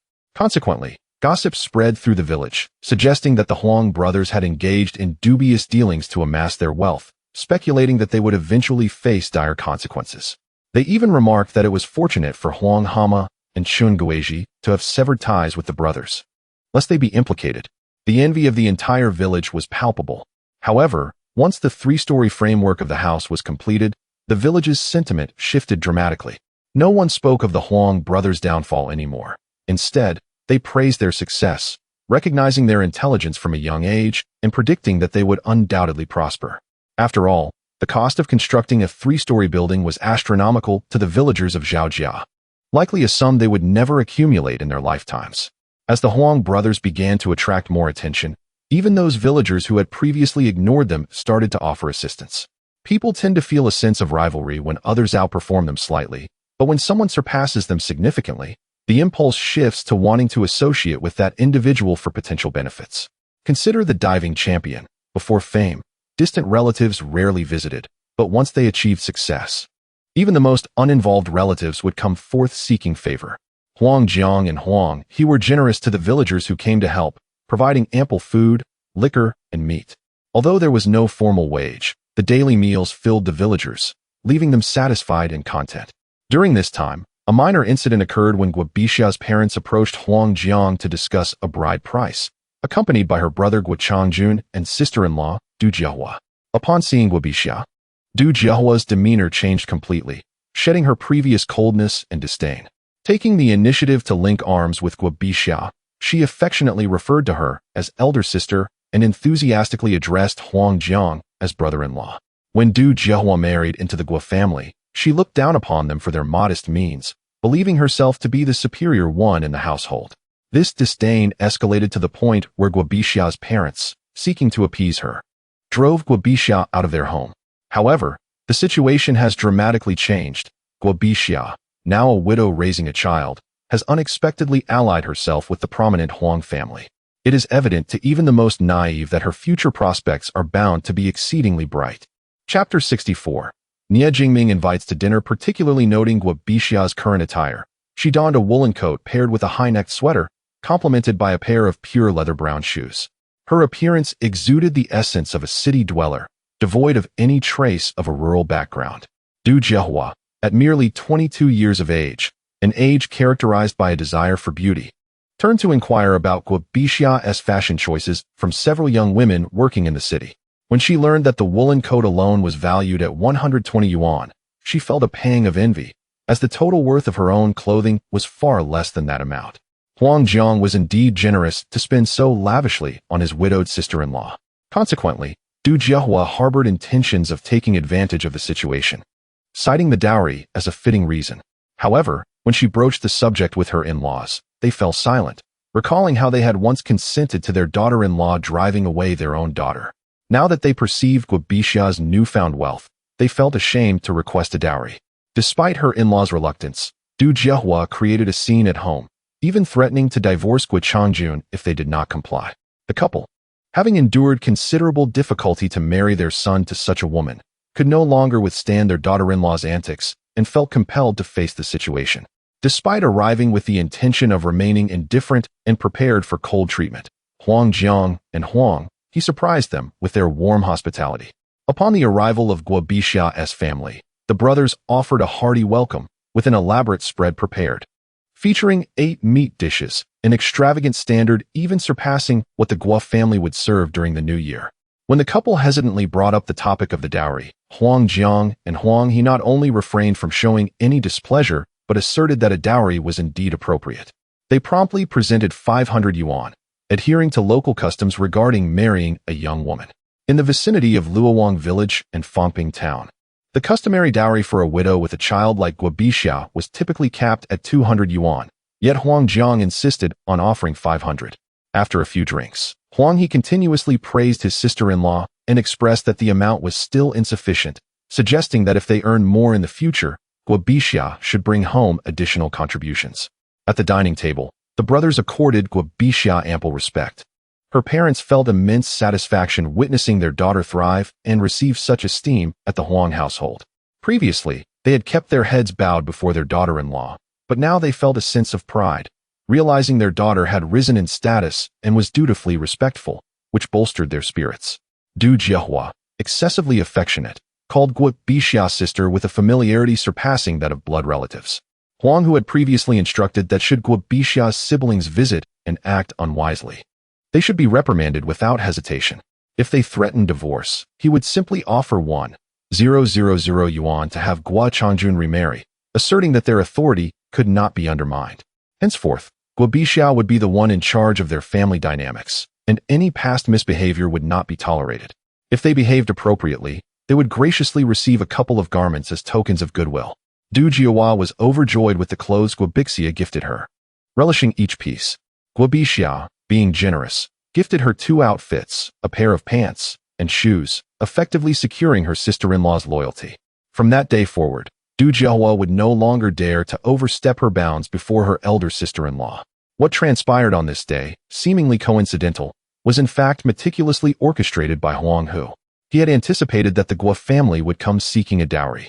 In rural areas, financial resources were scant throughout the year, especially after paying taxes and contributions, leaving families with meager savings. Recognizing the opportunity for financial gain, Huang Hu surmised that someone from the Guo family would be tempted to seize the moment. Thus, he had conferred with his elder and younger brothers in advance. They readily agreed to the dowry, not wishing to mar a joyous occasion with any tragic events. The last thing Huang Hu wanted was for Guo Bixia to feel humiliated and resort to drastic measures, as such occurrences were regrettably common due to dowry disputes. Furthermore, he felt compelled to help his sister-in-law regain her dignity after being driven from her home. Their time spent together had fostered a good rapport, which encouraged Huang Hu's generosity.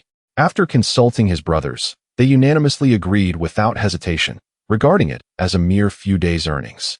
The actions of the Huang brothers deeply moved Guo Bixia, strengthening her bond with Huang Jiang. When Guo Bixia's parents arrived for the dowry, they entered the house with heads bowed but left beaming, holding Huang Jiang's hand and praising their daughter for finding such a fortunate match. Huang Hu, having organized his books and prepared to return home for the new year, planned to resume his studies after the festivities. However, just as he stepped outside, he encountered his homeroom teacher, Nie Jingming. Upon seeing Nie Jingming, Huang Hu hastily turned to leave without greeting him. Yet, he heard Nie Jingming call out, "Huang Hu, come here for a moment." Since the last encounter where Nie Jingming pretended not to recognize him, Huang Hu had deliberately maintained a considerable distance from him, to the extent that he refrained from raising his hand during class discussions. In essence, he regarded Nie Jingming as a treacherous figure. Nevertheless, upon being summoned, he had no choice but to comply.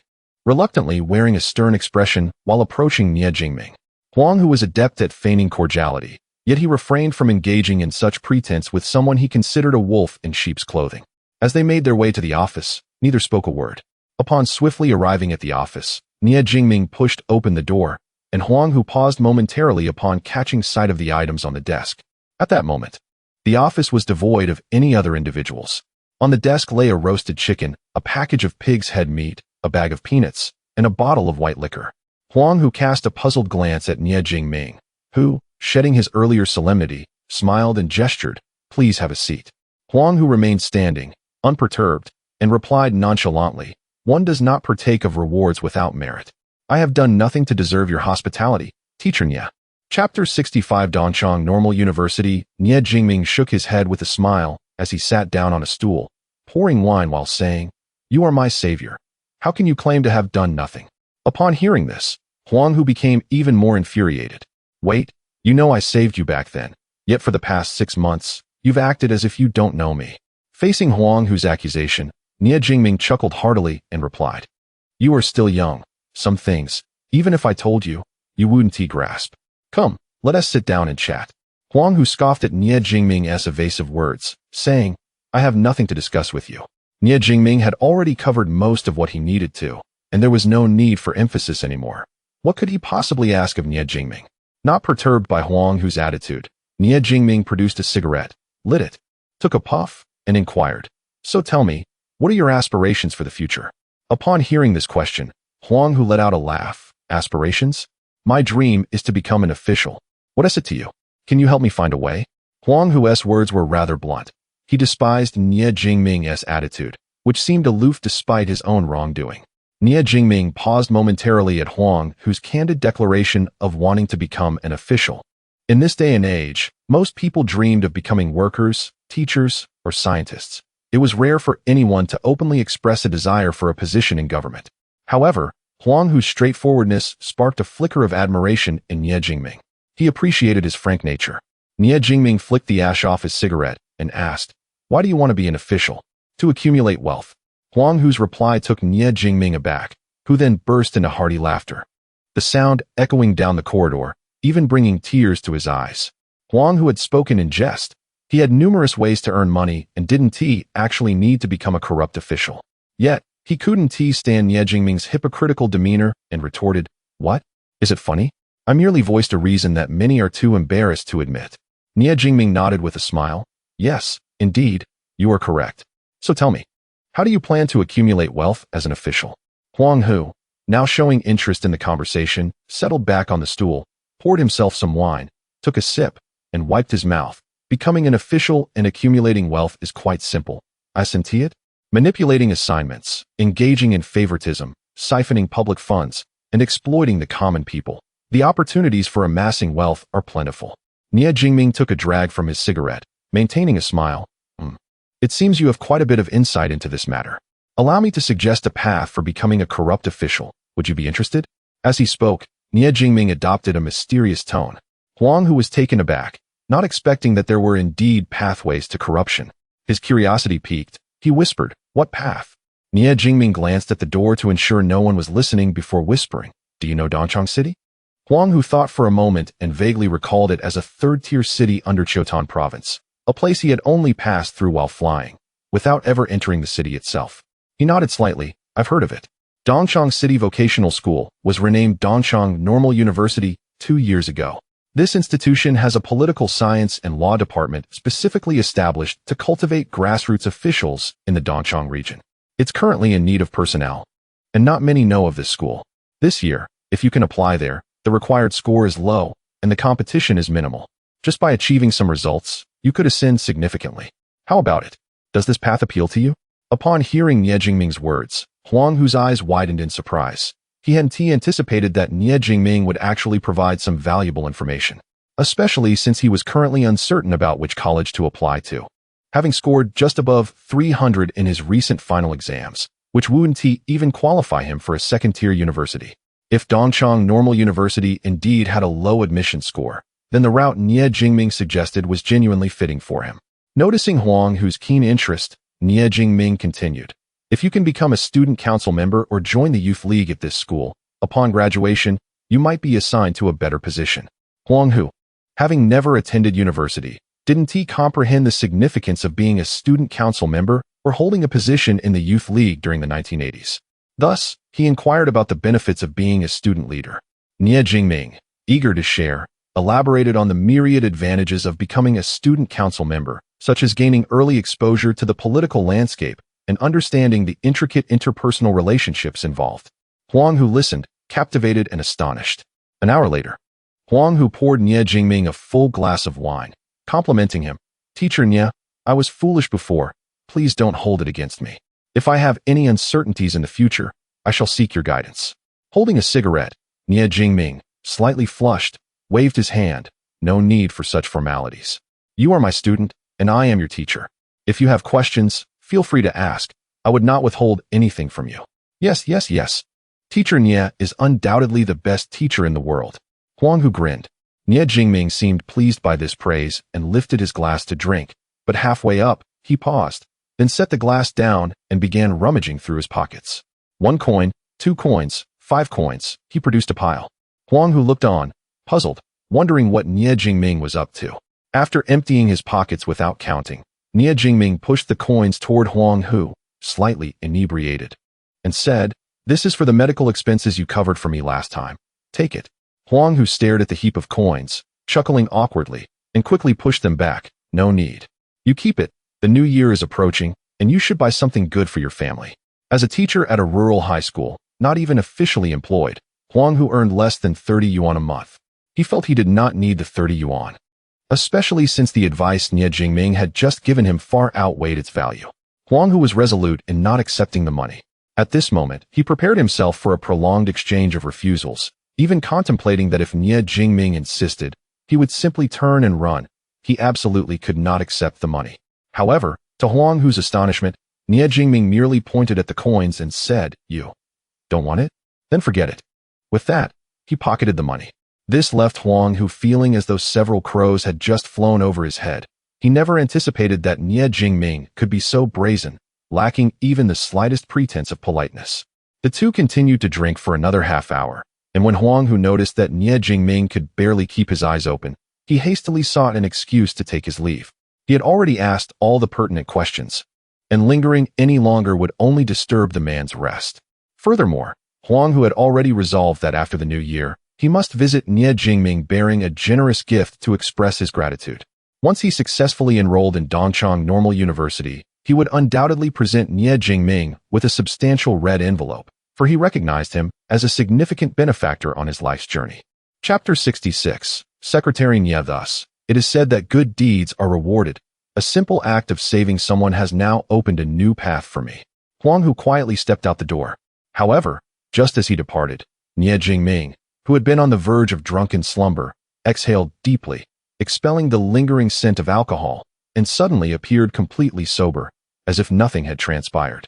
At that moment, a knock resonated at the door. Nie Jingming replied in a low voice, "Come in."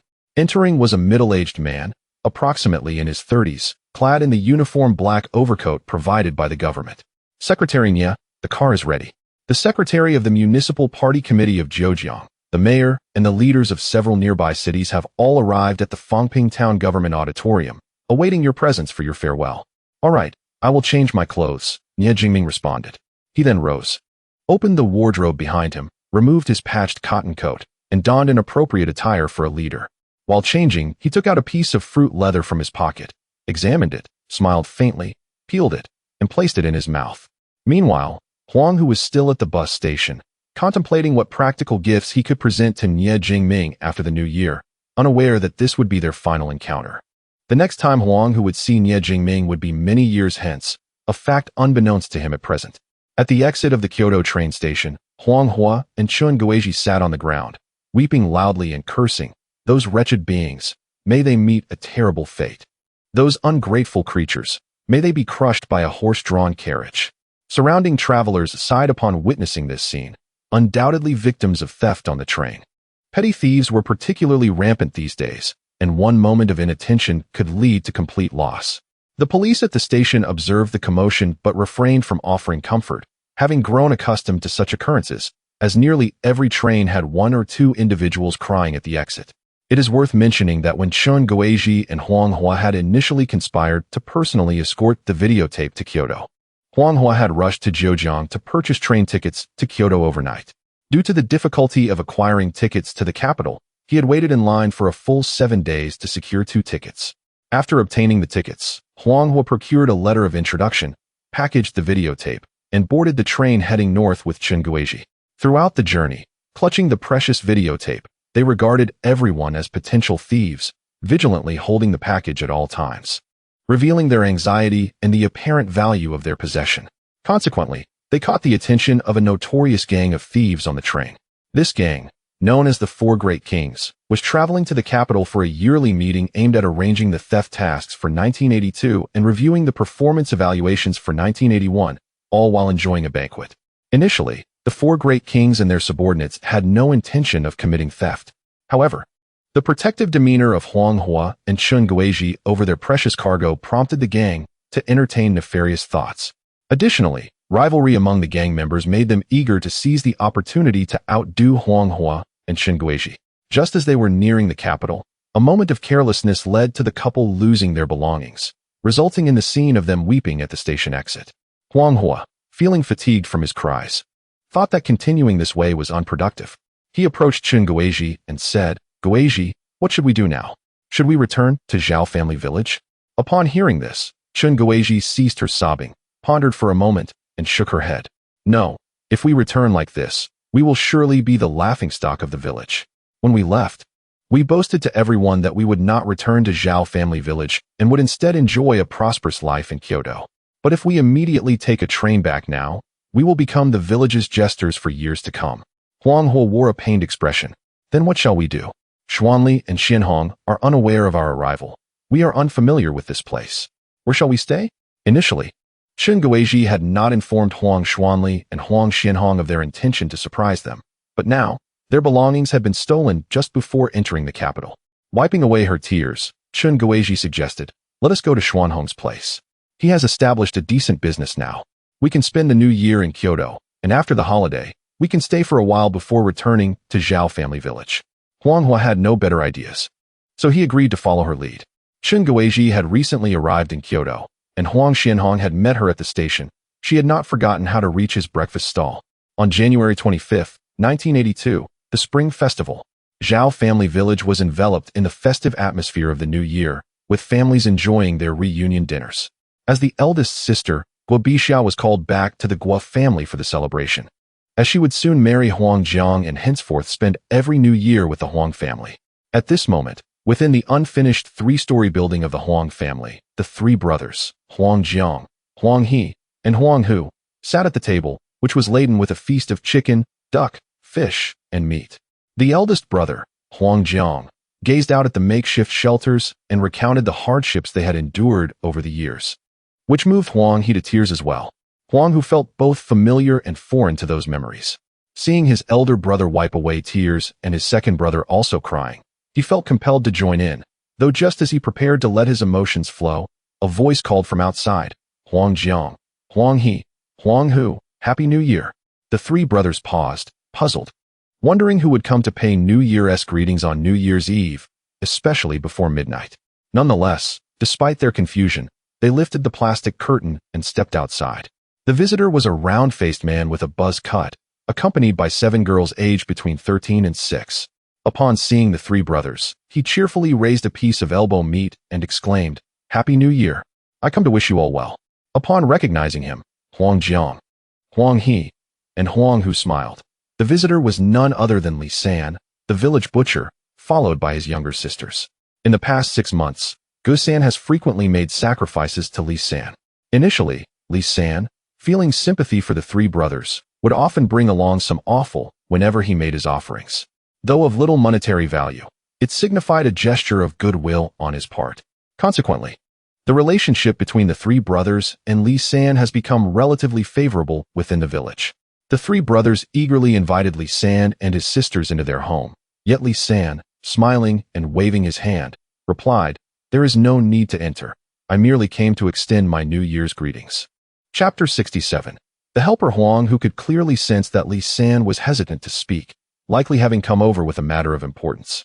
Considering the amicable relationship they usually shared, Huang Hu candidly inquired, "Sengu, do you have something on your mind?" Huang Jiang and Huang He, who had not yet realized the situation, quickly caught on upon hearing Huang Hu's remark. Huang Jiang said, "Sengu, if you have something to say, please do so. We are brothers, no need for formality." Upon hearing Huang Jiang's words, Li San let out a dry chuckle, glancing at his 7 younger sisters behind him, and finally admitted, "Since you insist, I shall not hold back any longer. I wonder if you are in need of assistance with making guodampi?" The direct mention of guodampi caught Huang Jiang, Huang He, and Huang Hu off guard. Although the three brothers operated their guodampi business within the village, the villagers were unaware of what they actually produced. Whenever curious villagers inquired, the brothers had never revealed the name of their product. On one occasion, Huang He, feeling pressured, had even claimed it was rat poison. The brothers' intent in keeping this a secret was to prevent villagers from competing for the apricots the following year. Seeing the brothers' expressions shift, Li San hastily explained, "Last October, I delivered pork to Zhejiang and noticed Huang Jiang and Huang He selling guodampi at the school gate. Your business seemed to be thriving, and when I greeted you, you did not respond, so I left. I thought, with such success, you might need some help. My sisters have nothing to do at home. You know our family has little land, and my parents are busy. With my wife assisting me in the meat business, my sisters are often idle. If they could help you out, all I ask is for meals in return. I can forego wages." Upon hearing this, Huang Hu glanced at Huang Jiang and Huang He, who exchanged unsure looks, having no recollection of this incident. However, it was understandable. During recess, a throng of children would swarm to buy guodampi, leaving the two brothers preoccupied with sales and oblivious to anything else. Huang Jiang and Huang He fell silent, looking towards Huang Hu for guidance. They were uncertain of Li San's true intentions, and Huang He even pondered whether Li San might be attempting to learn their trade secrets. Huang Hu, however, grasped Li San's underlying message. In rural areas, unmarried daughters at their natal homes often served as free labor. But if the family held little land, these girls might be considered burdensome. Moreover, since Li San was under his wife's strict supervision, his earnings were primarily allocated to support his parents and care for his sisters. Over time, it was likely that his wife had expressed displeasure, making Li San feel trapped. To spare his sisters from hardship and quell his wife's complaints, he mustered the courage to approach the Huang family during the festive season, hoping to arrange work for his sisters in their enterprise. Realizing that he was placing the brothers in a difficult position, Li San felt a sense of dread as he perceived their hesitation. Even if they were making money, it was unrealistic to expect them to support 7 mouths. "It's nothing, I was just asking casually. Rest assured, no one will know about your guodampi business. I've placed the pork here. We should head back now." Li San set the pork on the stone steps and turned to leave with his sisters. At that moment, Huang Hu raised his hand and called out, "Sangu, please wait a moment."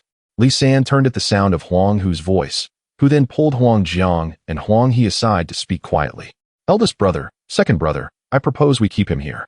Huang He shook his head. "That's not feasible. What if he is here to learn our secrets?" "I don't believe he is," Huang Hu responded. "Think about it. Li San knew about our guodampi business since October and was aware of our profits, yet never inquired further. Besides, there is no technical mystery to making guodampi.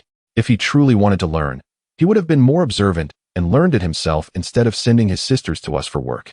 Huang He found Huang Hu's reasoning compelling and fell silent. Just then, Huang Jiang interjected, "San, didn't you say we shouldn't hire help? Won't bringing in extra people cause issues?" Huang Hu chuckled and waved his hand dismissively. "The authorities are currently turning a blind eye to hiring help. As long as we don't exceed a reasonable number of workers, there shouldn't be any problems. Moreover, more hands mean more profits. In the future, you and second brother can focus on selling guodampi in Zhejiang, while Bixia oversees Li San's sisters making guodampi at home. This will also help us expand our business." The economic reforms of 1982 had become an undeniable trend, with several government documents promoting economic development clarifying previously ambiguous matters. While Zhaojiaxiyuan and even Zhejiang might not yet feel the impact, major cities like Hucheng and Jingdu had already begun to pave the way for economic growth. Particularly in the southern coastal cities, rural economies and township enterprises were poised for rapid advancement in the coming years. A momentum that was becoming unstoppable. Seeing Huang Hu's resolution, Huang Jiang felt reassured but glanced back at Li San's sisters, expressing concern. "San, if we decide to keep them, we can't simply expect them to work for 2 meals a day. We can't treat them like serfs." Huang He chimed in, "Eldest brother is right. We should at least offer them some wages, even if it's a modest amount. What do you think, San?" Huang Hu stroked his chin thoughtfully. "Wages are certainly necessary. The amount can vary based on the diligence of Li San's sisters. With the state promoting payment based on labor, we should adopt the same principle. How does that sound?" Upon hearing this proposal, Huang Jiang and Huang He's eyes lit up. "This is a good plan. Otherwise, we risk returning to a communal system. You're quite clever. San, let us settle on this." With the brothers reaching an agreement, Huang Hu approached Li San, who was still smoking. Seeing Huang Hu approach, Li San quickly extinguished his cigarette and flashed an innocent smile. "Dear Sangu, after our deliberation, we have come to the consensus that your sisters may assist us in this endeavor. However, let us be clear from the outset. Since they are here to work, we shall indeed provide remuneration. The amount of compensation will depend on their ability to endure hardship. Those who are diligent and industrious will earn more. Conversely, should they choose to be cunning or lazy, they may find themselves with nothing to show for their efforts. Therefore, Sangu, you must not come to us later regarding any outstanding accounts." Chapter 68. The unfortunate king of thieves. Upon hearing the prospect of earning money, Li San's sisters became animated, chattering excitedly. When they left home, their hopes were merely to have a couple of hearty meals. They had never dared to dream of a salary. However, the notion of remuneration thrilled Li San even more than his sisters. He hastily assured Xiao San, "Rest assured, my sisters can endure hardship. If anyone is lazy or tries to cut corners, just let me know, and I will handle them. After saying this, he turned to his chattering sisters and reprimanded. Listen well, you must not slack off while working here. If I find out, there will be consequences. Despite Li San's stern words, his 7 sisters seemed entirely unfazed by their elder brother's authority, responding with playful smiles. Got it, brother. They then resumed their lively discussion about what they would buy with their future earnings. Once arrangements were finalized, Li San's sisters reported to work on the 8th day of the lunar month. Huang Hu provided Li San with a few instructions, essentially advising him to remind his sisters not to gossip in the village, but to focus on their work and earn money discreetly to avoid unnecessary trouble. Li San understood Huang Hu's intentions well, readily agreeing and assuring him that his sisters would not spread rumors. On their way home, the 8 of them were elated. Especially Li San, who had resolved his sister's employment issues. He felt a newfound sense of pride, believing he could finally hold his head high in front of his wife, who could no longer dismiss his sisters as burdensome liabilities. Huang Jiang, Huang He, and Huang Hu were equally pleased, particularly Huang Jiang and Huang He, who envisioned the assistance they would receive in earning more money, lifting their spirits considerably. Huang Hu, on the other hand, thought that with the additional help from the eldest and second brothers, as well as their future sister-in-law Guabixia, they would no longer have to work so hard. Although they would have to pay a small amount each month, the benefits far outweighed the costs. However, as the Huang brothers celebrated their fortune in a modest flat in Kyoto, Huang Xuanli and Huang Xianhong were feeling rather dejected. Huang Hafa and Chun Guizhi had come to deliver a formula, but midway, it was stolen. Huang Xuanli wanted to report the theft, but Huang Hafa and Chun Guizhi had forgotten the name of the item they carried. They could only describe it as a long, rectangular black object, making it impossible for Huang Xuanli to file a report. Huang Xianhong took a puff of his cigarette and glanced at Huang Hafa, who was indulging in food and drink within their home, expressing his discontent. What should we do about him, brother? Hearing this, Huang Xuanli looked at Chun Guizhi, who was serving Huang Hafa, and furrowed his brow. It seems our mother enjoys spending time with Huang Hafa. If it comes to that, perhaps we should let them stay here for now. Huang Xianhong was displeased. No, brother, I have no objection to supporting our mother, but what about Huang Hafa? He has no sons. Let his son take care of him. I refuse to support someone who does nothing. Huang Xuanli patted Huang Xuanhong's shoulder. Xianhong, do not be so petty. I recall you lamenting about being overwhelmed and wanting to hire a helper. This is a perfect opportunity, and you won't even have to pay a salary. How wonderful is that? Afterward, Huang Xuanli turned his gaze toward Huang Hafa, who was gorging on meat. Huang Xianhong, upon hearing this, shifted his attention to Huang Hafa as well. At just over 40, Huang Hafa was in his prime and could serve as a free laborer, which was quite advantageous. Despite the profits from his breakfast stall, the work was exhausting, requiring him to rise at 3 in the morning and labor until 8, followed by shopping for ingredients for the next day's business. He had been feeling the strain of such a demanding schedule. Now, with Huang Hafa's arrival, Huang Xianhong could delegate the early morning tasks to him, allowing him to sleep until 5 and then simply sell the food. After discussing this arrangement, the brothers approached Huang Hafa and Chun Guizhi to share their proposal. Initially, they worried about Huang Hafa's potential refusal, but to their surprise, upon hearing the offer to help, Huang Hafa was so moved he nearly wept, eagerly nodding his agreement. Chun Guizhi felt reassured that her sons could persuade Huang Hafa to stay, and she couldn't help but remark, Hafa, see. This is what true sons do. Just look at your own. Huang Hafa, hearing this, was even more touched, and his eyes glistened with tears, acknowledging that his affection for Huang Xuanli and Huang Xianhong had not been in vain. He felt assured that his later years would be filled with comfort. While Huang Hafa envisioned a blissful future, in another secluded alley in Kyoto, the king of thieves knelt facing the outskirts of the city, offering 3 lit cigarettes as tribute. With each bow, he murmured, "Brothers, I will avenge you." After 3 heartfelt bows, tears welled in his eyes, especially as he contemplated the imminent execution of his 4 prized disciples and a host of younger followers, unable to suppress his sorrow. As for the king of thieves' 4 disciples, after successfully stealing their bounty, they disembarked from the train, only to encounter a surprise inspection at the station. Unfazed, they remained composed, as many of the railway officers were on friendly terms with them due to their frequent travels. Thus, the 4 thieves swaggered out of the station with their spoils. They were elated, having unexpectedly pilfered over 20 videotapes from 2 naive country bumpkins. Regardless of the content, these tapes could fetch 40 yuan each in Kyoto's black market, and if they turned out to be Hong Kong or Taiwan martial arts films, they could sell for as much as 70 yuan each. However, just as they were about to exit the station, they were halted by a group of unfamiliar railway police for a search. The group did not mind the inspection, but when the police examined the videotapes, they deviated from their usual cursory glance, insisting on inspecting the contents.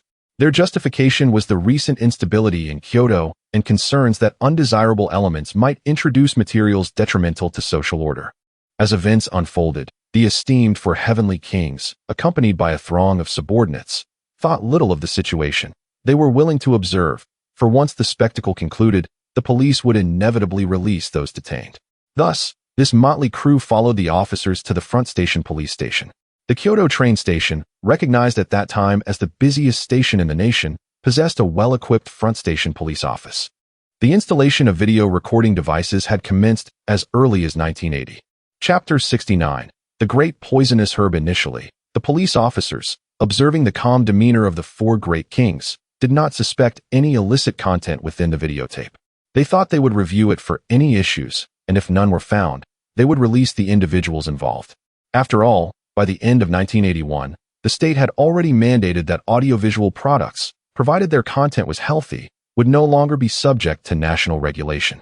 As the videotape was played, nearly the entire police station, aside from the on-duty officers, gathered around the television, eager to see what entertaining film might be presented. In an era where entertainment was scarce and there were few captivating movies, this opportunity to watch a videotape was considered a delightful perk for the station. The spacious office was now filled with people. At the center sat the chief and the political commissar, with the deputy chief alongside them. A small table nearby held tea and sunflower seeds, while various ranks of officers flanked the sides, with others standing against the walls.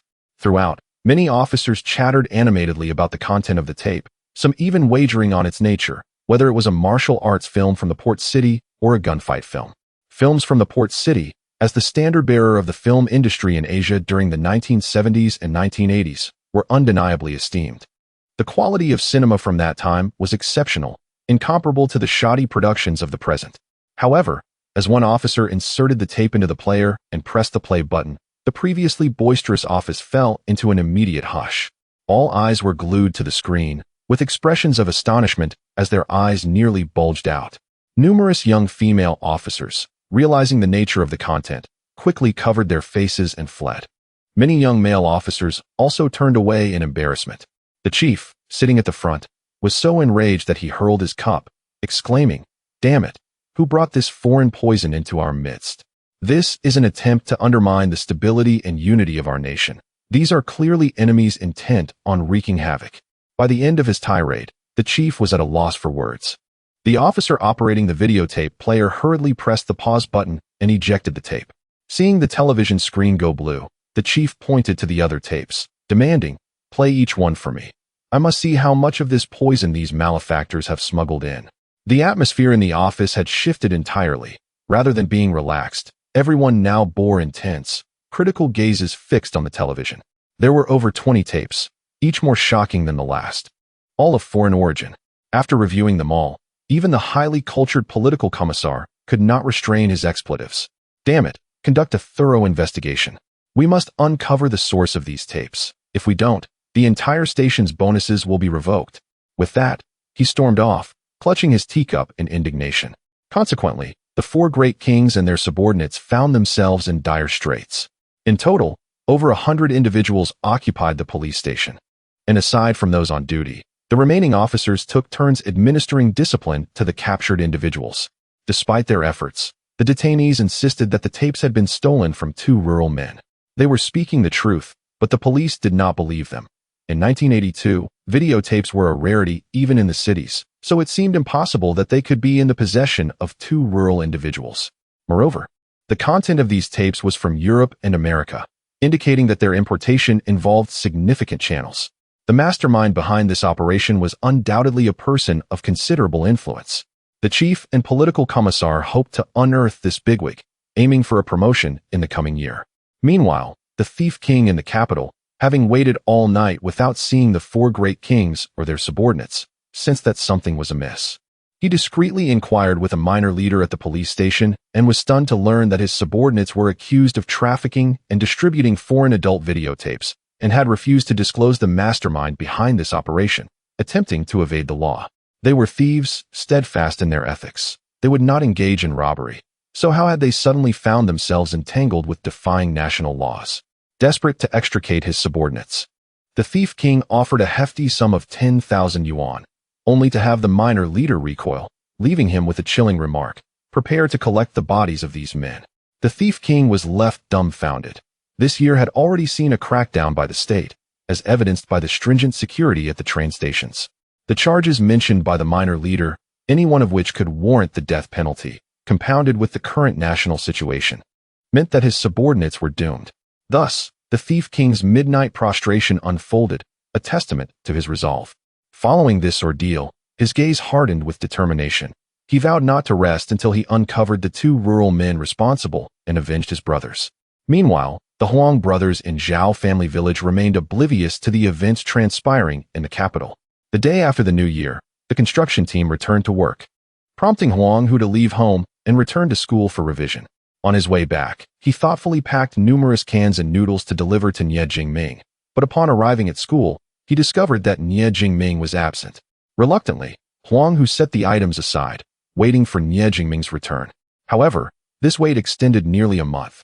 In early March, as classes for the review course commenced, Nie Jingming did not enter the classroom with his usual books. Instead, the substitute teacher, Xiao Wang, entered with the materials. Upon entering, Xiao Wang delivered two pieces of unfortunate news. The first was that Nie Jingming could no longer serve as the homeroom teacher for the review class and had officially resigned from the school. This revelation struck Huang Hu with surprise. He had not anticipated Nie Jingming's abrupt departure, having shared drinks with him just before the new year. Concerned, Huang Hu wondered if something had befallen Nie Jingming's family and if he needed financial assistance. Thus, he hesitantly interjected, "What happened to Teacher Nie?" Upon hearing Huang Hu's inquiry, Teacher Xiao Wang became visibly displeased, sensing a lack of concern for her amidst the attention given to Nie Jingming. Last year, she had taken a 10-day leave due to family matters, yet not a single student had inquired about her absence. With a stern expression, Teacher Xiao Wang declared, "Whatever happens is of no concern to you. Your current task is to focus diligently on your studies." Upon hearing these words, Huang Hu fell silent, for he dared not provoke the formidable Teacher Xiao Wang, who could indeed make things difficult for him if riled. I continued to announce the second matter. Our nation has recently implemented a new system regarding the Gaokao, known as the preliminary examination, which will take place in May of this year. Only those who pass will be eligible to participate in the Gaokao, while those who do not will lack the qualification to take the examination. Chapter 70. The announcement. Upon the completion of this statement, the entire class erupted into a cacophony of discussion. Even Huang, who joined in the fray. In his previous life, he was aware of the Gaokao. Those who succeeded gained admission to university, while those who failed were left without that opportunity.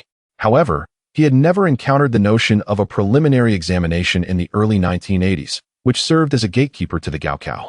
The unfairness of this system was palpable.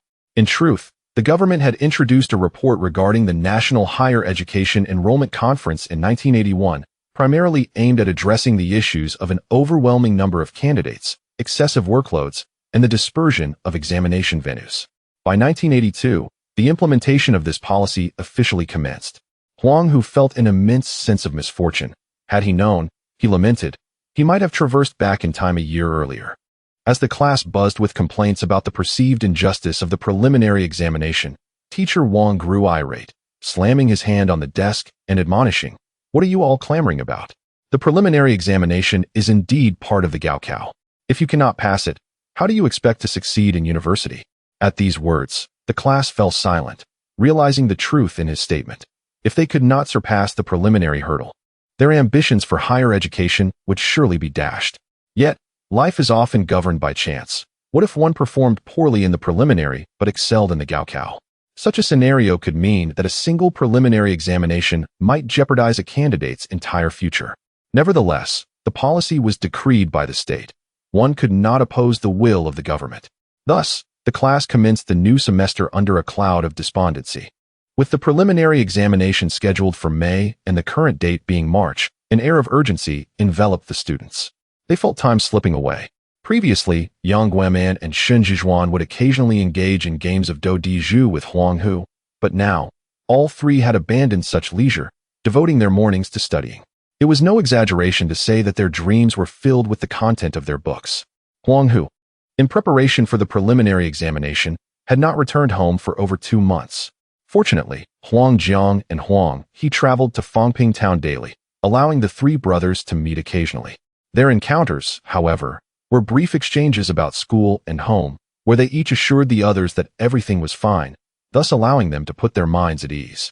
As the day of the preliminary examination approached, Huang Hu found himself feeling a mix of anxiety and anticipation. The examination would take place on May 20th at their school, overseen by strict invigilators from other institutions.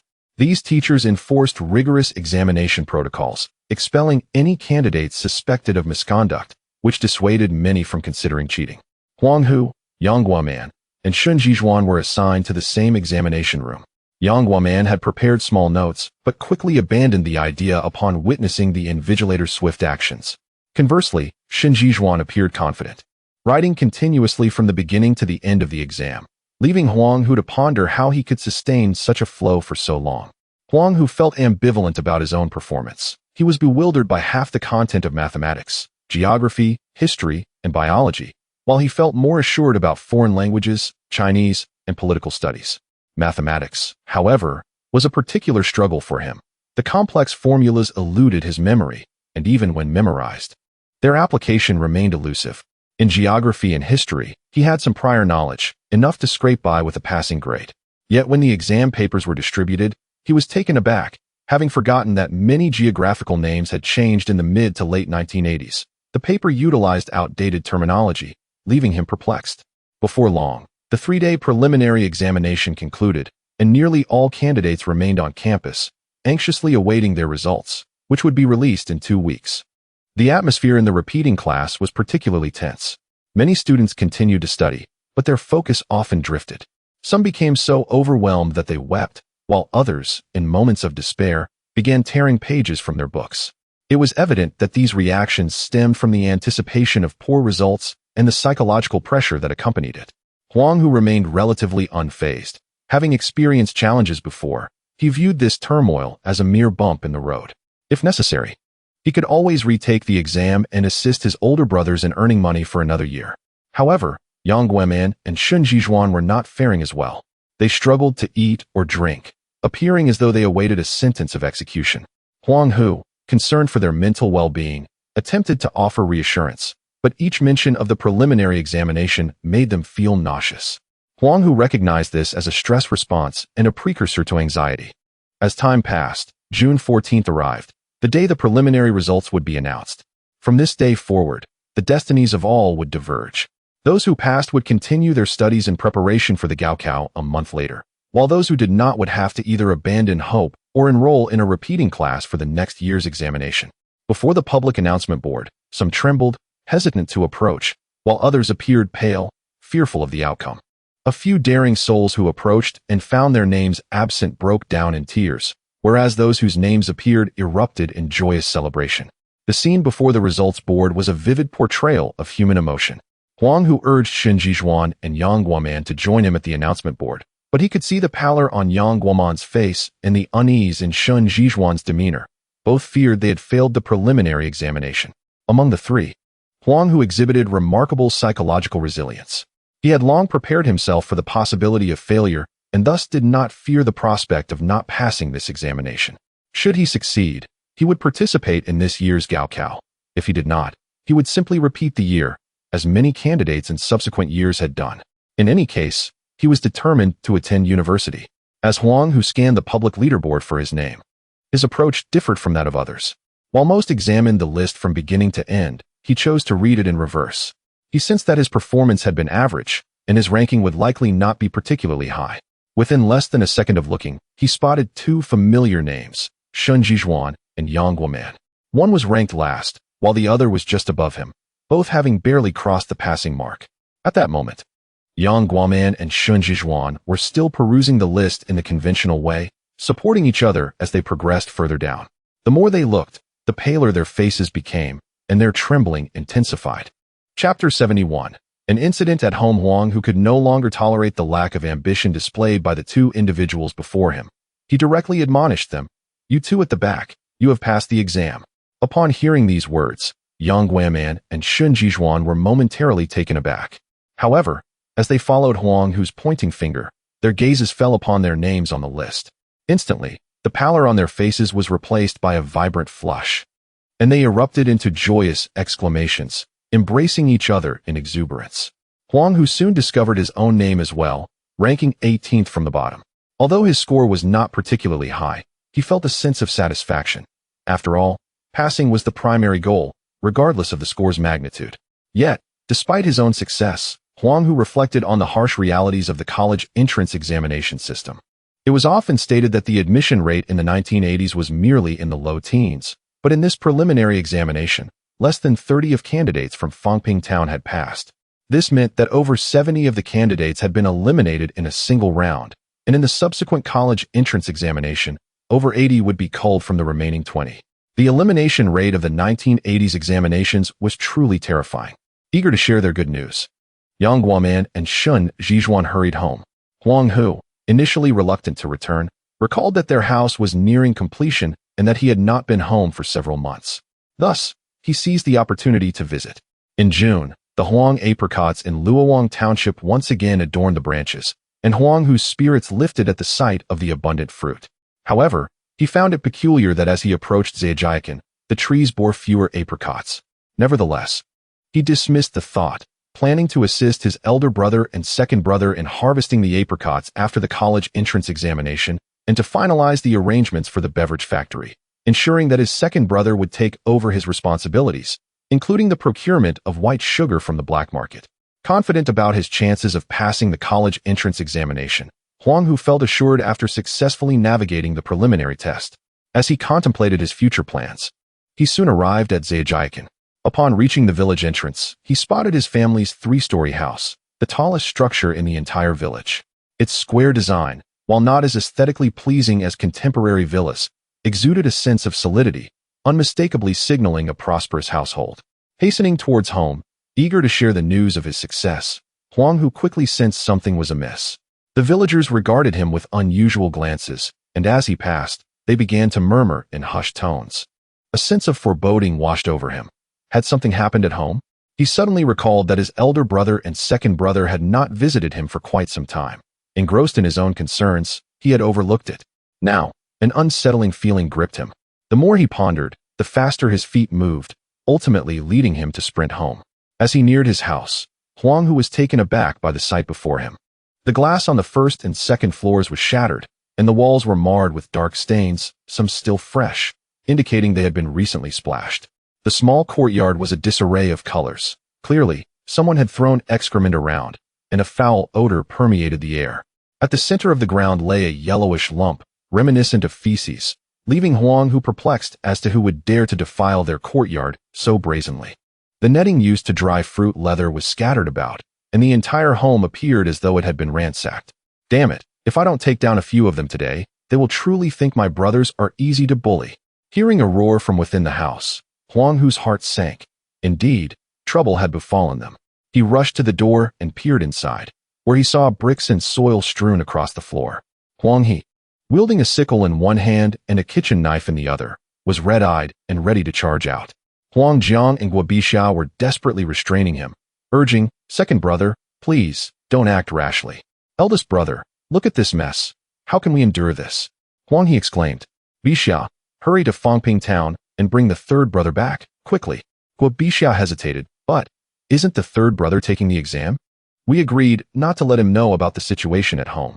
Before she could finish, Huang Jiang interjected urgently, "What are we waiting for? Go now. Tell him someone might die at home and to return immediately." With that, Huang Jiang firmly embraced Huang He, preventing him from storming out. Realizing the gravity of the situation, Guo Bixia rushed to find Huang Hu. The events unfolding at home were beyond what Huang Jiang, Huang He, or she could manage alone. As Guo Bixia prepared to leave, she was startled to find Huang Hu standing at the door, brow furrowed as he gazed inside. Upon seeing him, her eyes welled with tears, and she lamented, "Third brother, you have returned."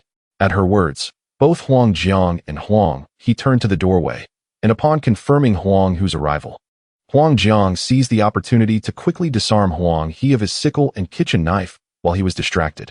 Huang Hu glanced at his brothers in the kitchen and calmly inquired, "Sister-in-law, what has happened at home?" Hearing his question, Guobixia could no longer contain her emotions and burst into tears. "Third brother, our family has truly been wronged this time." Sob, sob, sob. Huang Hu's brow furrowed at her words. He recognized that both Guobixia and his eldest brother, Huang Jiang, shared a similar disposition. Both were straightforward individuals who would not make such claims unless pushed to their limits. Soon, the family gathered around the table. Guobixia poured tea for Huang Hu. He immediately addressed the matter at hand. "What has transpired at home?" Upon hearing this, Huang He opened his mouth to curse, but Huang Hu, sensing his brother's agitation, raised a hand to intervene. "Second brother, calm yourself, let eldest brother speak."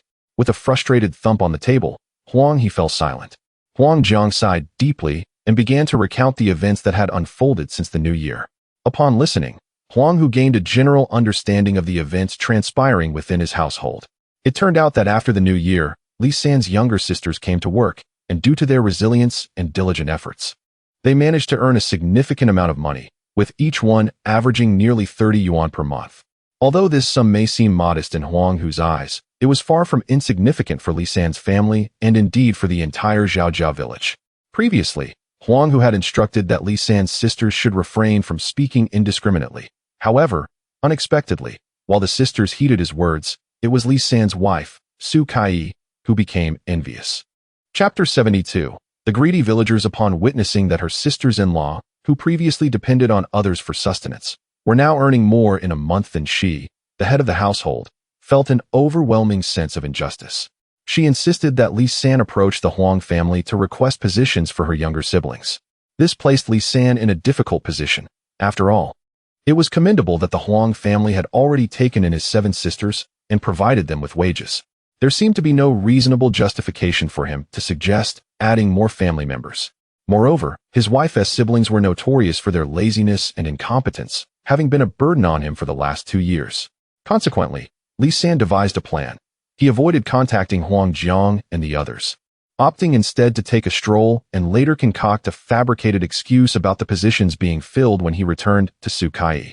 Initially, Su Kai did not think much of it, deeming it normal for the labor force to be complete. However, the very next day, Guobixia's sister-in-law, Du Jiahuan, began working at the Huang family. This infuriated Su Kai, leading to a heated argument with Li San. She accused the Huang family of being heartless, claiming they had deceived Li San by stating they had no vacancies when, in fact, they did. Furthermore, she was incensed that Du Jiahuan was called to work the day after she inquired about job availability, perceiving it as a direct affront to her and an indication that the Su family was being disregarded. At this juncture, Guobixia felt quite aggrieved. She explained that her sister-in-law, Du Jiahuan, had been compelled to seek employment at the Huang family out of sheer desperation. After gifting Du Jiahuan a few articles of clothing during the last new year, Du Jiahuan had become more respectful towards her, yet the sight of her sister-in-law earning money made Du Jiahuan envious. She frequently expressed her desire to work at the Huang family, but Guobixia had dismissed her requests, knowing that her sister-in-law was prone to laziness and incapable of handling the work. She feared that employing Du Jiahuan would only result in the Huang family burdened with a slacker, complicating Guobixia's position there. Despite her sister-in-law's repeated appeals, Guobixia remained unyielding. However, Du Jiahuan's desire to earn remained unquenched. 2 months prior, Du Jiahuan discovered she was pregnant. The pregnancy granted her leverage in negotiating with Guobixia, as she began to create a scene at home, insisting that her in-laws pressure Guobixia to allow her to work at the Huang family, or she would resort to drastic measures. Given that Guo Chaojun was the sole male heir in the Guo family, and with Du Jiahuan now carrying his child, any form of reprimand or scolding was out of the question. Guobixia's parents, overwhelmed by Du Jiahuan's relentless demands, ultimately approached her to discuss the situation. Unable to find a solution, Guobixia sought the opinions of Huang Jiang and Huang He. Originally, she intended to consult Huang Hu, but Huang Jiang and Huang He felt that adding another worker would not pose a problem. They agreed to hire her for a modest wage, deciding not to inform Huang Hu, thus finalizing the arrangement. This led to Su Kai's discovery of Du Jiahuan's employment at the Huang family. Upon learning this, Su Kai declared the Huang family her adversary, completely disregarding the fact that Li San's sisters were still working there. Regardless of Li San's explanations that his previous statements were mere fabrications, Su Kai refused to listen, convinced that he was lying to protect his sisters. Subsequently, Su Kai began to spread malicious rumors throughout the village, alleging that the Huang family was profiting from the village's resources, claiming that the Huang brothers were hoarding wealth at the expense of Zhaojia village. Rumors spread rapidly, with the villagers asserting that the Huang brothers were reaping enormous profits from the village's apricots, which they believed belonged to the entire community. They contended that since the apricot trees were communal property, the Huang family should share their profits. It was said that each of Li San's sisters earned a mere 50 to 60 yuan a month, while the Huang brothers were purportedly filling baskets with their daily earnings. The villagers claimed that the Huang family's construction of a 3-story building cost tens of thousands of yuan, which they insisted was derived from the hard-earned labor of Zhaojia villagers. In rural communities, good news travels slowly, but bad news spreads like wildfire. Within 3 days, the rumor of the Huang brothers making exorbitant profits from Zhaojia village's apricots circulated widely. In an era where millionaires were rare, the notion of the Huang brothers earning such sums was met with skepticism, yet the villagers were undeterred. Many idle individuals took the opportunity to demand money from the Huang family, with some even insisting that the brothers should contribute 5,000 yuan monthly to support the entire village, conveniently forgetting that these apricots had once been used solely for feeding pigs. Naturally, Huang Jiang and Huang He could not acquiesce to such demands. Not only were they not earning that much, but they were also unwilling to part with their hard-earned wealth. Their refusal to comply incited retaliation from the villagers. Many miscreants and villagers began to strip unripe apricots from the trees, leaving none for the Huang family, proclaiming that even if they could not profit from the apricots, they would not allow the Huang brothers to benefit either. Despite relying on the remaining apricots stored in the cellar from Sunjia village, the Huang brothers continued to make fruit leather and earn a living. However, this only aggravated the villagers, who were incensed that the Huang family could still procure apricots while they could not. In retaliation, the villagers began to defile the area around the Huang family's residence. When Huang He confronted them, they retorted that it was not their land to dictate. Huang He felt compelled to retaliate, but Huang Jiang restrained him, fearing that any violence could lead to legal repercussions, as the villagers were technically not trespassing on their property. Seeing that the Huang brothers were not responding to their provocations, the villagers escalated their actions, no longer content to merely target the surrounding fields, but brazenly defiling the Huang family's home directly. This was not the end of their troubles. Villagers would hurl stones at the Huang family's small building in the dead of night, while a group of mischievous youths relentlessly targeted the windows with slingshots. It was evident that the adults in their homes had failed to instill proper values. Huang Jiang and Huang He, feeling helpless against these young rascals, sought out the parents of the children, only to be met with dismissive responses. The youths continued their antics without remorse. The two brothers, driven to desperation, turned to the village chief, Zhao Difu, in hopes that he would take action. However, Zhao Difu was disinclined to involve himself in the Huang brothers' plight. After all, his daughter had become estranged from him due to her infatuation with a young man from the Huang family, and his younger son was embroiled in a rivalry with the eldest Huang over a widow. Particularly galling was the audacity of the eldest Huang to confront his son in public, openly disrespecting Zhao Difu's authority as village chief. Thus, when the Huang brothers approached Zhao Difu regarding their predicament, he merely offered a few perfunctory remarks before dismissing them, returning to his own affairs without a second thought. Consequently, the business of guodampi came to a standstill. Chapter 73. The recipe for guodampi. Huang Jiang and Huang He initially intended to commence their business of making sour plum soup after a month, as the process did not require sun-drying, and even the mess created could be overlooked. They planned to wait until Huang Hu's college entrance examination concluded. However, to their astonishment, a group of ruffians from the village brazenly came to their courtyard this morning to defecate. While one might tolerate a mess, to do so openly in someone else's yard was akin to riding on their necks and soiling them. Huang He could no longer endure this humiliation, which prompted his earlier outburst, brandishing a kitchen knife and sickle with the intention of violence. Upon hearing the full account, Huang Hu fell into a contemplative silence. He recognized the futility of attempting to resolve such conflicts, as the envy towards the affluent was a widespread issue, not confined to isolated incidents. Across the nation, in both urban and rural areas, the sight of someone prospering often incited jealousy, a phenomenon that persisted even in later generations. Rubbing his chin thoughtfully, Huang Hu pondered the most suitable course of action. Seeing Huang Hu's prolonged silence, Guobixia grew anxious and tearfully lamented, "It's all my fault. If I hadn't brought my sister-in-law here, none of this would have happened." After uttering this, she broke into sobs. Huang Jiang, watching her with sympathy, reassured her, "Bixia, this situation is not your fault. When your sister-in-law wanted to come, it was I and Erge who agreed to it. We should bear the blame." Huang He, indignant, exclaimed, "Damn it. This is our family business, and we should have the right to invite or exclude whoever we want. What kind of nonsense is this?" Huang Hu glanced at the three of them and sighed deeply, given the current circumstances. It seems we have only two options for resolution.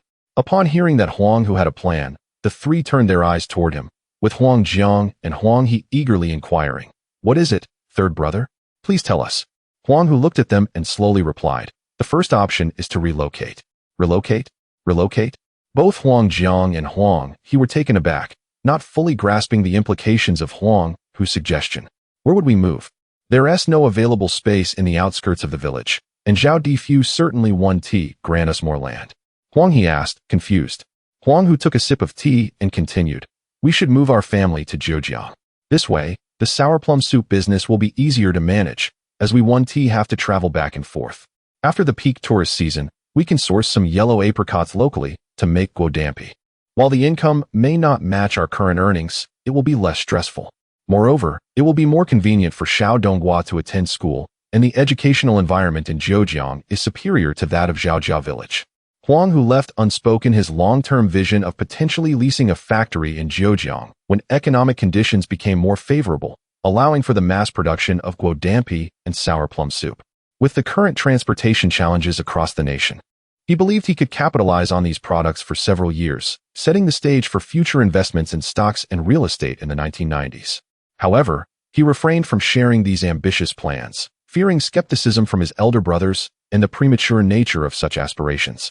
He also chose not to suggest moving to Sunjia village, even though they had a cellar there and could rent a few dilapidated houses to continue the guodampi business. That path would undoubtedly lead to greater troubles, as villagers in Zhaojia would merely vandalize property or create a mess, whereas in an external village, they would likely be subjected to harsher treatment.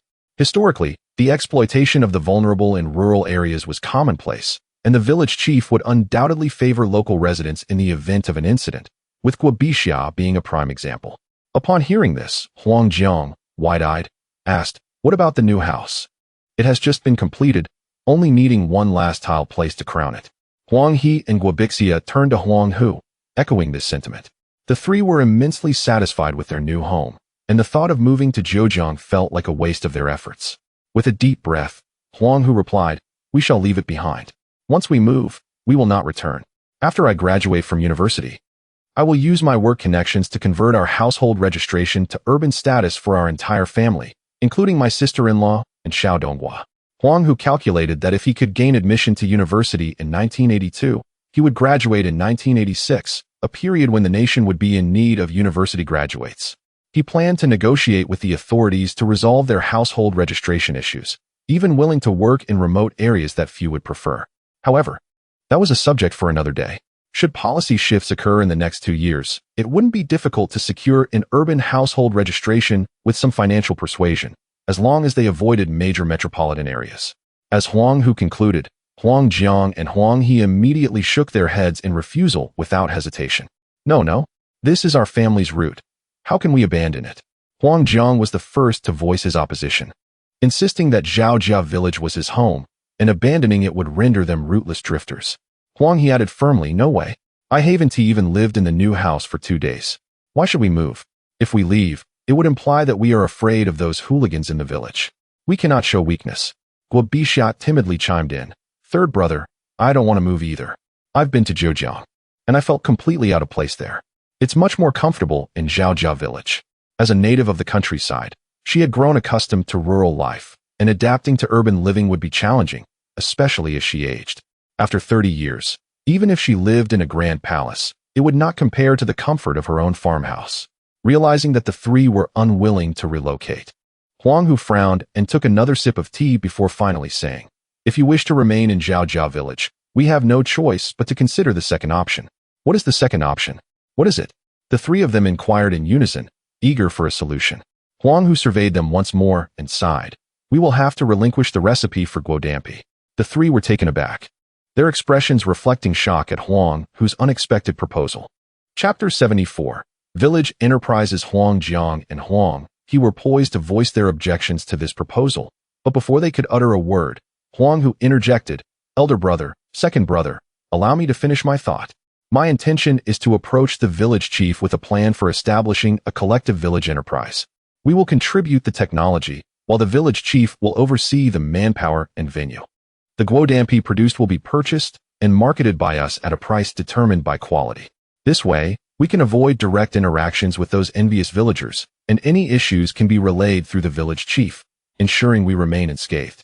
Huang Hu's words caused Huang Jiang, Huang He, and Guo Bixia to exchange glances, their expressions gradually transforming into smiles as they contemplated his proposal. Currently, the demand for guodampi far exceeded supply. In simple terms, they could sell whatever they produced.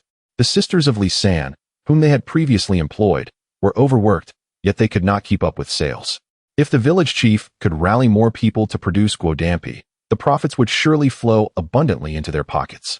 Imagining the stacks of cash filling their pockets, Huang He erupted in laughter, playfully slapping Huang Hu on the shoulder, exclaiming, "You sly one." Guo Bixia, equally impressed, praised, "Old three. Your brilliance shines through. This idea is simply splendid."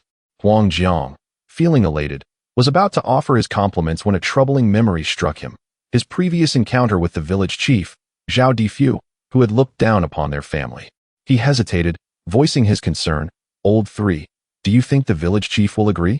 Huang Hu took a sip of tea, smiling as he replied, "This year, the government has issued directives supporting the autonomous development of township enterprises, alongside backing rural economic construction.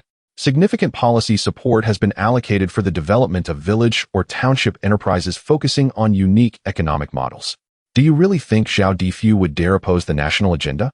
Huang He felt a flicker of doubt upon hearing Huang Hu's words. The stakes seemed high. While the township might comply, the village level was another matter entirely.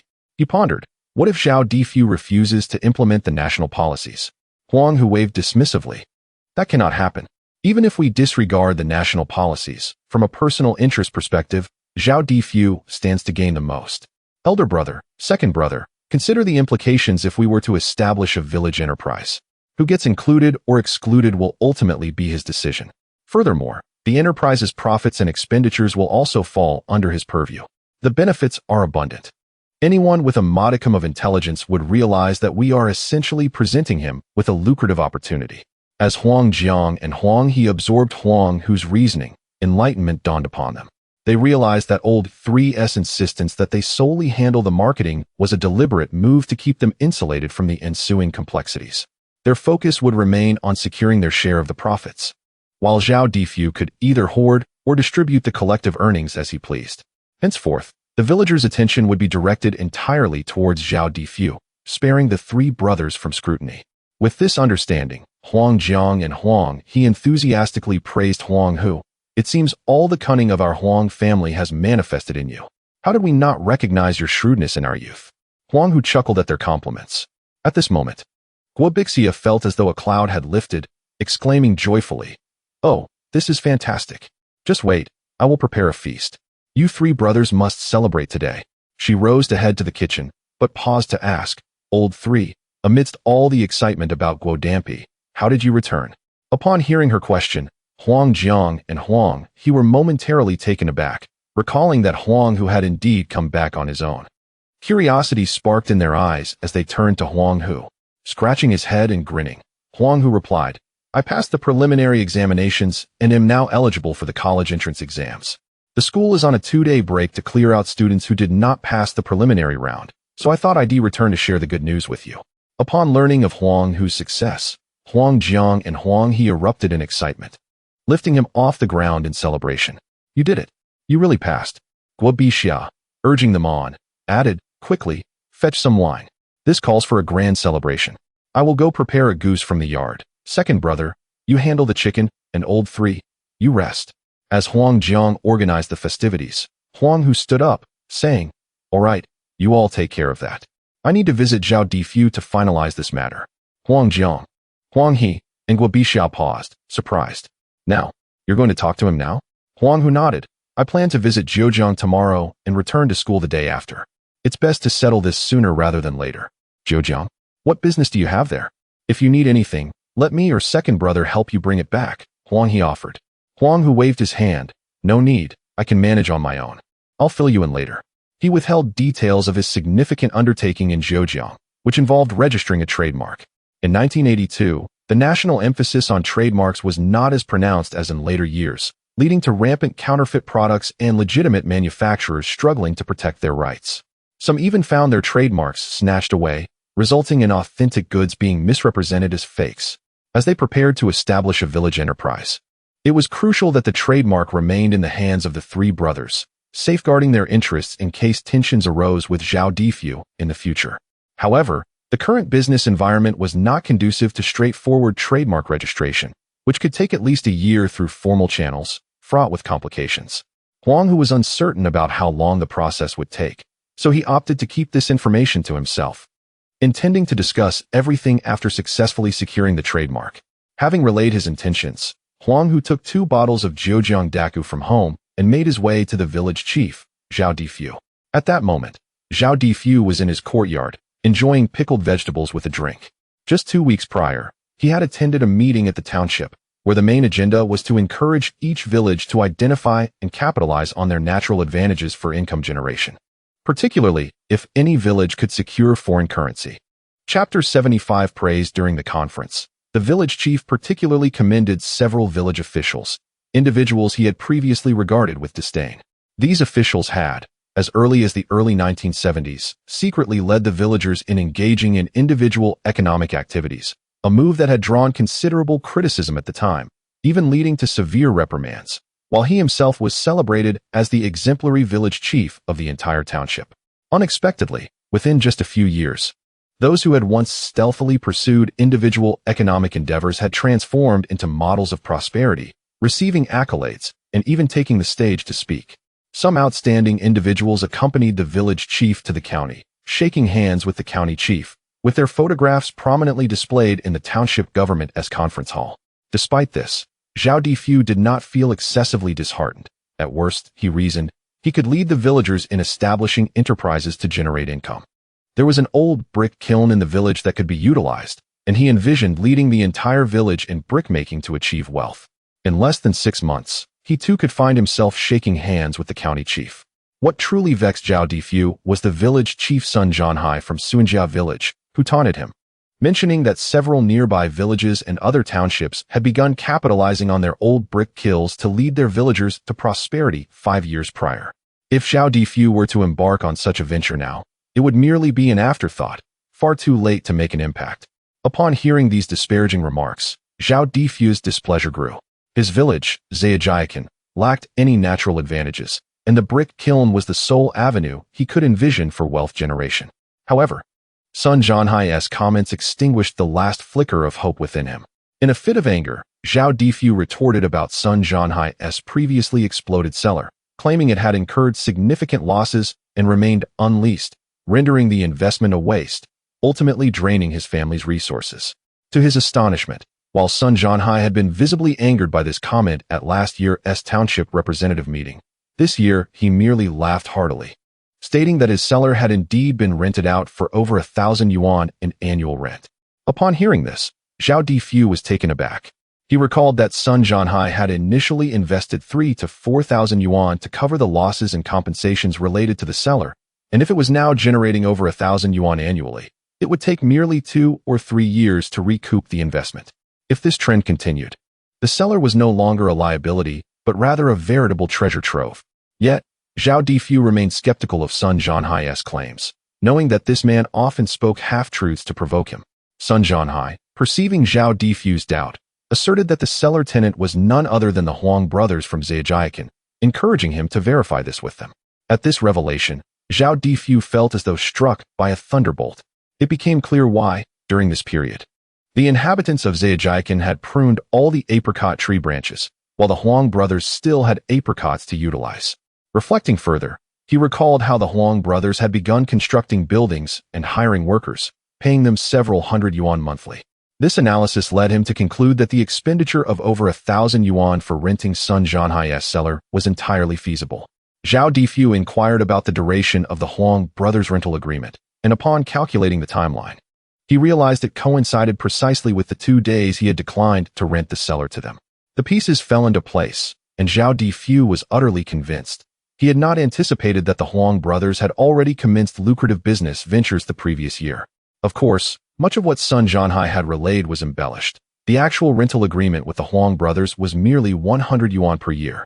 He had inflated the figure to 1,000 in order to irritate Zhao Difu, who had once humiliated him publicly with reprimands a decade prior.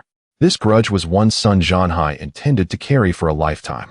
Observing Zhao Difu's despondence, Sun Zhanhai felt his objective accomplished and, content, departed to enjoy drinks with other village heads.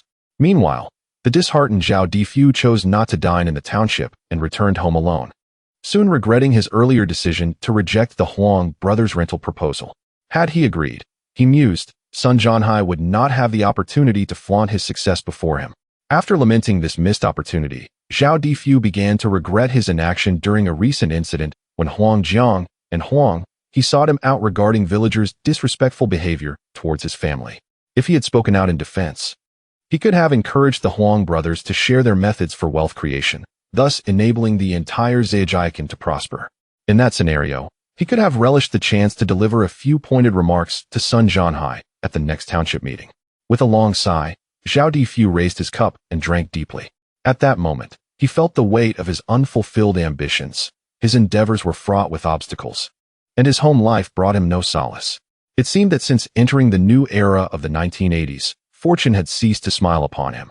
He sighed once more, reaching for the wine jug to pour another cup when suddenly, a knock resonated at the door. "Village Chief Zhao, are you home?" Zhao Difu furrowed his brow upon recognizing the voice of Huang Hu, the third son of the Huang family. Huang Hu was peering through the door crack, and upon seeing Zhao Difu holding the wine jug, he quickly exclaimed, "Village Chief Zhao, I happened to pass by today on my way home and thought I'd come check on you." Zhao Difu's heart raced. He mused that their encounters typically lacked conversation, so this visit must hold significance. Under normal circumstances, he would have found any excuse to dismiss Huang Hu. Yet, today was different. Regretting his previous dismissal of the Huang brothers, he recognized this as an opportunity that he must seize. However, he knew he must maintain his authority as village chief and not appear overly subservient to the Huang brothers. He resolved that he would rather relinquish his title than demean himself in conversation. With renewed determination, Zhao Difu set aside the wine jug and stood to open the door. As soon as the door swung open, Huang Hu eagerly presented 2 bottles of Jiuzheng Daku, saying, "These are freshly arrived from the Fangping Town Supply and Marketing Cooperative, specially purchased for you." Zhao Difu glanced at the bottles, pursed his lips, and remained silent, though he stepped aside, indicating that Huang Hu was welcome to enter. Huang Hu, seizing the moment, entered the courtyard with a smile. Upon noticing the pickled vegetables on the stone table, Huang Hu exclaimed, "Village Chief Zhao, why are you eating this? Wait here. I'll quickly go buy you some snacks to accompany the wine." However, Zhao Difu raised a hand to stop him, sitting down on a small stool and stating, "No need. This is quite satisfactory." Chapter 76. Discussing cooperation. Having finished speaking, he produced a pipe and, while refilling it with tobacco leaves, inquired, "So, what brings you here today, Manager Huang?" "Manager Huang, where did you hear that title?" "I cannot accept it," replied Huang Hu, amused by the moniker bestowed upon him by Zhao Difu. The title of manager had been learned by Zhao Difu at a recent village council meeting, where the village heads had begun referring to themselves as managers instead of village heads. Moreover, there was that Sun Zhanhai, who even called himself a chairman. If he understood matters, he should just understand them without the need for such pretentious titles, which seemed utterly ridiculous. Zhao Difu took a puff of his pipe and remarked, "Isn't that the trend nowadays?" Huang Hu laughed heartily, responding, "Zhao village head. You know the significance of the title manager, which refers to the individual responsible for the daily operations and administrative affairs of a company. I have no company, so how could I possibly be a manager?" Previously, Zhao Difu had not truly understood the meaning of manager and had felt too embarrassed to inquire during the village council meeting. However, upon hearing Huang Hu's explanation, he finally grasped its essence. Indeed, Huang Hu's education was not in vain. He was able to articulate a coherent argument. Zhao Difu's demeanor softened considerably, and he refrained from teasing Huang Hu, instead asking in a serious tone, "So, what brings you here today?" Huang Hu chuckled awkwardly and opened a bottle of Jiuzheng Daku, filling Zhao Difu's empty cup with liquor. "Here's the thing. The country is currently advocating for the development of the rural economy. I've observed that many surrounding villages have established collective enterprises, and I was wondering if our village should consider doing the same. If we proceed, the Huang brothers are eager to contribute." While Zhao Difu was absorbed in smoking, upon hearing Huang Hu's proposal for a collective enterprise, he looked up in surprise. This was indeed a fortuitous opportunity, as he had been uncertain about how to approach the Huang brothers regarding this matter. Little did he expect that they would bring it up themselves today. However, Zhao Difu was not naive. He pondered whether the Huang brothers had ulterior motives for their sudden interest after a year of business activity. In his mind, the entire Huang family, including Huang Hu, lacked seriousness. Huang Hu chuckled and tapped his pipe, saying, "Haven't the Huang brothers always accumulated wealth quietly? Why the sudden urge to help the village?"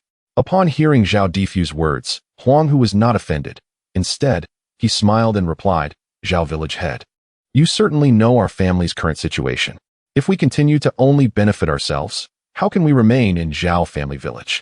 Huang Hu laid his cards on the table, and Zhao Difu was taken aback by Huang Hu's candidness, revealing their family's predicament.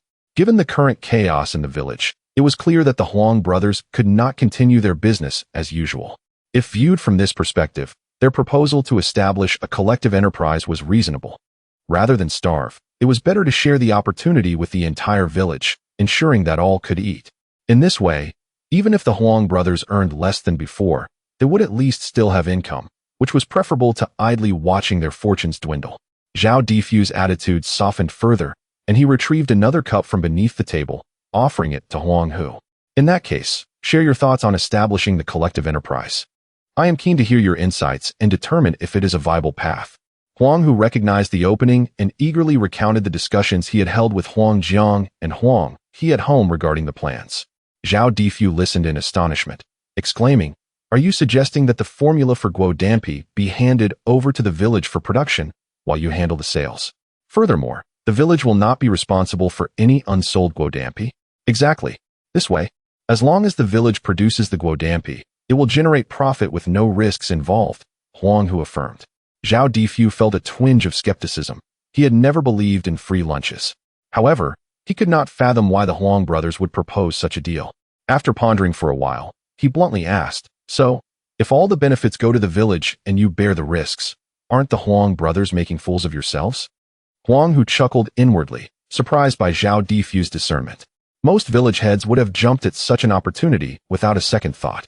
However, Huang Hu had come prepared. When Zhao Difu posed his question, Huang Hu, maintaining a humble demeanor, scratched his head and replied, "Of course, there is some selfishness involved. I was wondering if we could produce a portion of the guodampi ourselves, with the profits going to us, but rest assured, we will prioritize selling the village's products before ours." Upon hearing Huang Hu's explanation, Zhao Difu understood. They still sought to benefit themselves, albeit in a manner that would not deprive others. It was natural for individuals to prioritize their own interests, and this was understandable. After considering the arrangement, Zhao Difu raised his cup and took a sip, then said, "Third brother Huang, since you have articulated it this way, we must ensure that your words are formalized in a contract. Should I discover that the Huang brothers prioritize their own production over the villages, I will not hesitate to take action." Huang Hu immediately pledged, "We will absolutely adhere to the contract. If the village's guodampi fails to sell, we Huang brothers will take responsibility. Our small building shall serve as collateral. How does that sound?" "Good." Zhao Difu felt reassured by Huang Hu's offer of collateral. That building was worth several thousand yuan, providing a solid guarantee against any potential future mischief from the Huang brothers. Then, Huang Hu elaborated on some specific details regarding the village enterprise, and Zhao Difu grew even more pleased. He would oversee everything from production to salary distribution, with the Huang brothers having no involvement or say in the matter. They would follow his lead entirely. This was precisely the opportunity for Zhao Difu to showcase his organizational, managerial, and statistical abilities. In light of this, it was evident that he must support the enterprise for both public and personal reasons. Huang Hu poured Zhao Difu another drink, glancing at the son with a smile, and said, "So, Zhao village head, regarding the village enterprise. Call me Uncle Zhao." Upon hearing this, Huang Hu was momentarily taken aback. When he had previously addressed Zhao Difu as uncle, he had received a stern reprimand from him. Now, being asked to change his address once more, Huang Hu couldn't help but reflect on the peculiar nature of interests. He smacked his lips and promptly raised his glass, self-reproachfully declaring, "Look at my inability to articulate properly. So, Uncle Zhao, shall we finalize the matter regarding the village-run enterprise? With the agreement in place, I will convene a meeting with the village committee members in the next few days to expedite the establishment of the Guodampi factory." Just as Huang Hu was about to clink glasses with Zhao Difu to celebrate the arrangement and make his swift exit, his family awaited him for dinner. Suddenly, a commotion erupted from outside. Chapter 77. Li San's wife. Both individuals stood momentarily stunned, simultaneously gazing towards the door. Outside, Li San and his wife Su Kai were tugging at each other's collars, hurling insults as they approached Zhao Difu's residence. Following closely behind Li San were his 7 younger sisters, while numerous villagers had gathered around to witness the spectacle. "Su Kai, I declare that I, Li San, shall not remain married any longer. Once the village chief finishes with the divorce documents, we shall promptly proceed to the courthouse." Li San's tone was resolute, indicating his seriousness. Su Kai, although gripping his collar and attempting to retaliate verbally, appeared to lack conviction. "I'm done with you. I've endured enough. You prioritize your sisters over everything, neglecting my family entirely. Marrying a heartless wretch like you was indeed a grave mistake on my part," she retorted. Fine. Today I am indeed a heartless wretch," Li San exclaimed, yanking Su Kai towards Zhao Difu's home. Upon realizing they were nearing their destination, Su Kai's bravado faltered. Her harsh words were merely intended to intimidate Li San, hoping to persuade him to convince his sisters to divulge the method of making guodampi, so she could profit and perhaps build a small house in her hometown. However, today Li San was unexpectedly enraged by her words. Not only had he overturned the dining table, but he also accused her of being an ungrateful ingrate, claiming that she did not treat his sisters as family nor consider his feelings. He unleashed a torrent of harsh words, ultimately dragging Su Kai to obtain the divorce papers, determined to end their marriage. Su Kai initially believed Li San was merely attempting to frighten her, but as they reached Zhao Difu's doorstep, his unwavering determination made her uncertain about her next move. Li San felt utterly disheartened by Su Kai. He had always treated her family with kindness, sharing the finest cuts of meat during festive occasions. Yet, due to Su Kai, his sisters had lost their jobs, and she had even instigated rumors against the Huang family. Despite this, he had remained silent. But now, Su Kai wanted him to pressure his sisters into revealing the Huang family's method for making guodampi, which struck a nerve with him. He had promised the Huang family to keep their trade secrets confidential, and now Su Kai expected him to betray that trust. If he acquiesced, how could he face the villagers again? Su Kai showed no consideration for him or his family. As their argument escalated, suddenly, Su Kai's siblings appeared, witnessing Li San grasping their sister's collar and seemingly preparing for violence.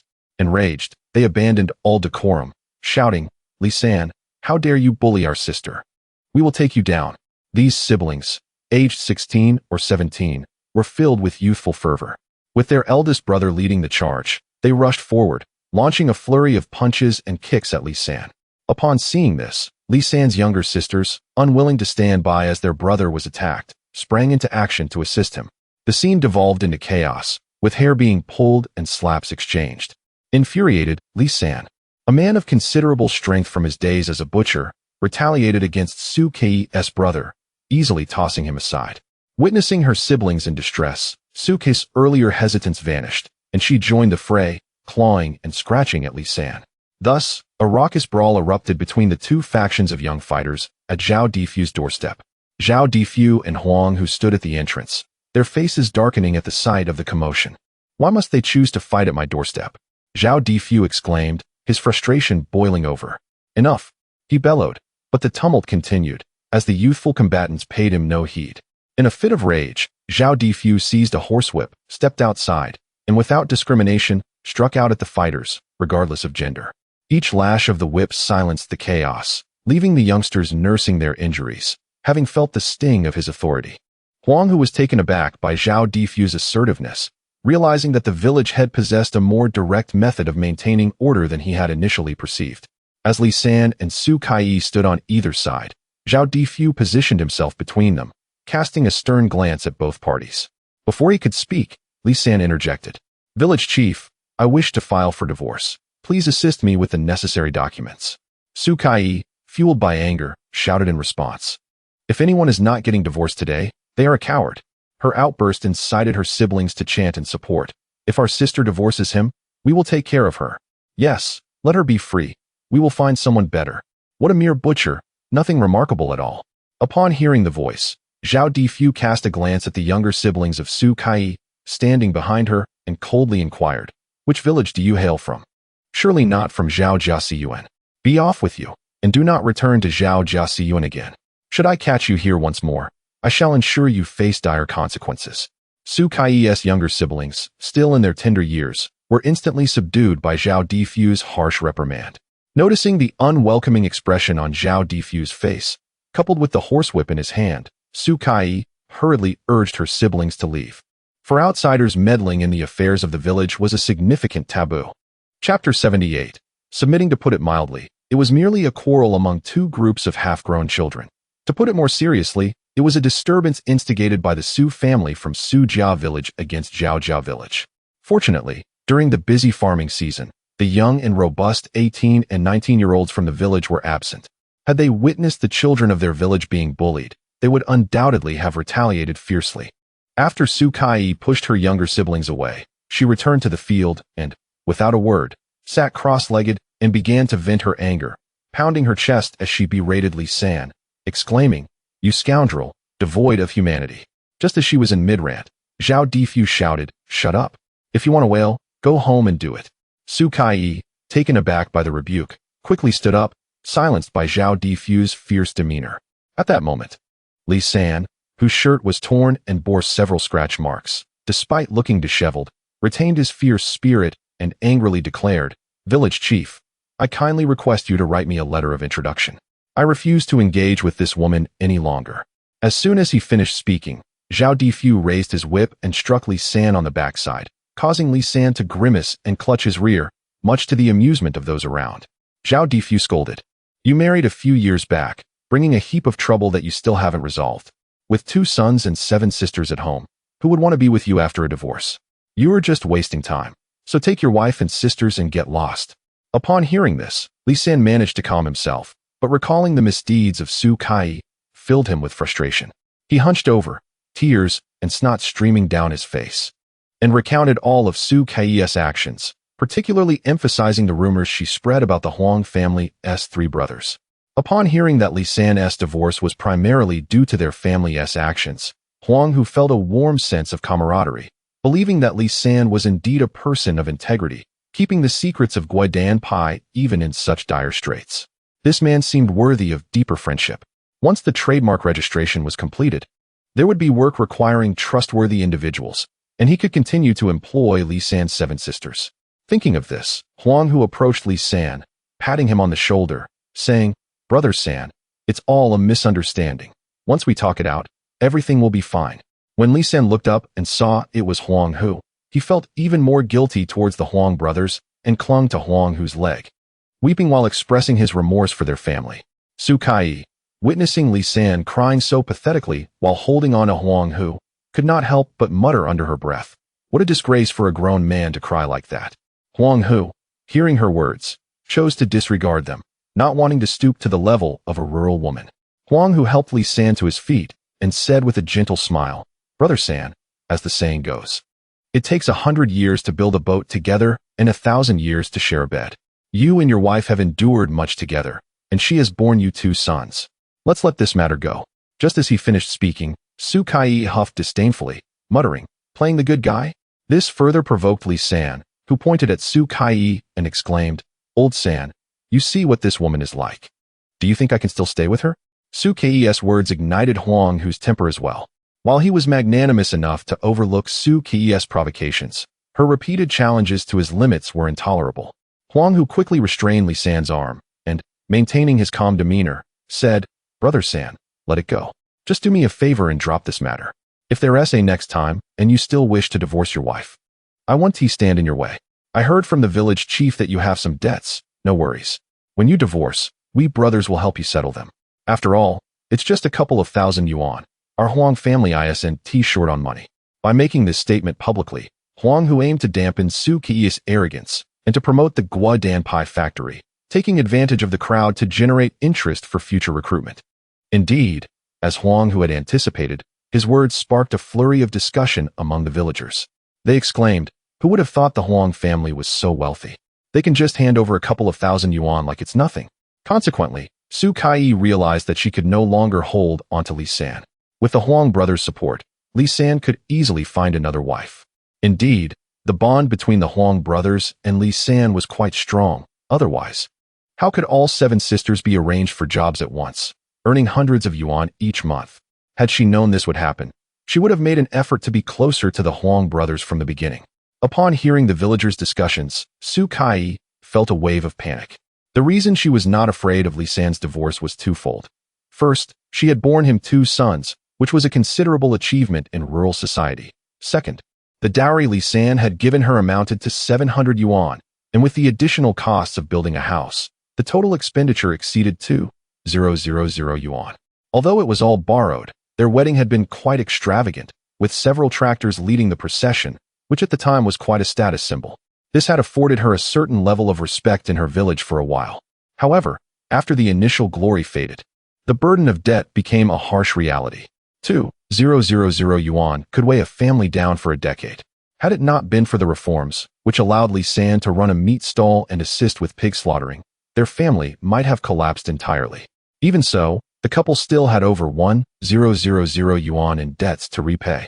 However, in comparison to the Huang family, that 2,000 yuan was merely a drop in the bucket. Li San had often mentioned that while the Huang family was nominally led by Huang Laoda, it was actually Huang Laosan who made the important decisions. Now that Huang Laosan had personally intervened, it was a matter of certainty. The thought of Li San divorcing her and remarrying someone younger, only to thrive alongside the Huang brothers, enjoying a life of abundance, sent shivers down Su Ke's spine. Now, she had no desire to leave this marriage at all. As Li San's posture grew increasingly upright, Su Kai could no longer maintain her composure. In the rural setting, one's pride holds little value, and considering the onlookers were all from her own village, it was evident that every household had its share of tales. She felt no shame and hastened to approach Li Sanjin, her voice low and submissive as she said, "Sanner, shall we return home?" Upon uttering these words, she instantly provoked a chorus of laughter from the gathered villagers, many of whom began to jeer. This was a clear sign of her capitulation. Given that Huang Laosan had spoken so, how could Su Kai not acquiesce? "Li Sanner, you should quickly part ways with Su Kai and allow Huang Laosan to find you a younger bride," they laughed uproariously. "Su Kai, didn't you always claim that the old Li family was under your command? Why are you yielding now? Show us some resolve, let us see." Their mocking laughter echoed. Su Kai, hearing their comments, felt her chest rise and fall with agitation, silently gritting her teeth as she memorized the faces of those who gossiped. She resolved to remind them of their mockery when their own misfortunes arose. Chapter 79. Registered Trademark. Observing the situation, Zhao Difu noticed that Li San had fallen silent, indicating a change of heart. He stepped forward and asserted, "Li San, let me make myself clear. Today is your final warning. If I hear any more rumors or disturbances from you in the village, do not blame me for the consequences, and ensure that your younger siblings refrain from wandering around Zhao family village. Understood?" Su Kai pouted, her eyes glistening with unshed tears, and softly replied, "Understood." Having delivered his reprimand, Zhao Difu expected Li San to promptly depart, yet after a prolonged silence, he turned back to find Li San still lingering, looking rather dazed. Enraged, Zhao Difu raised his hand and administered another lash to Li San's rear, reprimanding, "What are you still doing here? Hurry up and take your wife and leave." Li San grimaced, protecting his behind, aware that the village head was granting him a reprieve, as this reprimand was evidently less severe than the previous one. He quietly murmured to Huang Hu, promising to treat him to drinks as an apology, before hastily dodging Zhao Difu's whip and departing with Su Kai and his 7 younger sisters. As the villagers witnessed the spectacle conclude, they chuckled and dispersed.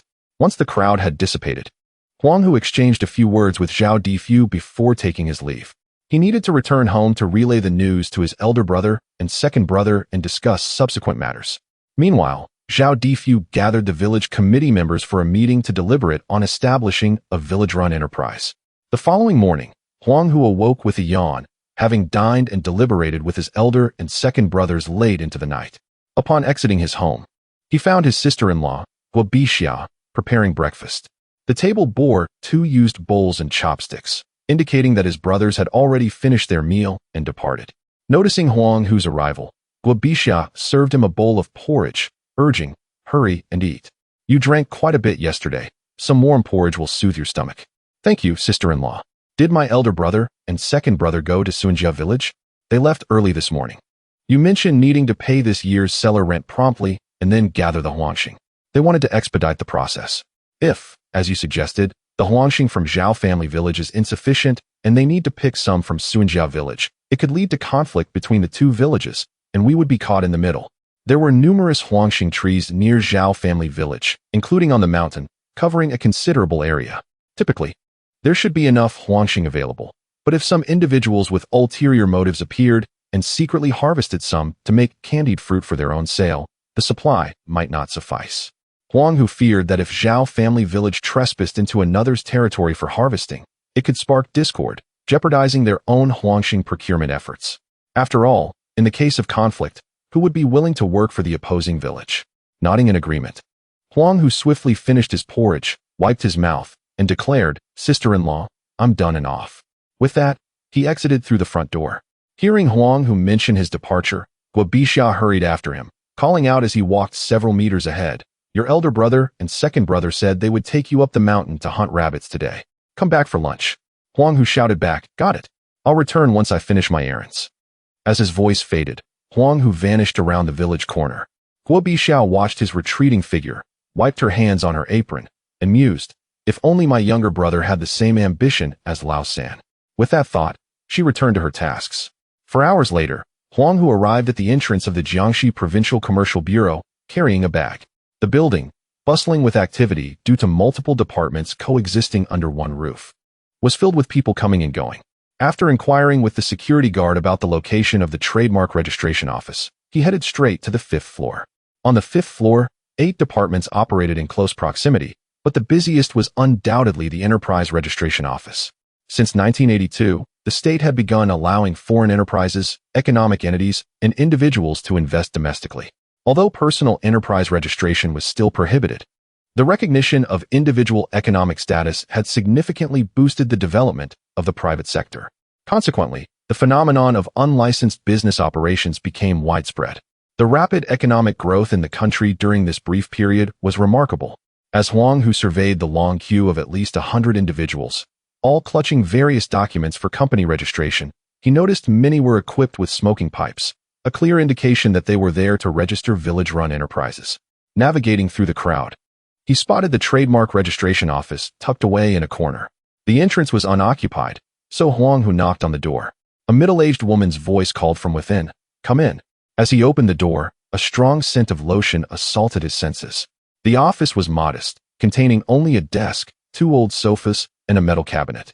Behind the desk sat a woman in her 40s, knitting a sweater, who did not pause her work upon his arrival. Glancing at the nameplate on the desk, Huang Hu recognized that this was the director responsible for trademark registration, Su Yuxia. With a cheerful demeanor, he sat at the desk and said, "Director Su, hello. I wish to register a trademark." Su Yuxia regarded him briefly before handing him a form, stating, "Please fill this out." Huang Hu inspected the paper, which primarily requested basic information such as the brand name and whether it was for a corporate or personal trademark. After completing the form, he pushed it forward. However, Su Yuxia did not even glance at it, simply tossing out, "Go home and wait for the notification." Huang Hu was taken aback. They had not even discussed specifics, and he had not paid any fees, yet was being dismissed. This seemed like a clear attempt to brush him off. With a forced laugh, he inquired, "Director Su, how long should I expect to wait?" "That depends on the higher-ups," she replied curtly. Before Huang Hu could finish his thought, Su Yuxia, growing impatient, interjected, "Why are you so slow? I told you to wait for the notification, so just wait." This time, Huang Hu did not let her finish. He opened the bag he had brought and pushed it toward the increasingly irate Su Yuxia.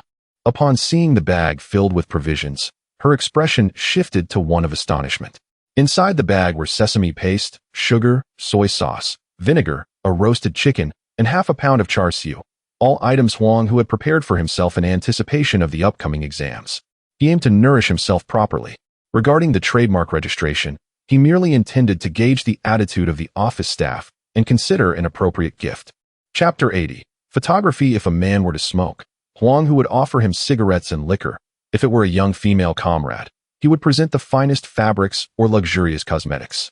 However, since the current situation involves a middle-aged housewife, the items he brought were indeed appropriate.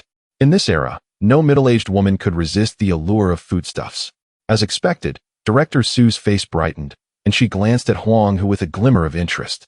Huang Hu, with a smile, urged her softly, "Please accept, please accept." Director Su was taken aback. Despite Huang Hu's seemingly dull demeanor, he was quite astute regarding the nuances of conducting business in these times. She promptly rose to lock the door, feigning a polite refusal, but it was merely a formality, as the items were soon placed into the iron cabinet. Once the items were secured, Director Su's demeanor underwent a dramatic transformation, shifting from a cold expression to a warm smile, even pouring Huang Hu a glass of water, displaying an enthusiasm that was palpable. However, Huang Hu was not inclined to partake in refreshments. He was eager to resolve the trademark issue. "Director Su, may I inquire how long it typically takes for trademark registration to be processed in Kyoto?" Upon hearing this, Director Su sighed, casting a glance towards the door to ensure it was securely locked before whispering, "Young man, let me be frank with you. Even if you submit your registration materials, they will not be processed." "Why is that?" Huang Hu replied, somewhat astonished. "Since I began working in this office in 1978, I have submitted no fewer than 200 registration applications to Kyoto, yet not a single one has received a response. As for the reasons, I cannot say." In her resignation, Director Su shrugged her shoulders. Huang Hu was further surprised. He had not anticipated that in over 4 years, no trademark registrations had succeeded in Zhejiang. This revelation also shed light on why Director Su appeared so disheartened in her duties. The registration fee for a trademark was a minimum of 300 yuan, with additional miscellaneous costs bringing the total to over 400 yuan. In the early 1980s, that amount equated to nearly a year's salary for an average individual. Given the lack of results over several years, it was understandable that people would come to demand refunds or insist on their registrations. It was evident that Director Su had grown weary of such disturbances, opting instead to delay any requests for trademark registrations, making it exceedingly inconvenient for applicants, ultimately discouraging them from returning. However, her remarks sparked a memory for Huang Hu from a previous life. While waiting at the airport to greet a leader, he had idly perused a book left behind, which contained information about trademark registrations. The book indicated that prior to the 1990s, the Trademark Office was managed by the Industrial and Commercial Administration. The Trademark Office had only resumed operations in 1978, with the specific trademark legislation promulgated in August 1982 and set to be implemented in January 1983. Given that it was now June 1982, the implementation of the trademark law was still half a year away. Thus, it appeared that, as this sister had said, submitting materials at this juncture would be futile. Huang Hu stroked his chin thoughtfully and asked, "Director Su, if the trademark cannot be registered at present, but I still require proof that the products are produced by me, how should I proceed?" Huang Hu sought to register a trademark to establish his own brand, preparing for a future of independent production. If this issue could not be resolved now, he would have no choice but to wait 6 months before returning. He approached Director Su with low expectations, merely taking a chance. To his surprise, as soon as he posed his question, Director Su chuckled, "That's quite simple. Just go to a photography studio and have your picture taken. You can then print your photo and affix it to your products. Voila, you have a ready-made trademark." Hearing Director Su's suggestion astonished Huang Hu, as he now understood why many brands from the 70s and 80s featured the owner's photograph as their logo. It had been passed down in this manner. This method was indeed practical, or it would not have persisted into the 21st century. Huang Hu found this approach highly feasible and decided to proceed with it, but he still intended to register the trademark. With the government poised to issue a directive, a wave of trademark registrations would likely ensue. And if he did not submit his materials now, he might not know when he would be able to do so in the future. Huang Hu smiled and said, "Director Su, Your suggestion is truly commendable, but I still wish to register a trademark. Upon hearing this, Director Su, amused yet somewhat serious, replied, if that is the case, I shall not hinder you. But let me be clear, if the trademark remains unregistered for several years, I will not be issuing any refunds. Rest assured, if it does not get processed, I will not seek a refund from you.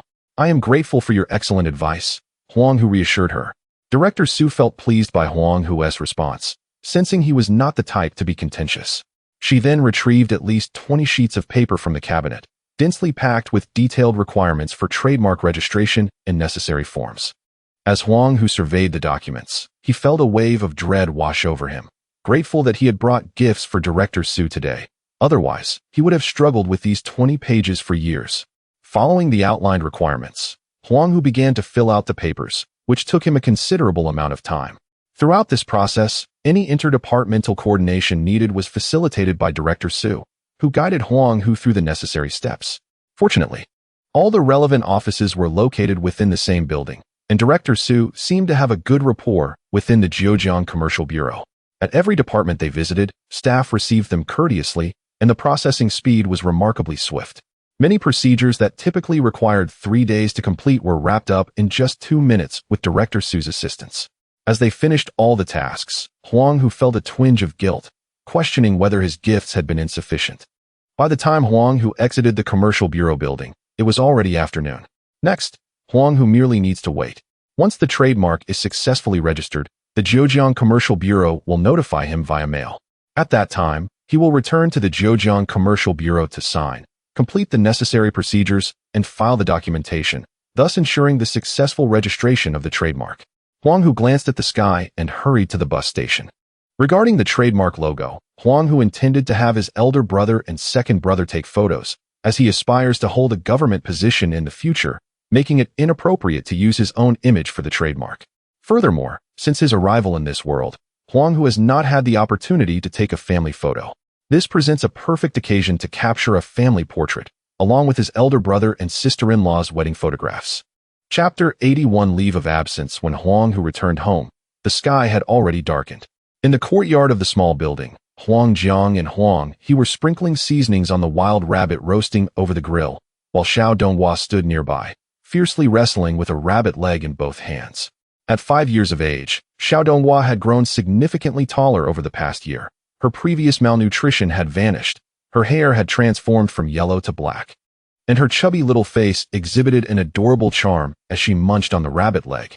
Upon seeing Huang Hu enter the courtyard, Xiao Donghua's eyes sparkled with excitement. She clutched the rabbit leg and shouted for her third uncle while dashing toward him.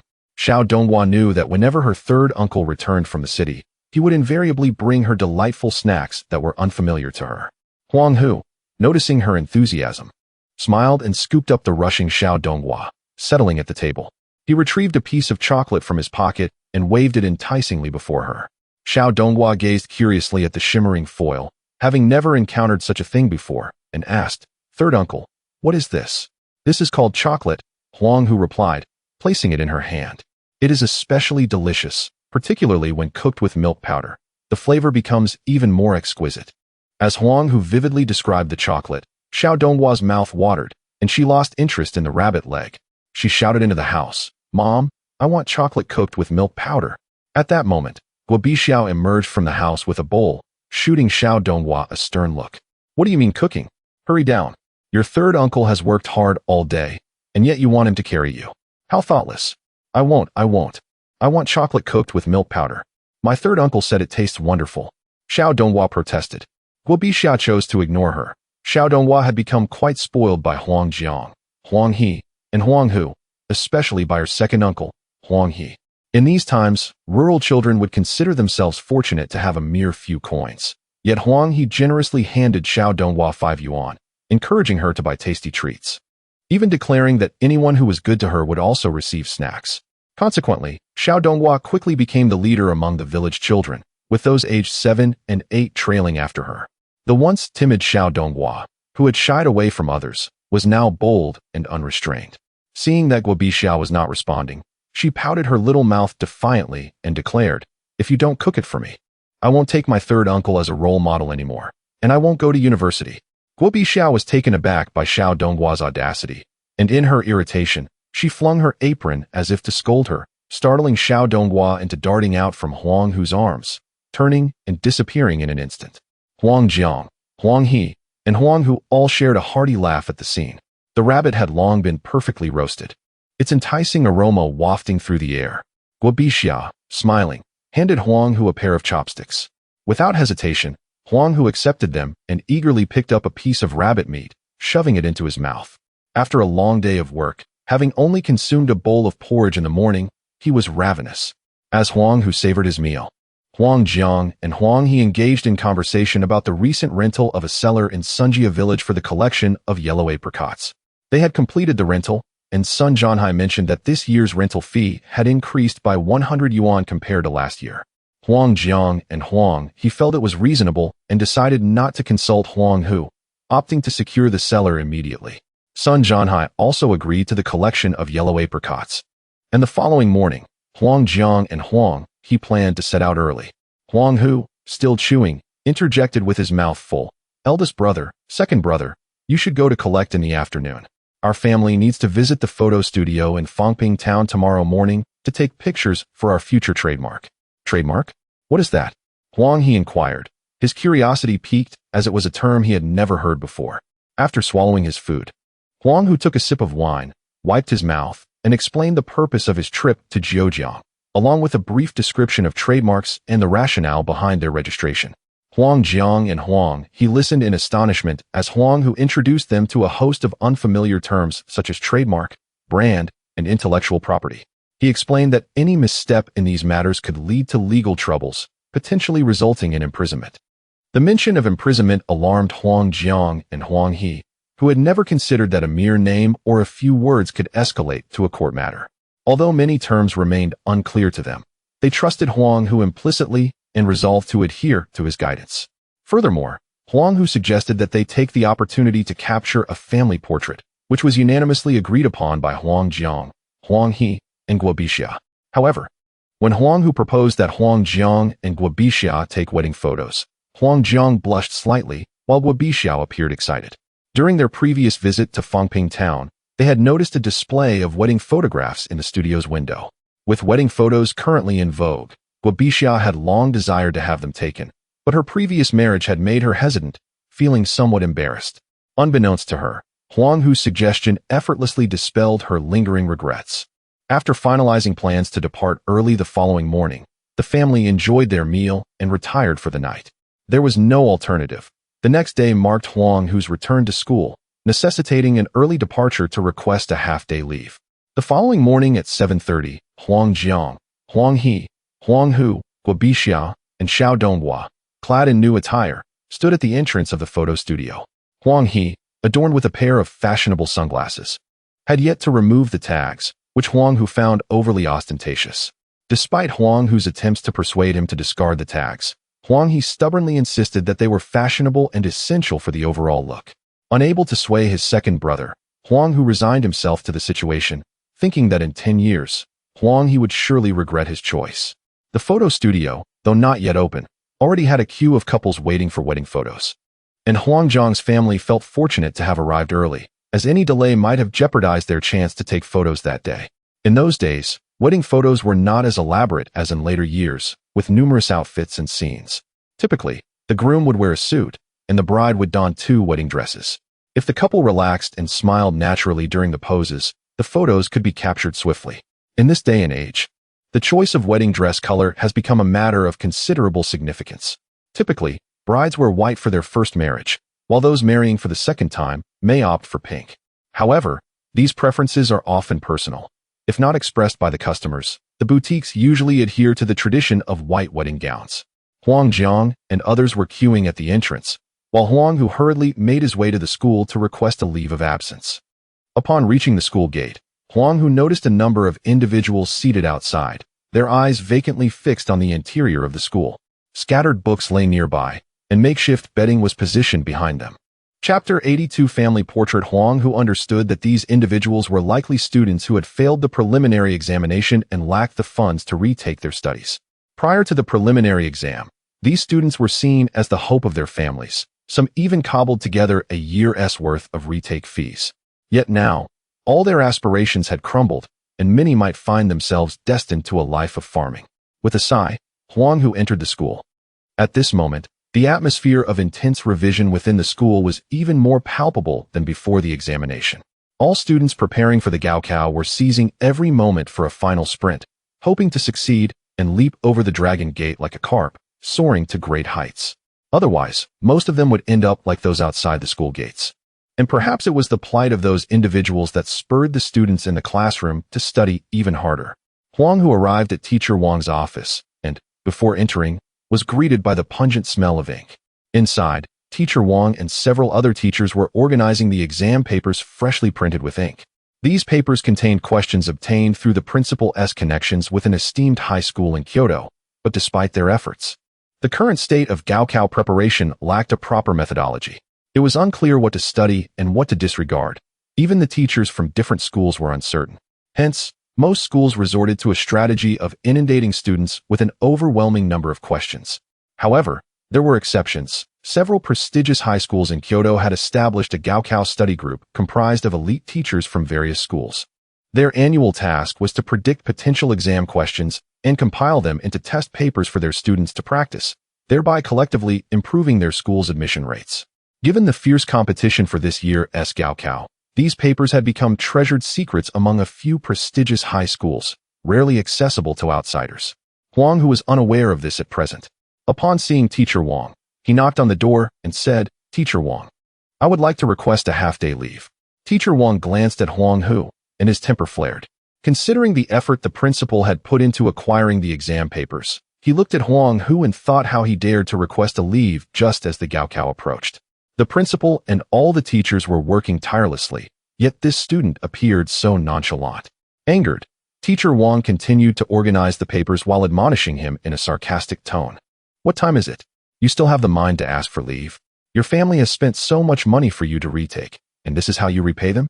The principal and teachers are sacrificing their sleep to prepare these exam papers for you, begging for favors everywhere, practically becoming their grandchildren.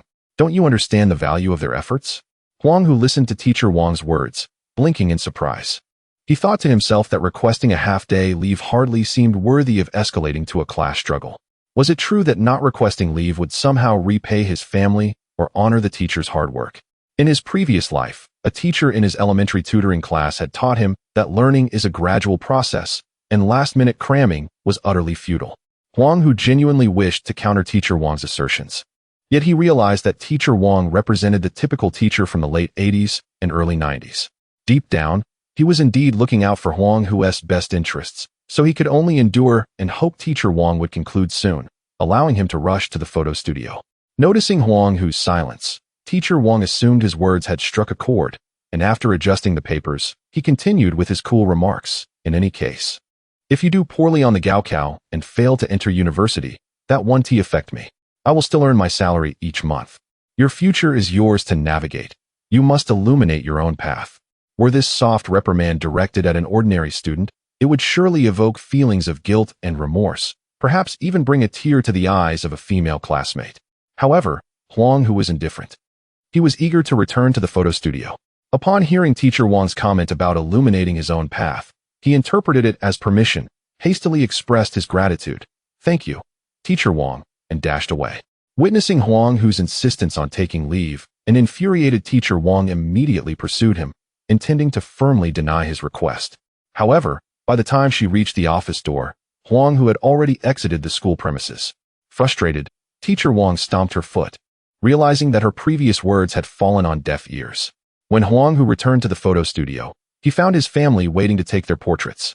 Following the plan to first capture the family portrait and then the wedding photos, Huang Hu and the others were guided into the ordinary photography studio. The photo studio in Fangping Town consisted of 2 rooms, one for family portraits, ID photos, and personal pictures, featuring backgrounds of fabric, thermoses, tables, chairs, and plastic telephones. The other room was dedicated to wedding photography, adorned with a white backdrop, linoleum flooring, and a wooden half-staircase as a prop. While the setting appeared modest by modern standards, in 1982, it was considered quite fashionable. "Group 4, time for your family photo," called out the staff. Group 4 referred to the number held by Huang Jiang, and Guo Bixia quickly helped him adjust his shirt.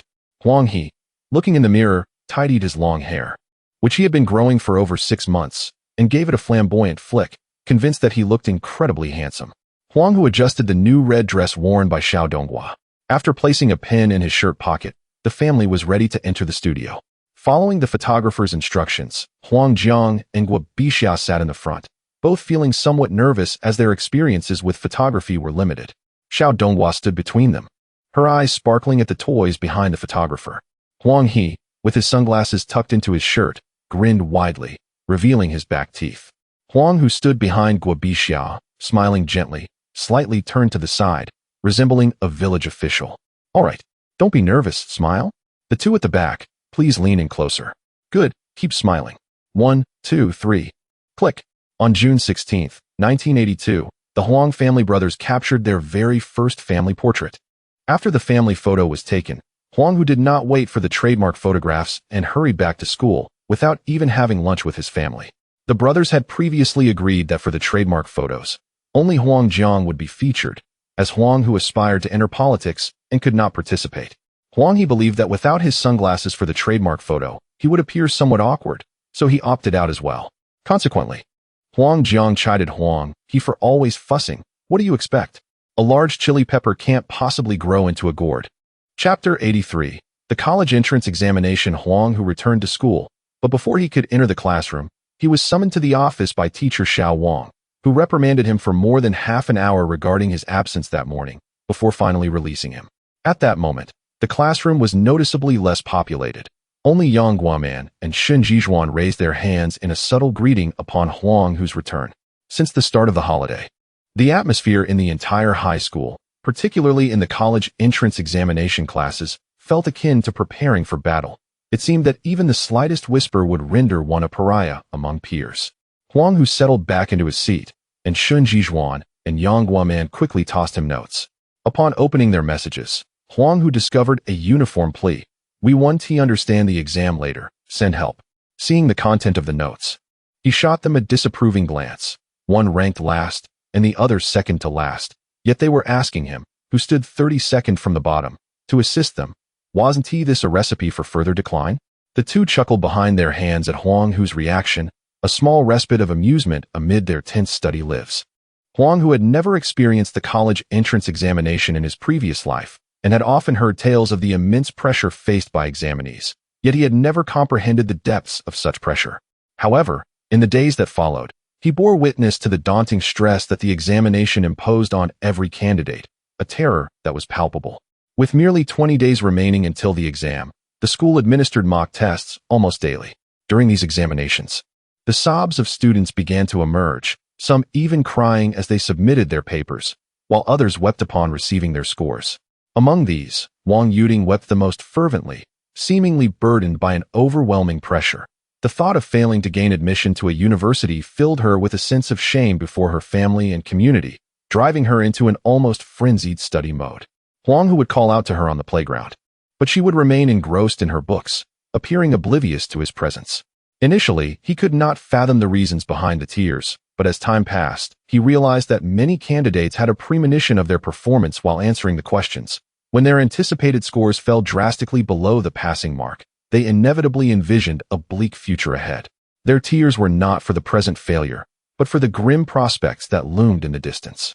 Huang Hu felt a deep sympathy for these students, yet he could not empathize. After all, he resided in a modest 3-story building, earning several thousand yuan each month, with a bright future filled with opportunities awaiting him. He wished to grasp the sensation of despair that accompanied low scores and a dim future, yet his path was destined to be illuminated, leaving him devoid of tears. The frantic days of review swiftly passed, and before long, July 7th, the day of the college entrance examination, arrived. The day prior, the town mayor addressed the candidates, encouraging them to strive for success and transform their lives. Following this, the town arranged buses to transport all candidates to the examination site in Zhejiang, where Huang Hu joined his peers, staying at a local inn under the supervision of teachers. At 8 p.m., lights were dimmed to prepare for the final battle on the morrow. After breakfast the next day, Huang Hu arrived at Zhejiang Sanchao. Due to the limited number of high schools in Zhejiang, Many candidates were assigned to examination venues in middle and elementary schools, and Zhejiang Sanchao was his designated site. Huang Hu was surprised that the turning points of his two lives had converged in this very location. Numerous parents gathered outside the school, some bearing lunchboxes and others carrying water bottles, the turnout rivaling that of future college entrance examinations. Huang Zhong, Huang He, and Guo Bixia, accompanied by Xiao Donghua, were all present. Huang Hu had initially wished to attend the examination alone, believing it to be merely a routine test.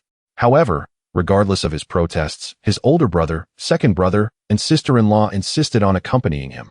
For them, the college entrance examination was not just a test, but a pivotal opportunity to alter their family's destiny, necessitating their support.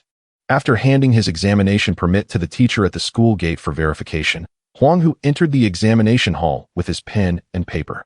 The atmosphere inside Zhejiang Sanchao was markedly different from the past. The walls of the teaching building were adorned with various traditional, yet subtle slogans regarding the college entrance examination, such as the sharp sword is forged through hardship and fragrance of the plum blossom comes from bitter cold. Alongside the notion that only after a storm can a magnificent rainbow appear. Venturing further inside, the hallways displayed the examination regulations, emphasizing the prohibitions against cheating and whispering, with stern warnings against any violations. As Huang Hu settled into his seat, he heard sirens from outside. Peering out the window, he observed officers unloading brown paper bags. He understood that these contained the examination papers for the day. With the distribution of the exam papers to the class, all four proctors took their positions.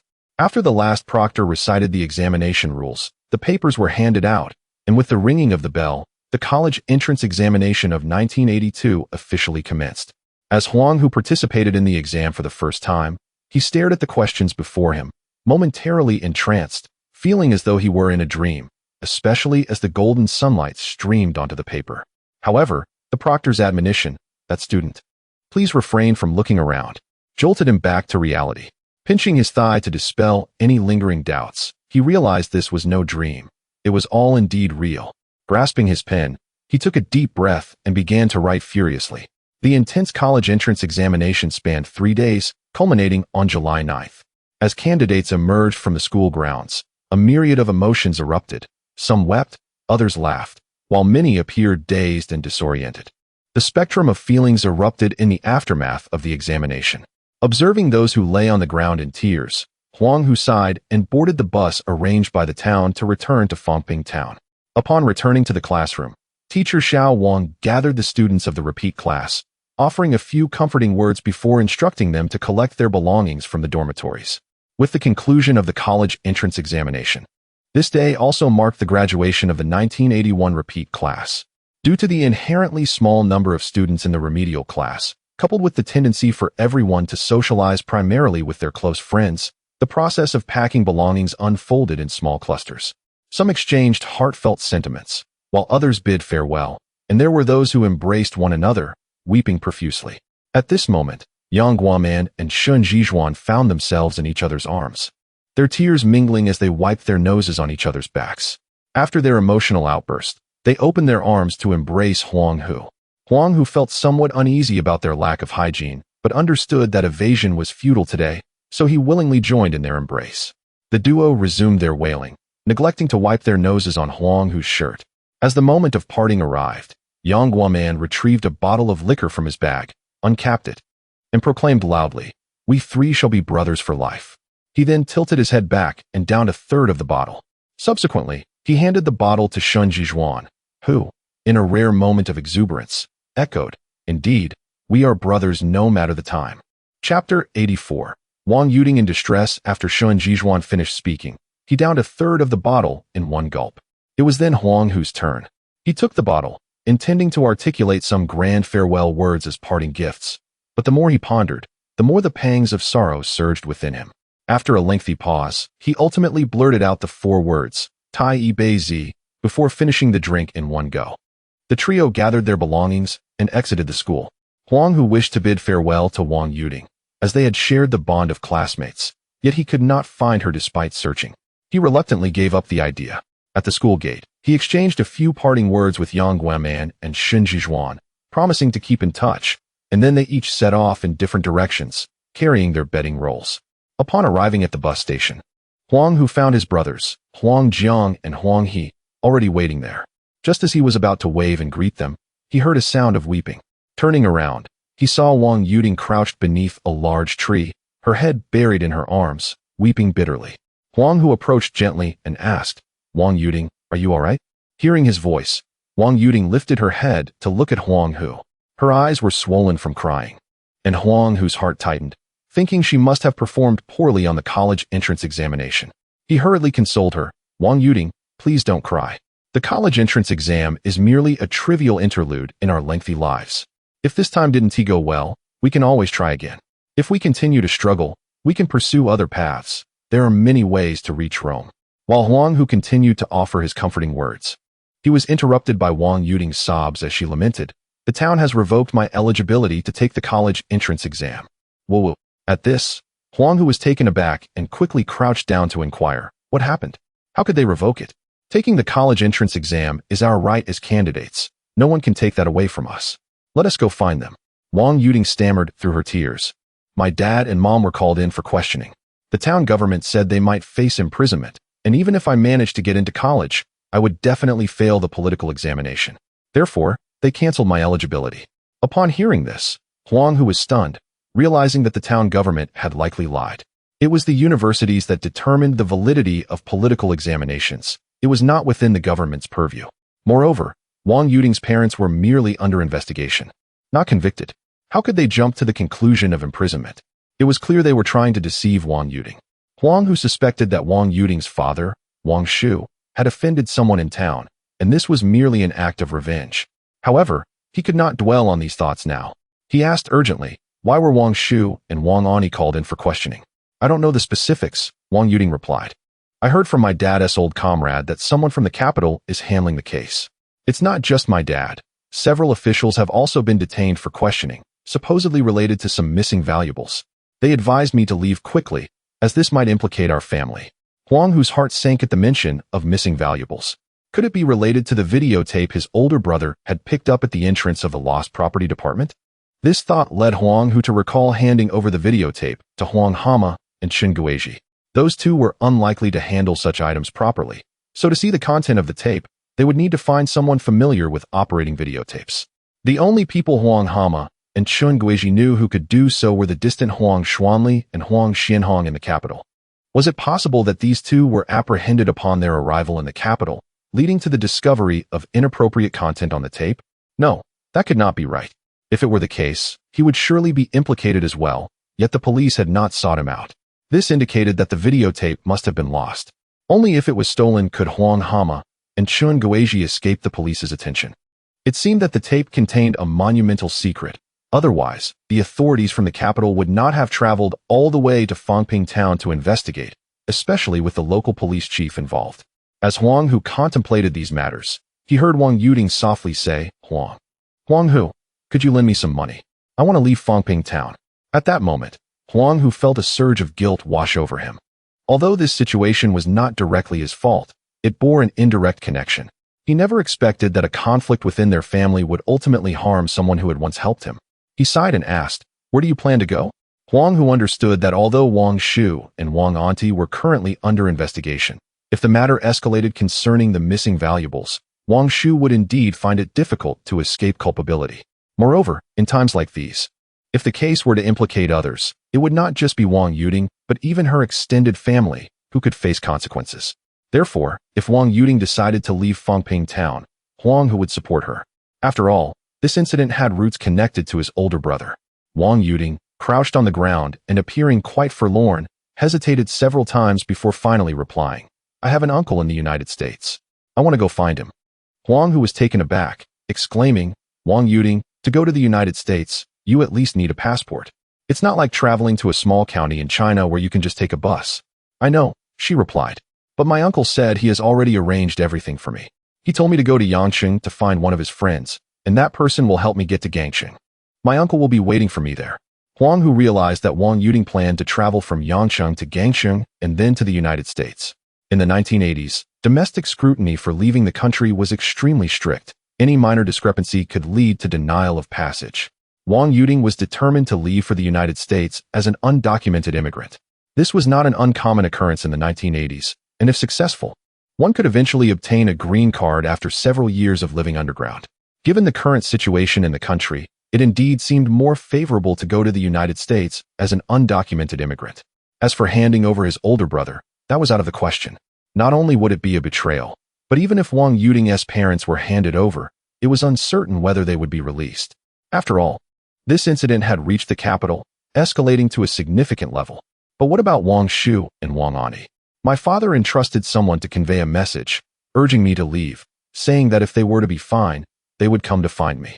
In the end, Huang Yuting began to weep once more, feeling that her parents might never emerge from this ordeal, and perhaps their time was limited. After all, the state has intensified its crackdown, with prison sentences ranging from a mere decade to the most severe consequence of execution. Moreover, this time, it was individuals from Jingdu who had come personally. Given the current stringent measures, he felt utterly powerless. He ceased to engage in further discussion and simply inquired, "How much do you need?" Upon hearing this, Huang Yuting pondered for a moment and cautiously asked, "Do you have 80? Chapter 85. Zhao Difu visits Huang Yuting felt that 80 yuan was almost equivalent to robbing Huang Hu's home. However, she found herself in a predicament. Ever since her father's incident, many relatives had severed ties with her, and those who once showed her warmth had now turned into strangers. Even her classmates, who used to surround her, now treated her as if she were a pariah. Huang Yuting had cried in the review class, her tears a reflection of the coldness of human relationships. Huang Hu was her last hope.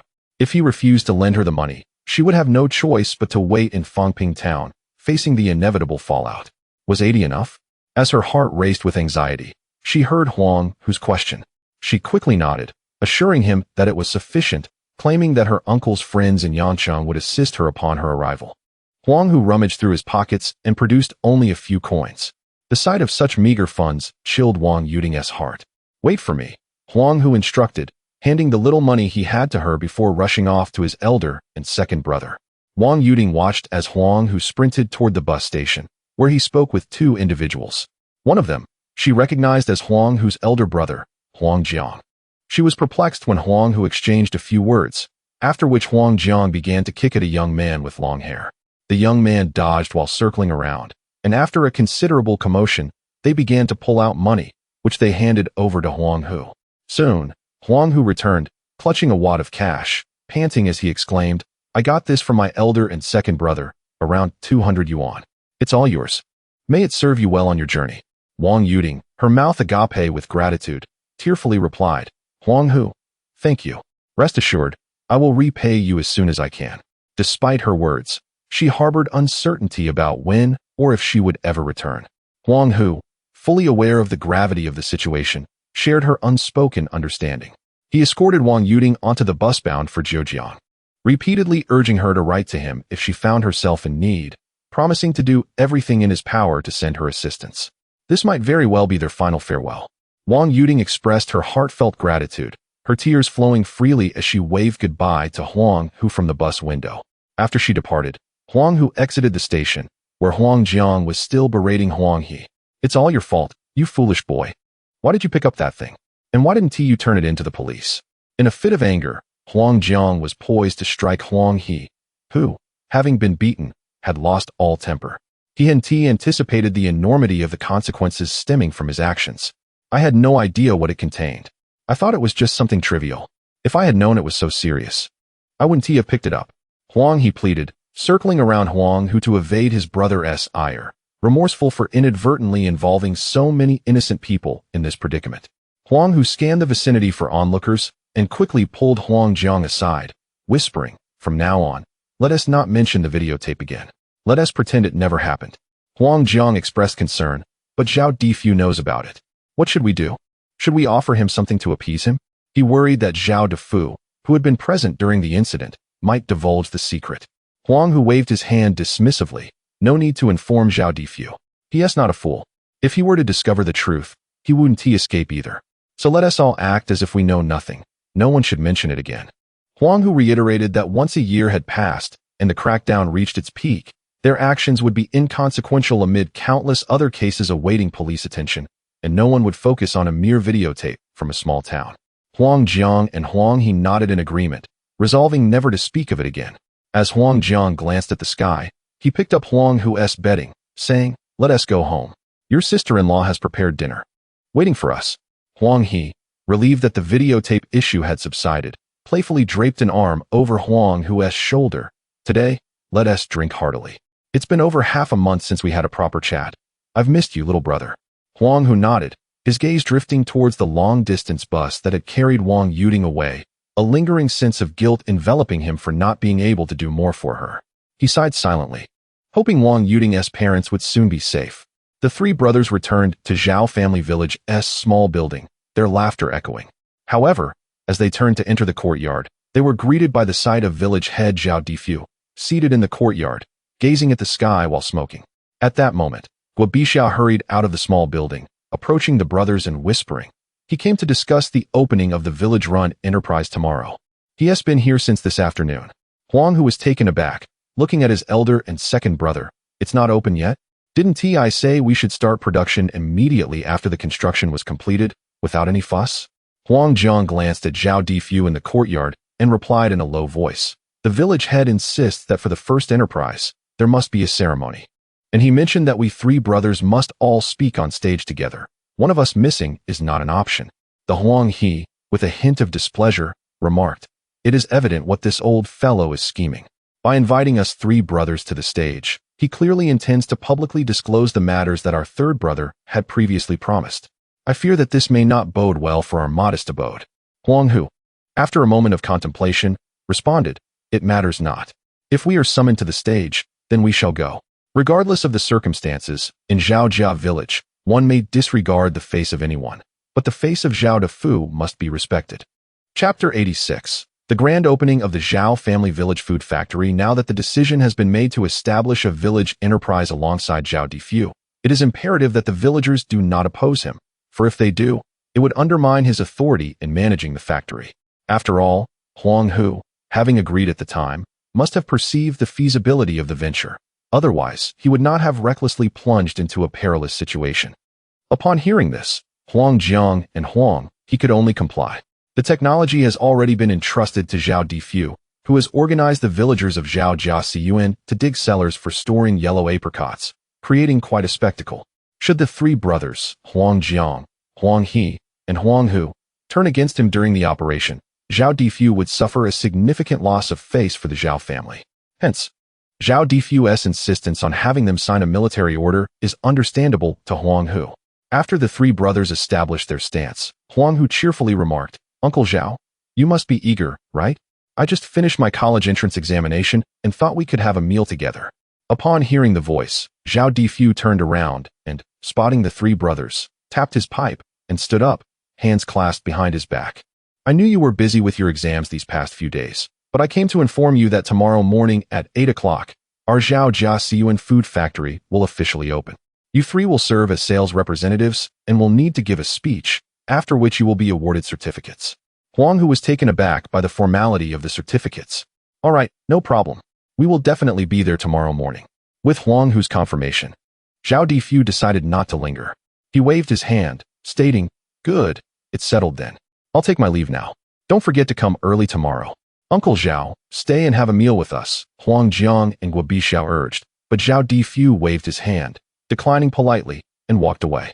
Watching Zhao Difu's retreating figure, Huang He spat disdainfully. "That old fellow even looks down on our hospitality. If he doesn't want to eat, then let him face the consequences." Huang He has never seen eye to eye with Zhao Difu, so he felt irked by every action taken by him. Huang Hu chuckled, placing a hand on Huang He's shoulder. "Second brother, would you truly feel comfortable if Zhao Difu dined with us?" "Not at all. But now that he has gone, why continue to scold him?" Huang He retorted, "Damn it. I just can't stand the sight of him." Huang Hu laughed heartily, finding his second brother's temperament amusing. As the four entered the small building, they noticed that all the windows had been replaced with new glass, and the walls had been freshly painted. The entire house appeared considerably cleaner and tidier than when Huang Hu had last left. Huang Hu surveyed the environment and inquired, "Have the villagers caused any trouble recently?" "None at all. Ever since you discussed the cooperative factory with Zhao Difu, no one has come to vandalize or disturb us," Huang Jiang and Guobishao replied, setting the table. Huang He went upstairs to fetch some wine. Observing the neatness of the small building, Huang Hu nodded, feeling that life was finally returning to normal. The dinner was quite sumptuous. Since the Huang brothers had found success, their meals rivaled the standards of the 1990s, with meat served at almost every meal. During holidays, there were even fish, meat, and wine. In all honesty, dining so lavishly had begun to feel monotonous for the family. Little Donghua, who once eagerly awaited a feast, now seemed indifferent, perhaps off playing somewhere instead of waiting by the table. Currently, only Huang, who had just emerged from his review classes, appearing noticeably slimmer. Upon seeing the meat, his eyes sparkled, and he immediately began stuffing his mouth with food as soon as he sat down. Huang Jiang, Huang He, and Guobixia chuckled and served him more dishes. As the family dined and conversed, their discussions primarily revolved around the village enterprise and the lucrative sour plum juice, avoiding the topic of the college entrance examination. No one dared to inquire about Huang Hu's results, fearing it might affect his mood. Huang Jiang and Huang He had already come to terms with the situation. If their youngest brother could attend university, that would be wonderful, but if not, it would not be the end of the world. They believed that with Huang Hu's presence, the family would soon become affluent. Even if a university graduate landed a good job, it would take years to earn a substantial income compared to the immediate prospects of their enterprise. Thus, money seemed far more tangible and pressing. The family chatted until late into the night, yet this did not hinder the three brothers from attending the opening ceremony of the village enterprise the following day. The factory was located on the western side of the village, adjacent to the homes of Huang Hama and Chen Guizhi. For the grand opening, Zhao Difu had even organized a traditional drum and gong troupe, which began performing at 6 a.m. Thankfully, in the rural setting, households rose early. Otherwise, they would likely face the villagers' ire. The food factory covered an area of over 100 square meters, situated on collective village land that had previously lain fallow. Since Huang Hu proposed the establishment of the village enterprise, within a mere 20 days, walls, factory buildings, and offices had been erected. This was a testament to Zhao Difu's influence as the village chief, with a single command. Villagers of all ages rallied to contribute. By around 7 a.m., most attendees had gathered. On either side of the factory's entrance stood two signs, one proclaiming Zhao Jiasiyuan Food Factory, and the other indicating a subsidiary of the Zhao Jiasiyuan Village Committee, ensuring that no one would be unaware of the factory's affiliation with the village committee. Colorful flags fluttered around the entrance, lending a festive air to the occasion. Zhao Difu, as the village chief, took to the stage first. He produced a pre-written speech, cleared his throat, and began to read. The content merely conveyed that the Zhao Jiasiyuan Food Factory had been established, that the villagers could now look forward to prosperity, and that the factory would thrive under the guidance of the village committee, leading the entire Zhao Jiasiyuan community towards wealth. Huang Jiang, Huang He, and Huang Hu stood behind Zhao Difu, surrounded by several village officials who were likely to be appointed as leaders within the factory. Listening to Zhao Difu's empty rhetoric, Huang Hu felt somewhat drowsy and yawned, wishing for him to finish quickly so he could return for a brief nap. Suddenly, Huang Hu felt a piercing gaze directed towards them. Turning his head, he saw Zhao Guangmao, dressed in a suit that did not quite fit him, staring intently in their direction. Ever since Guobixia publicly acknowledged her relationship with Huang Jiang, Zhao Guangmao had regarded Huang Jiang as his adversary, believing that this fellow had used money to ensnare Guobixia, or even resorted to coercion. Guobixia, for the sake of her child's reputation, had no choice but to acquiesce. Otherwise, she would undoubtedly be Zhao Guangmao's wife by now. As a man of considerable stature, standing at 5 feet tall, he vowed that he would not rest until he avenged the grievance of having his wife taken from him. Chapter 87. Grand Opening Ceremony. Huang Hu noticed Zhao Guangmao glaring in their direction, and he did not hold back, staring intently back at Zhao Guangmao.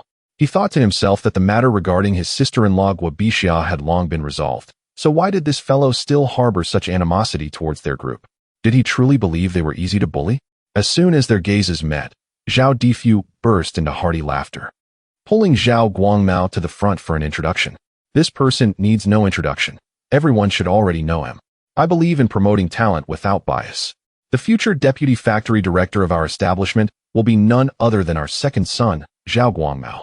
He is a man of integrity, as everyone knows. In the past 2 years, he has lent a helping hand to families in the village whenever they were in need. In the factory, he will continue to do the same. If anyone has a problem and he does not assist, feel free to come to me, and I shall give him a good scolding. Upon hearing Zhao Difu's words, the villagers erupted in laughter and applause, expressing their support. Zhao Guangmao is indeed a capable person. Having him as deputy factory director is a wise choice. Yes, let him work diligently and lead our Zhao family village to prosperity.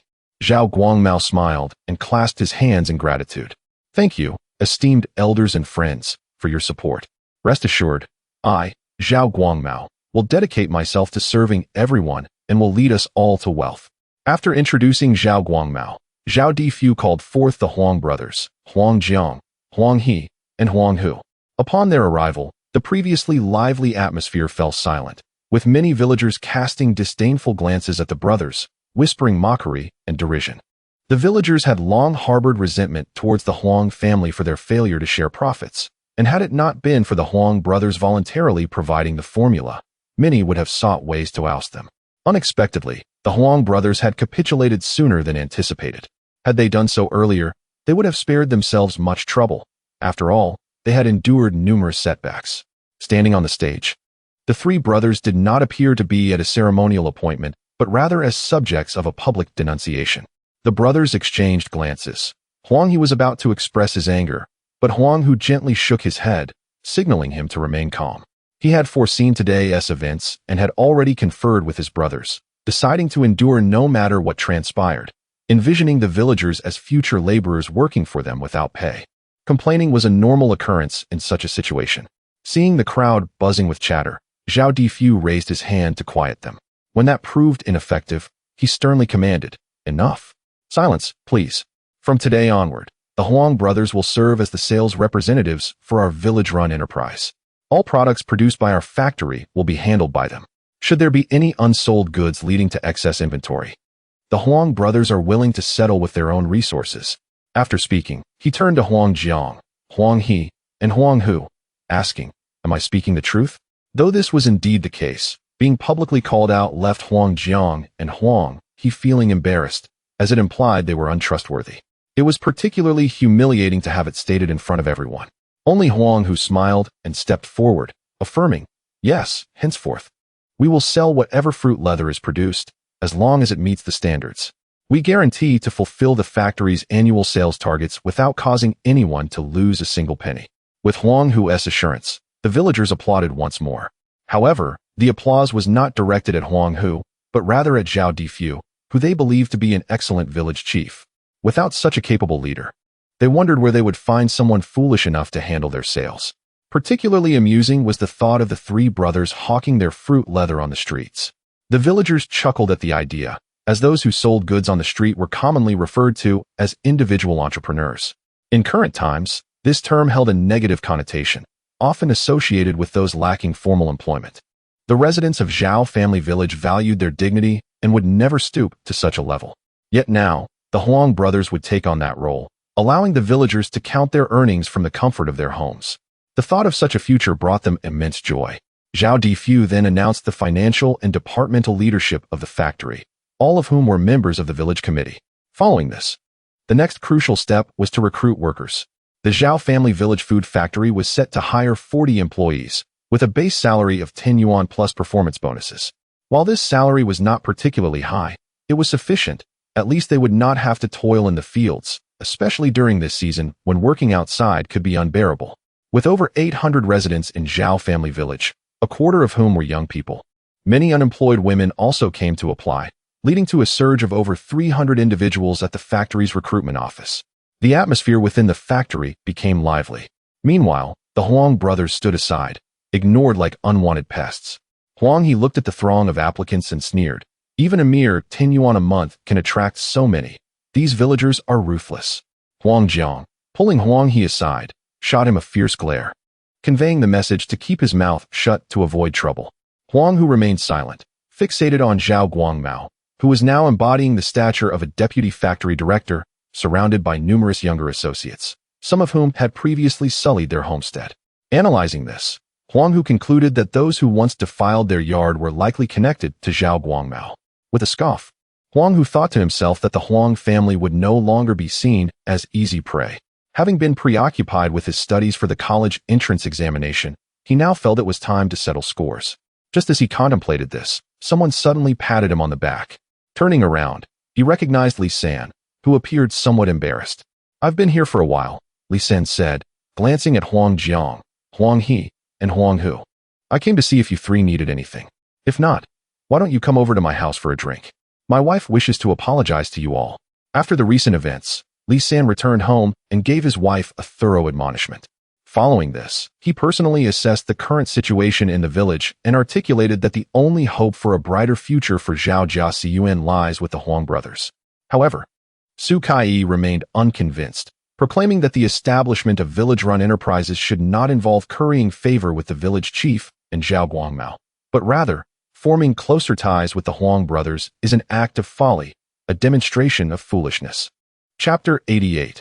High-salary Li San, witnessing his wife's foolishness akin to that of a pig, divulged to Su Kai a staggering secret. The second son of the Huang family, Huang He, had been featured in a newspaper which prominently highlighted the merits of Swan Mei Tang, sour plum drink. Li San had stumbled upon this newspaper while wrapping pork one day. Consequently, he made a special trip to Dongxiangshan in Zhejiang. Upon observing that a bowl of Swan Mei Tang was being sold for 3 mao, with dozens of people queued to purchase it, Li San was astounded. He toiled tirelessly to sell a pound of pork for a mere 3 mao 6. Yet, Huang He was able to sell a bowl of sweet water for the same price. The disparity in profit was astonishing. Furthermore, Huang He appeared to have cultivated a camaraderie with the individuals at the investment office in Dongxiangshan, sharing cigarettes and jokes, which indicated a robust connection. When Li San had previously delivered pork to the investment office, he was met with indifference, and his attempts to forge relationships were met with rejection. The staff had dismissed him, stating that if he wished to set up a stall in Dongxiangshan, he could do so in his next life. Thus, in Li San's eyes, the Huang brothers were formidable figures with powerful connections and pathways to wealth. It was precisely this realization that had prompted Li San to insist on divorcing Su Kai. Despite being in the presence of a fortune, she chose to tarnish the image of the very source of their potential prosperity, demonstrating a lack of wisdom. Su Kai had not anticipated that the Huang brothers' ventures extended beyond a single enterprise. Nor did she realize the strength of their connections, which even reached the investment office. Had she known this earlier, she would have acted differently. Even if she had wished to create a scene, it would have been with Li San, as offending the Huang brothers was out of the question.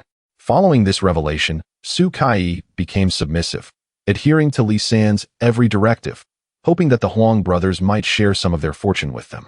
She abandoned any aspirations of equaling their status. Huang Jiang, Huang He, and Huang Hu, observing Li San's embarrassment, shared a hearty laugh. The entire village was now aware of Li San's situation, and given that it was for the sake of the 3 brothers and their wives, Huang Jiang and Huang He bore no ill will towards him. Huang He patted Li San on the shoulder, saying, "Your family's little place cannot accommodate you. Come to our house, where there is ample space." Huang Jiang chimed in. Indeed, Huang Hu returned yesterday with plenty of food, much of which remains untouched. It would be a shame not to partake. If you don't mind, come dine with us. Huang Hu added, "Yes, third brother, join us, and bring your sisters along. I have matters to discuss with you all."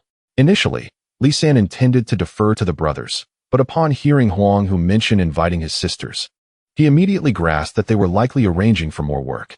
Anticipating that the Huang brothers would require labor, he had not summoned his sisters to the village recruitment that day.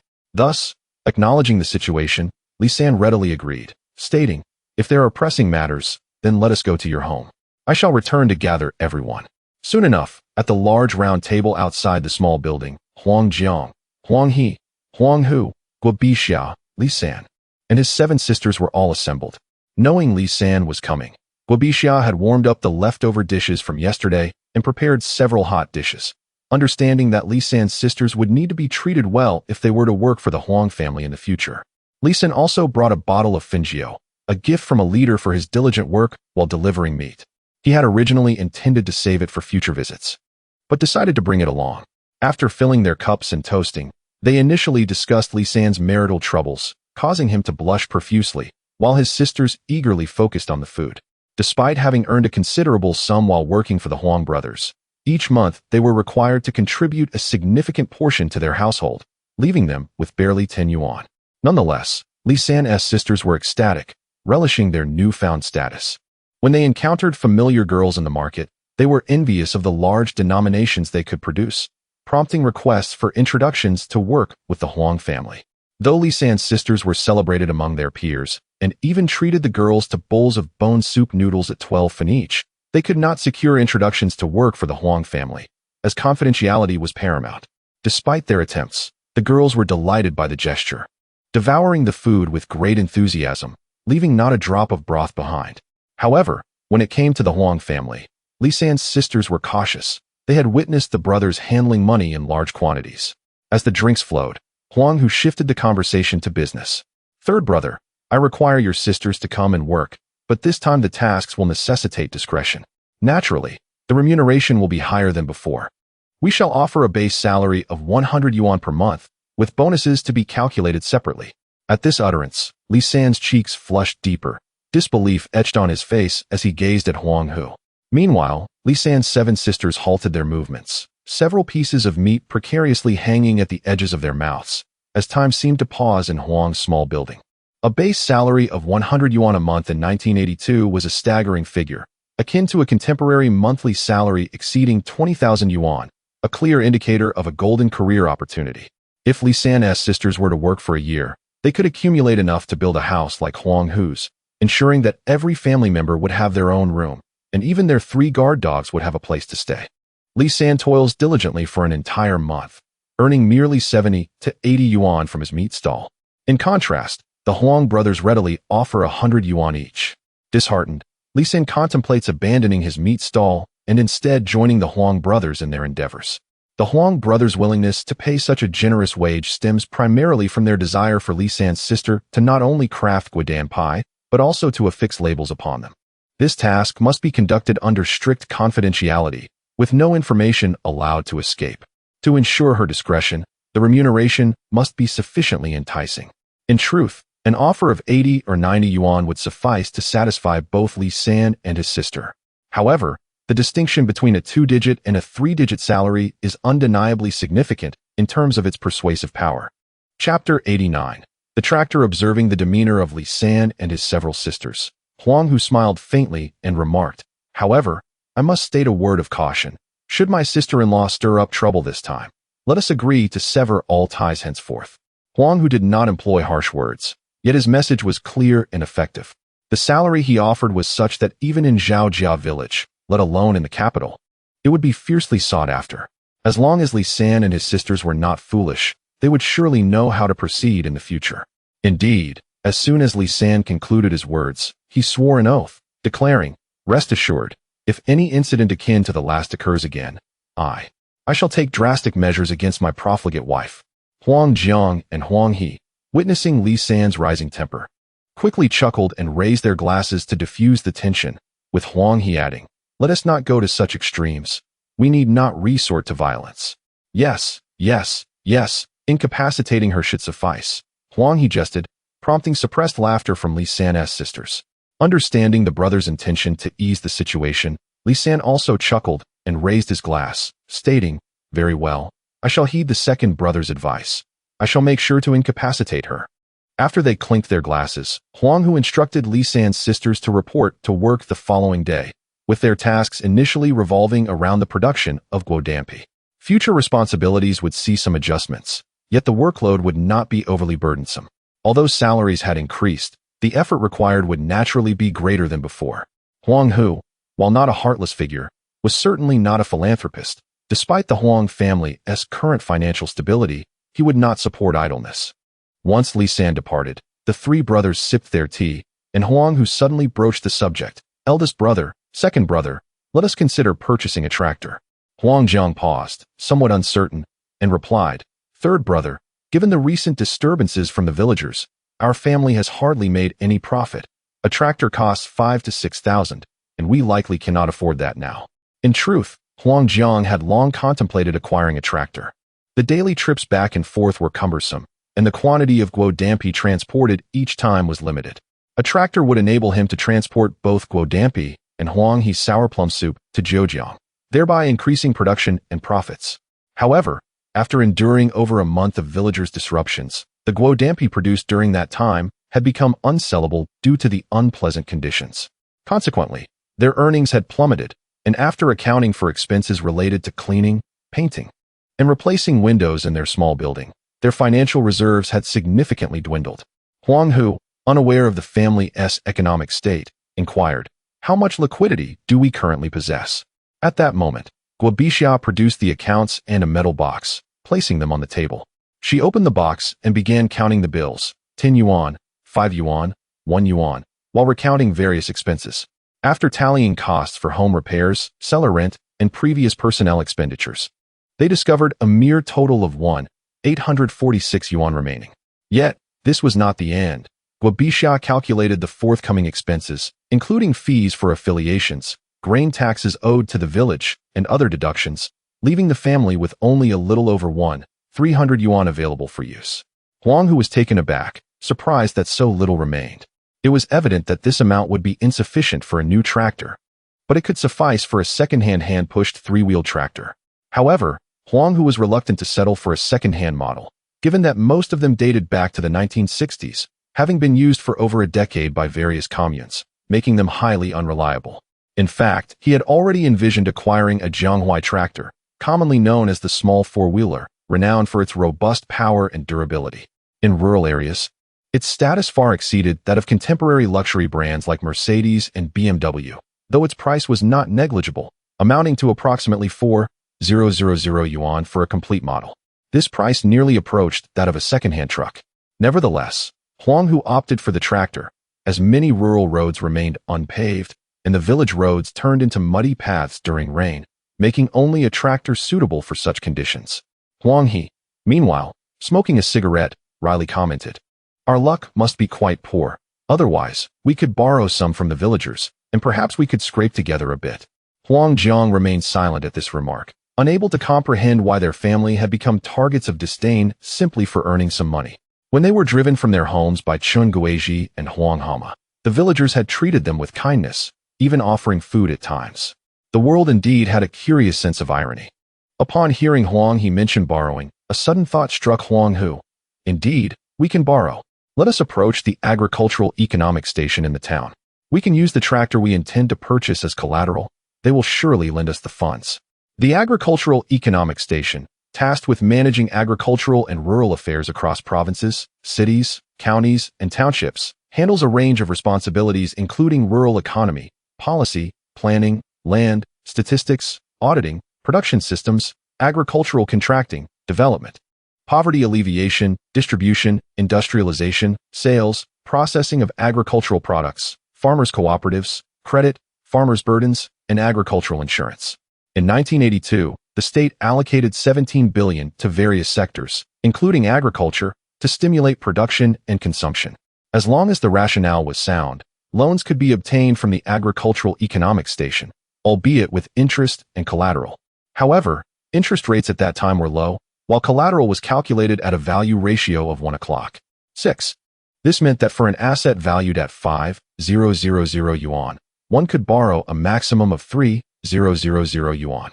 Presently, the Huang family possessed over 1,000 yuan, sufficient to purchase a tractor and its attachments. When the time came to buy the tractor, they could have a representative from the agricultural economic station accompany them, facilitating the process significantly. To Huang Jiang and Huang He, the agricultural economic station was an unfamiliar term. Having only heard it mentioned a few times in their lives, they remained oblivious to its actual functions, let alone the possibility of securing a loan. Huang Jiang voiced his uncertainty. "Will they lend us money? That amounts to several thousand yuan." "Indeed, my dear third brother, the agricultural economic station is not composed of fools. If they lend without repayment, they would surely incur significant losses. Let us borrow 3,000 kwai, secured by the tractor as collateral, with a repayment term of 2 years. The agricultural economic station will undoubtedly approve the loan, especially since the government is currently supporting rural development with dedicated funds. Furthermore, if repayment becomes an issue, they can always sell the tractor, thus ensuring a risk-free transaction. Therefore, we can be assured that the loan will be granted to us. Rest assured." Chapter 90 returned to the beverage factory upon hearing this. Huang He's demeanor shifted dramatically. "What is this nonsense? 2 years, and still unable to repay, and they take the tractor away? That is utterly outrageous. Second brother, in this day and age, using a tractor for transportation can earn several thousand yuan in a year. If after 2 years you still can't repay a mere 3,000 yuan, then keeping the tractor is of no use. It would be better to let them take it back. At that time, the tractor remained the primary means of transportation between towns, and earning a substantial profit within 3 years was quite feasible. However, Huang Hu felt that their family business was currently more profitable than transportation, and he hesitated to consider that avenue. Moreover, during these times, certain areas were plagued by bandits and highwaymen, who were known to be violent. So Huang Hu was reluctant to let his older brothers take such risks. Huang Jiang and Huang He shared this sentiment. They recognized that even if it was just for guodampi, a tractor could facilitate the transport of sour plum soup, allowing them to sell more each day. If they had a tractor, they could repay the money in no more than 2 months. Huang He, recalling the sour plum soup, mentioned, "Third brother, it's July now. Shouldn't we consider aligning with the beverage factory?"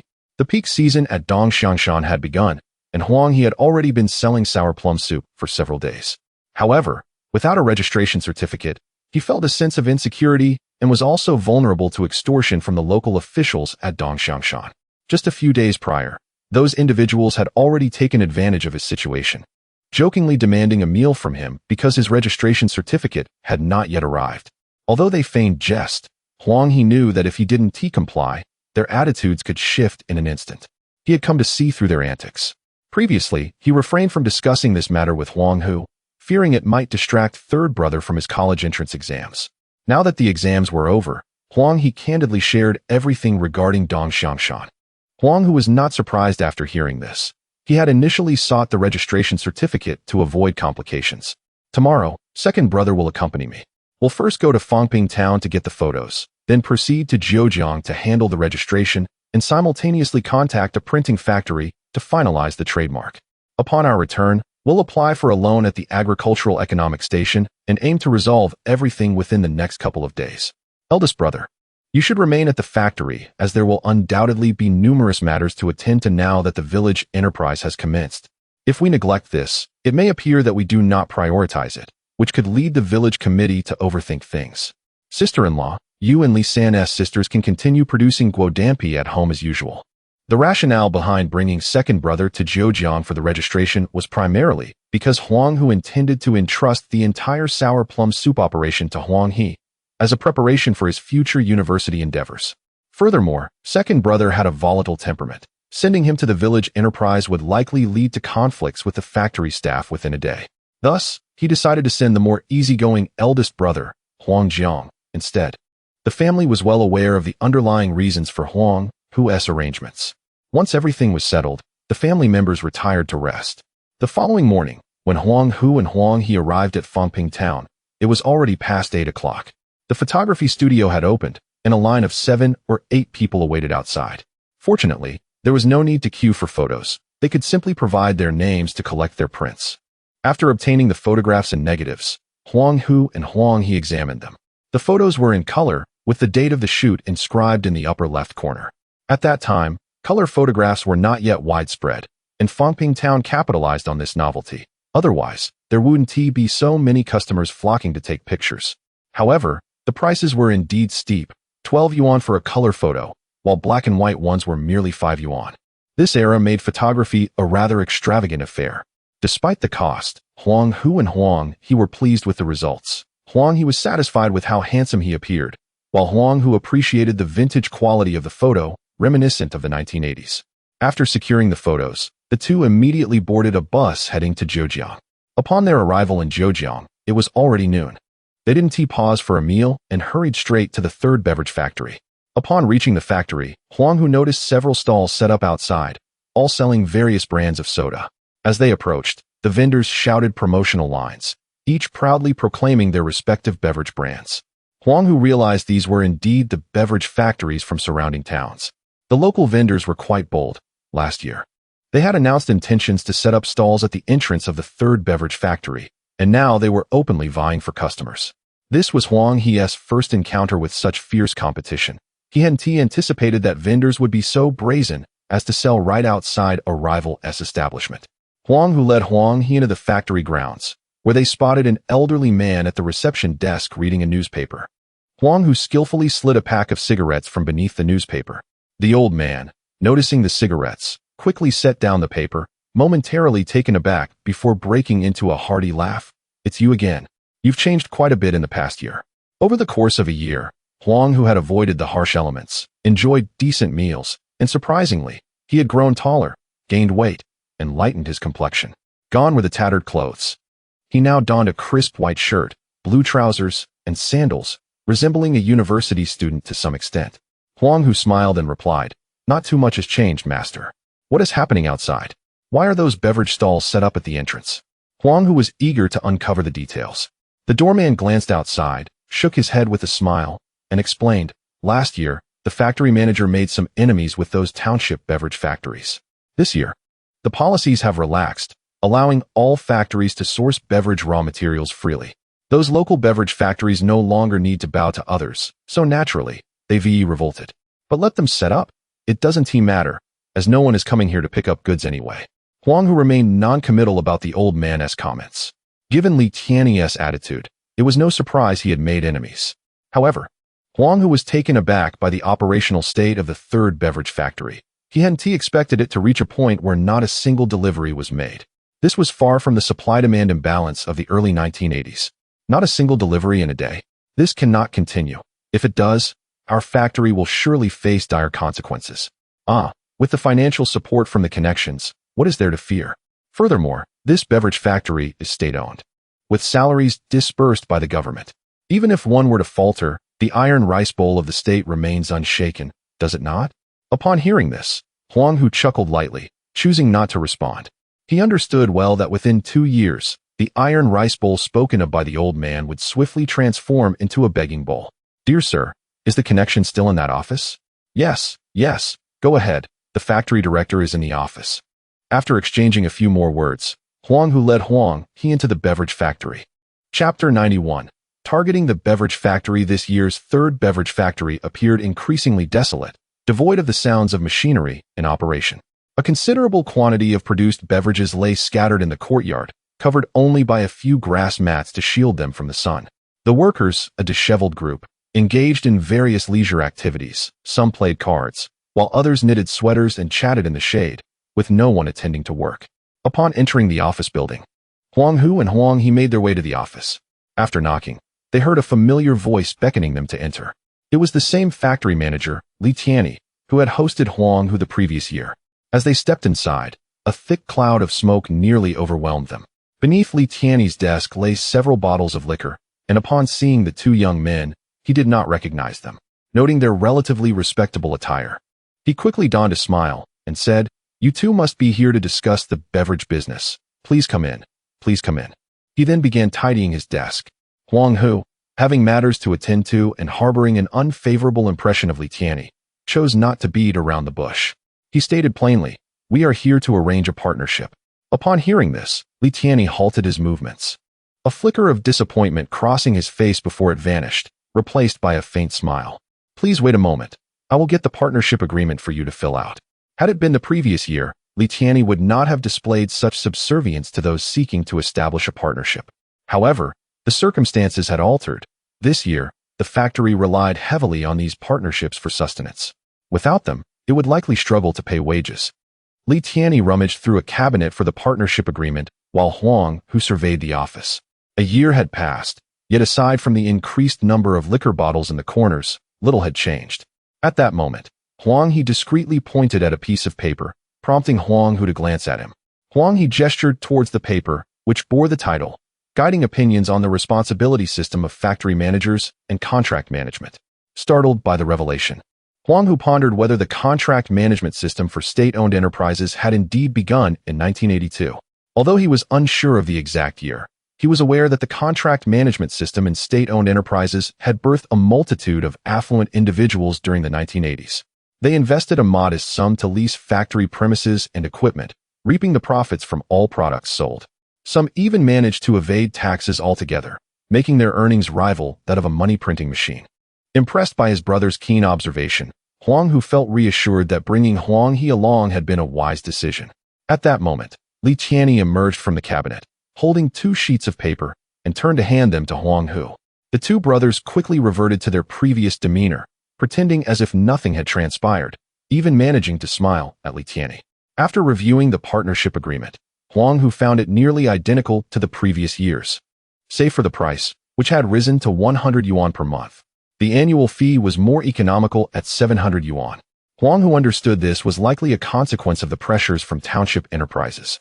Contemplating the monthly versus annual options, he ultimately opted for the annual plan. Huang He was momentarily taken aback, as they had only brought 1,200 yuan with them. Choosing the annual plan raised concerns about their ability to purchase a tractor later. Furthermore, they had previously agreed on a monthly plan, so why had Huang Hu suddenly changed his mind? With a head full of questions, Huang He decided it was not the time to voice them, burying his concerns for later discussion. He trusted that Huang Hu had valid reasons for his choices. Soon, Huang Hu completed the form and handed over the 700 yuan to Li Tianyi. This time, Li Tianyi did not take the agreement to the secretary's office as he had previously. Instead, he produced 2 stamps and affixed them directly to the agreement. With that, the partnership agreement was officially in effect. Since the implementation of the factory manager responsibility system in 1982, the power of the factory secretary had been significantly diminished. Previously, the secretary oversaw production, construction, sales, finance, and personnel. Now, the factory manager was solely responsible for production, construction, and sales, while the secretary's role was confined to personnel matters. Thus, matters related to partnerships, being sales-oriented, were under Li Tianyi's full authority. It was no wonder that several liquor bottles had accumulated beneath his desk. Now, as the manager responsible for production and sales, he likely found himself in a position far less favorable than when the secretary had overseen these matters. Li Tianyi had once perceived himself as a capable leader, previously constrained by the secretary's oversight. However, now, under the factory manager responsibility system, not only had he been unable to showcase his abilities, but he also found himself beleaguered by township enterprises. Given Li Tianyi's previous actions, which had left him without allies, it was clear that this year, he sought assistance but found no one willing to extend a hand. Last year, he had likely harbored ill intentions towards the secretary, creating obstacles for the subjugated township enterprises and individuals seeking partnerships, hoping to witness the secretary's downfall. Yet, he had failed to anticipate that a government directive would place him in charge of these very matters this year.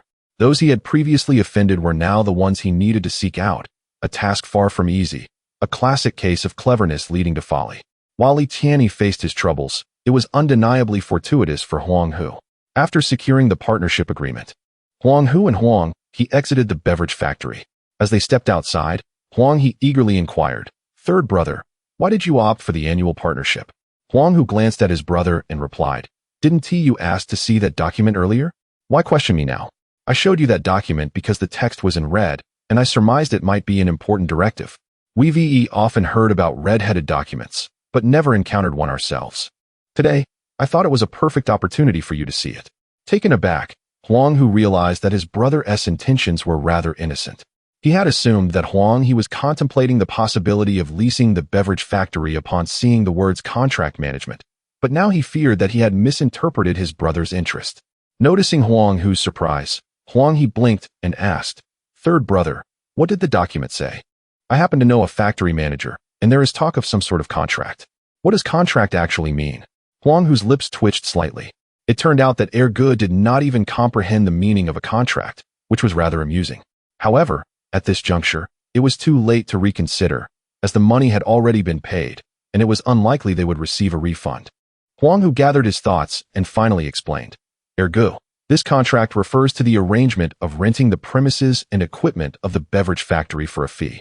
We are responsible for its management and operations. The profits earned during the contract period will belong to us, and there is an additional benefit, as we can also produce and sell our own products simultaneously." Chapter 92. The mysterious old man. Huang He's eyes sparkled with excitement as he exclaimed, "What a delightful prospect! If we could use the beverage factory to produce our family's sour plum drink, we would undoubtedly make a fortune." Huang Hu, thoroughly pleased, gave a thumbs up, recognizing that his brother was indeed a natural when it came to business. With just a slight nudge, he could grasp the nuances of profit-making without requiring extensive guidance. "Brother, the reason I registered for a year is so that during your leisure time, you can frequently visit the factory under the pretext of being affiliated with it. You can gather insights from the workers regarding the current operational status of the beverage factory, and if you can uncover the financial situation, that would be even better. Once we have enough capital, we can directly lease a workshop, and our family's sour plum drink could be bottled for sale. Understanding one's own position and that of others is essential for saving costs. If we were to embark on a leasing venture without proper inquiries, we might find ourselves at a disadvantage. Huang Hu was not worried about being preempted by others. If necessary, he could simply withdraw from the leasing arrangement, as it was, after all, an unexpected opportunity. Moreover, Huang Hu was not averse to the idea of leasing a beverage factory workshop because he was aware of numerous delectable beverage recipes from the future. Take the ever-popular iced black tea, for instance. It merely requires boiling lemon, black tea, and sugar together, and then bottling it for sale, ensuring a delightful taste and a guaranteed market. Upon hearing that the three brothers could lease a state-owned factory for profit, Huang He became even more exhilarated, feeling a sudden sense of grandeur. Without hesitation, he nodded in agreement to Huang Hu's instructions, realizing it merely entailed mingling with the workers and engaging in casual conversation. While he might not be skilled in other matters, he was certainly adept at fostering relationships over drinks and cards. The two brothers, smiling cheerfully, made their way to the passenger station. Due to the day's busy schedule, they had not taken the time for a proper meal and settled for 2 steamed buns instead. They hurriedly led Huang He to the black market in Zhejiang, where they found a vendor selling white sugar. After introductions, the vendor, recognizing a familiar acquaintance, quickly reverted to his usual pitch of being able to supply as much sugar as needed for a price. Once Huang Hu had entrusted the sour plum drink venture to his brother, he swiftly took him to the Zhejiang printing factory. In 1982, printing books and publications could only be done at state-owned printing factories, as there were no private ones at that time. However, the brothers soon encountered a significant obstacle at the printing factory. Currently, printing anything required approval from the municipal government. Even the trademarks of state-owned enterprises needed authorization. Despite the stringent conditions, a long queue formed outside the printing factory, consisting entirely of representatives from various towns seeking approval for printing trademarks. Those without authorization, like Huang Hu and Huang He, were quickly dismissed after a few curt words.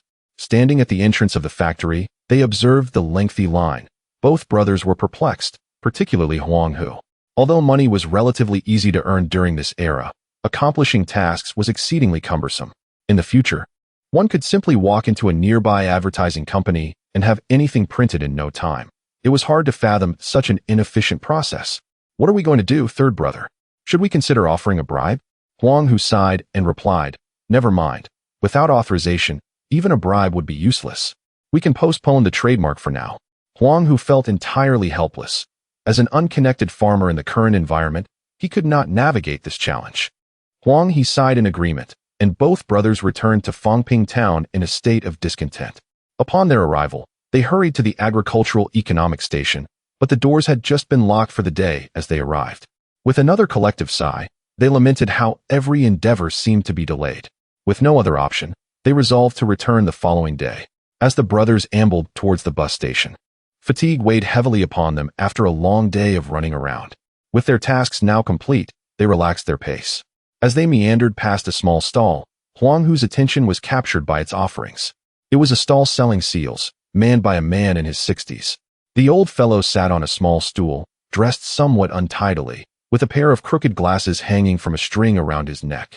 He was leisurely enjoying a drink and some peanuts while humming along to a Peking opera tune.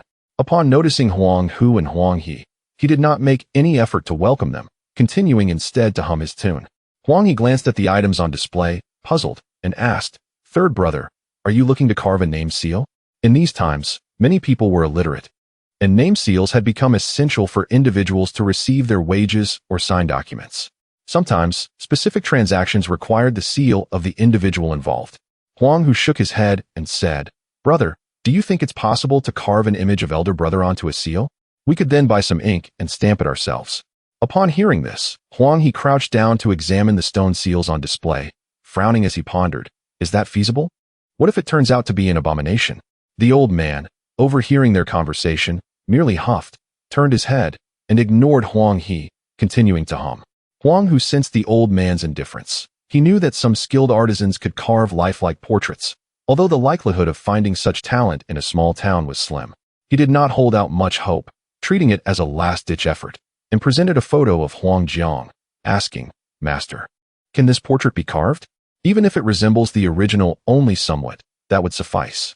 And we need to add the words Huang Hu pin above it. Huang Hu pin would eventually become the brand trademark for their enterprise. The old man squinted at the photo, took a sip of his drink, and replied, "I can carve it for 30 yuan. Upon hearing the price of 30 yuan, Huang He exploded in disbelief. "Old man, have you lost your mind? 30 yuan each? Are you trying to rob us?" The old man casually swung his legs, replying, "If you don't want to carve it, then don't. That is my price." This response infuriated Huang He, who rolled up his sleeves, exclaiming, "You old rascal, trying to swindle me. If I don't teach you a lesson today, you'll think you can cheat people forever." The old man, unfazed by Huang He's aggression, remained seated, humming his peaking opera tune with unwavering composure. Huang Hu hastily stopped Ergu, urging him, "Ergu, why are you so impulsive? Regardless of the situation, you cannot resort to violence. Lao San, do you see this old fellow as someone who genuinely earns money? To me, he appears to be nothing more than a swindler, a con artist who specifically preys on the unsuspecting. We cannot show leniency towards such deceivers." Huang Hu was at a loss for words regarding Ergu's temperament. He thought to himself that he truly needed to find time to have a serious conversation with Ergu, to temper his fiery disposition. Otherwise, this temperament would inevitably lead to trouble. After calming Huang He to one side, he approached the old man's stall and inquired, "Master, 30 yuan is quite a sum. Do you have something for me to see? Otherwise, if what you carved does not resemble the original, who will bear the loss, right?" The old man, noticing that Huang Hu was somewhat reasonable, finally set down the bottle he was holding and rummaged through his pocket, unveiling a cloth pouch. After unfolding several layers, he revealed several pieces of jade, resplendent in hues of red and yellow. Upon seeing these jades, Huang Hu's eyes widened in astonishment. He realized they were of the highest quality, including chicken blood jade and Tianhuang jade. Chapter 93. Problem solving. In his previous life, he had once delivered gifts for his superior, and the quality of these stones in the old man's possession could easily fetch 1,000,000 or more in later generations. Upon noticing Huang Hu's gaze fixed on the stones, the old man furrowed his brow and swiftly turned to block the view, casting a sharp glare at Huang Hu as he did so. Huang Hu was astonished that, in such a remote area, he would encounter a master. Although top-tier chicken bloodstones and Tianhuang stones were available in this era, very few could truly recognize their value. In the future, there would be instances of top-tier chicken bloodstones being used as table supports. Huang Hu chuckled awkwardly at the old man, who ignored him and began selecting stones. After a considerable time, the old man finally chose one, breathed onto it, and pressed it onto a piece of newspaper. Before Huang Hu's eyes, a lifelike portrait, seemingly carved by a machine, appeared on the newspaper. He stood there, almost in disbelief, wondering if this old man had traversed time with a computer engraving machine.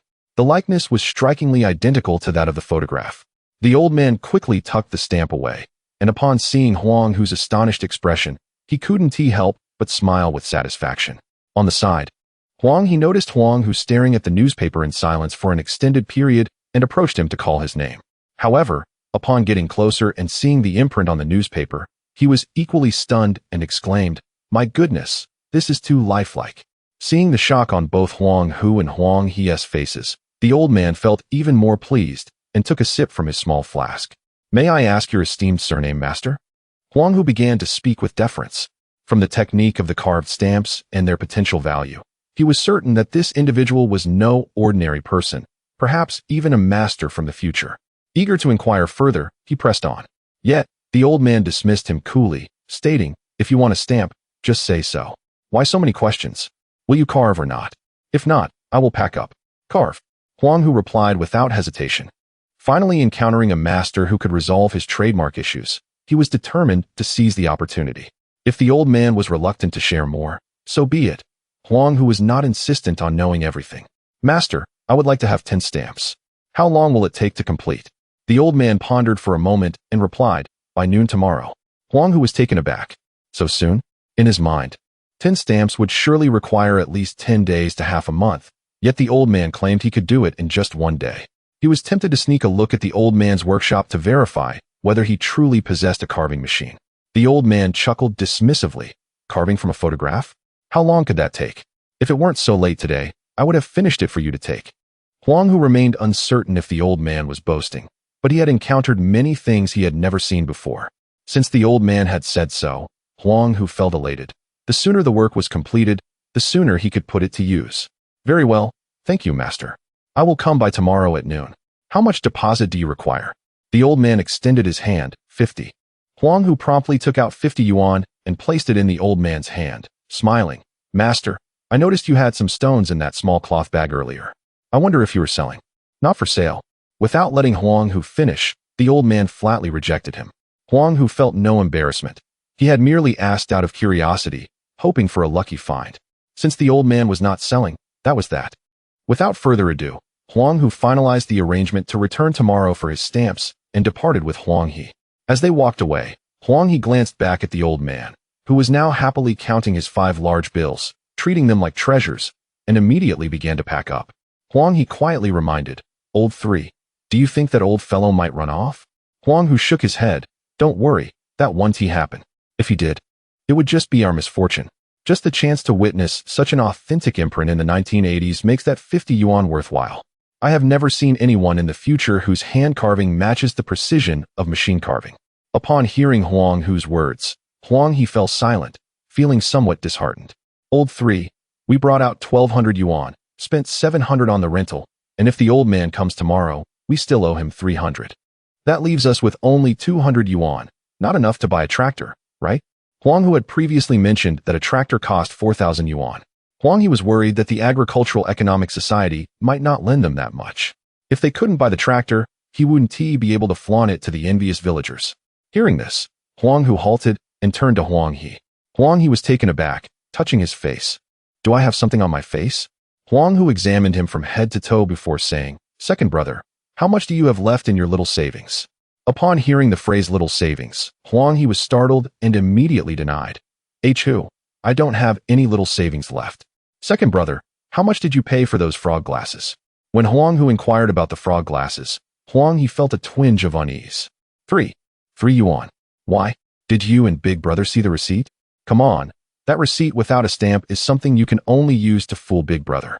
You can't even get 30 yuan for those frog glasses. Hurry up and pull out 1,000 for emergencies. I'll pay you back tenfold once I make a profit. After saying this, Huang Hu began to search Huang He's pockets. Huang He attempted to evade him, but Huang Hu clung to his neck and continued searching. At that moment, Huang He felt utterly frustrated, realizing that nothing could remain hidden from his younger brother. Ultimately, he laughed and pleaded for mercy. All right, I give in. I'll get it for you when we get home. Is that okay? Seeing his goal achieved, Huang Hu released Huang He. He was not opposed to Huang He secretly saving money, knowing his second brother's spirited nature. He understood that without any funds, he might be reluctant to engage in business, which could lead him down a wrong path. Therefore, Huang Hu generally turned a blind eye to his second brother's actions. If, in the end, they were short a few hundred yuan for the tractor, Huang He would likely be able to provide it. If he were the kind to hoard, Huang Hu would not only help him prosper, but would ensure he was well fed as well. When the two brothers arrived home, night had already fallen, and the meal had long been prepared. Huang Hu took out a family portrait and handed it to Huang Jiang. Both Huang Jiang and Guo Bixia gazed at the family photo, their smiles so broad that they could hardly contain their joy. As Guo Bixia received the photograph, she meticulously wiped her hands, fearful that moisture might mar the cherished image. After admiring it for a while, she finally retrieved a wooden frame that had been prepared in advance, lovingly encasing the photo before hanging it on the wall. Chapter 94. The Loan. In addition, the photographs of others were meticulously framed and hung around the family portrait. Even the ostentatious solo photo of Huang Hu was placed beside the family picture. The notion of displaying it in isolation was sheer folly. As Huang Jiang would express, the family's images must be cohesively arranged together. During dinner, Huang Hu recounted the day's experiences, particularly the incident involving the old engraver. Huang Hu chimed in, which left Huang Jiang and Guo Bixia momentarily stunned, both curious about how strikingly similar the likeness could be, questioning whether it could surpass the authenticity of a photograph. Thus, there were now two individuals eagerly anticipating the retrieval of the seal the following day. Afterward, Huang Hu inquired about the village-run enterprises. Upon hearing this, Huang Jiang responded solemnly, stating that the personnel in the village had just been assembled, and it would likely take another 2 days before operations could commence. It was projected that they could produce 5 tons of guadonpi daily. He queried whether they could sell that amount. Huang Hu, who was sipping wine, was taken aback and spewed it out, exclaiming, "How much?" 5 tons. That is excessive. How are we going to sell that, Lao-san? Huang Hu raised an eyebrow and replied, "Brother, who told you this factory could produce 5 tons of guadagni in a day?" Zhao Guangmao mentioned it. Now the entire factory is aware. At least 5 tons daily, and once they become proficient, they could produce up to 50 tons a day. By then, every household could receive a share of 1 to 2,000 yuan during the new year, and in a few years, the entire village will consist of households with 10,000 yuan. He continued, eliciting joy from the workers and villagers alike. Hearing this, Huang Jiang was also taken aback, but observing the numerous individuals laboring, he remained uncertain. "Brother, you needn't heed their exaggerations. 50 tons? Can they even produce that much? Even if they could, are there enough apricots on the mountains? Furthermore, do they possess adequate drying grounds? With the strong winds, the village would be inundated with dirt. Who would consume guadagni tainted with soil?" We had previously discussed with Zhao Difu that there must be no large grains of sand in the guadagni. Naturally, fine particles of dust were unavoidable given the production environment of the era. After all, who among the individuals born in the 70s and 80s hadn't accidentally bitten down on a stone in their snacks during those unsanitary times? Such occurrences were deemed normal. Upon reflection, Huang Jiang realized that even when they dried guadagni at home, the average output per person was merely 40 to 50 jin a day. Now, even with 50 individuals, the maximum would only amount to over 2,000 jin daily. Huang had interjected, "Brother, Lao-san is correct. This is undoubtedly Zhao Guangmao trying to impress the villagers, seeking to establish his authority. Don't listen to his nonsense." Huang Jiang nodded in agreement, and then inquired about whether there was sufficient money to purchase the tractor. Upon hearing this, Huang Hu exchanged a glance with his second brother, Huang Hu, who then glared back at Huang Hu. "Yes, rest assured, brother, we'll strive to bring the tractor back in the next few days." With Huang Hu's assurance, Huang Jiang finally felt at ease. Earlier, when he had heard Huang Hu mention the annual fee, he had been somewhat surprised. In his view, the annual fee of 700 yuan was not inexpensive, especially since there were only a few months in which they could earn money. It felt like a waste of money. However, since Lao-san spoke of the contract, he decided to let it be. In Huang Jiang's eyes, it seemed an implausible prospect for public property to be utilized for personal profit. Yet, as the elder brother, he must not discourage his younger sibling due to this matter. After all, he was the eldest and had to consider the emotions of the entire family. He regarded it as an investment to bring joy to his younger brother. After dinner, they tidied up the dishes and returned to their rooms to rest. Meanwhile, Huang Hu, under the cover of darkness, stealthily crept into Huang Hu's room with an iron box. Upon noticing his second brother's arrival, Huang Hu quickly let him in and secured the door. Huang Hu pushed the iron box forward, feigning annoyance. "Here's all the money, brother. Don't forget to return me tenfold." Huang Hu, while opening the box, chuckled, "Rest assured, I will repay you 100-fold." As he opened the box, Huang Hu saw stacks of money, with a separate bundle of large denominations. He glanced at Huang Hu and remarked, "Brother, you've done quite well. You've managed to save over 1,600. Of course, do you even know who your second brother is?" Huang He boasted, prompting Huang Hu to laugh heartily. After discussing their itinerary for the following day, they both retired for the night. The next morning, Huang Hu and Huang He set off with the money towards Fangping town, their first stop being the agricultural economic station to secure a loan.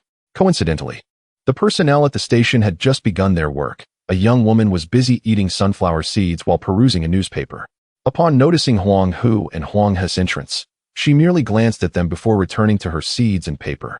Huang Hu approached politely, saying, "Comrade, hello, we would like to apply for a loan."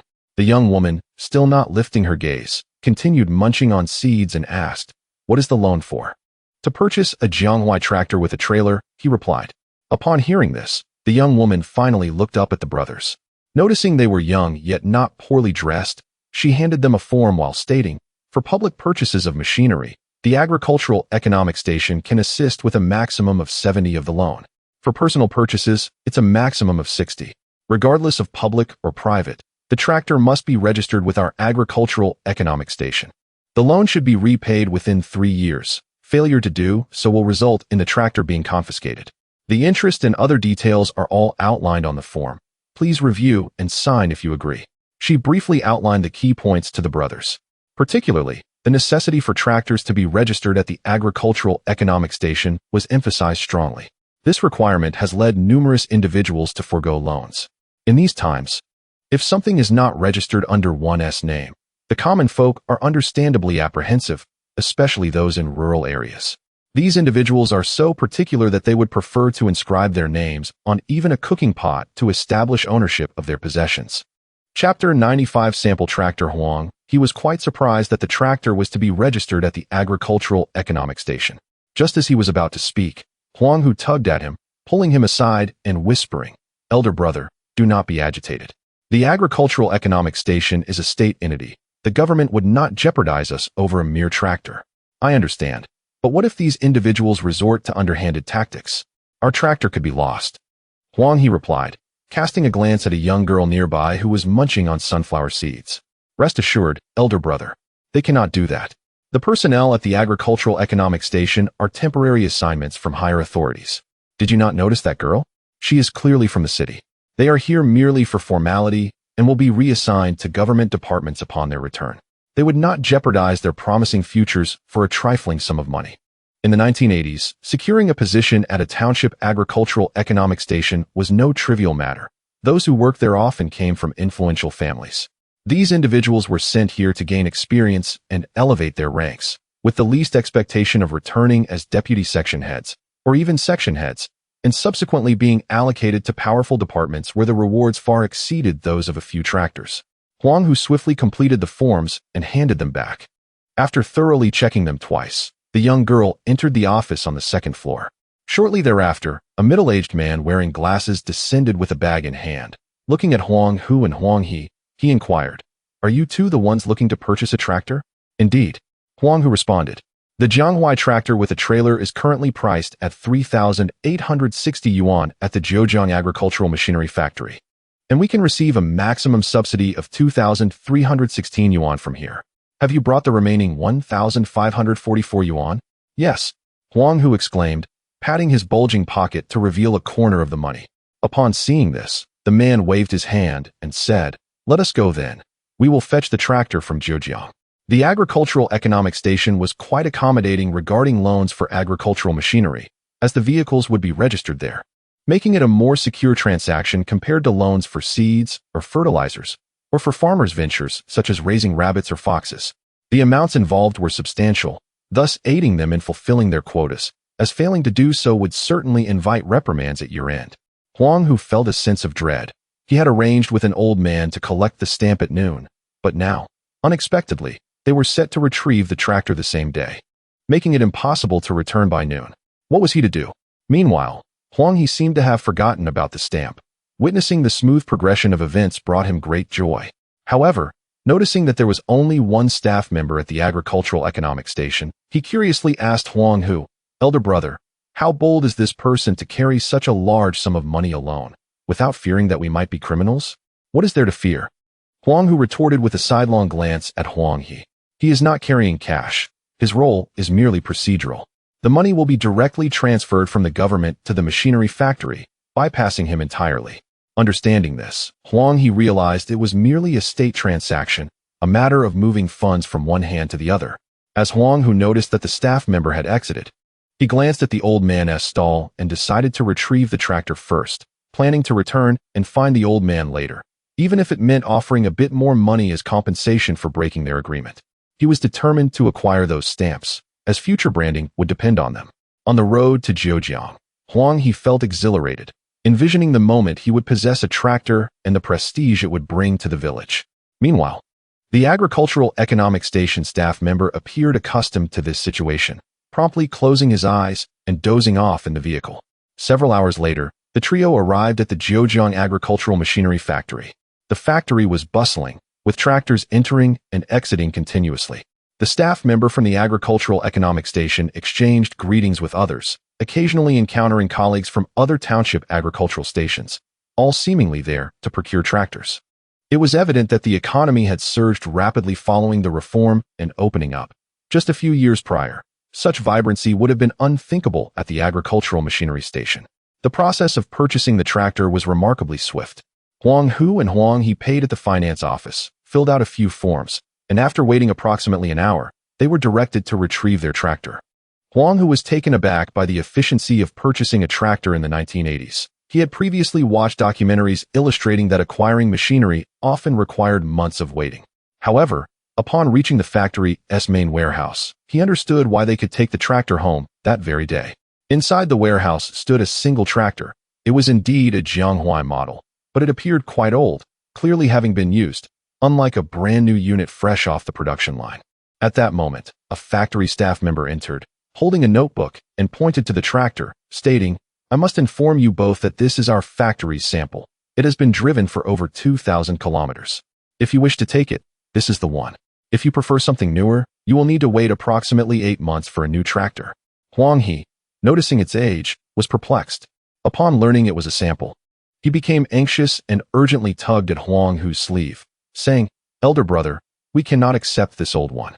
However, Huang Hu swatted Huang He's hand aside, smiling at the Agricultural Economic Station staff member. "Comrade, given that this tractor has been used for over 2,000 kilometers, might you consider offering us a discount?" Far from being deterred by the idea of a sample tractor, Huang Hu found it quite appealing. The break-in period had been completed, allowing for immediate use upon returning home, ensuring reliability, an excellent proposition. Unfortunately, most individuals at that time were unaware of this. When spending significant sums on tractors, they insisted on acquiring new ones. The thought of returning home with a used machine felt ominous to them. Huang Hu was keen on leveraging the tractor's older condition to negotiate a lower price. To his surprise, the factory staff member was straightforward, shaking his head and saying, "The pricing is set by the state. Not a single cent can be discounted. If you wish to take a tractor, it must be this one. Otherwise, you may return in 8 months for a new model." Huang He, overhearing this, began to murmur again to Huang Hu, "Elder brother, we cannot take it. This vehicle is old and will surely break down." Although his voice was low, the factory staff member caught wind of it and couldn't help but smirk subtly, betraying a hint of disdain for Huang He's rustic sentiments. However, it appears that the staff has grown accustomed to this situation. Otherwise, it would be improbable for such a tractor, having traveled over 2,000 kilometers, to remain unsold. Upon realizing that the price would not be further reduced, Huang Hu decisively declared, "We'll take it." The staff, taken aback by Huang Hu's resoluteness, couldn't help but regard him with a newfound respect. "Very well, let us proceed with the paperwork." Chapter 96. Display. Huang He, upon witnessing the situation, was about to grasp Huang Hu's hand, intending to dissuade his younger brother from spending an excessive amount on a second-hand item, deeming it a poor investment. However, Huang Hu merely raised his hand and departed with the individual. 2 hours later, on the journey back to Zhaojia village, Huang He drove the tractor, laughing heartily and exclaiming, "Third brother, how well do you think second brother has learned? Teach me that drifting technique you mentioned. I want to practice it right away." Once the tractor was in his possession, Huang He could not remain disgruntled. The moment he took the wheel, he momentarily forgot it was merely a sample tractor. Especially after Huang Hu demonstrated how to operate it, Huang He developed an undeniable fondness for the machine. Seated atop the tractor, Huang Hu felt a pang of urgency. He yearned to return to Fangping town to retrieve the seal, but the tractor's speed was disheartening, barely reaching 20 kilometers per hour. By the time they arrived at Fangping town, night had already fallen. The two hurried to the location where they had arranged to collect the seal from the elderly man. As they neared the site, Huang Hu let out a sigh of relief upon spotting the old man, who was, as usual, sipping a small drink and nibbling on peanuts while humming a tune from Peking opera, seemingly awaiting Huang Hu and Huang He. Huang Hu did not allow Huang He to drive closer. Instead, he dismounted from the tractor and rushed over. "Master, I hope you haven't been waiting too long. I apologize for the delay. I had a few matters to attend to." The old man opened his eyes at the sound, glanced at the distant tractor and the approaching Huang Hu, and likely grasped the situation without further ado. He promptly produced a small bundle and handed it to Huang Hu. Upon opening it, Huang Hu discovered the seal engraved with the likeness of Huang Jiang. After a brief inspection of the craftsmanship, he deemed it satisfactory. Dabbing ink on a piece of newspaper, he pressed the seal, and Huang Jiang's visage vividly appeared on the paper, accompanied by the words Huang Shi Food, showcasing exquisite artistry. Huang Hu presented 300 yuan, stating, "Here is 300 yuan, please accept it. The additional 50 yuan is for the inconvenience of waiting for us this afternoon. Should similar work arise in the future, I will reach out to you again." The old man, appreciating Huang Hu's courtesy, accepted the money without further discussion. Very well, for future engraving, painting, or calligraphy. You may seek my services at a discounted rate. Surprised to learn that the old man also possessed skills in painting and calligraphy, Huang Hu pondered, considering the rarity of such talents in this era. An idea suddenly sparked in his mind, prompting him to inquire, "Master, do you have knowledge of antiques?" With antique prices still relatively low and the market for collectibles not yet thriving, he realized that establishing a connection with a connoisseur could lead to acquiring valuable items for mere hundreds of yuan. The old man chuckled at Huang Hu's question, sizing him up with a discerning glance. "Perhaps when you truly understand what antiques are, we can discuss it further." With that, he gathered his belongings and leisurely departed. Realizing the old man's dismissive attitude, Huang Hu felt a mixture of disappointment and determination. He resolved to one day return with an authentic antique to impress the old man. As he contemplated this, he hastily pursued, "Master, how will I find you in the future? Could you provide me with your address?" The old man waved his hand dismissively. "No need for that. I set up my stall here daily. Just come by whenever you wish to find me." He turned a corner and vanished down the alley. Watching the old man disappear, Huang Hu shook the seal in his hand and returned to the tractor to head back to Zhaojia village with Huang He. They arrived after nightfall. Huang He had initially planned to show off, but seeing that all the houses were dark and the villagers asleep dampened his spirits. "Second brother, why aren't you driving?" Huang Hu inquired. "Be patient. I'm contemplating a route," Huang He replied. "A route? What do you intend to do?" A mischievous grin crept across Huang He's face as he pressed the accelerator and declared, "You'll find out soon enough." Soon, Huang He began to steer the tractor in circles along the dirt paths of Zhaojia village, the engine's sputtering noise rousing the dogs and causing a ruckus among the villagers. After a few laps, the sound of curses could be heard. The villagers, having never witnessed such an advanced mode of transportation, assumed someone from another village had mistakenly wandered into Zhaojia village. However, when they emerged from their homes, donned in their night clothes, and beheld the Huang brothers, they were taken aback. They had not anticipated the Huang brothers returning with a tractor, and it appeared to be brand new. Recent renovations on their house and the lack of business led the villagers to wonder how the Huang brothers had acquired such wealth. Huang He, basking in the incredulous gazes of the onlookers, laughed heartily as he drove home. The villagers were incensed, believing the Huang brothers had softened and were now destitute. Little did they know how wrong they were. Many villagers, witnessing Huang He's arrival at the small building with the tractor, spat in disdain, muttering, "Next year, we should establish a village enterprise. I'll buy a tractor too." Indeed, if every household in the village owns a tractor, let us see how the Huang brothers flaunt themselves then. They compared the Huang brothers unfavorably to Zhao Guangmao, who was notably steadier in demeanor, while the Huang brothers appeared as erratic as dogs. Such sentiments culminated in further insults directed at Huang Hu and Huang He, as the villagers continued their tirade, dragging Huang Hu and Chun Guizhi into their grievances. Upon arriving home, Huang Zhang awaited them at the entrance of the small building. Seeing his brothers return on the tractor, his eyes sparkled with excitement. He had never dared to dream that one day they would truly own a tractor. With the tractor parked and the family settled in their new home, Huang Zhang felt that he had largely achieved his life's aspirations. Huang He, spotting his elder brother, eagerly attempted to pull him onto the tractor for a few more laps around Zhaojia village. However, Huang Zhang resolutely declined.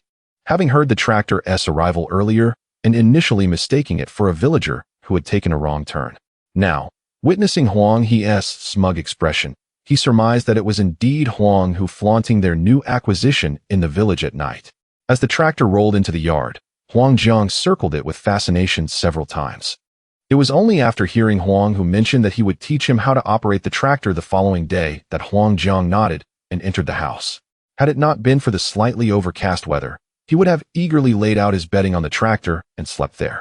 Huang Hu and Huang He had toiled tirelessly throughout the day, and upon returning home, they forwent dinner, opting instead for a swift wash before surrendering themselves to slumber. Chapter 97. Wholesale at the break of dawn the following day, Guobixia entered the courtyard and was greeted by the sight of a tractor, her expression brimming with joy. Having heard the commotion the previous day, she was certain that the Huang brothers had indeed purchased the tractor. However, as it was late and she had not yet officially married Huang Jiang, she refrained from visiting. Now, upon seeing the brand new tractor, Guobixia felt a sense of relief. Huang He, in a rather flamboyant manner, seized the controls, and started the tractor, insisting that his elder brother and sister-in-law take a ride around the village to relish the experience and perhaps stir some envy among the villagers. Just then, several younger sisters of Lisan arrived, prompting him to abandon his display of pride, as he needed to maintain a semblance of authority in front of his employees. The sight of the tractor caused the eyes of Lisan's sisters to sparkle with excitement.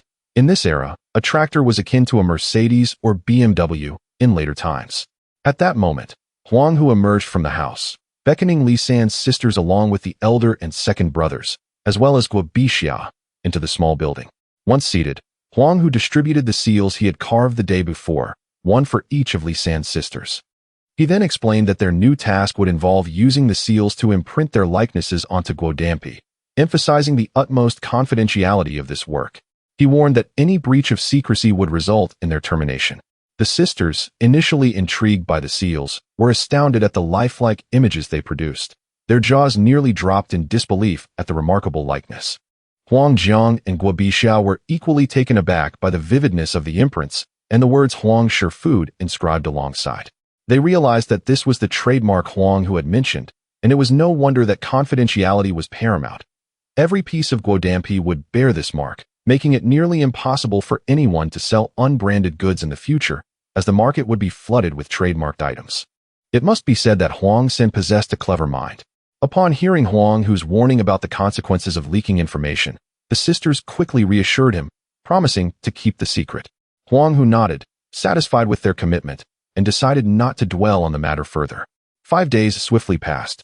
The first batch of Guodampi from Zhaojia Village Food Factory was ready for delivery, totaling 1,000 jin.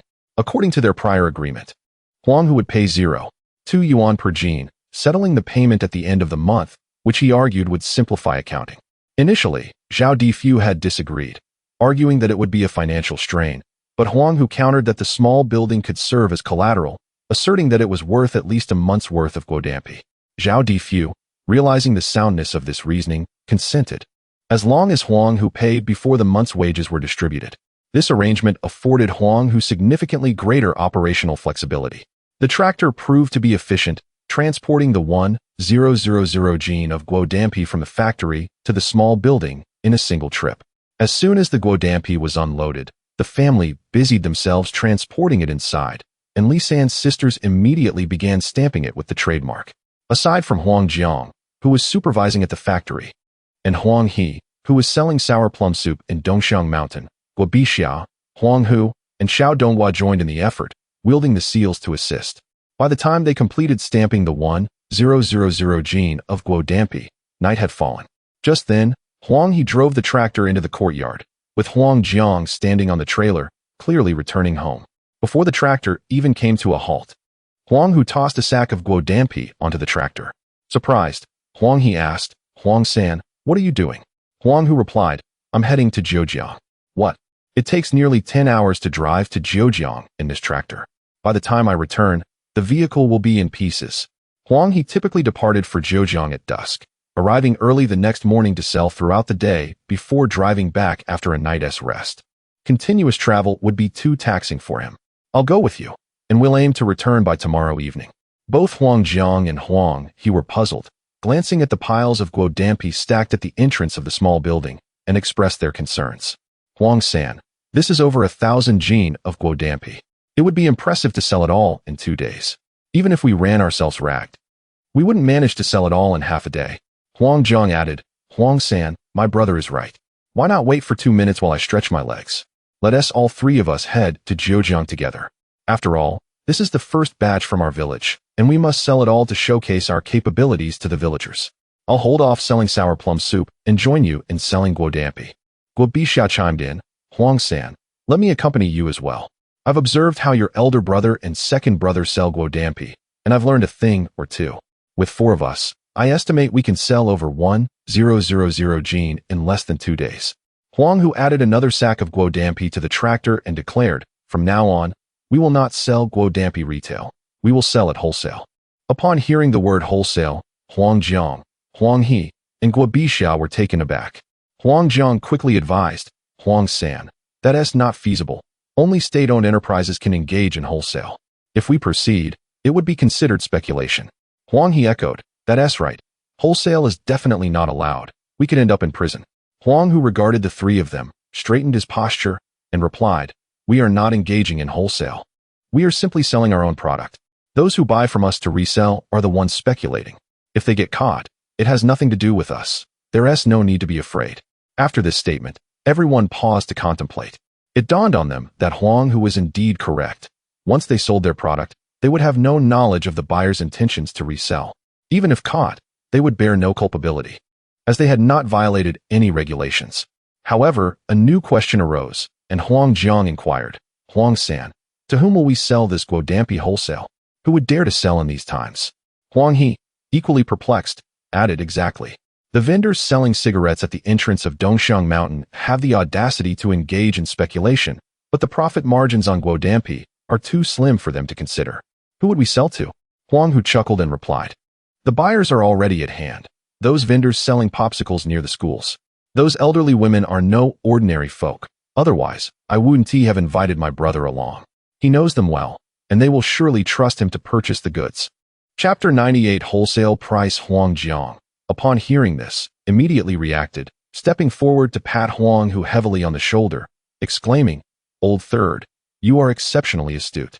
These aunties have already mentioned their desire to sell guodampi to me, but our production has only sufficed for our own sale, which is why I never entertained the notion. If we supply them, they will undoubtedly demand as much as they want." During the past year, while Huang Hu was absent, Huang Jiang and Huang He had traversed every elementary and middle school in Zhejiang, becoming familiar with the elderly lady selling popsicles at the gate.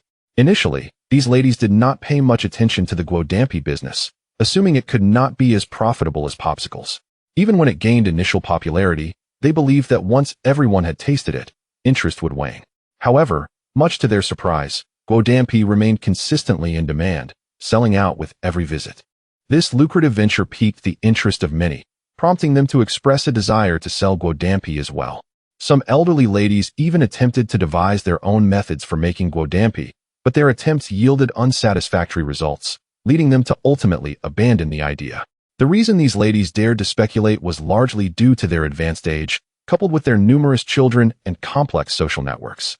If those in charge of the regulatory affairs offended these ladies, within 3 days they would likely face repercussions, whether it be a reprimand or a reassignment. It is often said that in this era, the most potent social influence is wielded by retired aunties. Furthermore, the regulatory officials primarily focused on those reselling large items such as tape recorders, electronic watches, and televisions.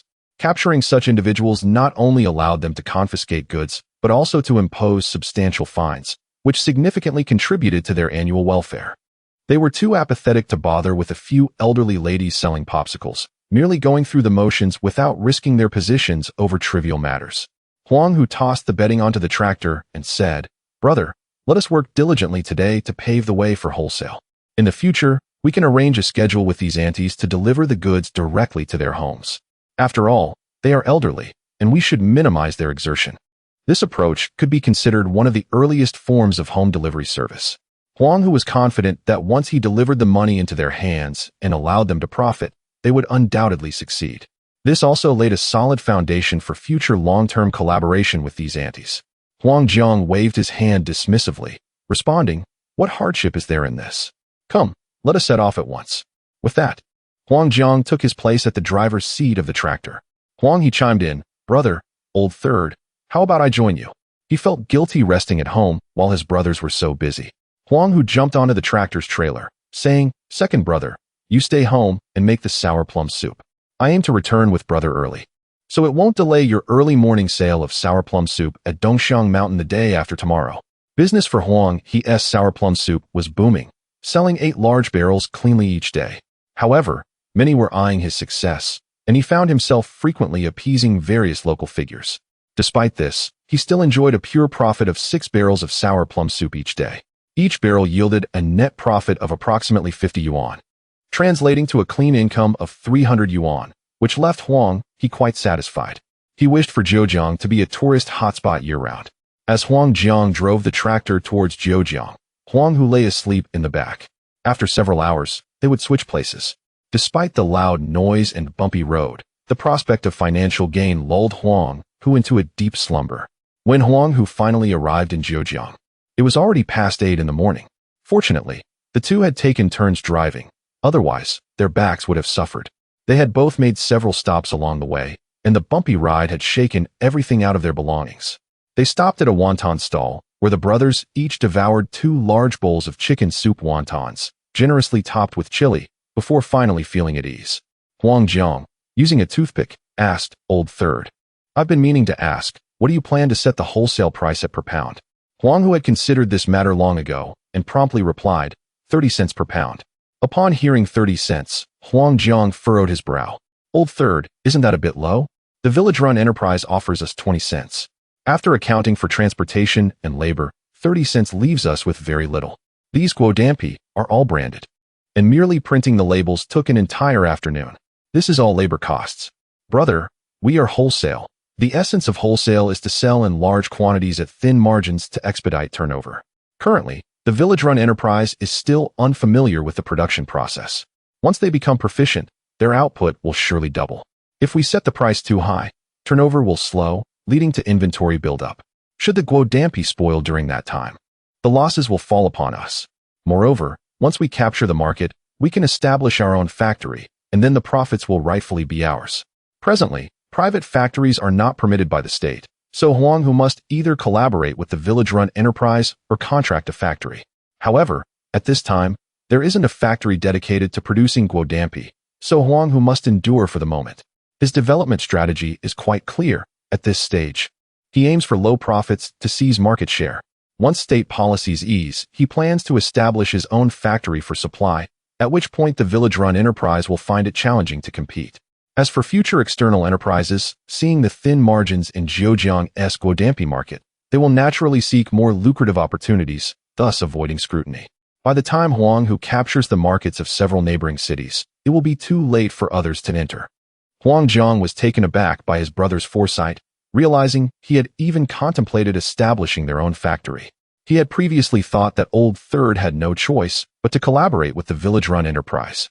Now, seeing his brother's strategic thinking, he felt immense pride. Truly, Huang Jiang's brother was exceptionally talented. After finishing their wontons, the two brothers headed straight to Zhejiang No. 3 primary school. On the way, Huang Hu advised, "Brother, observe how I sell today. The other schools will be your responsibility. After all, you are more familiar with those aunties and can communicate with them more easily." Huang Jiang nodded thoughtfully. Since embarking on his business ventures, his sales prowess had been entirely cultivated through the patient guidance of his younger brother. He had always approached Huang Hu's sales techniques with a humble eagerness to learn. When the tractor came to a halt at Zhejiang Sanchao, several elderly ladies selling popsicles at the entrance were quite puzzled, wondering who would drive a tractor to school in broad daylight. Chapter 99. Wholesale success. As Huang Hu and Huang Jiang descended from the tractor, all the elderly women's eyes lit up. "Oh my, you two brothers have really made it big, driving a tractor now." One exclaimed. "Yes, when you first came, you were dressed in tattered clothes, carrying a large bamboo basket. Look how far you've come in such a short time." The playful banter from the elderly ladies left Huang Hu and Huang Jiang scratching their heads, embarrassed yet amused. Indeed, their progress over the past year had been remarkable. If their peers had seen them, they would likely be envious. "Are you two planning to sell at the school gate? Let me remind you, the school is about to close for vacation. You should find other outlets to sell your goods. If you want to sell, wait until September when classes resume, or your guodampi will spoil," cautioned the lady who had spoken to Huang Hu for the first time. Huang Hu had already anticipated the school vacation. He had come to engage these ladies precisely to ensure the guodampi could still be sold during the break. After all, most students would be staying home rather than traveling, and these elderly women would not be idle, waiting for the students to return to school. Once school was out, they would push their carts to sell wherever there were children, often sticking to their designated areas. Therefore, wholesaling guodampi to these ladies could fundamentally address the issue of summer unsold stock. With a smile, Huang Hu replied, "Aunties, we are not here for retail, we are here for wholesale." Upon hearing the word wholesale, the elderly women's eyes sparkled, and they immediately gathered around, asking, "You're wholesaling guodampi? How much per pound?" These ladies were well aware of the profitability of guodampi. They had long harbored the idea of wholesaling but hesitated, feeling it would be taking advantage of others. Now that the offer was made, they felt free to discuss it openly. Feeling somewhat shy, Huang Hu responded, Ladies, in this day and age, dealing in wholesale goods can get you into trouble if caught. I wouldn't want to cause you any issues. I'm only passing through to greet you, and then we'll be on our way. He signaled to Huang Jiang, brother, let us hurry and leave. However, the ladies swiftly blocked their path. The leading lady said, young man, don't forget it was I who pointed the way when you first arrived. Now that you have made money, you no longer recognize us? That's not very chivalrous. Huang Hu was taken aback by her words, realizing she had quite the spirit. Auntie, you misunderstood. That is not it. I mainly meant to say. Huang Hu feigned urgency in his explanation, but the lady waved him off, saying, what do you mean by that? You're just making excuses. Listen, if you wholesale, I want the first batch. Even if the authorities come, I won't be afraid.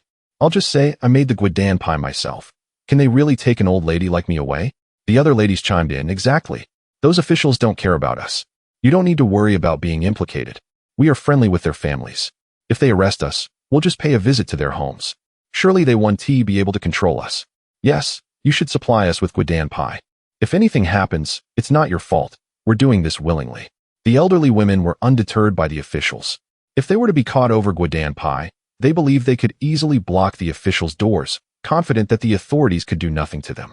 Huang Hu appeared troubled, contemplating for a moment before saying, all right, since you all insist, if I don't supply you, it would be inconsiderate of me. Here's the deal. I sell to others at 3.5 yuan per pound, but to you, it will be 3 yuan. You all know how much I earn from each pound of guidan pie, so I won't elaborate further. My brother will come by around 9 a.m. every day, and if you ladies want to order, just come then. Does that sound good? Upon hearing the wholesale price, the elderly women's minds began to calculate. Once they finished, they joyously patted Huang Hu on the shoulder, assuring him, don't worry, we won't tell anyone about this wholesale price. You're a good lad. Giving us a profit of 1 dime per pound means we can earn a couple of yuan more each day. By the end of the conversation, the ladies were giggling with delight, realizing that over the month, they could earn an extra few dozen yuan. That was no small amount. Including ice pops, they could easily make a significant profit each month, ensuring they wouldn't have to endure any disrespect from their daughters-in-law. Following the ladies' requests, each took 10 pounds to sell and settled the payment on the spot. 5 ladies ordered 50 pounds of guidan pie, handing Huang Hu 15 yuan. After the transaction was completed, Huang Hu and Huang Jiang drove away in the tractor. Not far down the road, Huang Jiang joyfully patted Huang Hu on the shoulder, saying, little brother, this wholesale business is indeed delightful. We made 5 yuan in just a short time. While it's not as much as retail, it sure is less hassle. Huang Hu chuckled, brother, once you get used to wholesale, you won't want to deal with retail anymore. Although retail has higher profit margins, the real money comes from wholesale. As for the remaining schools, you can handle them. But be cautious with the quantities. Today, let us try to cover as many schools as possible. Huang Jiang's main battleground was in the Ping's district of Zhejiang, where the consumption levels were higher, and the elderly women selling at school gates would certainly have a greater demand than those near Zhejiang Sanshao. Huang Hu was concerned that if Huang Jiang distributed too much, they wouldn't be able to reach other schools. Currently, they were in the phase of expanding their market, aiming to establish as many small stalls as possible. Huang Jiang nodded confidently, don't worry, big brother, I know what I'm doing. An hour later, on the way back to Zhaojia village, Huang Jiang drove the tractor in silence, while Huang Hu incessantly chattered beside him. Brother, I have already told you to distribute less. We should cover more schools. Yet you went ahead and released over 300 jin at just one school after only visiting 3. We still have 95 of the dozens of primary schools in Zhejiang left to serve. Huang Jiang, filled with frustration, replied, I did not intend to release so much, but you saw for yourself that those people were not merely taking supplies. They were outright seizing them. They tossed money aside and simply carried away the sacks. I couldn't stop them. What do you expect me to do? Chapter 100. Volunteer. Upon hearing this, Huang Hu fell silent, reflecting on the earlier commotion. He was astonished to witness the throng of vendors, initially orderly, descend into chaos upon learning the fruit leather was available at an astonishingly low price of 30 cents per pound. In mere moments, many hastily tossed money onto the vehicle and hurriedly shouldered their bags.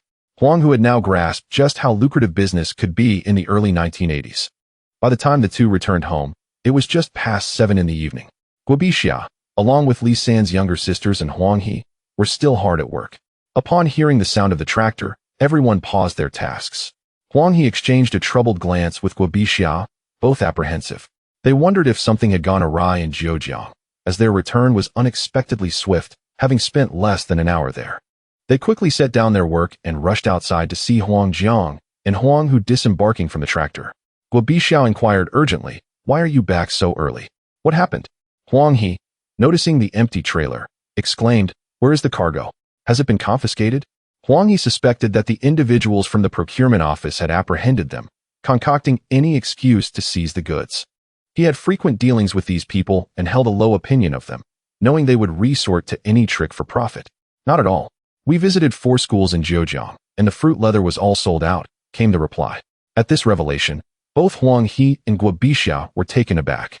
Huang He exclaimed, "What? Over 1,000 pounds of fruit leather sold out at 4 schools?" He quickly began calculating in his mind. In just 1 hour, selling 1,000 pounds yielded a profit of 100 yuan. If they managed to reach 40 schools, wouldn't that amount to 1,000 yuan in a single day? My goodness, the speed of this profit far surpasses that of his sour plum drink. And this product has no seasonal fluctuations. It can be sold year-round. This is astonishingly profitable. Then we should produce more for wholesale. If we could sell 10 to 20,000 pounds a day, the profits would be astronomical. Huang He eagerly proposed. However, Huang Hu cast a sidelong glance at Huang He and remarked, "Second brother, where would you produce 10 to 20,000 pounds of fruit leather? Our village's maximum output is only 3,000 pounds a day. To reach 10,000, specialized equipment would be necessary, and in this era, there is hardly any equipment dedicated to making fruit leather. We can only rely on manual labor, but finding workers is no easy task. We cannot let them know our business is thriving. If Zhao Guangmao catches wind of it, he might start producing and selling himself, jeopardizing our venture." Thus, they needed to create a facade of sales difficulties for the factory. They absolutely could not rush production. Upon hearing this, Huang He understood and felt disheartened, realizing that with potential profits slipping away, human greed knows no bounds. They had previously been content with earning a mere few dozen yuan a day, yet now, with the prospect of hundreds, they felt dissatisfied. At this moment, Huang He suddenly recalled something. "Third, I've heard some news regarding the beverage factory. Apparently, the previous secretary is stepping down, and Li Tianyi is set to take over. What do you think? Is it a good or bad thing that he will be both the factory director and secretary?" Huang Hu pondered this for a moment and replied, "If Li Tianyi is capable, it could be detrimental for us, as the beverage factory might thrive under his leadership, making it impossible for us to secure a contract. However, given Li Tianyi's abilities, I am not optimistic. If he takes on the secretary role, within 2 years, the factory will surely falter. Second brother, keep a close watch on that situation. If anything seems amiss, we must act swiftly." Previously, he had considered contracting a workshop, but now that the fruit leather was in high demand, Huang Hu aspired to secure the entire beverage factory, dedicating half to beverage production and employing the remaining space for fruit leather. He envisioned initiating a canned goods project, as yellow apricots are difficult to preserve. If they could be canned for winter sales, it would undoubtedly be profitable. Furthermore, canned goods require little technical know-how, just jars and a metal pot, making it convenient and efficient. Even if he were to attend university, his elder brother and second brother would easily manage the operations. Upon hearing this, Huang He took it to heart, realizing he must be more vigilant when visiting the 3rd beverage factory in Zhejiang. Seeing the first wholesale venture so successful, Guo Bixia felt reassured that they would not face issues with unsold fruit leather in the future. She immediately felt elated, deciding to prepare a celebratory meal with wine and inviting Li San's sisters to join. Typically, families would host meals exclusively for their own, especially during these times of hardship when good food was scarce. However, the Huang family was no longer concerned. Even a meal with all meat dishes was negligible for them now. Li San's younger sisters were thrilled at the prospect of another meal and eagerly offered their help. As the Huang family was renowned for their generous hospitality, a simple meal there surpassed the festive feasts of their own households. Now, Li San's younger sisters fervently wished for the Huang family's prosperity to continue, as their own fortunes were intertwined with it. Soon, July 20th arrived. On this day, Huang Hu made a special trip to school primarily to fill out his applications. In those days, there were no specialized guidance classes for applications. Students relied on word of mouth or newspapers, as many schools were unfamiliar to the candidates. However, Huang Hu had it easier, listing all 5 of his preferences as Dongchang Normal University. He recalled the words of Nie Jingming, who had told him that attending Dongchang University would lead to a position as a cadre in the countryside upon graduation. At this moment, Huang Hu still harbored a misconception about being a cadre, believing it to be akin to the civil service of later generations, where one would face fierce competition for a position that conferred familial pride. Yet, the grassroots cadres of the present were often seen as unglamorous roles no one desired to undertake. Currently, the most sought-after positions were those of workers, who not only earned more, but also enjoyed higher social status. Consequently, the most popular universities tended to focus on engineering disciplines, while Huang Hu's choice of a liberal arts field was considered less desirable. However, he remained unaware of these nuances, leading to his teachers viewing him with newfound respect when they noticed all 5 of his applications were for the political science department at Dongchang Normal University. Teacher Wang was pleasantly surprised that Huang Hu wished to contribute to society, sensing a commendable spirit of selflessness in him. Chapter 101. Settlement. When Huang Hu filled out his application, he did not encounter Shenji Zhuan and Yang Guoman. From the letters exchanged among the 3, Huang Hu had learned that one aspired to attend an accounting university while the other aimed for an engineering college, both of which were vocational institutions. They were apprehensive about not qualifying for a bachelor's degree, hence setting their sights on these alternatives. Each of them had set their own goals. Yet it remained uncertain whether these aspirations would ultimately be realized. After submitting their applications, Huang Hu returned to his usual busyness. As anticipated, with the increasing proficiency of the employees at the village-run enterprise, the production of guodampi, a type of fruit leather, surged significantly. They now averaged an astonishing daily output of 3,000 gene, a figure that could only be described as terrifying for a workshop of 50 workers. However, amidst this overwhelming success, Huang Hu sensed an underlying unease. Each time they completed a sale and returned for more stock, the production seemed to escalate dramatically. The factory was now operating around the clock, seemingly as though someone was deliberately challenging them, with the intent to create an unsold inventory. To investigate, Huang Hu made a special trip to the factory. After a thorough inspection, he discovered the culprit behind the chaos, Zhao Guangmao, who had been scheming from the very onset of the factory's establishment. Initially, he had urged the workers to hasten their learning and increase production rapidly, intending to outpace the Huang brothers in their sales of guodampi. Should the product become overstocked, it would spoil, and as production continued to rise, the accumulation would worsen, eventually draining the Huang brothers' finances. What Zhao Guangmao did not foresee was that, despite the increased production, the Huang brothers maintained their sales pace, albeit with a facade of difficulty. This left Zhao Guangmao perplexed about the true marketability of guodampi. He speculated that if the business was thriving, the Huang brothers would inevitably request increased production to maximize profits, thus offering him insight into the market. Should guodampi prove to be a lucrative commodity, they might even establish a sales department to handle the sales themselves, leaving the Huang brothers with no profits. In light of the previous year's constraints on sales due to regulatory fears, Zhao Guangmao was cautious and unwilling to take risks without assured profits. However, as the Huang brothers remained silent on the matter, he was left in a state of confusion regarding their sales. This uncertainty prompted him to continually increase production, leading to the relentless output of 3,000 gene daily, as he could not fathom the Huang brothers being an insatiable pit. On the day they reached this remarkable production milestone, Zhao Guangmao witnessed the astonished expressions of Huang Hu and Huang Jiang, which filled him with delight. Just as he had surmised, the Huang brothers would surely struggle to sell such a quantity. For them, 3,000 gene was undoubtedly their limit, and any surplus would have to be stored away. After all, they had promised to purchase the entire output, and now they would reap the consequences. Had it not been for his father's concern that the Huang brothers might be unable to pay at the end of the month, which prevented him from hiring more workers, Zhao Guangmao would have eagerly added 50 more, aiming to elevate the daily output to 6,000 gene, thereby ensuring the Huang brothers' financial ruin as retribution for his grievances. Yet, for now, 3,000 gene was sufficient to test their limits.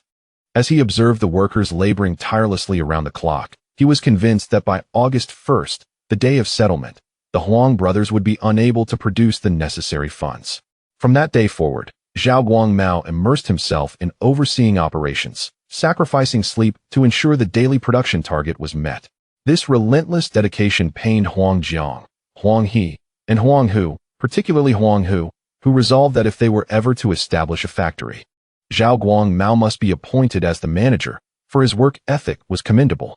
When Huang Hu and his elder brother first learned of the 3,000 gene daily output, they were astonished not only by the remarkable capacity of such a small workshop, but also by the prospect of earning a modest profit of 300 yuan daily, alongside consistent supply from Zhejiang. Initially, Huang Hu had feared that the Zhao family food factory would struggle to keep pace with production, but now, without needing to voice his concerns, they were witnessing a steady rise in output, all thanks to Zhao Guangmao's commendable efforts. The day of reckoning swiftly arrived on August 1st. It was the day for the Huang brothers to settle accounts with the Zhao family food factory. In the finance office, Zhao Defu, Zhao Guangmao, Huang Jiang, Huang Hu, and several key leaders from the factory gathered. However, the largest contingent was the Zhao village militia, numbering over 20, there to safeguard the wages and ready to seize the Huang family estate should they fail to produce the necessary funds or offer excuses. The sight of such a crowd left Huang Jiang and Huang Hu in a quandary, not out of concern for their ability to pay, but rather the need to perform. They had to convincingly portray the struggle of scraping together funds as if they were liquidating their assets. Should Zhao Guangmao harbor any doubts, their future endeavors would become exceedingly difficult. Zhao Guangmao presented the ledger, clearly stating that since the establishment of the Zhao family food factory, they had supplied a total of 43,000 gene of guodampi in July at a rate of 0.2 yuan per gene, totaling 8,600 yuan. Now please settle up, he declared, tossing the ledger onto the table, eager to witness the Huang brothers' embarrassment. Feigning shock, Huang Hu exclaimed, "So much?" He began to rummage for cash, but ultimately could only produce 4,600 yuan. Upon noticing that a substantial amount of money had been reduced, the militia squad leader within the dwelling immediately signaled to his subordinates to be prepared for a raid at any moment. Zhao Defu, however, furrowed his brow in deep concern, fearing that the village-run enterprise's initial accounting would reveal a deficit, thus jeopardizing future transactions. In contrast, Zhao Guangmao relished the situation, feeling a sense of delight in the misfortune of others. Meanwhile, Huang Jiang, while emptying his pockets, discovered that he possessed merely over 200 yuan in ragged bills. Chapter 102. Village enterprise wages when combined. The total was merely 4,800 yuan, still short by 3,800. Zhao Defu's countenance grew increasingly grim. The accountant, organizing the funds, coldly remarked, "The deficit amounts to 3,824. 37 yuan. Is there any possibility of additional funds for us?" "Impossible," Zhao Defu interjected sharply. "We had an agreement. Today is the settlement day. If the accounts do not balance, we will deduct from Xiaolu." Before Huang Hu could finish his sentence, Zhao Guangmao interrupted, determined to witness the Huang brothers' financial ruin. Huang Hu appeared embarrassed, while Huang Jiang bowed his head, fearing he might burst into laughter. Prior to coming to settle the accounts, the three brothers had devised a plan. The entire scene was merely a performance. Huang Jiang, the earnest rural youth, struggled with the act, especially under Zhao Guangmao's intimidating glare, which made it hard for him to suppress his laughter at the thought of Zhao Guangmao, laboring for an entire month only to have them pocket several thousand yuan with a mere exchange. Zhao Guangmao scoffed, observing that the Huang brothers seemed devoid of any means to reverse their fortunes. He was about to instruct his father, Zhao Defu, to issue orders for the seizure of the Huang family's property, when he drove up in a tractor, bursting into the room, drenched in sweat, exclaiming, "I've secured the funds." He promptly deposited the money on the table, exactly 4,000 yuan. Huang Hu's face lit up with surprise. "Second brother, you truly managed to borrow the money." Wiping his brow, Huang He replied, "Let us check if it's sufficient." Upon seeing the money on the table, Zhao Defu breathed a sigh of relief. As long as the amount was adequate, he could face the villagers. The finance staff began counting the cash, while Zhao Guangmao seethed, glaring at Huang Hu, bitterly resenting the Huang brothers' good fortune in securing such a sum. He knew He had been frequenting dubious company, and that the money was likely borrowed from unsavory characters. This thought frustrated him. However, he resolved to keep a close watch on the factory workers in August as production was set to yield 90,000 gene, translating to 18,000 yuan. He was eager to see how the Huang brothers would manage in September when the time for repayment arrived. The funds were quickly counted, with the surplus returned to the Huang brothers. Throughout the process, Huang Jiang kept his gaze lowered, further convincing the onlookers that the money was indeed borrowed. Otherwise, he wouldn't have been so embarrassed. The sentiments among the office staff regarding the Huang brothers were unmistakable. They were overreaching, taking on more than they could handle. Now they would be required to sell over 10,000 yuan worth of guodampi each month, a feat no ordinary person could accomplish. Seeing everything in order, Zhao Difu waved his hand. You three may leave. Our team needs to convene. Upon hearing this, Huang Jiang immediately lowered his head and exited, followed by Huang He and Huang Hu, who glanced back at the money on the table before leaving. Once they had driven the tractor a good distance away, they couldn't contain their laughter. Huang Hu gave Huang He a thumbs up, saying, "Second brother, you were incredible. You could be an actor." Huang He tossed his hair back, replying, "Of course. Your second brother's nickname is now Jiujiang Zhu Shimao." Huang Hu burst into laughter at this remark. In 1982, when Mu Ma Ren premiered, Zhu Shimao became a heartthrob for many young women, leading many youths to emulate his style. Huang Jiang was also laughing. But then he noticed workers from the finance department beginning to gather. "Look," he pointed, "isn't the finance department about to distribute wages?" "Certainly," Huang He confirmed. "After we settle accounts with the factory today, they will promptly disburse wages. Otherwise, the workers, having toiled for a month without pay, would likely dismantle the factory and relocate." Huang He was well aware of the villagers' temperament. If they did not receive their pay, the factory might survive during the day. But by night, not a brick would remain. As they pondered, several individuals emerged from the office. Huang Hu quickly instructed Huang He to pull the tractor aside.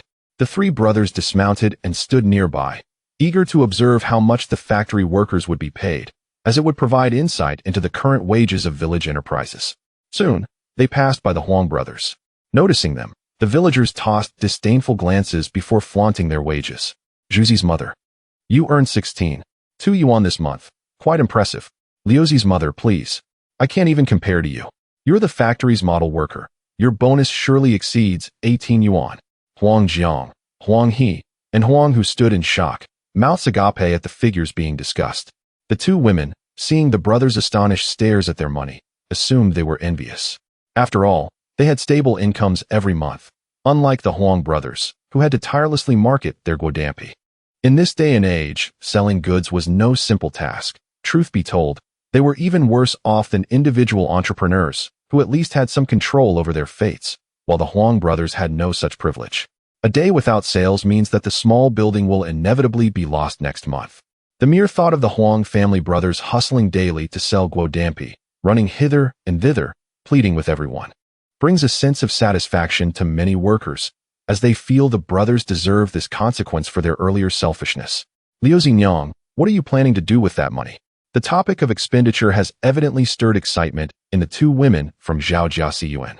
Liu Xingyang cast a glance at Huang Jiang, Huang He, and Huang Hu, and deliberately raised her voice, proclaiming, "I am going to Lisan to buy a pound of meat. Let us cook some meat with the cabbage. Let us indulge a little." "I was thinking the same. Let us go together," replied the other. After exchanging another glare at the three brothers, the two women linked arms and departed. At that moment, Huang Jiang, Huang He, and Huang Hu were left in a state of utter shock.